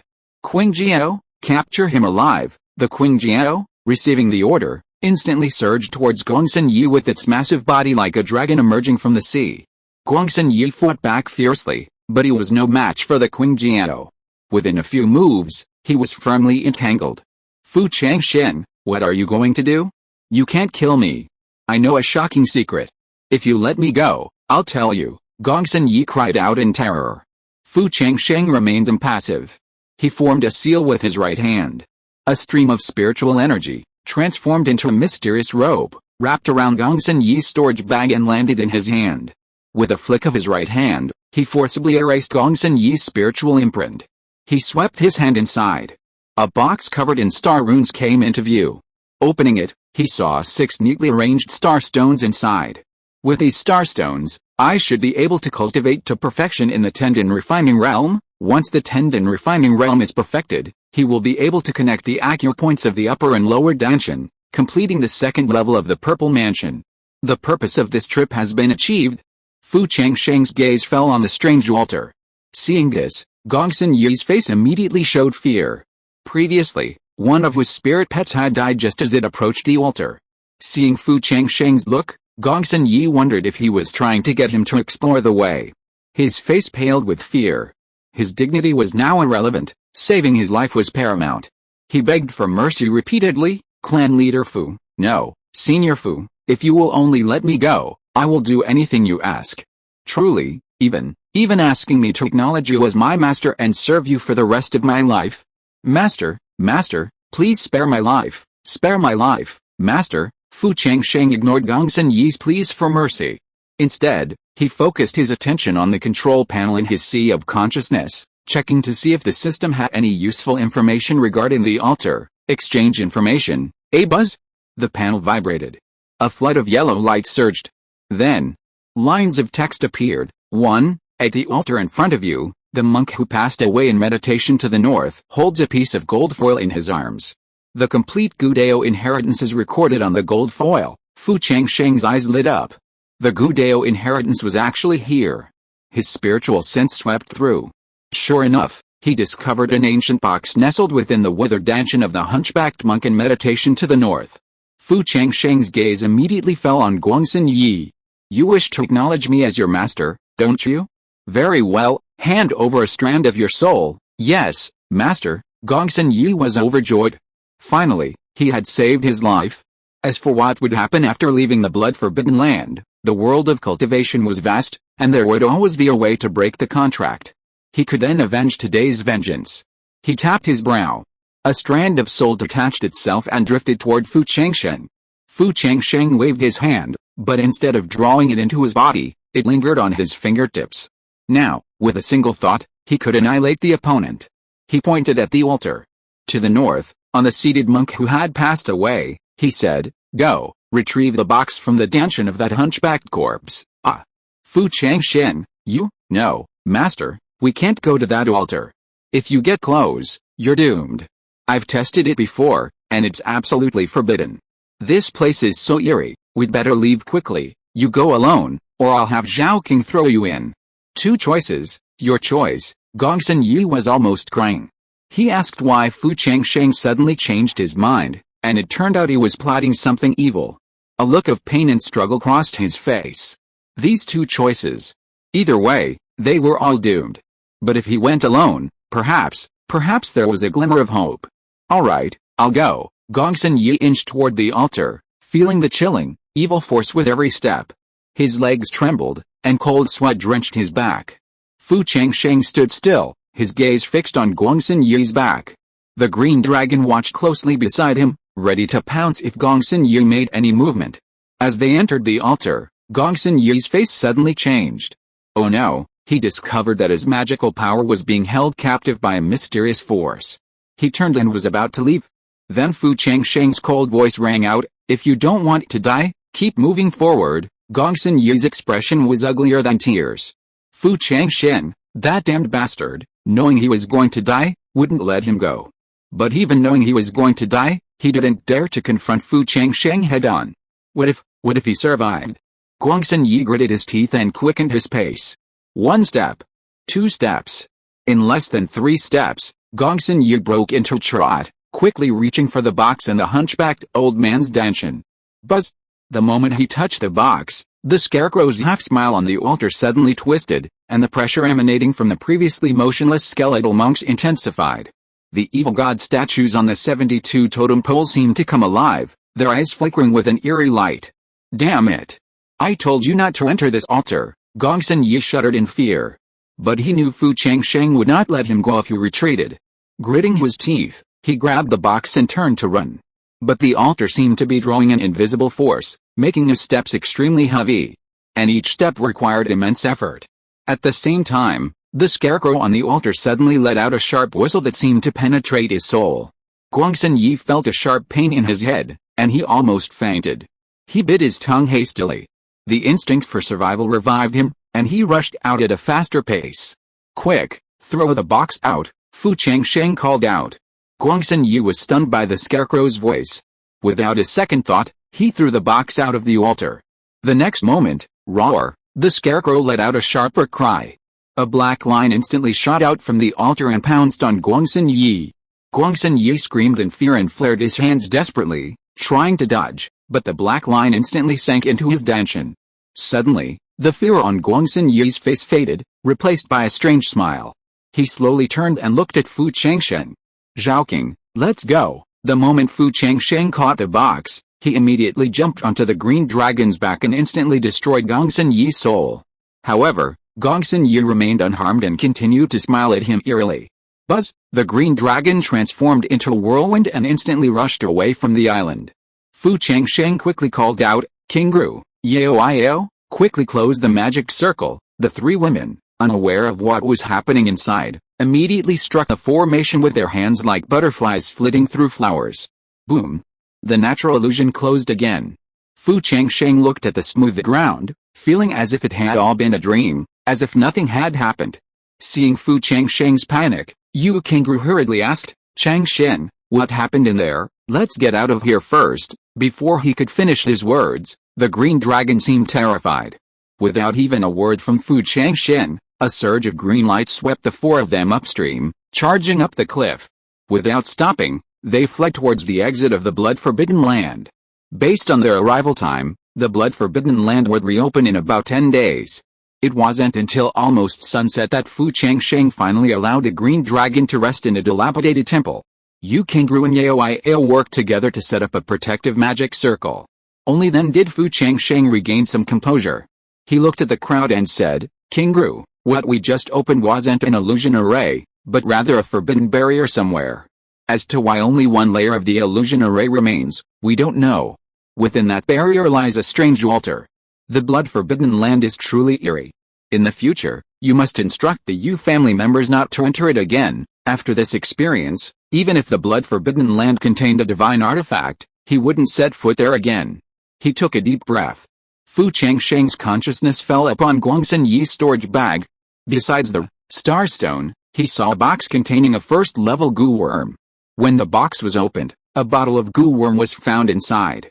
It must be the second-level wine goo mentioned in the intelligence, which, when injected with true essence, can produce nectar spirit wine. Yao, who was standing nearby, heard this and injected true essence into the second-level wine goo with great interest. Suddenly, a small bulge appeared on its head, like a blooming flower. Then, streams of spirit wine emanated, their aroma intoxicating. Just a sniff. Suddenly, the mana within her body began to flow uncontrollably. Further, this nectar wine can actually boost foundation-building mana. With a spiritual wine, there's hope for a turnaround in our restaurant's slump. Besides the second-level wine goo, the storage bag also contained 30,000 spirit stones, along with other spiritual flowers and herbs, and elixirs, all consumed by Gongsun Yi. However, in a corner of the storage bag, he saw a box with a white background and fruit patterns. Opening the box, he revealed 3 second-grade, top-grade spiritual peaches, Kingru, Yao, Union, one for each of you 3. Thank you, Father. Yao and Yu Kingru happily accepted. Shi Union waved her hand hurriedly. Clan leader Fu, I appreciate your kindness, but I can't accept these spiritual peaches. She hadn't yet repaid him for saving her life. How could she take such a precious item? Moreover, she hadn't been of any help in the entire process. Sister Union, take this. Yao, without a word, thrust the second-rank spirit peach and the box into Shi Union's hands. After all, Shi Union's sister-in-law had died saving her, so this little token of gratitude was nothing. Seeing this, Shi Union gratefully accepted it. Yao and the other 2 remained in the main hall. Fu Changsheng went to the side hall and, as usual, set up a magic array before taking out the gold foil he had obtained from the strange altar. He had risked great danger to obtain this gold foil. Seeing it, Gongsun Yi's eerie smile flashed through his mind again. Since Gongsun Yi had remained unharmed even after wiping out a trace of his soul, it seemed she had already been possessed. As for why the demonic being hadn't pursued him, Fu Changsheng had no idea. He took a deep breath, pushing these chaotic thoughts aside. Fu Changsheng's spiritual consciousness fell upon the gold foil, but he saw only intricate rune patterns, not the so-called Gudeo inheritance. Does this gold foil require a blood sacrifice? After trying several methods without success, Fu Changsheng gritted his teeth and swung his sword finger.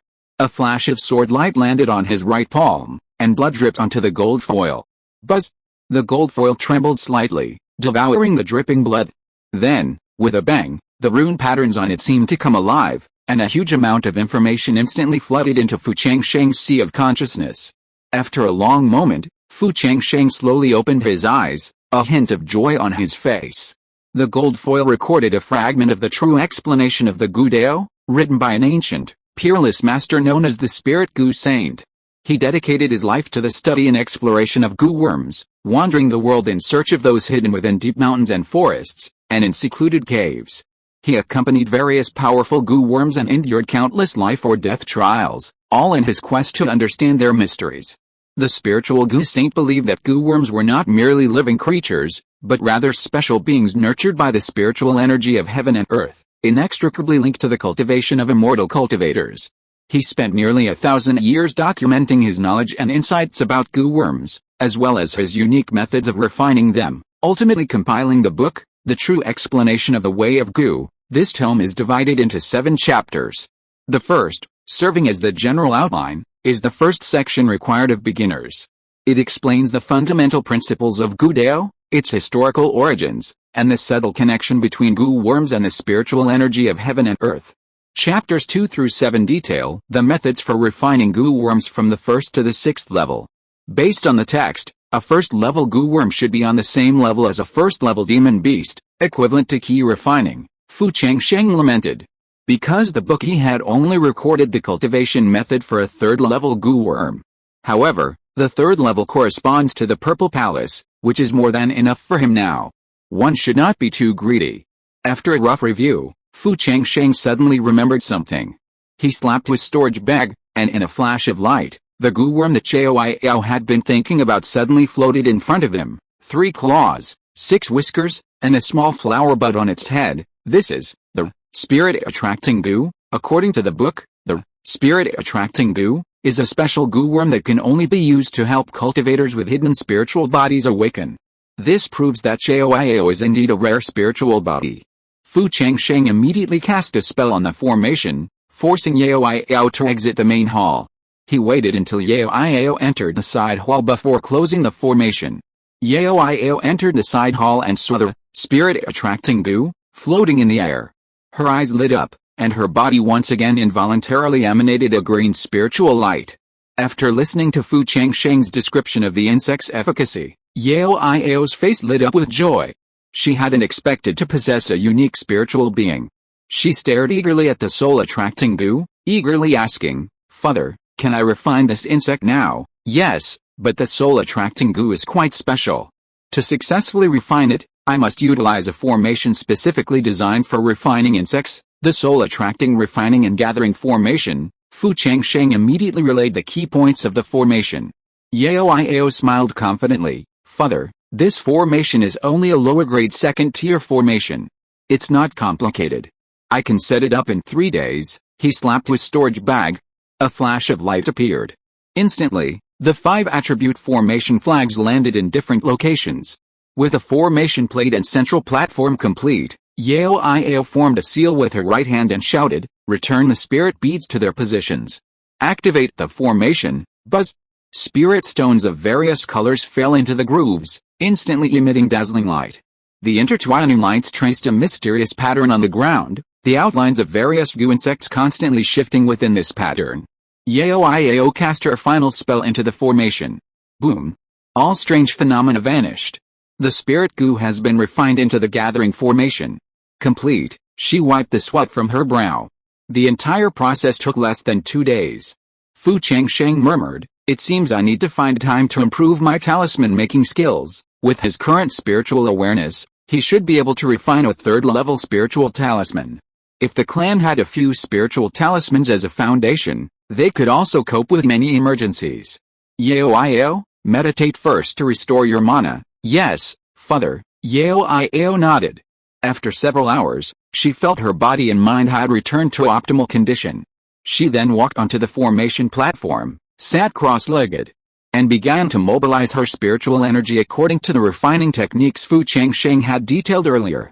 The soul-attracting goo atop the suspended formation platform seemed to sense the array's power and Yao Iao's intentions. Its 3 claws began to sway rhythmically, its 6 tentacles swaying like silk threads in the wind, and the small flower bud atop its head shimmered with a captivating halo. Yao Iao slowly channeled her spiritual energy toward the soul-attracting goo as the two made contact. The spiritual energy within the formation surged like a tide, enveloping both Yao Iao and the soul-attracting goo during the refining process. Yao Iao felt as if she were immersed in a sea of spiritual energy, every pore absorbing the power. The soul-attracting goo transformed into a brilliant stream of light, fiercely rushing towards Yao Iao's brow. Yao Iao held her composure tightly, enduring the swelling pain in her sea of consciousness. "I hope nothing goes wrong," Fu Changsheng said, even more nervous than Yao Iao. Several days passed like this. When the last trace of energy from the array had absorbed Yao Iao's body, a blinding green light shot up from Yao Iao's body. Yao Iao groaned in pain. But then streams of blood shot out of her body, and in the blink of an eye, Yao Iao felt as if she were pierced by thousands of arrows. Fu Changsheng's body trembled, and he stood up nervously. Yao Iao's face was pale, and her body was shaky, as fragile as duckweed in the wind. Could this Gudeo inheritance be fake? The thought of this made Fu Changsheng break out in a cold sweat. Chapter 296, Missing, Mother-Child Gu, and Reborn Spiritual Roots. Boom. The essence and blood that had burst forth from Yao Iao's body suddenly swirled back into the air, lingering layer upon layer around her body. In an instant, Yao Iao transformed into a blood-colored cocoon. A soft humming sound accompanied it. The blood-colored cocoon trembled slightly. Then, all the blood re-entered Yao Iao's body. With a crackling sound, the cocoon shattered, revealing Yao Iao, seated cross-legged on the formation platform. Fu Changsheng scanned her with his spiritual sense and found that Yao Iao was not seriously injured. A strange mark had appeared between her eyebrows, which flickered briefly before disappearing. After waiting for several hours, Yao Iao finally emerged from her trance and opened her eyes. "Yao Iao, how do you feel?" Judging by the results, Yao Iao suspected that her spirit had awakened, but she didn't know what kind of spirit it was. Yao Iao gathered her thoughts and said slowly, "Father, if I'm not mistaken, I've awakened a healing spirit. This healing power isn't limited to humans, but can also be applied to demonic beasts and even spiritual plants. Furthermore, I can transform the patient's illness into my own magical power, so miraculous. Although Fu Changsheng had suspected this, he was still quite shocked. However, considering Yao Yao had cured Yulian of her strange illness as a child, it made sense. Thinking of Master Yu, Fu Changsheng hurriedly asked, Yao Yao, can you heal your grandfather now? If they could heal Master Yu, their Fu family would not only be the preeminent family in Huainan, but could eventually become the preeminent family in Jingzhou. The thought was enticing. Yao Yao shook her head. Father, with my newly awakened state and cultivation level, I can only heal cultivators at the foundation establishment stage or below, and demonic beasts and spiritual plants at the second level or below. That's fine. I'll just practice more and improve my cultivation. Fu Changsheng knew that one can't get everything done in one go. However, he repeatedly warned, Yao Yao, never show your healing spirit to anyone easily. Even if you'd use it, make sure it's unattended. Father, I understand. Yao Yao didn't want to be captured and used as a healing elixir. Fu Changsheng glanced at the hourglass beside him, estimating that the Blood Forbidden Land's opening time had arrived. He put away the formation and summoned Yu Qingru and Shi Yunan from the main hall. The four of them flew towards the exit on a green dragon. Aboard the dragon, Yu Qingru quickly telepathically communicated with Fu Changsheng, husband, I'm pregnant. A month had passed. As a cultivator, she could already sense it. Fu Changsheng had known about it long ago, but he still squeezed Yu Qingru's hand with joy. Compared to the hundreds who had entered, the number of cultivators gathered at the Blood Forbidden Land's exit was now very small. Most had perished in the scramble for the so-called ancient cultivators' cave dwellings and the inheritance of the Gudao. Others, unable to even enter the inner layers, were killed by the various mysteries of the Blood Forbidden Land. The people sitting at the exit were now standing at a distance from each other. Though they came from 3 different factions, none of them had any desire to fight, they simply wanted to leave this ominous place. Yao Yao's gaze fell on the 7 or 8 individuals from the eastern wilderness, each representing a walking display of imperial merit points. She quickly telegraphed to Fu Changsheng, Father, should we take action? The highest of these individuals was at the half-step purple mansion, while the lowest was at the 9th level of foundation establishment. However, judging by the bloody aura emanating from them, which was nearly condensed into a solid form, countless cultivators had perished at their hands. Those who had managed to escape this sea of blood and corpses all possessed a few hidden cards. Fu Changsheng shook his head. He had gained a great deal from this entry into the Blood Forbidden Land, and it was unwise to create unnecessary complications. Otherwise, he wouldn't have released the Green Dragon with such fanfare. He wanted to deter unscrupulous individuals and avoid unnecessary trouble. The 7 or 8 Eastern Wasteland cultivators were also communicating, Elder, why don't we make a big move before the exit opens? If we can seize the Green Dragon, then our losses won't be total. Dozens of tribal elites entered, but fewer than 10 remained. They emerged empty-handed, leaving them with nothing to report back to the tribe. The leader, the half-step purple mansion, a broken-armed elder, glared at his subordinates upon hearing this. Shut up if you want to live. What a joke. Everyone entering the Blood Forbidden Land was injured. But Fu Changsheng and his group looked like they were on a spring outing, not injured. What did this mean? Besides the 3rd-tier Green Dragon, they must have a number of hidden weapons. Provoking them now was like a long live man refusing to die. Behave yourself, everyone. You don't want to live, but I'm still dreaming of seeing my great-grandchildren. Upon hearing this, several subordinates immediately turned their backs, not daring to look at Fu Changsheng again. Rumble. The ground shook. Then, the barrier vortex reappeared. Unlike when he entered, Fu Changsheng was the last to enter. The moment he emerged from the barrier, he signaled the Green Dragon to move. Before anyone could react, a flash of green light appeared. Fu Changsheng and his companions vanished without a trace. Such speed, the cultivators of the Eastern Wasteland tribe, who had been planning to kill Fu Changsheng and make a killing, were instantly frightened and broke out in a cold sweat. With such speed, even a powerful late-stage Purple Mansion cultivator would be unable to catch up. Fortunately, the elders were wise, otherwise they would have been trapped in the Blood Forbidden Land. Fu Changsheng emerged from the barrier vortex and immediately saw a number of cultivators waiting at the exit, some to greet the entourage, others to enter the forbidden area. As he left, Fu Changsheng glanced back at the entrance. He saw the dragon head's 2 crimson eyes, now even more intense than before, with blood dripping from their sockets. This place, he had a terrible feeling if more people continued to enter the blood-forbidden land. Stay away from the blood-forbidden land. When they reached the fork in the road leading to Changsheng County and the Shi family's fiefdom, Shi Yunyan bowed deeply to Fu Changsheng. Thank you, clan leader Fu, for saving my life. We will part ways now. When I return to my clan, I'll personally thank you with my grandfather. He was just thinking of sending everyone to the Shi family and discussing a marriage. Suddenly, the jade communication talisman on Yu Qingru's waist beeped rapidly. Yu Qingru cast a spell. And then's anxious voice rang out, "Mother, my little sister is missing." What? Fu Changsheng was standing nearby, his face changing. Before he left, he had repeatedly told Ningning not to leave the Ning family's patriarchal residence and wait for him to return. How could she suddenly disappear? Others might not know the reason. But Ningning was carrying the rare wood flying squirrel. If word leaked out and she were abducted by a treacherous person, the consequences would be disastrous.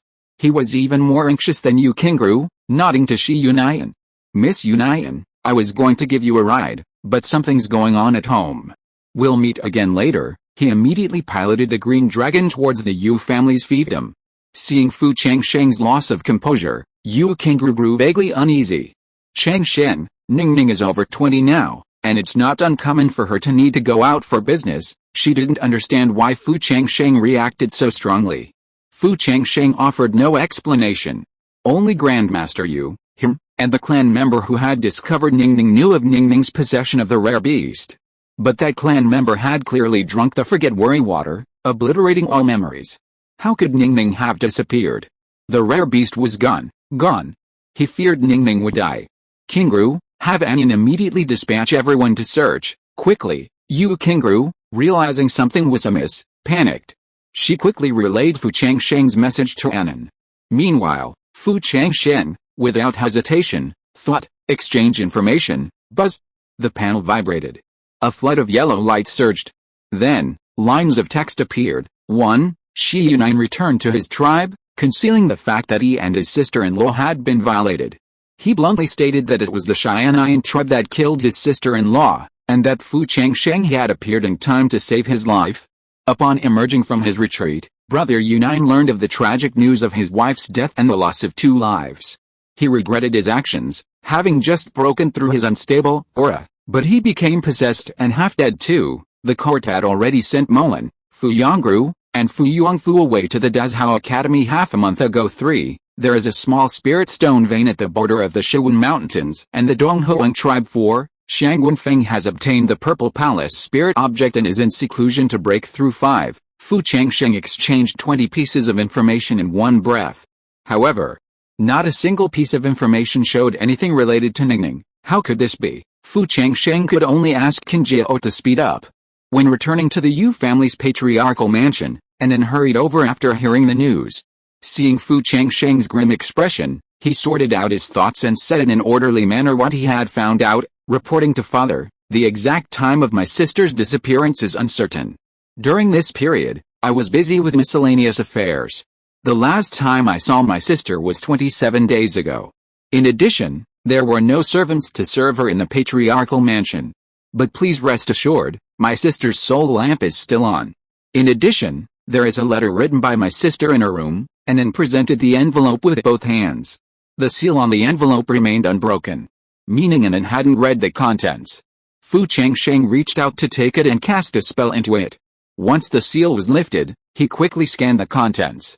The handwriting was unmistakably Ningning's, and the wording was perfectly tailored to her personality. After reading the letter, Fu Changsheng frowned. As expected. Children are a debt, none are free from worry. Ningning had run away from home. The reason was simple, she didn't want to be raised like a canary in the Fu family. But there was a more important reason, Mu Fishu's instigation. After awakening his rare beast spirit, Mu Fishu also regained his memory. He remembered that his parents were still alive. So, he wanted Ningning to join him in searching for them. Ningning, resigned to her feelings and eager to venture out into the world, obeyed Mu Fishu's wishes. Judging by the date on the letter, Ningning had seen her brother one last time and then left, never mentioning where she was going or where she was headed. Yu Qingru took the letter and read it. Knowing it was only Ningning who had run away, she breathed a sigh of relief, then frowned, saying, This child is too willful. She'd been too pampered while she was raised in the Yu family.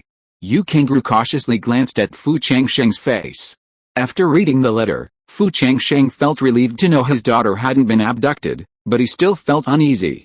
He said, "Anan, send someone to find your sister and bring her back as soon as possible. She was carrying a rare beast." If this secret were discovered, Ningning, who was only at the peak of key refining, would be unable to protect her. After leaving the Yu family, Fu Changsheng brought the twins, Qing and Shou, back to the Fu family. After the incident with Kaiyang and Ningning, he decided to focus on their education from a young age. He had a qualified teacher selected from Wangaiyu Academy to specifically teach the children of the Patriarch's lineage. Returning to his fiefdom in Yunqian County, he entered the secret room of the Patriarch's mansion, deactivated the magic circle, and breathed a sigh of relief. Putting all his chores aside, his gaze fell on the clone's secret chamber next door. It's time to cultivate the heart Tuningu, Ningning's departure had warned him. If this clone, sensing something was amiss, also fled, all his previous efforts would be in vain. Like the soul-attracting goo, the heart Tuningu was a special insect requiring a ritual formation. However, having seen Yao Yao perform it before, he was familiar with the process and completed it in a few days. Once everything was ready, he cast a spell over the secret chamber on the right. "Changlei, come out," with a rumble. The stone door swung open. Fu Changlei, dressed in a turquoise robe, emerged from the chamber. His face was pale, perhaps from decades of daily seclusion. Although Fu Changlei had developed a vague sense of self-awareness, he was still controlled by Fu Changsheng's main consciousness. He obediently sat down opposite Fu Changsheng without resistance. Fu Changsheng slapped his storage bag. A flash of light appeared, and a box flew out. A spell was cast into the box, releasing the restriction. Then, the mother and child, heart-to-heart goo, flew out of the bottle. The mother goo was the size of a baby's fist, devoid of facial features, shaped like a fleshy ball, pink in color, with a pair of tentacles on its chest. The child goo was slightly smaller and transparent. According to the true explanation of the way of goo, the heart-to-heart goo has three main uses. First, the mother goo can sense the child goo's location. Second, the child goo's host must refrain from harboring any ill will for the rest of their lives. If they harbor any unfaithful thoughts, the child goo will devour their heart. Furthermore, the heart-to-heart goo lives and dies with its host. If the child goo's lifespan dwindles, the mother goo's lifespan increases. These 3 points indicate that the heart-to-heart goo was specifically developed to control clones. Fu Changsheng formed seals with his hands. Spell after spell was cast into the ritual formation. A brilliant aura of light rose. Runes landed one after another on the child goo, causing it to tremble slightly before transforming into a streak of black light and shooting towards Fu Changlei's heart. At this moment, Fu Changlei's self-awareness clearly registered something. He stirred, ready to flee. Roar! At the same moment, a green dragon hovered above him. Fu Changsheng opened his eyes and coldly declared, "Accept the child goo, or die." A look of struggle crossed Fu Changlei's face. He clutched a talisman in his hand, ready to activate. Fu Changsheng glanced at him and immediately tightened his grip. Buzz! The child goo seized the opportunity to succumb to its heart. Simultaneously, the mother goo, mid-air, similarly dove into Fu Changsheng's heart. In an instant, he could sense Fu Changlei's changing emotions, from reluctance to submission, finally rising to his feet and bowing his head in submission. "Greetings, Master." "Yes," Fu Changsheng breathed a sigh of relief. The threat of a clone had been eliminated. He could finally sleep peacefully in the future. "Changlei, I will announce to the clan members that you are my 7th uncle's exiled son. From now on, you no longer need to be confined to this secret room. The world is vast, and you can go anywhere. But remember, you must report to me regularly." Fu Changlei looked up at Fu Changsheng in surprise. He had imagined that he would be treated like a slave, but he felt somewhat grateful upon hearing this.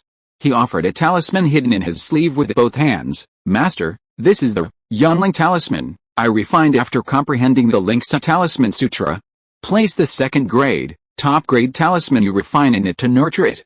In time, it will be promoted to 3rd grade, lower grade talisman." This clone not only possessed a thunder spirit root, but also had an exceptional talent for talisman making.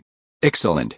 Fu Changsheng accepted the refined, spirit enlightenment talisman, and said with satisfaction, "Changlei, Since you're already a member of the Fu family, it's time to change your tune. Fu Changli looked up, seeing that what Fu Changsheng said was true, and excitedly called out, "Clan leader!" At that moment, a familiar mechanical sound echoed through Fu Changsheng's mind. "Ling, you have subdued a clan member with a mutant thunder spirit root clone, gaining 451 family contribution points." Then, the family contribution points displayed on the dashboard instantly changed to 6,000. Fu Changsheng, about to retreat to practice the 9 Heavens Star art, introduced Fu Changli to the clan members and had him move out of the patriarchal residence, creating a separate courtyard on the main peak. After he finished with Fu Changli, Fu Changsheng called Fu Yonggai over. "Shitao.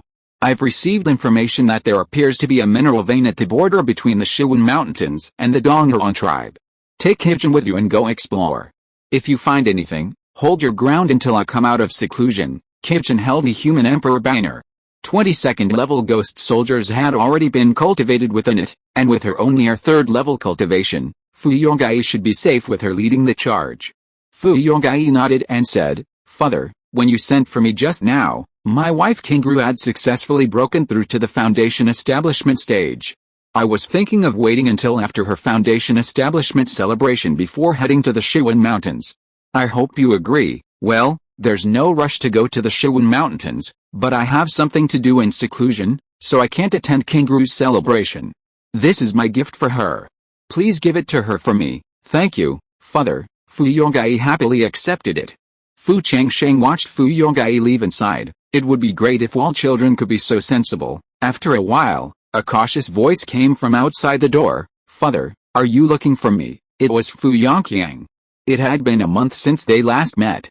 Unlike before, when he was drunk and reeked of alcohol, he looked much more energetic. Fu Changsheng pointed to the armchair beside him and asked Kinger to sit down. "I just heard from your sister-in-law that she has arranged a marriage for you with a female cultivator from the Gan family. Are you satisfied?" Fu Yongqiang replied softly. Fu Changsheng nodded slightly at this. According to Yulian's report, Kinger was initially very resistant to the Gan family marriage, but when he learned that Gan Muwen had been responsible for taking care of her bedridden widowed mother since she was 5 years old, he was moved by her filial piety and agreed to meet her first. After several contacts and interactions, it was unknown what happened between Gan Muwen and Fu Yongqiang. From that point on, Fu Yongqiang actually took the initiative to seek Fu Gear's help in quitting his drinking habit. He also picked up his previous bodybuilding techniques, appearing to have completely changed his ways, causing everyone in the clan to say that the marriage was a done deal. At the same time, some people were cautiously muttering that Gan Muwen was a remarkable woman, able to make Kiangir obey her every word before even entering the family. Regardless, for Fu Changsheng, it was a good thing that Kiangir had changed his ways. Moreover, this time entering the blood-forbidden land, he had just obtained an acquired spiritual plant. After restoring Kiangir's spiritual roots, the child would start a family again. His future fate would then depend entirely on his personal cultivation. Fu Changsheng cast a spell on the magic circle in the secret room. Buzz! The formation closed. Only father and son were left in the room. Fu Yongqiang suddenly felt a little nervous, but then he thought about it and felt a little relieved that he hadn't made any mistakes recently. However, the next moment, when he heard what his father said, he was stunned for a moment. For a moment, he thought he was hallucinating and said in disbelief, "Father, is what you just said true? Can he really practice like his other brothers and sisters?" This sudden surprise took him a long time to process. He had assumed his father's previous words were just a lie, that no one in this world could regenerate their spiritual roots, and that he had gotten himself drunk because he felt hopeless. But he had never expected his father to actually be able to do the impossible. Fu Yongqiang could no longer suppress the tears he had been suppressing for years, and large tears dripped onto the ground. Despite this, he managed not to cry out loud. Seeing this, Fu Changsheng sighed and stepped forward to pat his shoulder reassuringly. He understood the feeling that all children have when their parents are around, a feeling he understood more than anyone else. After Kiangir calmed down, Fu Changsheng then gave him detailed instructions on how to regenerate his spiritual roots. Kiangir, when you regenerate your spiritual roots, you must endure hardships that ordinary people cannot endure. You must persevere. Father, I can do it. As long as he could embark on the path of cultivation, he was willing to endure any hardship. Upon seeing this, Fu Changsheng said nothing and began setting up the spirit demon attracting array. According to the system, the acquired spiritual plant he had obtained in the abyssal ravine of the cliffs was called the purple phantom spirit vine. This vine originally grew where spirits and demons converged, but somehow ended up lost in the blood-forbidden land. It was capable of autonomously absorbing the spiritual energy of heaven and earth, making it suitable for implantation as a spiritual root. To save time, Fu Changsheng asked Zhao and his clone, Fu Changlei, to help set up the array. Fu Changlei had been promoted to second level, top-grade talisman master, making the inscription of spiritual patterns in arrays a breeze. Yao was in charge of setting up the array flags and array plates. Together, the two of them completed the spirit demon attracting array in less than 10 days. With everything ready, Fu Changsheng and Fu Yongqiang, father and son, were once again alone in the secret room. At this moment, Fu Yongqiang sat cross-legged on the array platform. Fu Changsheng formed hand seals and chanted an incantation, and the array began to operate, with waves of spiritual energy rippling through the air. He slapped the storage bag. A flash of light appeared, and the sealed purple ghost vine suddenly appeared. Chapter 297, The First Person in Zifu, The Wonderful Use of Spiritual Body, and the News from the Spirit World. Buzz! The restriction was lifted. The purple phantom vine emanated a faint purple glow, its branches entwined with demonic shadows and spiritual mist. Fu Changsheng used his magical power to suppress the vine's resistance and slowly brought it closer to Fu Yongqiang. When the vine touched Fu Yongqiang's body, he trembled. As the vine burrowed into him, Fu Yongqiang felt a sharp pain, as if his meridians were burning with flames and pierced by icy spikes. The vine's spiritual power flowed freely within him. His body, without spiritual roots, was like a barren land, where the vine's spiritual power began to take root and spread. Fu Changsheng concentrated on controlling the magic circle, guiding the vine's spiritual power to build spiritual roots. However, the vine's demonic nature began to manifest, attempting to break free from the magic circle's constraints. Fu Changsheng's face darkened, and he quickly pulled a spirit demon calming talisman from his storage bag and inserted it into the magic circle. The talisman emanated powerful spiritual power, temporarily suppressing the demonic nature of the vine. Fu Yongqiang gritted his teeth, resisting the pain. Fu Changsheng increased the input of spiritual power and adjusted the direction of the spiritual power in the magic circle, allowing the spiritual power of the demon vine to more gently build spiritual roots. After a difficult process, several months passed. Buzz! The demonic nature and the spiritual intelligence of the purple phantom spirit vine were completely erased. It was only built as a spiritual root in Fu Yongqiang's body. Fu Yongqiang's body gradually emitted a faint purple light, and he could feel a new power surging in his body. Because of the special nature of the purple phantom spirit vine. In the future, even if Fu Yongqiang did not practice the exercises, the purple phantom spirit vine would spontaneously absorb and swallow the spiritual energy of heaven and earth. Therefore, Fu Yongqiang practiced day and night, constantly. As for the final effect, it would take several years to know the effect. The purple phantom spirit vine successfully built a spiritual root in Fu Yongqiang's body. Fu Yongqiang stood up and bowed deeply to Fu Changsheng. Father, I will diligently cultivate in the future and will never let you down. Well, that's all I can do for you. How far you can go depends on your own luck. Go. Fu Changsheng felt a little weak.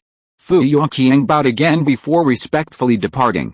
After he left the secret room, Yao, who had received the message in advance, immediately came to greet him. When Kinger was little, he would always cry and make a scene, but Liu Mizhan ignored him, and it was Yao who usually comforted him. Therefore, she had a deep affection for this younger brother. Seeing Kinger on the right track, she breathed a sigh of relief. At the same time, she smiled and said, "Seventh brother, I heard you're getting married soon. I'd like to give you a wedding gift. Come with me to the Gan residence." Third sister, what gift? You'll know when we get to the Gan residence. Fu Yongqiang was just about to share the good news of his ability to cultivate with Gan Muwen, so Yao immediately flew all the way to the Gan residence. The Gan family saw that it was the two daughters and sons of the Patriarch's family who had arrived. The Patriarch Gan hurriedly led the others to greet them. Yao waved her hand. "We'll talk to Muwen about this. Patriarch Gan, you can go and do your business." The Gan family had yet to achieve a rank. Naturally, the Fu family, an 8th-rank family, were treated with the utmost care. After Gan Muwen and Fu Yuanqiang's marriage was finalized, Gan Muwen and her mother moved from their shabby little courtyard to the Patriarch's Lotus Pavilion, a place of spiritual energy that only the Patriarch possessed. This made the Gan sisters envious, but their envy was accompanied by a certain amount of private sarcasm about marrying a mortal. Arriving at the Lotus Pavilion, Gan Muwen was personally preparing medicine for her mother in the courtyard. Although the Gan family provided her with countless maids and servants, she personally performed every step of the process for her mother. Upon the arrival of Yao Iao and Kaiangir, Gan Muwen was taken aback for a moment, but then she gracefully bowed. Yao Iao couldn't help but take another look at her heroic face, coughed lightly, and said, "Miss Wan, I heard that your mother-in-law has been seriously ill and bedridden for many years. You and your 7th brother are about to marry, and as the eldest sister, I don't have much to give you. However, I do have an elixir that my mother left behind when she passed away. This elixir may be able to cure your mother-in-law." Gan Muwen's eyes lit up with joy upon hearing this, and she immediately thanked Yao Iao. Yao Iao simply asked them to wait outside and went into the main room alone. Inside, a pale old woman lay on the bed. Yao Iao waved her sleeves, and a simple magic circle was cast. After checking her surroundings and finding nothing to reveal about the room's situation, she walked over to the bedside and quickly pressed several acupuncture points on the old woman's body with her index finger. The woman instantly fainted. "Huh?" Yao Iao exhaled softly. This was her first time using her spiritual body since awakening, and she felt somewhat nervous and uneasy. She formed a seal with her right hand, muttering something to herself. Simultaneously, she swung her sword finger. Her left finger created a slit, and with lightning speed, it landed between the old woman's eyebrows. Ahum! Accompanied by a chant, the old woman's body trembled violently. Then, wisps of black energy within her body rapidly seeped out from between her eyebrows. Like birds returning to their nests, the black energy was drawn into Yao Iao's body.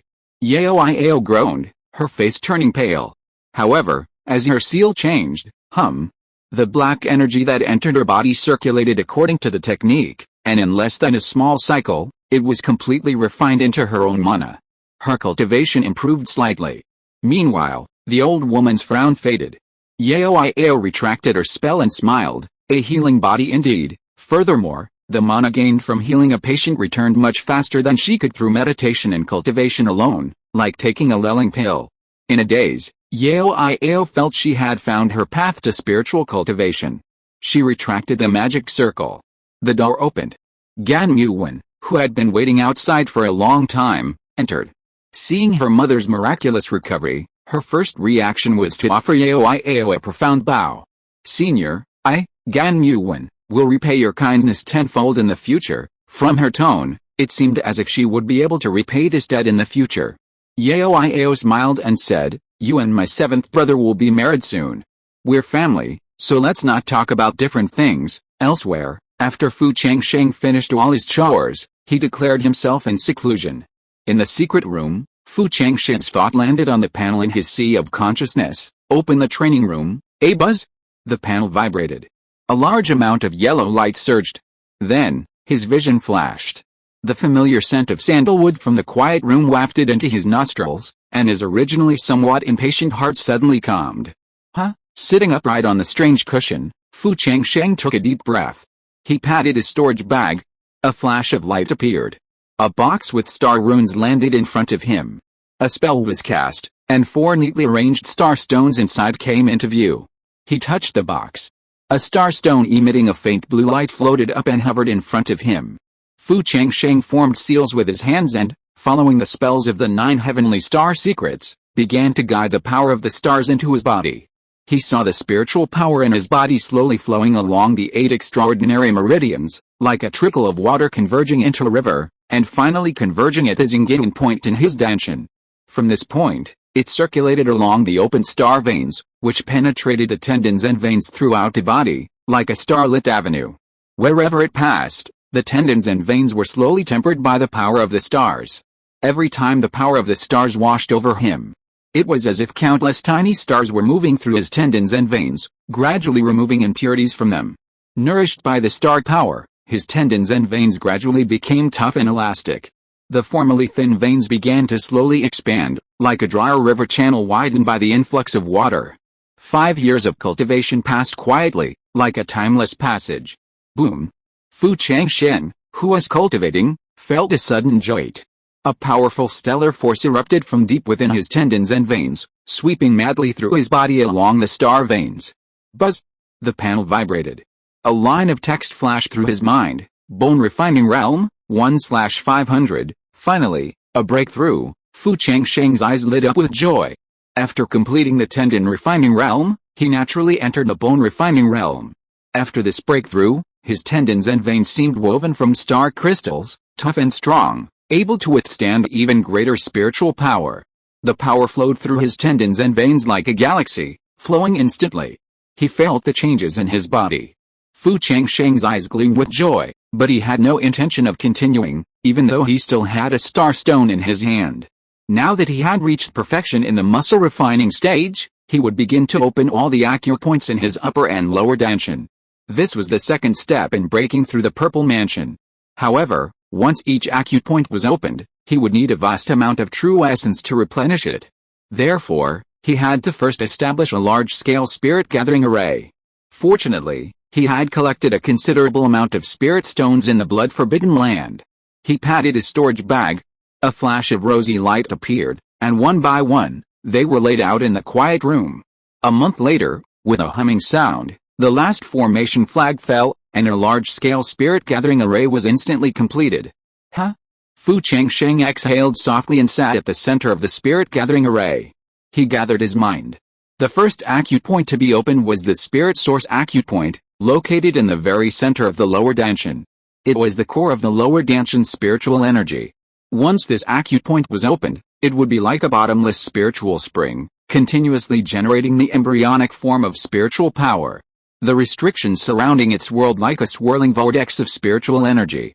Fu Changsheng formed complex hand seals with his hands, silently chanting incantations. Like a spirit snake, his spiritual energy snaked toward the acupoint. When the spiritual energy touched the restriction, a subtle sizzling sound emanated, like water dripping onto hot iron. He calmly adjusted the intensity and frequency of his spiritual energy, chipping away at the restriction bit by bit.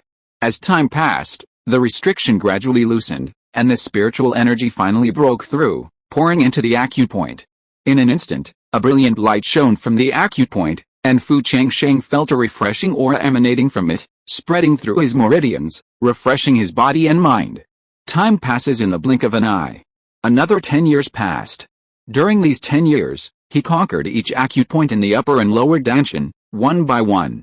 With each acupoint opened, his spiritual awareness grew sharper, his perception of the surrounding spiritual energy fluctuations became clearer, and his magical power grew stronger. After a long period of effort, not only did he open up the 17 conventional acupoints in the upper and lower dantian, he also gradually opened up the remaining 91 hidden acupoints. In other words, he had opened up a total of 108 acupoints. At this point, he felt his mana and spiritual consciousness reach an unprecedented harmony and strength, as if his connection with heaven and earth had become even closer. Next came the final step in breaking through the purple mansion. The third step was to inhale and exhale the spiritual energy of heaven and earth, refining it and channeling it into the upper dantian. Only after completing this step could the purple mansion be considered complete. The process of opening up the purple mansion was actually very simple. First, awaken the soul, then direct mana to the Niwan Palace, relocating the soul there and transforming it into a divine soul. The divine soul is the spirit, but the soul is not the divine soul. The difference between the two lies in their literal meanings. The Shen in Shenhan and the Ling in Shenhan have different meanings. Ling generally refers to intelligence and spirituality. Humans are born with intelligence and spirituality, so the human soul can be called a spirit. Animals, plants, while possessing spirituality, struggle to awaken their spiritual intelligence, resulting in a fragmented soul. Only demonic beasts with awakened intelligence can complete their souls and spirits, forming a beast soul. The word Shen refers to the spirit within the human body. Once a cultivator's soul migrates to the purple mansion, it transforms into a divine soul, possessing a variety of miraculous abilities. The divine soul is also the spirit within the human body, commanding all its organs and tissues, including mana and other things. A simple example is the human nervous system, which isn't controlled by human will. However, the divine soul can control it. In other words, the divine soul can command certain neural units that control it to turn on or off. When the divine soul shuts down the olfactory neural units, the cultivator loses all sense of smell. This is fundamentally different from holding one's breath to block out external odors. Therefore, when the divine soul transformation occurs, the cultivator has become the spirit within their own flesh, possessing godlike control over their physical body. It's precisely because of this ability of the divine soul that Purple Mansion cultivators can transcend their bodies and possess other bodies. However, to awaken the soul, they need the soul guiding pill. Once this pill is found, breaking through the Purple Mansion is a matter of moments. It's time to come out of seclusion. Fu Changsheng's eyes suddenly fluttered open. He glanced at the hourglass beside him. 15 years had passed since his retreat, and 5 years had passed outside.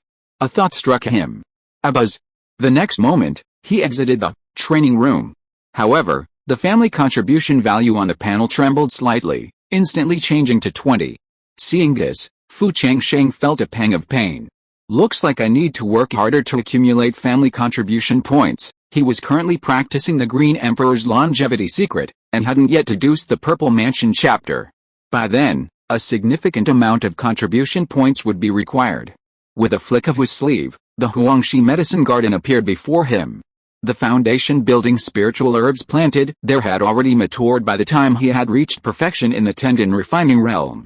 After picking them, he replanted them. Furthermore, he saw that the 24 Dao soldiers sprouted from the Dao soldier's mother had matured and fallen off. The mother plant had sprouted, growing, and blooming again. 5 years later, another 24 Dao soldiers had matured. Fu Changsheng passed by the spirit eye tree and the ancient mysterious vine. His gaze fell on the sky thunder bamboo, and he saw that after being watered with the excrement of the seven-colored glazed beast, a desolate beast from the cloud ring purple immortal tower, the sky thunder bamboo was surprisingly growing. It was even more effective than the wood-flying squirrel's previous watering. At this moment, the interface in his mind trembled slightly. Lines of text appeared. Age of Companion Ancient Mysterious Vine. 120, Golden Thunder Bamboo, 100/10000, Spirit Eye Tree. 130, the Ancient Mysterious Vine sprouts an aerial root every 100 years, while the Spirit Eye Tree produces a drop of alcohol every 200 years. Judging from the growth years, if it were just a matter of years, it would take quite a while. However, the Sky Thunder Bamboo's evolution surprised him. At this rate, as long as the seven-colored glazed beast excreted more, the Golden Thunder Bamboo's growth rate would surely increase rapidly. If he remembered correctly, the intelligence mentioned. The colorful glazed wild beast needed the three-colored grass to feed, after which it would awaken its bloodline's supernatural powers. Looks like I need to find the three-colored grass. Just as the thought left his mind, he was about to exit the Yellowstone medicine garden. Suddenly, his pupils shrank. He saw complex ancient text appear on the message tree. This is a message from the spirit world. Fu Changsheng was excited. This meant that the ascended cultivator had not perished, and he could maintain contact with him. Would that mean he would have a master to guide him in the future? Moreover, if he cultivated to the divine transformation stage, he could even ask for guidance on the path to ascension. Fu Changsheng suppressed his joy. He remembered that he had previously inquired about the spiritual creature that had broken through the Purple Mansion. He took a deep breath and his gaze fell on it. However, when he finished reading those lines of text, Fu Changsheng's face turned strange.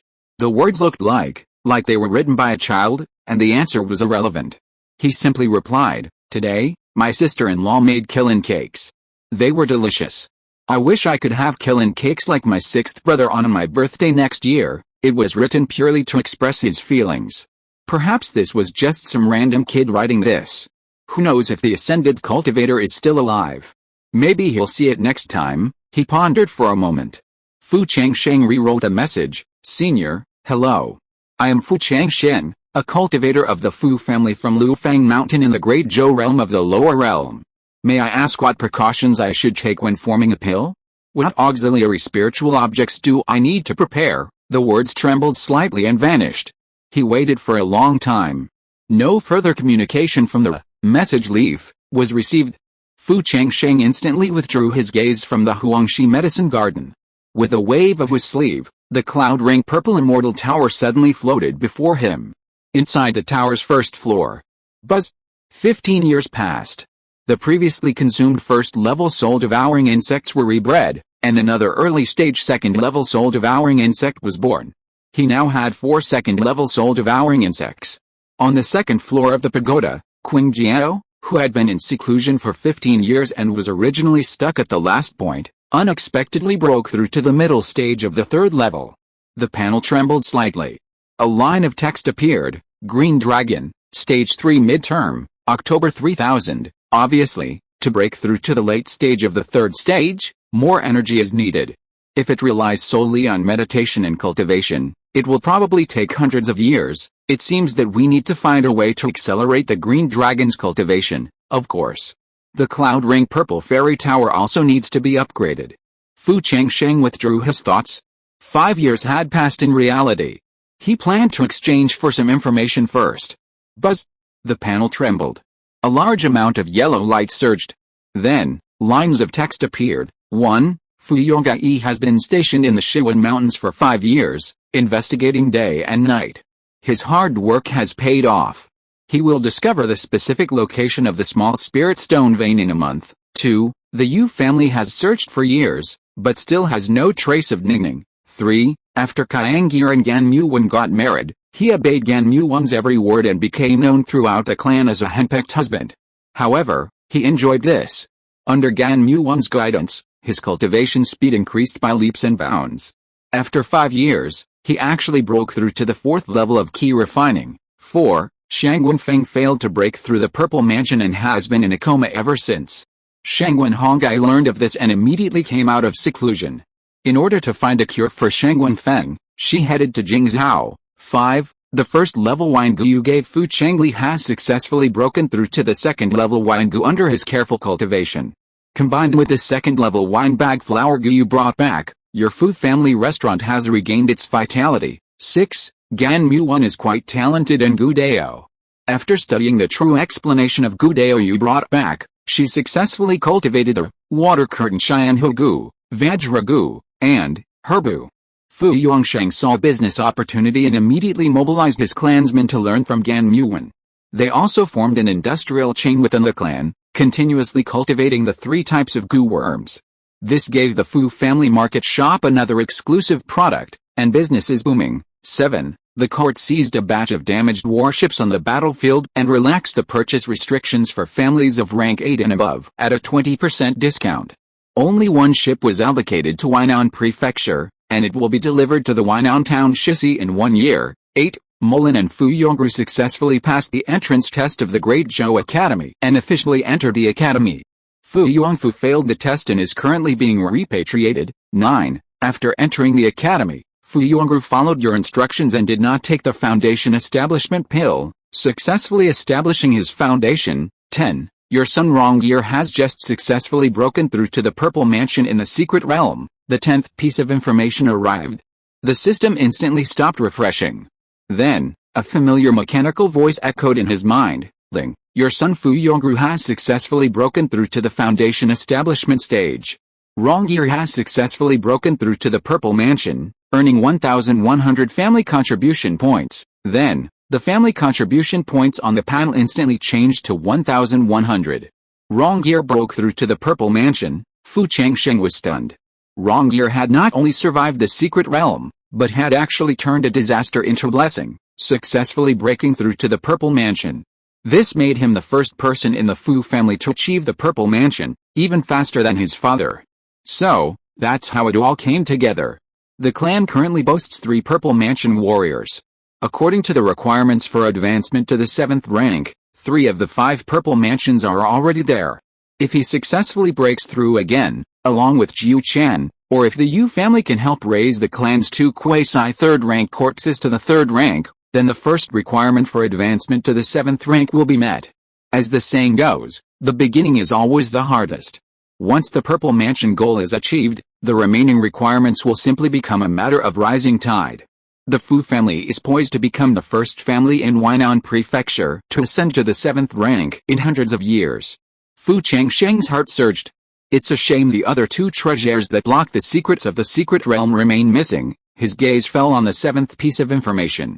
According to the rules, only 7th-rank families are eligible to purchase warships.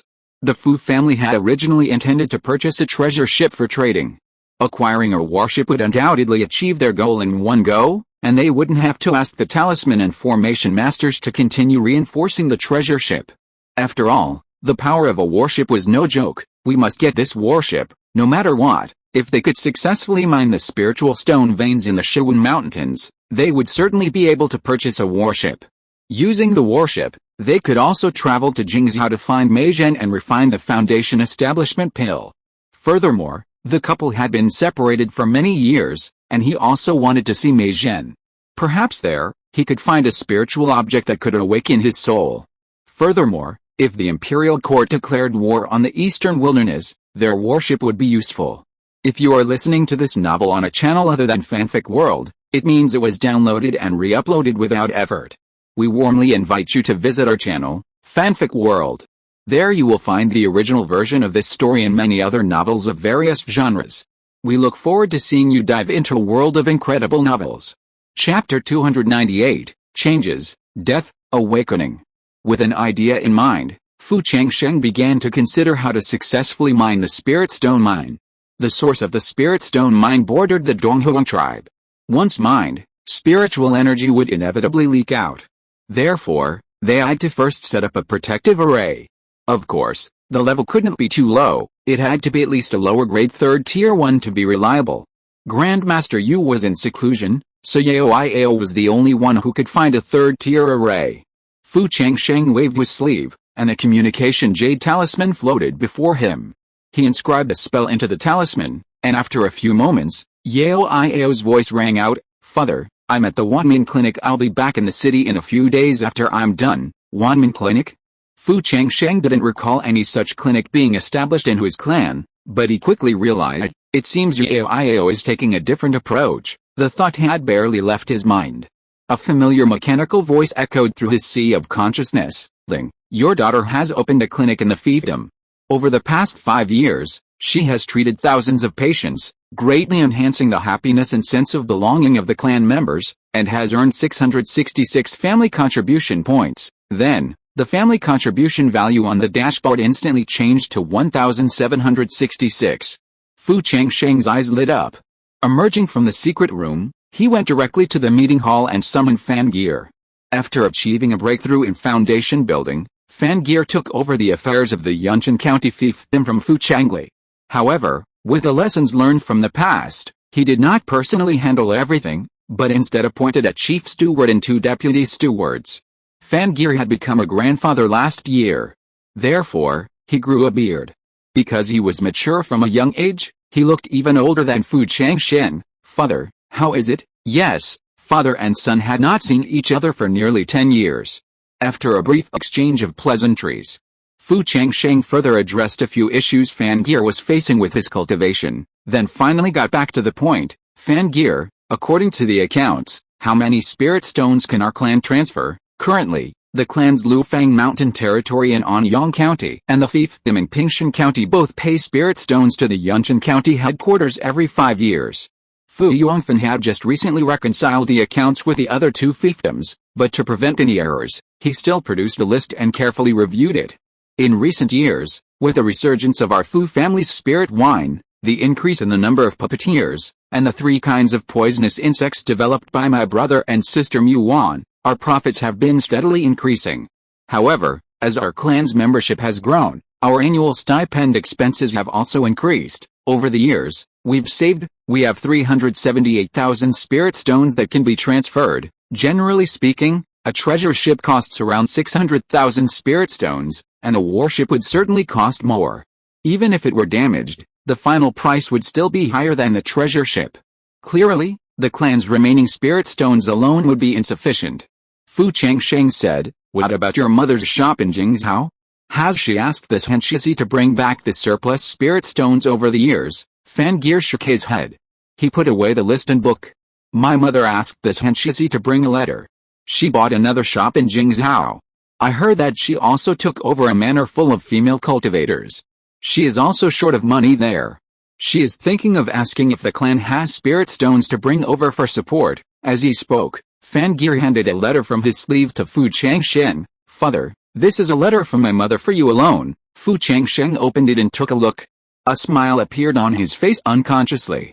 Judging from the content of the letter, Mei Zhen had gained a lot in the past 20 years in Jingzhou. In the letter, Mei Zhen asked him to go to Jingzhou, but did not mention the specific matters. But it was most likely the intelligence mentioned that the other party had discovered an ancient cultivator's cave. Fu Changsheng immediately wrote a reply and handed it to Fu Yongfen. Have the Shenxi division deliver this letter to your mother. Also, if the imperial court doesn't declare war on the Donghuan tribe, I anticipate leaving my fiefdom and traveling to Jingzhou in a few years. At that time, the fiefdom will be fully entrusted to you for management. Be prepared. Once the spirit stone mine is mined, not only will the urgent need for warship funding be resolved, but Mizhen's spiritual stone needs will also be secured. After instructing Fangir to free up the spiritual stones on the books and not to embezzle them for the time being, Fu Changsheng personally visited the Shangguan household. He planned to lease the treasure ship first. Once the spirit stone mine was mined, a large number of miners would be needed. Furthermore, the mine was adjacent to the Donghuan tribe, so it was natural to maximize manpower and resources to extract the spirit stone mine in the shortest possible time. Furthermore, Shangguan Feng had failed in his retreat to reach the Purple Mansion and was in a coma. He was worried about him, and as his future son-in-law, he naturally wanted to visit him in person. With a green dragon leading the way, the journey, which previously took months during the key refining stage, now took only a few days to reach the Shangguan family's fiefdom. Arriving at the mountain gate, the guards were unfamiliar, and they were solely wary of Fu Changsheng's arrival, a stark contrast to previous times. Fu Changsheng frowned. He waited at the mountain gate for a long time before finally seeing Shangguan Chen emerge, a weary-looking figure. Fu Changsheng had met Shangguan Chen when he was 15, and now, 50 or 60 years later, they were considered old acquaintances. Uncle Chen, Fu Changsheng said, bowing. Shangguan Chen forced a smile. It's been a few years since we last met, and the Fu clan leader has already reached the half-step Purple Mansion. The young are truly formidable. Come on, let's go inside and talk. Along the way, he saw the Shangguan family members passing by give him complicated looks at his arrival. Logically, now that he was the head of an 8th-rank aristocratic family, on par with the Shangguan family head would have come out to greet him. However, from the moment he was ignored at the foot of the mountain until now, and everything he had seen and heard, an eerie atmosphere permeated the entire Shangguan family. Entering Shangguan Chen's courtyard and after the magic circle closed, Fu Changsheng frowned. Uncle Chen, what happened to the noble? It's hard to put into words. Shangguan Chen sighed deeply, his eyes filled with despair. After a moment, he gritted his teeth and spoke. They say family disgrace shouldn't be aired in public, but Changsheng, you're not an outsider, and you need to know something about this. A pause followed. Shangguan Chen's voice trembled slightly. Changsheng, the Shangguan family has changed, he said slowly. It turned out that Shangguan Feng had failed in his quest for the Purple Mansion. Although he had survived, he was in a coma, and medicine was ineffective. Even if he woke up in the future, he would be lucky to maintain his foundation establishment cultivation. Any further advancement would be impossible. Furthermore, Shangguan Hongyu, desperate to save her father, traveled to Jingzhou. With a journey back and forth, it was uncertain when she would return safely. The Shangguan clan leader, who had always appeared docile and mellow, suddenly changed his ways, drastically removing Shangguan Feng's closest associates from important positions within the clan and sending them to remote, insignificant locations. The Shangguan clan was now ruled by the clan leader alone. If Shangguan Chen hadn't risked his life to stay and care for Shangguan Feng, Fu Changsheng wouldn't even be able to see him even if he entered the Shangguan household. Upon hearing this, Fu Changsheng frowned. Throughout Huainan Prefecture, both the Shangguan and Shi clans were ruled by their great elders. Now that Shangguan Feng had fallen, the Shangguan clan leader, after years of oppression, finally had a chance to raise his head and show his strength. How could he miss this opportunity? Uncle Chen, with your clan leader acting like this, isn't he afraid that Hongyu will come back and take revenge? Shangguan Chen glanced at Fu Changsheng and hesitated. He continued, Hongyu has never liked managing clan affairs, nor has she enjoyed participating in power struggles. That's one reason, Secondly, Hongyu has been in the half-step purple mansion for years, but has yet to break through to the final level. The Patriarch believes that Hongyu, like his father, will likely remain at the half-step purple mansion. Of course, most importantly, not only has the Patriarch successfully entered the half-step purple mansion, but he also has 3 other half-step purple mansions under his command. The young Patriarch, in particular, is incredibly gifted. Breaking through to the purple mansion level won't be a problem. Therefore, this last point was Patriarch Shangguan's source of confidence. Fu Changsheng finally understood what was going on. From the Shangguan family incident, he also understood that if the pillar of the clan fell, the family would likely fall apart. Therefore, he must not act rashly. Especially now that he had so many children. If he wasn't careful, a scandal of fratricide would ensue. Shangguan Chen finished speaking, looking at Fu Changsheng with sincerity. Changsheng, remember, without the aid of a purple palace spiritual object, you must not risk a breakthrough. Otherwise, you'll likely end up like your Uncle Feng. Even when building a foundation, one needs a foundation building pill to calm the heart meridians. This is especially true for a purple palace. This is why Huainan Prefecture hasn't produced a purple palace master in centuries. Fu Changsheng's heart tightened. Thank you, Uncle Chen, for the reminder. Shangguan Chen took Fu Changsheng to see the unconscious Shangguan Feng. The usually dignified Shangguan Feng now looked sickly, like he was near death. Fu Changsheng murmured, I wonder if Yao Ale can wake Uncle Feng up. The Fu family had come this far thanks to the support of Uncle Feng and Hongyu. He planned to ask Yao Ale when she returned from the One-Min clinic after leaving the ward. Shangguan Chen came to his senses. As the clan leader, Fu Changsheng was busy with household duties, so his personal visit this time was surely more than just to visit Shangguan Feng. Changsheng, why are you here? Fu Changsheng hadn't wanted to bring it up, figuring the Shangguan clan leader would likely refuse to give in. But he still explained his purpose. Sure enough, Shangguan Chen hesitated, saying, Changsheng, in the past, if you had just sent someone to let me know, I would have sent you the treasure ship. Now that I have no real power in the clan, I have to report this to the clan leader and get his approval. However, if you approach the clan leader personally, he'll definitely lease you the treasure ship no matter what. Fu Changsheng thought for a moment and shook his head. Now that the Shangguan clan leader was in power, rashly leasing the treasure ship from the other party would be a waste of time if they were suspicious and used the clues to find the mineral vein. Anyway, the imperial warship would arrive in Huainan a year later. He could have borrowed some spirit stones from another aristocratic family first, purchased a warship, and then sent the miners over, eliminating any delays. After bidding farewell to Shangguan Chen, Fu Changsheng piloted the Green Dragon and left the Shangguan household. In the Shangguan household's meeting room, Patriarch Shangguan sat at the head of the table, while below sat the renowned young Patriarch, Shangguan Li. A guard hurried forward to report, Master, Patriarch Fu left the clan after visiting the Great Elder, gone. Anxiety flashed in Patriarch Shangguan Li's eyes. However, young Patriarch Shangguan Li waved to the guards, and after they left, Patriarch Shangguan immediately said anxiously, Liar, if we neglect Patriarch Fu so much and he holds a grudge against us in the future, what will we do? He had initially planned to wait for Fu Changsheng to come see him in person. But he hadn't expected him to be so abrupt, simply turning away. The Fu family now boasts a third-tier force, so he shouldn't have listened to his son. Shangguan Li said calmly, Father, why are you panicking?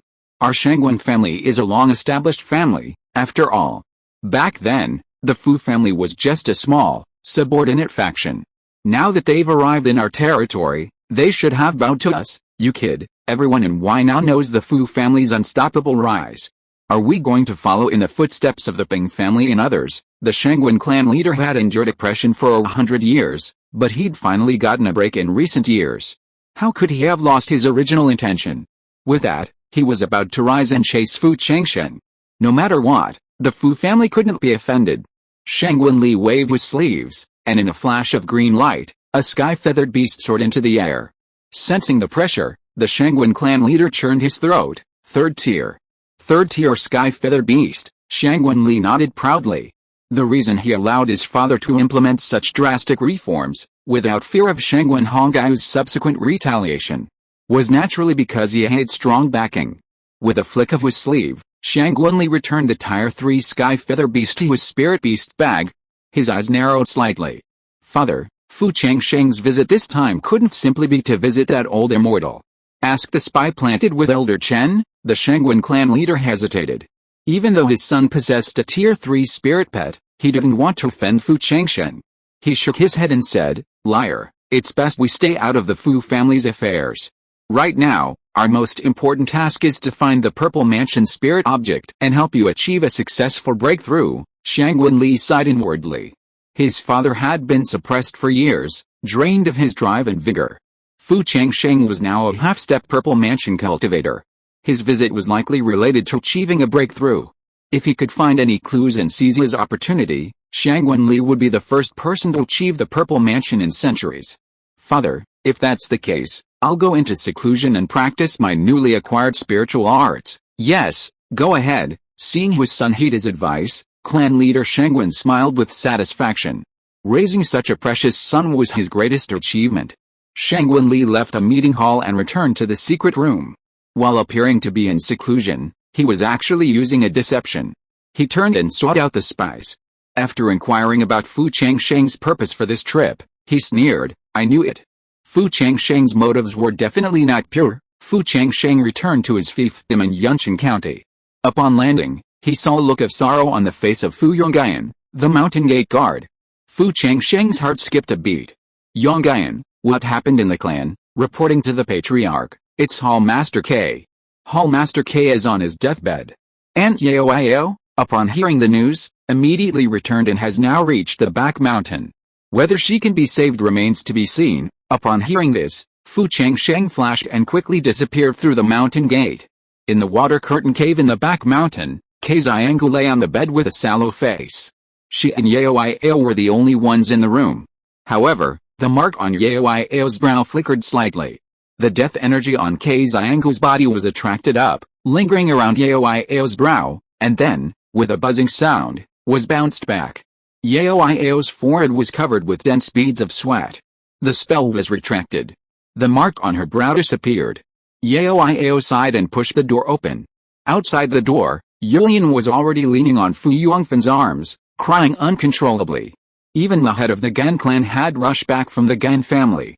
The whole yard was filled with filial sons and grandsons. Squeak, the door was heard opening. Yulian hurried forward. "Yao, how is my mother? Is she still?" "Sister-in-law, I've tried my best, but Master K is already on his last legs, and no medicine can help. If Master K still has someone he wants to see, or if he has unfinished business, I guess he only has a few days left, mother." Sob. Yulian burst into tears. Fu Yongfan supported her into the main room, and the room was instantly filled with sobs. Fu Yongwei, Master K's last disciple, couldn't squeeze in because she wasn't a direct relative, so she could only stand at the door, her eyes filled with sorrow. After recognizing her ancestral roots, she followed Master K. For nearly 10 years, the two were almost inseparable. Master K taught her everything he knew, treating Yongwei like his own junior. After all these years together, Fu Yongwei came to regard Master K as a close relative. Her eyes welled up, and tears trickled down. Yao had witnessed life and death at the One-Min Clinic, her mind honed. So, she sighed softly and was about to step forward to offer Fu Yongwei some words of comfort. Suddenly, she saw the weeds withering at a visible rate where Fu Yongwei was standing. A grayish-white aura was spreading outward, affecting the nearest herb fields, which were reduced to white ash and dissipated. "This is..." Yao's pupils shrank. Meanwhile, Fu Changsheng had also arrived at the water curtain cave from the mountain gate. He had witnessed the scene clearly. Seeing Yao about to interrupt Fu Yongwei, he hurried over, shaking his head, and said, "Yao, set up a magic circle to isolate Yongwei from the surrounding area." "Quickly." "Yes, father." Yao was confused. But she could hear the excitement in her father's voice, at least it wasn't a bad thing. He slapped his storage bag, and in a flash of light, array flags emerged one after another, landing around Yongwei at lightning speed. A soft buzzing sound came from the magic circle. A science shield descended, isolating Fu Yongwei from the outside world. Fu Yongwei seemed to have entered a state of enlightenment, completely unconscious and dazed. Her grief drew forth a grayish air current, which destroyed all the spiritual plants in the isolated medicine garden. Seeing this, Yao seemed to recall something. She quickly telegraphed to Fu Changsheng, "Father, is Yang Wei also a special spirit?" Having also awakened her spirit, Yao Iao sensed a faint sense of deja vu. However, back then, she had awakened her spirit using the spirit luring gu. Now, it seemed Yulian had awakened it due to the passing of Ke Xianggu. Fu Changsheng nodded slightly, almost imperceptibly. According to the system, Fu Yongwei was a latent plant spirit. Judging from the signs now, this was indeed the case. However, it remained unknown what special effects Yongwei would possess after awakening. Fu Changsheng withdrew his gaze from Yongwei and scanned Yao Iao with his spiritual sense. He exclaimed in surprise, "Yao Iao, you've broken through to the 9th level of foundation establishment." This truly surprised him. Such a rapid cultivation speed was astonishing. Yao Iao's spiritual roots were already quite good, and after awakening her healing spirit, she had developed a unique approach, achieving a rapid improvement in her cultivation. Fu Changsheng had heard that for the past 5 years, she had been treating ordinary mortals, even using disguised names. This meant she enjoyed considerable renown among the common people, but hadn't attracted the attention of the cultivators. Fu Changsheng breathed a sigh of relief. Thinking of the unconscious Shangguan Feng, he asked, "Yao Iao, the soul of a half-step purple mansion patient is damaged. Can you heal him?" "No." Yao Iao shook her head. Over the years, she had verified that she could heal the sick, but not the dying. Furthermore, she could not absorb the illness of anyone who had reached the foundation establishment stage. Upon hearing this, Fu Changsheng sighed. So that's the case. Uncle Feng's condition was truly dependent on Hongyu. Now that Uncle Feng was so ill, things had changed for the Shangguan family. His marriage to Hongyu had been repeatedly delayed. The two stood in the courtyard for a moment.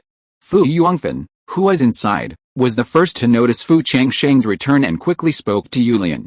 Yulian and clan leader Gan led the children out of the room, but they suddenly noticed a magical formation in the courtyard. Everyone was grieving and didn't dwell on it. Fu Changsheng entered the main room. Ke Xianggu was still holding on, hinting at unfulfilled wishes. Fu Changsheng approached, listening carefully. He heard her lips move and asked hesitantly, "Master Ke, do you wish to see Master Chen?" Ke Xianggu and Chen Tizhu had supported each other from poverty. Later, when Chen Tizhu fell into disgrace, Master Ke divorced him and married Gan Shenglan. Decades passed, and the two never saw each other again. Who could have imagined that, in her final moments, Master Ke's last wish would be to see Chen Tizhu? Hearing Fu Changsheng's words, Hall Master Ke's breathing became heavier, and Fu Changsheng had clearly guessed the reason. He said, "Hall Master Ke, hold on for a few more days. I'll have someone return to Luifang Mountain and bring Hall Master Chen to you." As soon as he finished speaking, Hall Master Ke's breathing returned to normal.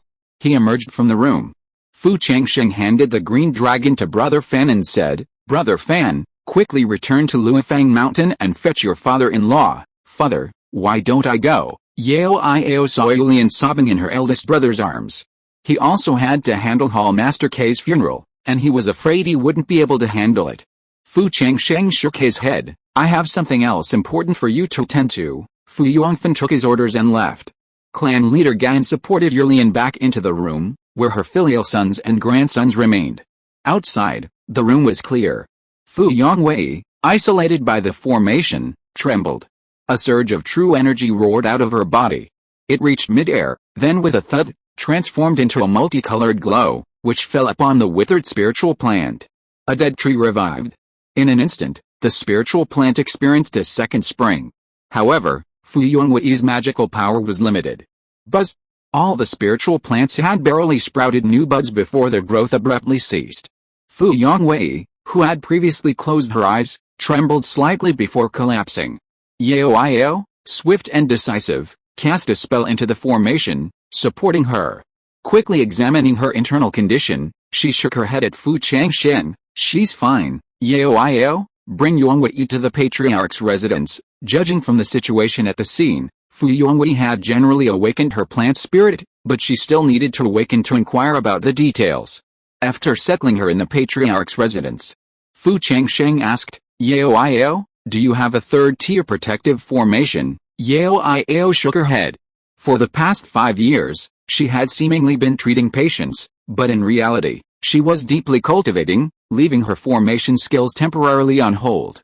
Upon hearing this, Fu Changsheng offered the next best option. Yao, could you upgrade the formation we set up when we mine the Hanlin River ore vein? The Hanlin River formation was both offensive and defensive, but it was only a top-tier, second-tier one. Yao frowned, pondering for a moment. Then took out the formation disk and quickly calculated it. Then, she said, of course, it's possible, but it requires a third-tier fire-attributed spiritual object as the formation's core. It must be of the utmost purity and yang for optimal effectiveness. A third-tier spiritual object wasn't something you could find easily. It had to be of the utmost yang.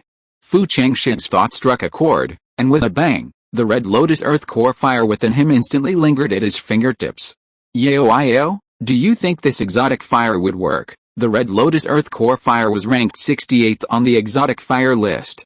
Yao's eyes lit up. Father, you're really quick-witted. With this red lotus earth core fire and Hanlin Jiang's formation, I'm confident I can upgrade it to mid-level 3rd rank. With me in charge, even a late-stage purple mansion cultivator wouldn't be able to break the formation. However, Fu Changsheng felt a little reluctant to sacrifice the red lotus earth core fire for a spirit stone vein. He coughed softly and asked, Yao, can the red lotus earth core fire be extracted from the formation afterwards? Of course. Yao nodded. She knew what her father was worried about. After a pause, he added, after I modify this formation, we can use the earth veins to nourish the red lotus earth core fire. When we extract the strange fire again, maybe we can even help you increase its power a little bit. That's great. Fu Changsheng sighed. Yao had spent 10 years in seclusion contemplating the secret realm barrier, and had spent decades under Uncle Yu's tutelage. Her attainments in formations had already far surpassed her original level. Fu Changsheng then asked, Yao, how's the progress on the Dianju I asked you to practice earlier? Father, over the past 5 years, since I haven't had to cultivate my mana, I've had a lot of free time. I've successfully cultivated the Dianju to the 2nd level. I've also successfully cultivated the 9 Heavens Starju to perfection in the skin refining realm, and the next step is the flesh refining realm. However, compared to your cultivation speed, it's far behind. Yao was a little discouraged. Fu Changsheng turned his head awkwardly at this.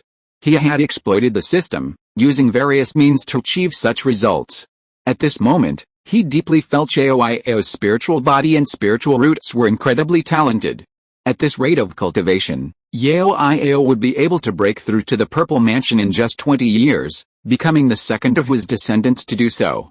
Fu Changsheng slapped his storage bag, and with a flash of light, he handed the remaining star stones to Yao. Yao, when you practice the 9 Heaven Star art in the future, you can use this thing to assist, and the effect will be twice the result with half the effort. Thank you for the reward, Father. Yao felt the energy contained in the star stone. This thing could save her nearly 10 years of hard practice, so she happily accepted it. Chapter 299 Origin, Conflict, Treasure Opening. Father, is that 3rd level protective array you need urgently needed? If so, I'll begin modifying it now. Yes, the sooner the better. Fu Changsheng feared someone might preempt the spiritual stone mine. Yao responded, took the red lotus earth core fire and the star stone, and returned to his secret chamber to work. A few days later, Fu Yongwei awoke. Upon hearing the news, Fu Changsheng rushed over. Yongwei, how are you feeling, Master? I'm fine, but I seem to have awakened a talent for plundering and ripening spiritual plans. Fu Changsheng came prepared. With a flick of his sleeve, several first-level scale 7 grasses suddenly floated in front of Fu Yongwei. Yongwei, give it a try. Yes, Master. Fu Yongwei took a deep breath, took a scale 7 grass, and placed it in her palm. After a moment, there was a humming sound, and the scale 7 grass trembled slightly, then visibly dissipated, condensing into a drop of spiritual fluid. Fu Changsheng's eyes lit up. A sweep of his spiritual sense revealed that this spiritual fluid was purer than the essence extracted from alchemy, more like the life force of plants. With a flick of his right hand, the Shangguan flower seed levitated in midair. With a gurgling sound, the spiritual fluid dripped into it. Buzz! The Shangguan flower seed unexpectedly began to take root and sprout, quickly growing to 10 inches tall, with a bud forming at the end. Simultaneously, the spiritual fluid's medicinal power was exhausted. Fu Changsheng's eyes brightened even more. This proved that Fu Yongwei had indeed extracted the life force of the scale 7 grass, and that it could also ripen other spiritual plants. Yongwei, try this second grade, low-grade Xianayan grass again. Yes, Patriarch. Fu Yongwei calmed down from her excitement. However, this time, no matter how she urged it, the Xianayan grass remained intact. Fu Yongwei's face began to pale, and her body began to sway. Alright, Yongwei, Patriarch. My ability seems to be intermittent, Fu Yongwei said, somewhat discouraged. Fu Changsheng pondered for a moment. Based on the effects of Yao's awakened spirit body, he could roughly guess what was going on. After Yongwei recovered, he experimented a few more times. Then he said, Yongwei, you're able to extract the essence of plants and trees because you've awakened your plant spirit body. However, given your current condition, you can only extract spiritual plants of a lower level than your cultivation. Furthermore, each time you extract plant essence, not only will your mana be depleted, but your body will also weaken. Therefore, you must never show your spiritual body's effects to anyone else, not even your parents. Do you understand? Fu Yongwei was only in the middle stage of key training. Only after breaking through to Foundation Establishment, Purple Mansion, or even higher levels of cultivation could the extraction of plant essences truly be useful. Therefore, until then, Fu Yongwei needed to keep a low profile and improve her cultivation. Otherwise, if discovered, she would be taken away and used as a machine to ripen spiritual plants, never free again. Her fate would be even more miserable than Shi Shutong's previous imprisonment by the Eastern Wasteland tribe, where she was forced to refine elixirs. Fu Yongwei nodded. Thank you, Patriarch, for your advice. Fu Changsheng gave a few more instructions, intending to secretly train Yongwei within the clan. A few days later, Fu Yongfen returned from Lufang Mountain in Anyang County with Hall Master Chen. Hall Master Chen was also nearly 100 years old, yet he remained energetic, looking as if he were in his 70s or 80s. After his separation from Fairy K, he had taken in many wives and concubines, fathering countless children.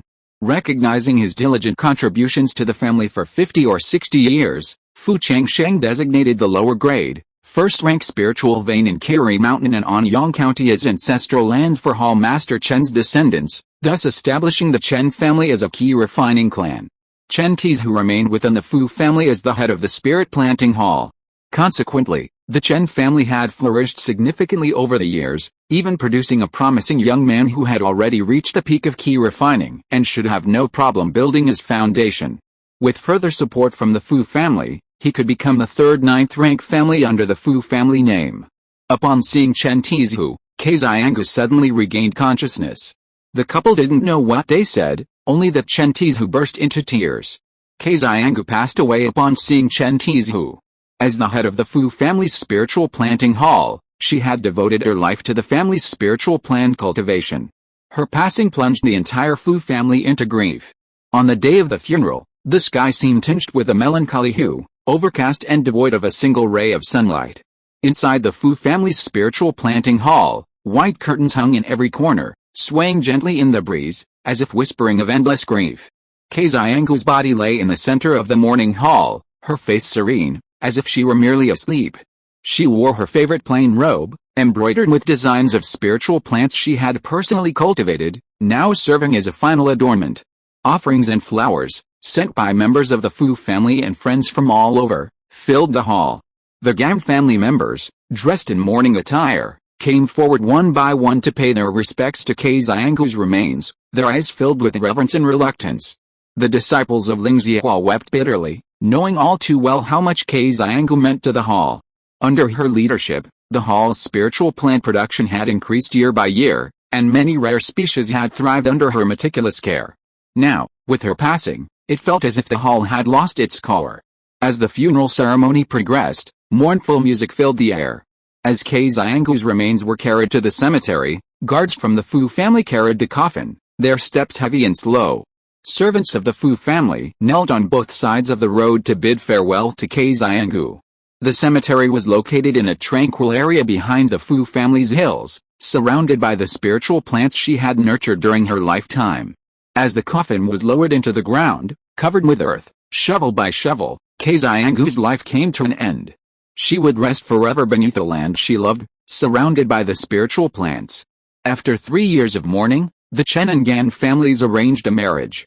Following Kei Xianggu's funeral, Yao Iao's refinement of her 3rd grade, mid-level magic array was nearing completion. Everything was ready, save for the purchase of warships. Intelligence indicated that the imperial warships had likely been transported to Huainan Prefecture. Fu Changsheng had borrowed spirit stones from his in-laws, the Yu, He, Yu, Liu, and Wu families, and was about to head to Wanning Market when the Suppression Division sent a message to the 5 8th grade families. The imperial court has a damaged warship for sale. Interested parties are welcome to inquire. Fu Changsheng immediately took the spirit stones and headed for Wanning Market. Meanwhile, the other 4 8th grade families received the message, reacting with varying degrees. The Gongsun family remained secluded. The Nanguang family, whose situation had only recently calmed down, showed no interest in vying for the warships. The only families competing with the Fu family were the Shangguan and Shi families. The Shangguan family meeting hall. Patriarch Shangguan sat at the head of the clan. After announcing the imperial court's announcement, he glanced around at his people and asked, "What do you think of the imperial court selling warships?" Patriarch Shangguan had just taken power and was eager to achieve something significant to solidify his position. This was undoubtedly a golden opportunity. Shangguan Wei, who had already pledged allegiance to Patriarch Shangguan, immediately said, "Master, from a long-term perspective, we absolutely must acquire this warship. I've heard that the war between the Imperial Court and the South Sea is nearing its end. Once the Imperial Court recovers, it will undoubtedly launch an offensive against the Eastern Wasteland. If we can acquire a warship, it will undoubtedly be a powerful trump card." Patriarch Shangguan now ruled the Shangguan clan, and naturally, no one dared to object. Upon seeing this, clan leader Shangguan sighed. This was what true power looked like. He immediately declared, "Have all clan branches immediately hand over their surplus spirit stones. With this warship, the merit points we'll gain from future battles in the Eastern Wasteland far exceed the warship's current value. We've urged all branches to consider the greater good. With this warship, we'll have a much better chance of becoming a 7th-rank aristocratic family." Instantly, the entire Shangguan clan was mobilized. They scraped together this and that, but still managed to gather less than 400,000 spirit stones. Clan leader Shangguan immediately asked the elders and hall masters to contribute their private savings, and eventually, they gathered 600,000 spirit stones. This move caused complaints even from those who aligned themselves with clan leader Shangguan. After all, when personal gain was involved, no one would be so selfless. Clan leader Shangguan thought to himself, "Wait until we get the warship." He would fill it up to the hall masters and elders later, so he didn't think much about it. With a huge sum of money in his hand, he didn't dare to go on the road alone, but summoned his son Shangguan Li to escort him. After all, Shangguan Li had a 3rd-level spiritual pet. Shangguan Li had been squatting at the gate of the Fu family for a year, but he didn't see any suspicious people coming in and out of the Fu family, nor did he see Fu Changsheng make any big moves. After receiving the message from his father, he had to let the clan members continue to watch. Clan leader Shangguan went to the secret room where his son was in seclusion and waited. Unexpectedly, Shangguan Li turned back from outside. "Liar, didn't you say you were in seclusion? Why did you go outside, father? I have something important to tell you. Nothing is more important than purchasing warships. Let's go, let's set off for Wanning Market now." "Okay." Shangguan Li thought it would be the same to say it on the way. The father and son left the fiefdom. On the way, Shangguan Li couldn't wait to ask, "Father, do you remember when Fu Changsheng came to us a year ago, asking to rent a treasure ship? Didn't you say not to mess with the Fu family? Why are you bringing it up again?" Clan leader Shangguan's eyebrows furrowed. He felt a sense of unease. Shangguan Li, however, looked excited.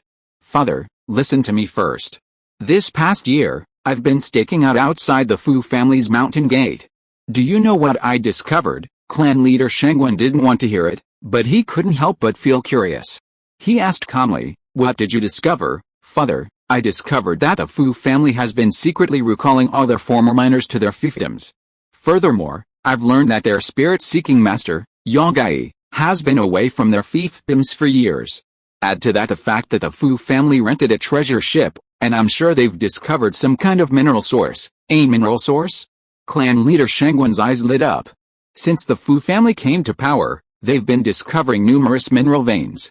Shangguan Li continued, "Father, I've had people investigate the Fu family's various shops and discovered they don't sell any new spiritual minerals. Father, what do you think the Fu family discovered this time? Anything that doesn't need to be sold must be either a rare mineral or a spiritual stone vein. But the Fu family's massive recruitment of miners suggests it's definitely not the former, because even if a rare mineral exists, its reserves are limited. At this thought, the Shangguan clan leader's eyelids twitched. Liar, are you saying the Fu family has discovered a spiritual stone vein? Yes, I'm sure it's true. Furthermore, the Fu family, a small key refining clan back then, discovered one in the eastern wilderness. Another discovery now wouldn't be surprising. Father, this is a great opportunity for our Shangguan family. Shangguan Li's voice drifted with excitement. Although tempted, the Shangguan clan leader shook his head. No, we can't mess with the Fu family, Father, Shangguan Li said anxiously. He took a deep breath and spoke quickly to the Shangguan clan leader, who remained calm. Liar, are you telling the truth, Father? How could I joke about my own future? The Shangguan clan leader's face remained expressionless.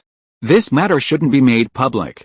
We need to consider it carefully. Yes, Father. Shangguan Li's mood brightened when he saw that he had convinced his father. Father and son arrived at Wanning Market and, upon reaching the Shenxi division, discovered that Fu Changsheng and the Shi clan's eldest elder had already arrived. Clearly, the Fu and Shi clans were also interested in the warship. The three families waited in the reception room for a while. The newly appointed palace master Qin emerged, took a seat at the head of the group, and bowed to the group. I believe you've all come here for the warship. Since that's the case, I won't waste time. I'd like to show you the finished product. He then pulled a storage ring from his sleeve. Generally speaking, the storage ring was considerably larger than the storage bag, and this warship, if it could be stored in the ring, must have been quite large. Everyone exchanged glances, their eyes brimming with anticipation. Palace Master Qin cast a spell, and with a humming sound, the restrictions within the storage ring were lifted. With a flick of his index finger, the ring floated toward Fu Changsheng, who sat in front of him on the left. Fu Changsheng probed with his spiritual sense and saw a 19-story warship within the ring. Even within the ring, it gave off a fierce, ferocious presence, possessing a greater spiritual pressure than any spiritual artifact Fu Changsheng had encountered before. However, he knew very little about warships. After a cursory glance, he passed it to the Shi family's great elder. After all three had reviewed it, Palace Master Qin finally spoke. The Imperial Court's warships are generally divided into three types, one for transporting supplies, one for combat, and one for carrying out dangerous missions. As you can see, this warship is a transport ship. It's primarily for defense. Although it's damaged, even a peak-level Purple Mansion cultivator wouldn't be able to break through its protective array. Of course, in addition to its defense, it still has a remaining spiritual cannon. If activated, a Purple Mansion cultivator would be fatal. The lowest price offered by the Imperial Court is 600,000 spirit stones. Anyone here who is interested can bid. A defensive warship. Everyone exchanged glances, and Great Elder Shi was the first to shake his head. Our Shi family already has a treasure ship for transporting supplies. Clan Leader Fu, this warship would be suitable for your Fu family. Fu Changsheng shared the same thought. Logically, that was the case. Neither the Shangguan nor the Shi families would likely expend a large sum of spirit stones on duplicate supplies, and they were about to speak. However, the Shangguan clan leader preempted them by saying, Palace Master Qin, our Shangguan clan wants this warship. Palace Master Qin was clearly surprised. Fu Changsheng, on the other hand, was suspicious, unsure of what the Shangguan clan leader was up to. However, for now, securing the warship was paramount. He immediately said, Palace Master Qin, our Fu clan also needs this warship. Clan leader Fu, business is based on first come, first served. The Shangguan clan leader, in a change of his usual demeanor, became somewhat aggressive. Fu Changsheng ignored him and looked at Palace Master Qin. When Palace Master Qin took over, he had been instructed by Palace Master Su to take special care of the Fu family. Therefore, he smiled and said, Clan leader Shangguan, according to your statement, this treasure ship must be sold to Clan leader Fu. Clan leader Fu arrived many hours before you did, and expressed his sincere desire to purchase the warship. I waited until you arrived to discuss this matter. Out of fairness, Clan leader Shangguan fell silent upon hearing this. Palace Master Qin, observing this, finally said, according to the court, The minimum price is 600,000 spirit stones. This is in consideration of your membership in the 8th rank family. If it is repaired and put up for auction, it will fetch at least 1 million spirit stones. So, since both families are interested, I can't favor either side. The highest bidder will win. Clan leader Shangguan nodded in agreement. In his opinion, with the suppression division issuing the notice under such urgent circumstances, the Fu family must have scraped together this amount of spirit stones. He immediately said, I'll contribute 610,000 spirit stones. The extra 10,000 spirit stones came from his own pocket. On the way here, his son had given him 70,000 of his hidden stash, bringing the total to 680,000 spirit stones, surely surpassing the Fu families. Fu Changsheng said indifferently, 650,000, 650,000. The Fu family could actually afford such a large sum of spirit stones. Clan leader Shangguan was unconvinced and coldly said, Clan leader Fu, these spirit stones must be paid in cash. No collateral. Fu Changsheng said nothing more. With a flick of his sleeve, 600,000 spirit stones instantly levitated in midair, forming a small mountain. Clan leader Shangguan was stunned. He had never expected Fu Changsheng to be able to come up with so many spirit stones. He gritted his teeth and decided to give Fu Changsheng a hard time. He immediately said, I'll contribute 680,000. With a flick of his sleeve, he waved his sleeve. He released all the spirit stones from the storage bag. Glancing at the expression on clan leader Shangguan's face, Fu Changsheng's lips curled slightly as he calmly said, 680,100. He then tossed out another sum of spirit stones. Clan leader Shangguan's eyelids twitched, and he glanced closely, only to see the Great Elder Shi had already handed the storage bag to Fu Changsheng. Great Elder Shi and Great Elder Shangguan Feng had been friends for over a century. Clearly, the Shi family had heard about the Shangguan family's coup and disliked him. Furthermore, the Fu and Shi families had become in-laws 6 years prior. With the two families joining forces, how could he possibly defeat them? Clan leader Shangguan's expression shifted again and again. The anger his son had provoked was instantly extinguished. If the Shangguan family continued to offend the Shi and Fu families, their future would be difficult. If they weren't careful, they could end up like the Gongsun family, forced to retreat into seclusion. He was truly senile, having actually believed his son's slander. Even if the Fu family were incredibly wealthy, he wouldn't have the ability to steal their property, especially since the Fu family had acquired this warship, which was even more powerful. After figuring it out, Patriarch Shangguan bowed to Fu Changsheng and said, Since Patriarch Fu has set his sights on this warship, I won't take it away from you. With a flick of his sleeve, he put all the spirit stones into his storage bag and left the main hall. Shangguan Li hurriedly approached him and said, Father, how's it going? Did you get the warship? Patriarch Shangguan gave his son a complicated look. If he really listened to his son and went against the Fu family, he would be putting his personal interests above those of the family. For the Shangguan family, he could endure for over 100 years. Now that the Shangguan family was in his hands, he absolutely could not let the foundation laid by his ancestors fall into his own hands. Therefore, Patriarch Shangguan nodded and said, We've got the warship. Let's go home first. Shangguan Li was elegant and full of joy. When he followed Patriarch Shangguan to the fiefdom, he saw that Patriarch Shangguan was heading all the way to the forbidden area in the back mountain. Shangguan Li was stunned. Father, didn't you say you were going to gather your confidants to intercept the Fu family's spiritual stone vein? Why are we going to the forbidden area now? When we get to the forbidden area, I'll show you a family treasure. Family treasure. Although Shangguan Li was puzzled, he was still curious. They followed him all the way to the forbidden area. Two elders with white beards guarded the entrance. Seeing clan leader Shangguan and Shangguan Li approach, their eyebrows trembled, but their expression quickly faded. The gate to the forbidden area opened. Clan leader Shangguan said, Liar, go in first. I'll have a few words with the elders guarding the hall. Shangguan Li had no doubts. Besides, this was his first time in the forbidden area. With a flick of his wrist, he entered the stone gate. Just then, with a boom, the stone gate slammed shut. The barrier was sealed again, and a rumbling sound could be heard from within. The two elders were puzzled. Master, why would you confine the young clan leader for no reason? This stone gate can't be opened for 10 years, and it seemed that clan leader Shangguan had tricked his son into entering. Clan leader Shangguan could say no more. He simply said, although Liar has opened the Niwen Palace, the acupoints of the upper and lower Danshan haven't yet opened.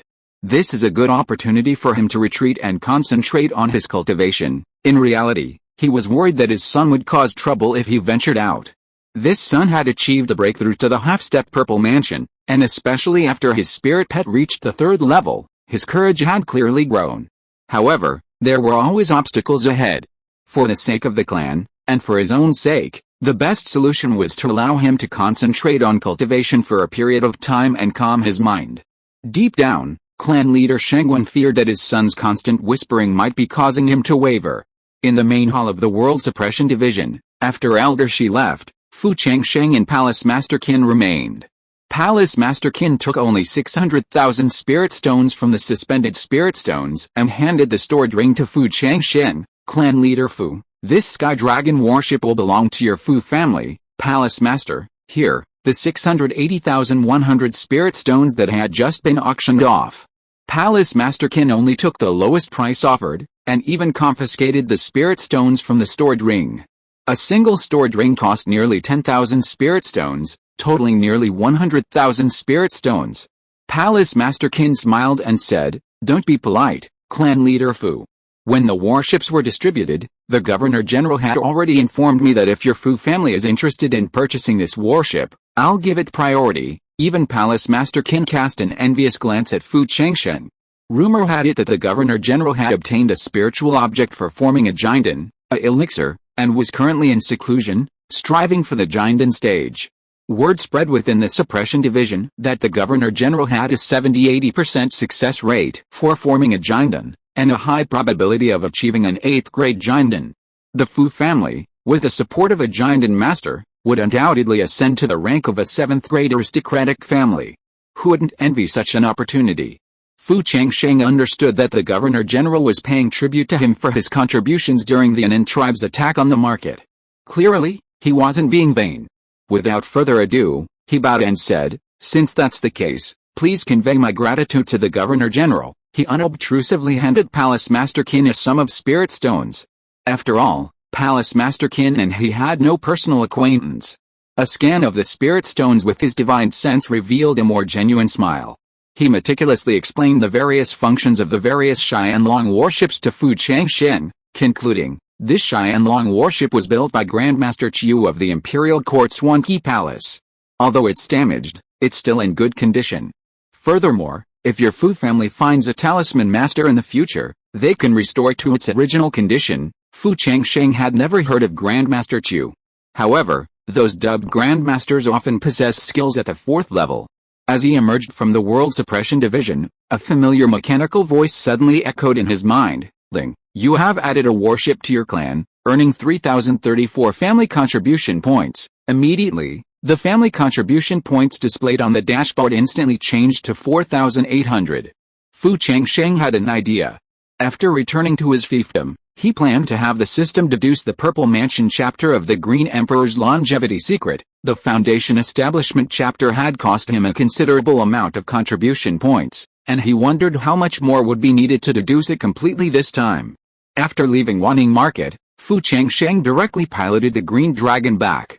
The imposing presence of the Green Dragon, a mid-stage 3rd-stage cultivator, caused those who coveted it to retreat from afar.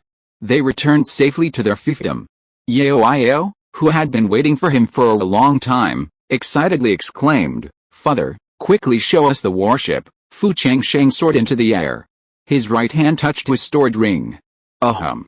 The air vibrated slightly. Then, a massive vessel suddenly appeared high above the main peak. The Xianlong warship resembled a magnificent floating fortress. Its 19-story hull was forged from a mixture of black iron and refined gold. The black iron, mined from deep within the cold iron ore veins, was blended with refined gold through numerous processes, resulting in the black iron's superior defense and the refined gold's luster. The rest of the clansmen were also drawn in. Liu Runzi scanned the ship's hull with his spiritual sense and exclaimed in amazement, "Master, the hull is surprisingly forged from 1,000-year-old black iron, and judging by the process, it must have gone through at least 108 stages. This is the work of a grandmaster. Just the hull's defense alone is so strong that even a Purple Mansion cultivator wouldn't be able to damage it." Fu Changren, who was in the crowd, had initially disapproved of purchasing the warship, but after hearing Liu Runzi's explanation, a smile crossed his face. If it can withstand the attacks of a purple mansion cultivator, then our 600,000 spirit stones weren't wasted. With this amount of spirit stones, they could have raised their spirit veins to mid-level 3rd grade. Fu Changsheng waved his hand and said, "Let's go aboard and take a look." Everyone had been waiting for this, but since Fu Changsheng wasn't going up, they naturally didn't dare act rashly. Arriving at the warship, they saw that the lower floor was a storage area, with a special formation where numerous supplies were neatly stored, protecting them from moisture and absorbing fluctuations in spiritual energy. Floors 2 through 10 housed the crew's quarters, their walls inlaid with warm jade, and their beds crafted from spirit wood and covered with silkworm quilts. Floors 11 through 15 housed the power core, a central spiritual furnace igniting netherworld fire. Through a special formation, spiritual condense channeled the energy throughout. The 16th floor served as the defensive hub, with a rune-encrusted shield generator capable of forming a shield in the event of an attack. The 17th floor command room resembled a starry palace, with crystal balls monitoring the environment and a command console equipped with magical tools to control the warship. The 18th floor housed the spiritual energy reservoir, where spiritual crystals were stored to power the warship and maintain the formation. The top floor, the 19th floor, served as the observation tower. While the warship appeared generally sound, numerous damaged ruins and formations were still visible. After the group had finished touring the ship, Fu Changsheng specifically asked Fu Changlui and Yao Iao to stay with him. One was a 3rd-tier rune master, and the other a 3rd-tier formation master. "Yao Iao, Changlui, can you repair the damage to the warship?" Fu Changlui, who bore a 60% resemblance to Fu Changsheng, nodded. "Master, it's not a big problem. I just took a quick look. The damaged runes on the warship just need to be repaired and restored. Once the connections between the runes are restored, there shouldn't be any problems." Yao Iao nodded. The warship's formation isn't a big problem either. However, there are spiritual energy leaks at some key nodes. We need to identify the damaged areas and repair them with spiritual materials to restore normal operation. Fu Changsheng listened to their words and nodded slightly. "The family will fully support you in repairing the warship's formation runes. Just let us know if you need any spiritual materials." With Fu Changsheng's words, the family's rune masters and formation masters immediately got busy. They divided into teams, each working on the formation runes in different areas of the warship. On the warship's 16th floor defense center, rune array masters gathered around the rune shield generator. Fu Changlui held a spiritual pen, its tip gleaming softly. He carefully tapped a rune, slowly infusing it with spiritual power. The previously dim rune instantly brightened. The rune array masters nearby constantly used their spiritual power to monitor the status of the surrounding runes, chanting incoherently as they calculated the spiritual power balance between them. The spiritual power fluctuations on this rune are a bit abnormal. There's a discrepancy between its proportions with the 3 adjacent runes, a young rune array master said with a frown. Fu Changlui came over to inspect it. After a careful examination, he said, "Adjust the angle of the spiritual power input to this rune, and draw some spiritual power from the adjacent spiritual power storage runes to replenish it." With their meticulous repairs, the runes on the rune shield generator gradually regained vitality, and the spiritual power flow between them became smoother. In the warship's power core, the array masters also faced considerable challenges. Yao Iao directed the other formation masters to open the protective devices surrounding the spiritual energy conduits, surrounding the spiritual energy furnace. They discovered tiny cracks at the joints of some of the conduits, causing spiritual energy to leak during transmission. Use spiritual glue, a mixture of spiritual crystal powder and black iron sand, to repair these cracks, Yao Iao declared decisively. The formation masters immediately took action, crushing the spiritual crystals into powder, mixing it with the black iron sands in a precise ratio, and then carefully applying the glue to the cracks. With the application of the spiritual glue, the leakage in the spiritual energy condense improved, and the efficiency of spiritual energy transmission gradually increased. With the concerted efforts of everyone, the repair work on the warship's array runes lasted for over 6 months. During this time, spiritual energy around the warship constantly fluctuated and shimmered. Finally, all the repairs were completed. Fu Changsheng boarded the warship again and could clearly feel the spiritual energy flowing more smoothly within it, a vibrant vitality surging within. Fu Changsheng stood at the command desk in the command room, his heart filled with lofty ambition. It's time to head to the Shangguan Mountains. The clan's miners had received the call to return to their fiefdom 2 years earlier. When the warship was repaired, the miners received the summons and secretly boarded the Xianlong ship. This time, it wasn't just the miners who set out for the Shangguan Mountains. Fu Changsheng also brought along the puppet beasts from the clan's puppet hall, the spirit beasts capable of mining from the Spirit Beast Valley, and 24 newly raised bean soldiers. The puppet beasts were neatly arranged in a corner of the warship, their eyes gleaming with a cold light, like a group of silent guardians. The spirit beasts seemed a little restless, humming and pacing, as if anticipating the arduous task ahead. The bean soldiers, like little puppets, stood motionless, awaiting their master's orders. This time, they were going all out, with a single goal, to complete the mining of the Shangguan Mountain spirit stone ore veins as quickly as possible. Yao, set off. Fu Changsheng's words had barely escaped him. Buzz! The Xianlong warship activated its invisibility array.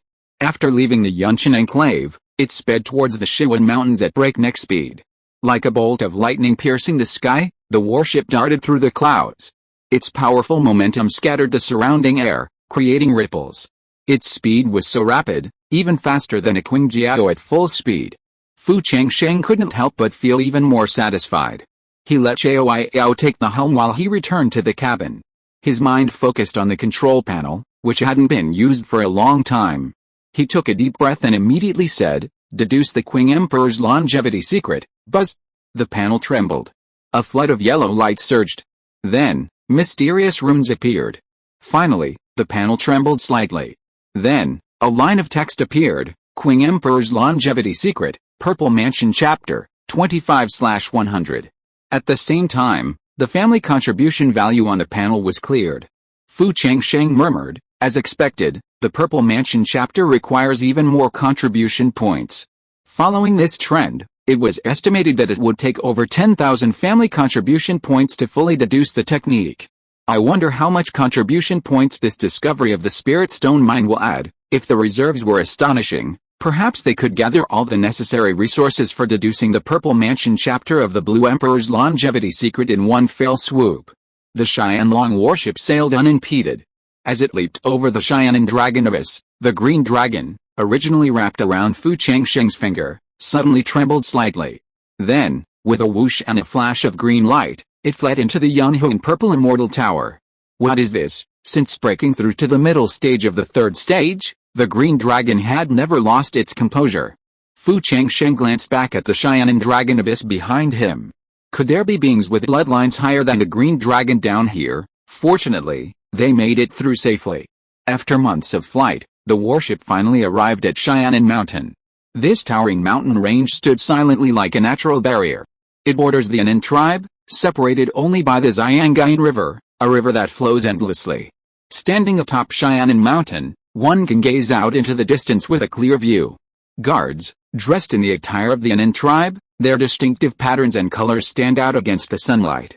The guards patrol with measured steps, solemn and vigilant, their meticulous demeanor as if safeguarding the peace and dignity of the tribe, imbuing this bordering land with a mysterious and solemn aura. Buzz! The warship docked at the mountain top. Then, a yellow light surged from the ground. Then, it faded, revealing Fu Yonggai, carrying a quasi-third-level corpse puppet. Seeing Fu Changsheng, Fu Yonggai smiled with relief. "Father, thank you for your hard work." He glanced behind Fu Changsheng, but saw no miners. Fu Changsheng transmitted a message, "The miners are on the warship. Yonggai, you've worked hard these past few years, entering and exiting the Shangguan Mountains alone, and near the border of the Yanang tribe." Fu Yonggai shook his head. "Father, I'll take you to check out the mineral vein first." "No hurry, Yonggai. Are you sure the spirit stone vein is within this mountain?" Fu Yonggai nodded quickly, then patted his storage bag. In a flash of light, several spirit stones, along with rubble, appeared in his palm. "Father, these spirit stones were mined from the mine. For fear of spiritual energy leaking, I dare not open the spiritual vein channel, so we don't know the exact number of spirit stones." "Yes." After confirming this, Fu Changsheng immediately ordered Yao down from the Xianlong warship. "Yao, first set up a protective formation in the mountains." "Yes, Father," Yao replied. With a wave of his hand, Dozens of formation masters descended from the warship behind him. This time, they were to set up a third-level protective formation, the Lingxiao Locking Yuan formation. This formation, adapted from Yaoiao's previous mine protection formation on the Hanling River, was extremely complex to deploy. To ensure the fastest possible deployment, nearly all of the clan's formation masters were mobilized to fully cooperate with Yaoiao. Yaoiao addressed the formation masters, "We will divide up and deploy the formation according to the plan we rehearsed on the warship." "Yes, Elder." The crowd responded resoundingly. The formation masters immediately divided into groups and set out separately. After surveying the terrain, the formation masters reconvened to discuss the formation. After the meeting, Yaoiao stood atop the mountain, holding the formation diagram, carefully directing the operation. First, specially crafted spiritual jade was driven into the ground at key points throughout Changsheng Mountain. These jades were meticulously refined, each imbued with powerful spiritual energy. Once driven into the ground, they became like seeds, connecting with the earth's spiritual energy veins. Then, a group of formation masters set up spiritual gathering runes along the mountainside. These runes shimmered with a faint blue light, each stroke imbued with mysterious power. Formation masters meticulously traced each rune with specially crafted spiritual ink, requiring precise accuracy. Even the slightest error would significantly diminish the effectiveness of the entire formation. Then, at the foot of the mountain, other formation masters began constructing spiritual energy transmission lines. They buried spiritual energy conductors one by one in a specific sequence, crafted from rare spiritual gold, ensuring efficient transmission of spiritual energy. As the formation was laid out, spiritual energy began to slowly converge around Changsheng Mountain. Faint vortices of spiritual energy appeared in the air, continuously drawing in the surrounding spiritual energy. On the eastern side of the mountain, formation masters began constructing spiritual energy conversion towers. These towers were carved from massive spiritual stones, their surfaces covered in intricate spiritual energy conversion runes. When spiritual energy was absorbed here, it was converted into a specialized form suitable for the Lingxiao Locking Yuan formation. For over 2 weeks, the formation masters toiled day and night. Finally, everything was ready. Buzz! The entire Changsheng Mountain trembled slightly. The Lingxiao Locking Yuan formation began to activate, and a transparent spiritual barrier slowly rose. Countless runes shimmered on this barrier, like the twinkling stars. Within the barrier, spiritual energy flowed slowly like a stream, forming a perfect protective system. This protective formation not only prevented outside observation and attack, but also effectively locked the spiritual energy within the mountain, preventing even a trace of spiritual energy from leaking out, ensuring the safety and secrecy of the spiritual stone veins. Chapter 300, Blood Prophet, 3 Advantages, Opportunity. Meanwhile, soldiers patrolling the Yanang tribe across the way had apparently noticed something unusual. The young soldier, Wu Shang, frowned, saying, "Sixth brother, why do I feel like the earthquakes have been getting more frequent lately?" But after a closer look, he couldn't see anything. Still, he was worried. "Sixth brother, should we report this to the elders?" The bearded, burly man, Wu Shang, shook his head. He spoke in a muffled voice. "In recent years, there have been occasional earthquakes in Cheyenne and Longyearbyen. We've reported this to the elders, and they've sent people to investigate thoroughly, but they haven't uncovered anything. The higher-ups won't explain anything to us, so we can just relax. Less trouble is worse than more." And their shift change was coming up soon. He had finally gotten a day off to spend time with his wife. Ever since the 6 elders died in Wanning Market, their tribe had been under martial law.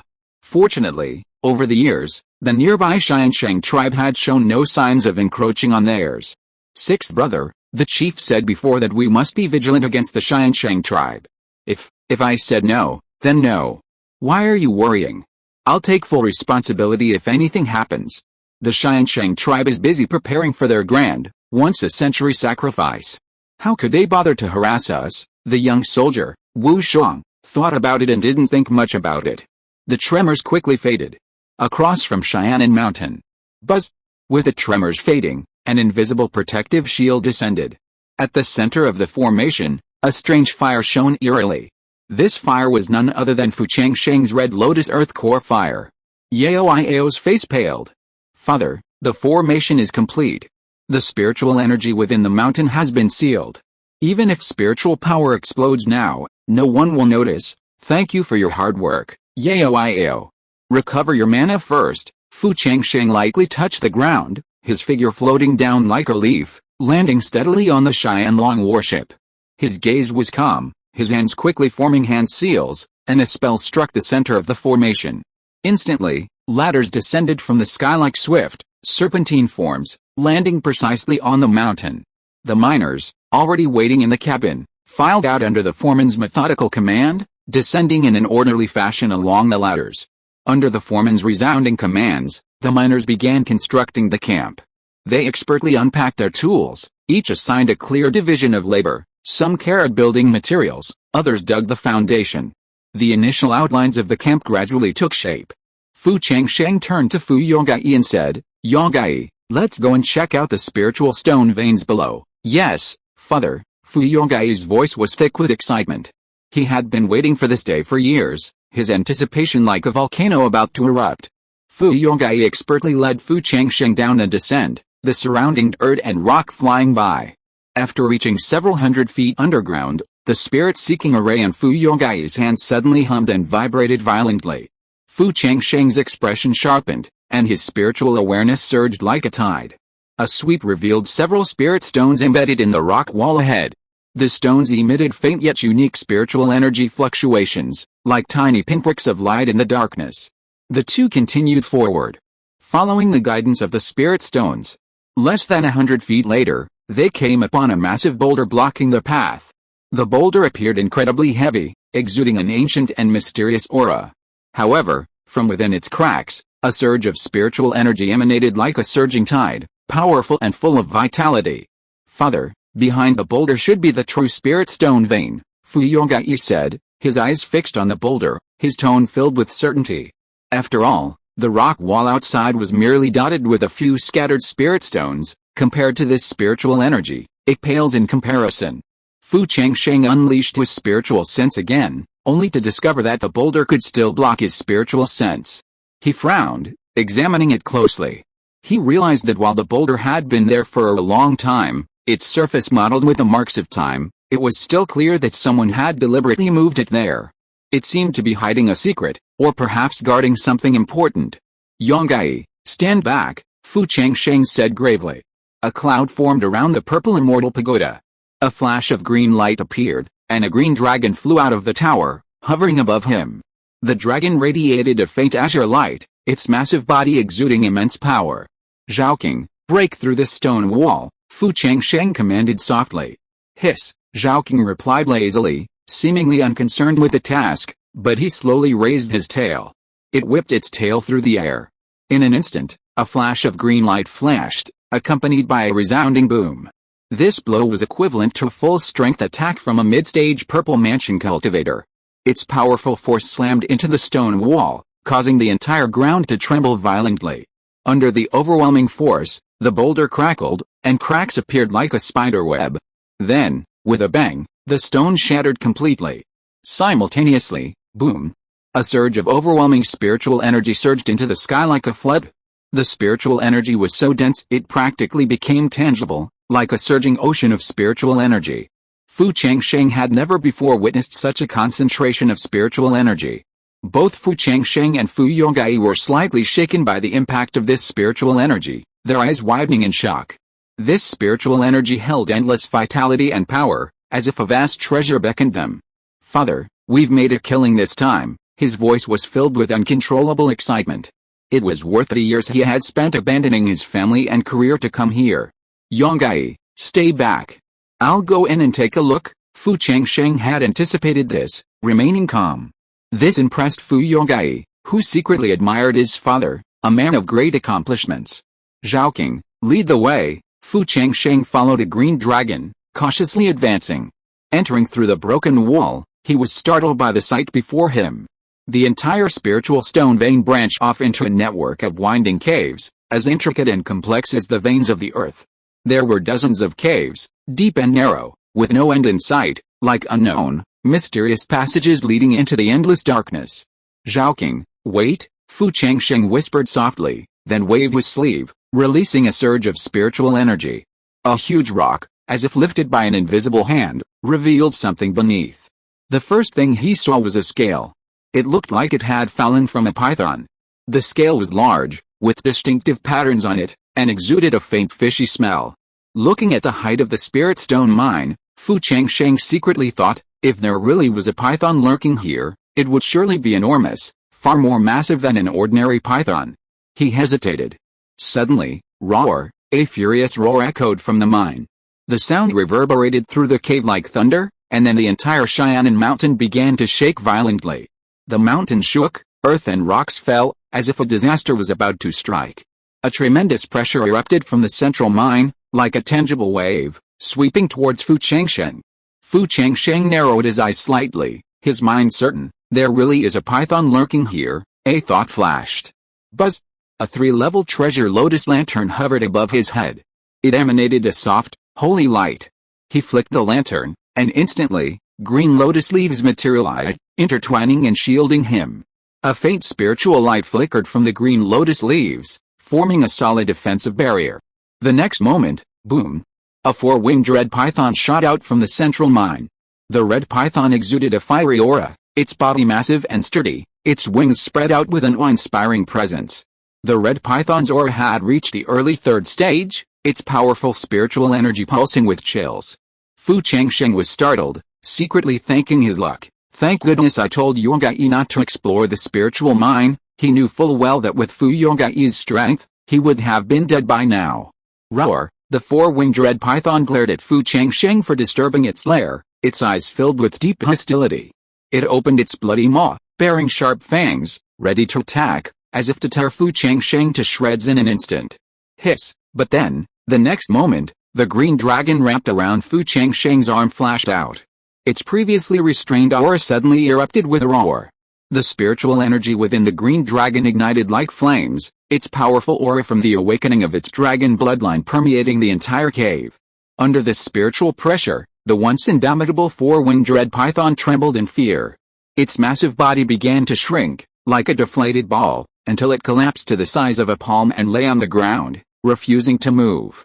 Is this bloodline suppression? Fu Changsheng exclaimed in delight. He had always known that green dragons would become powerful after awakening their dragon bloodline, but this was the first time he had witnessed such tangible benefits from bloodline suppression. The 4-winged red python before him was at the early 3rd stage of combat power. If they could tame it, the Fu family would have 3 Purple Palace warriors. If he and Yu Chen successfully achieved a breakthrough, they would have met the Purple Palace combat power requirement for advancement to a 7th rank family. He already had a green dragon in his command. To allow the 4-winged red python to claim its master would be a waste. This spiritual stone vein had taken Fu Yonggai years to discover, and he deserved a reward. A spell was immediately cast into the communication jade talisman. After a few words, Fu Yonggai soon emerged from outside. He had naturally sensed the trembling in Changsheng mountain and was already worried. Seeing the trembling 4-winged red python beneath the green dragon's feet, he choked. Father, this mineral vein actually harbored a red python of the strength of a purple mansion. Fu Yonggai was instantly shocked and broke into cold sweat. Fortunately, the 4-winged red python hadn't shown any intention of leaving in recent years.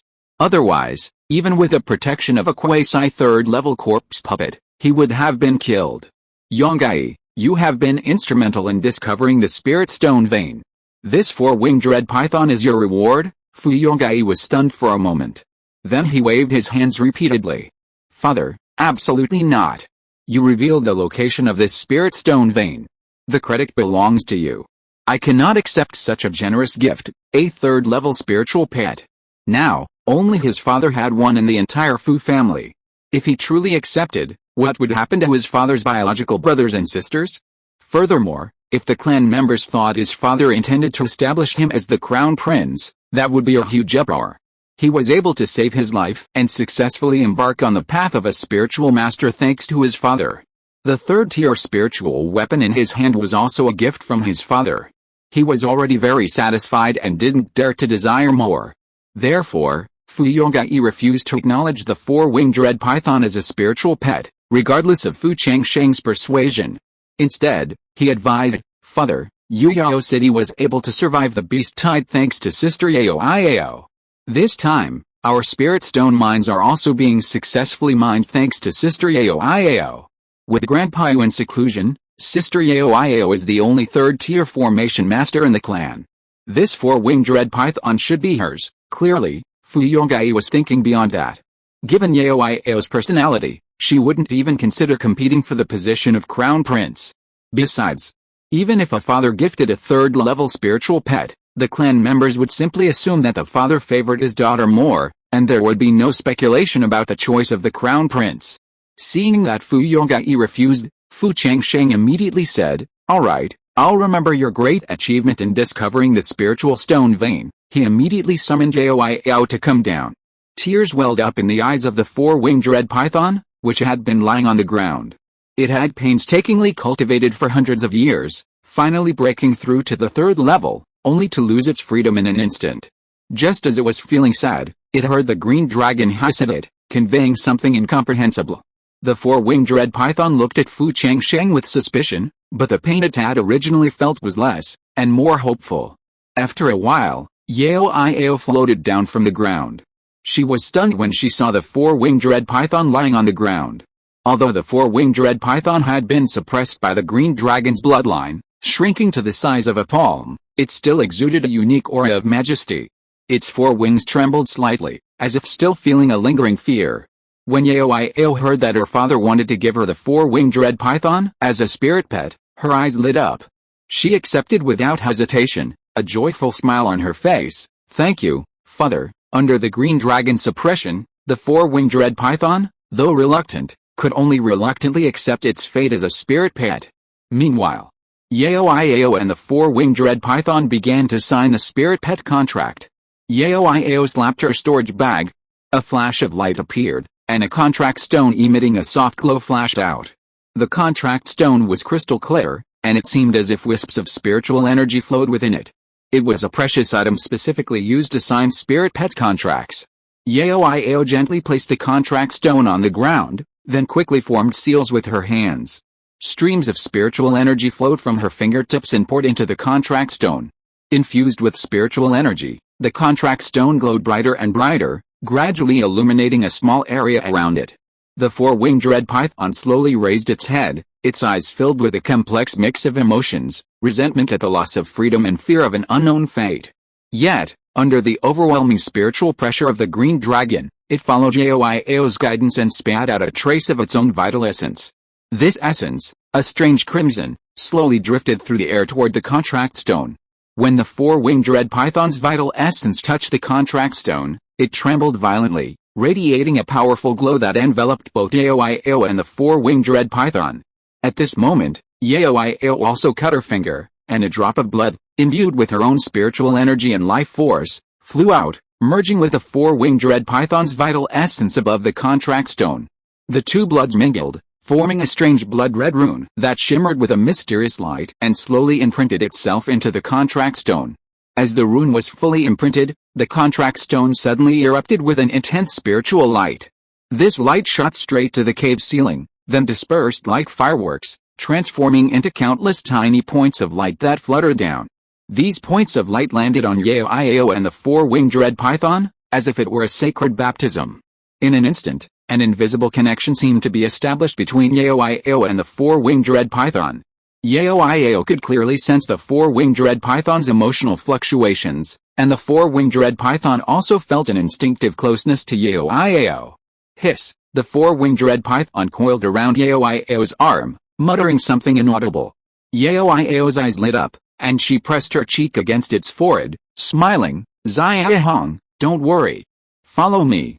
I'll definitely have the opportunity to transform you into human form someday." She looked up at Fu Changsheng and said, "Father, Zia Hong said there's something good in its lair. What exactly was it?" The four-winged red python itself didn't know. Yao Iao led the way. "Let's go in and take a look." There was also a surprise. Fu Changsheng, delighted, followed Yao Iao forward. Suddenly, a resounding mechanical voice echoed in his mind. "Ling, you have subdued a third-level, four-winged red python for the clan, earning 1,000 clan contribution points." The clan contribution points, which had previously reached 0, suddenly jumped to 1,000. Following the winding passage, twisting and turning, He saw exposed spirit stones along the way. Fu Yonggai continuously punched into the spirit-seeking array, rapidly assessing how many spirit stones this vein could yield. As he went deeper, the passage narrowed, and the spiritual energy in the air grew increasingly dense. Finally, a red light appeared before their eyes, blazing like flames, illuminating the far end of the cave ahead.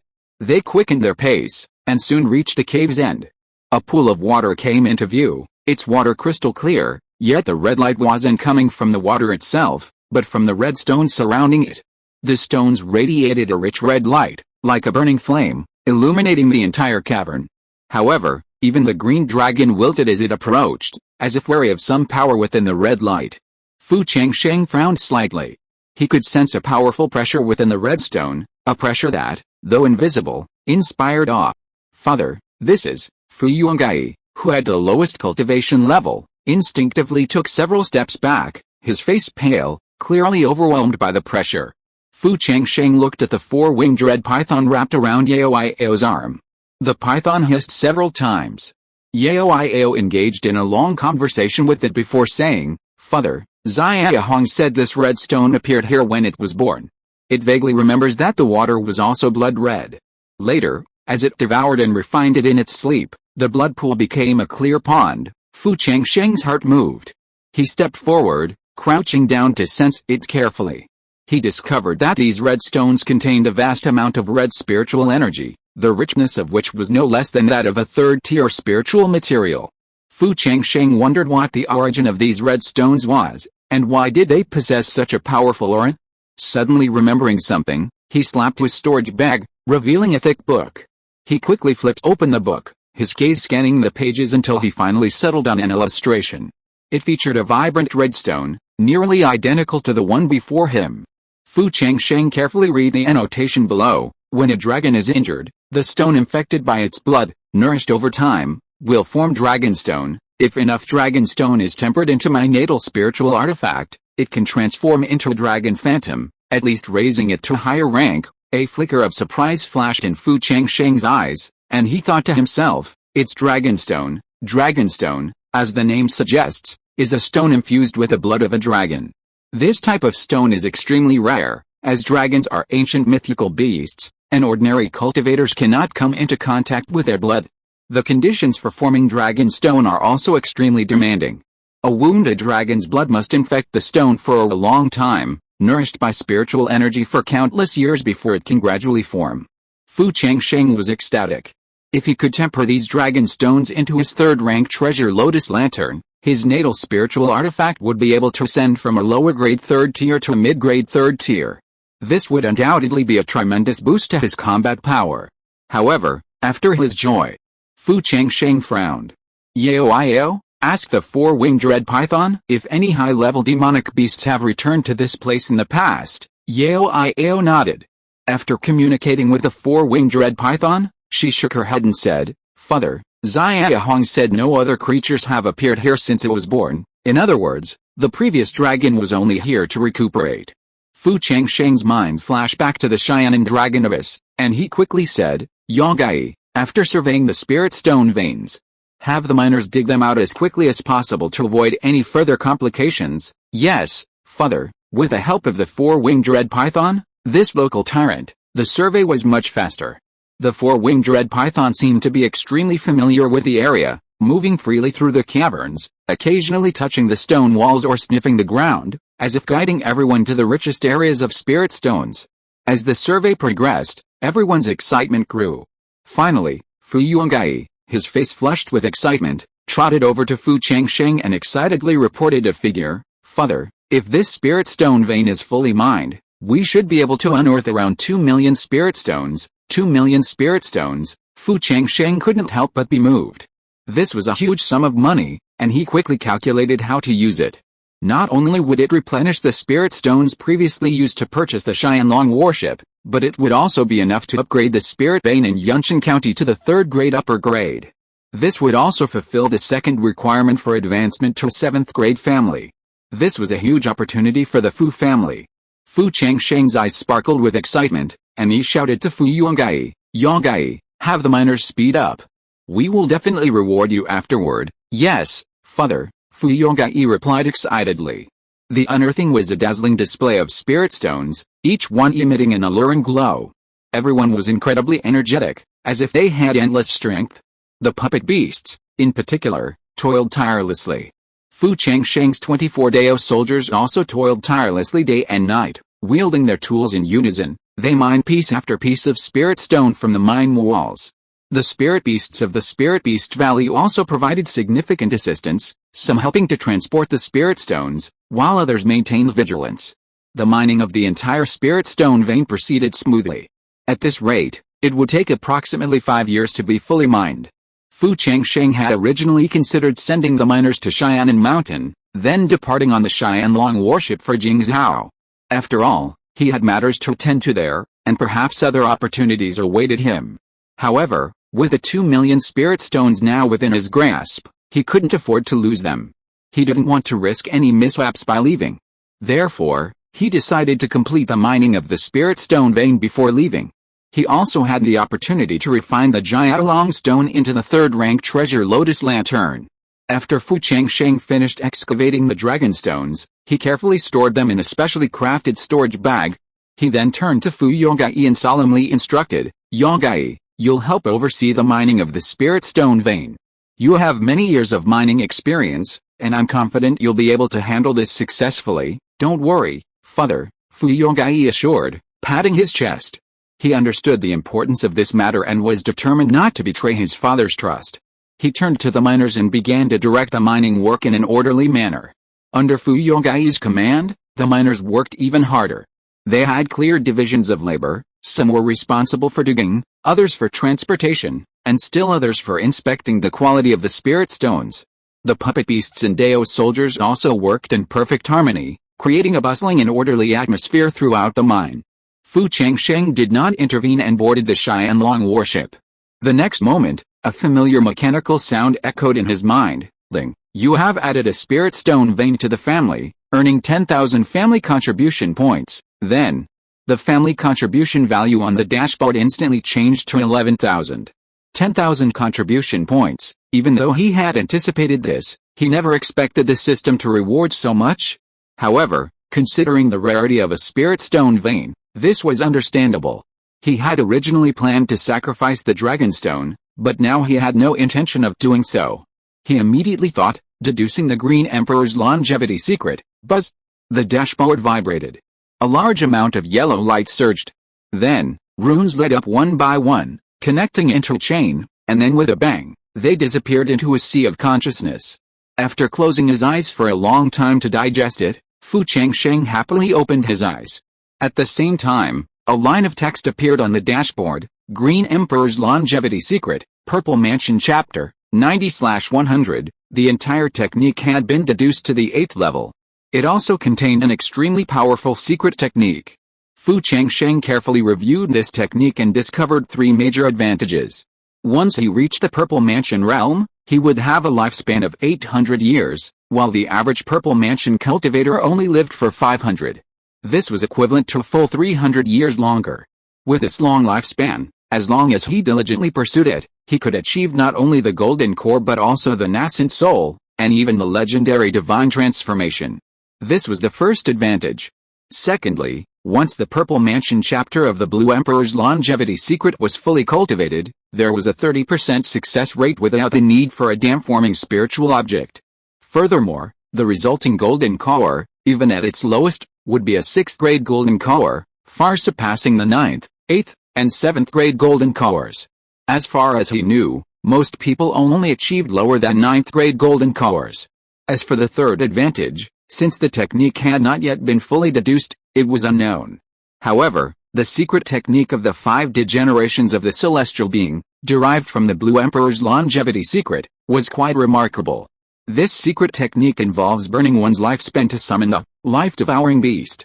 Each use consumes 100 years of lifespan. Within 100 breaths of summoning, the beast rapidly plunders the victim's lifespan, causing their demise. This secret technique is truly insane, but the price to pay is enormous. With a lifespan of 100 years, even after breaking through to the Purple Mansion, he could only perform it a few times. However, it could serve as a life-saving measure. In a truly life-or-death situation, If he couldn't escape, all his lifespan would be useless. After calming down, Fu Changsheng began to cultivate the third-rank treasure lotus lantern. He first retrieved the precious dragon stones and placed them in specific locations around the lantern. As the dragon stones appeared, they emanated a rich red spiritual energy. This spiritual energy flowed through the air like a substance, illuminating the entire cave a brilliant red. Fu Changsheng took a deep breath to calm his mind, then formed seals with his hands. Streams of spiritual energy flowed from his fingertips, slowly pouring into the third-rank treasure lotus lantern. As spiritual energy was infused, the third-rank precious lotus lantern began to emit a soft glow, the flame at the wick swaying gracefully. Fu Changsheng carefully picked up a piece of yangang stone, chanting something in his mind as he enveloped the stone with his own spiritual energy, slowly guiding it to merge with the spiritual energy of the precious lotus lantern. This process required extreme concentration, as even the slightest carelessness could cause the spiritual energy to spiral out of control, damaging the precious lotus lantern and potentially causing backlash. In the tranquility of cultivation, time passes, oblivious to the outside world. Time slipped by like a trickle of water. In the blink of an eye, 4.5 years had passed. During these 4.5 years, Fu Changsheng experienced countless bouts of spiritual exhaustion and mental fatigue, but he never gave up. He constantly adjusted his ritual techniques, relying on his profound cultivation and unwavering perseverance to gradually integrate the spiritual energy of the yangang stone into the third-rank precious lotus lantern. Finally, the final, crucial moment arrived.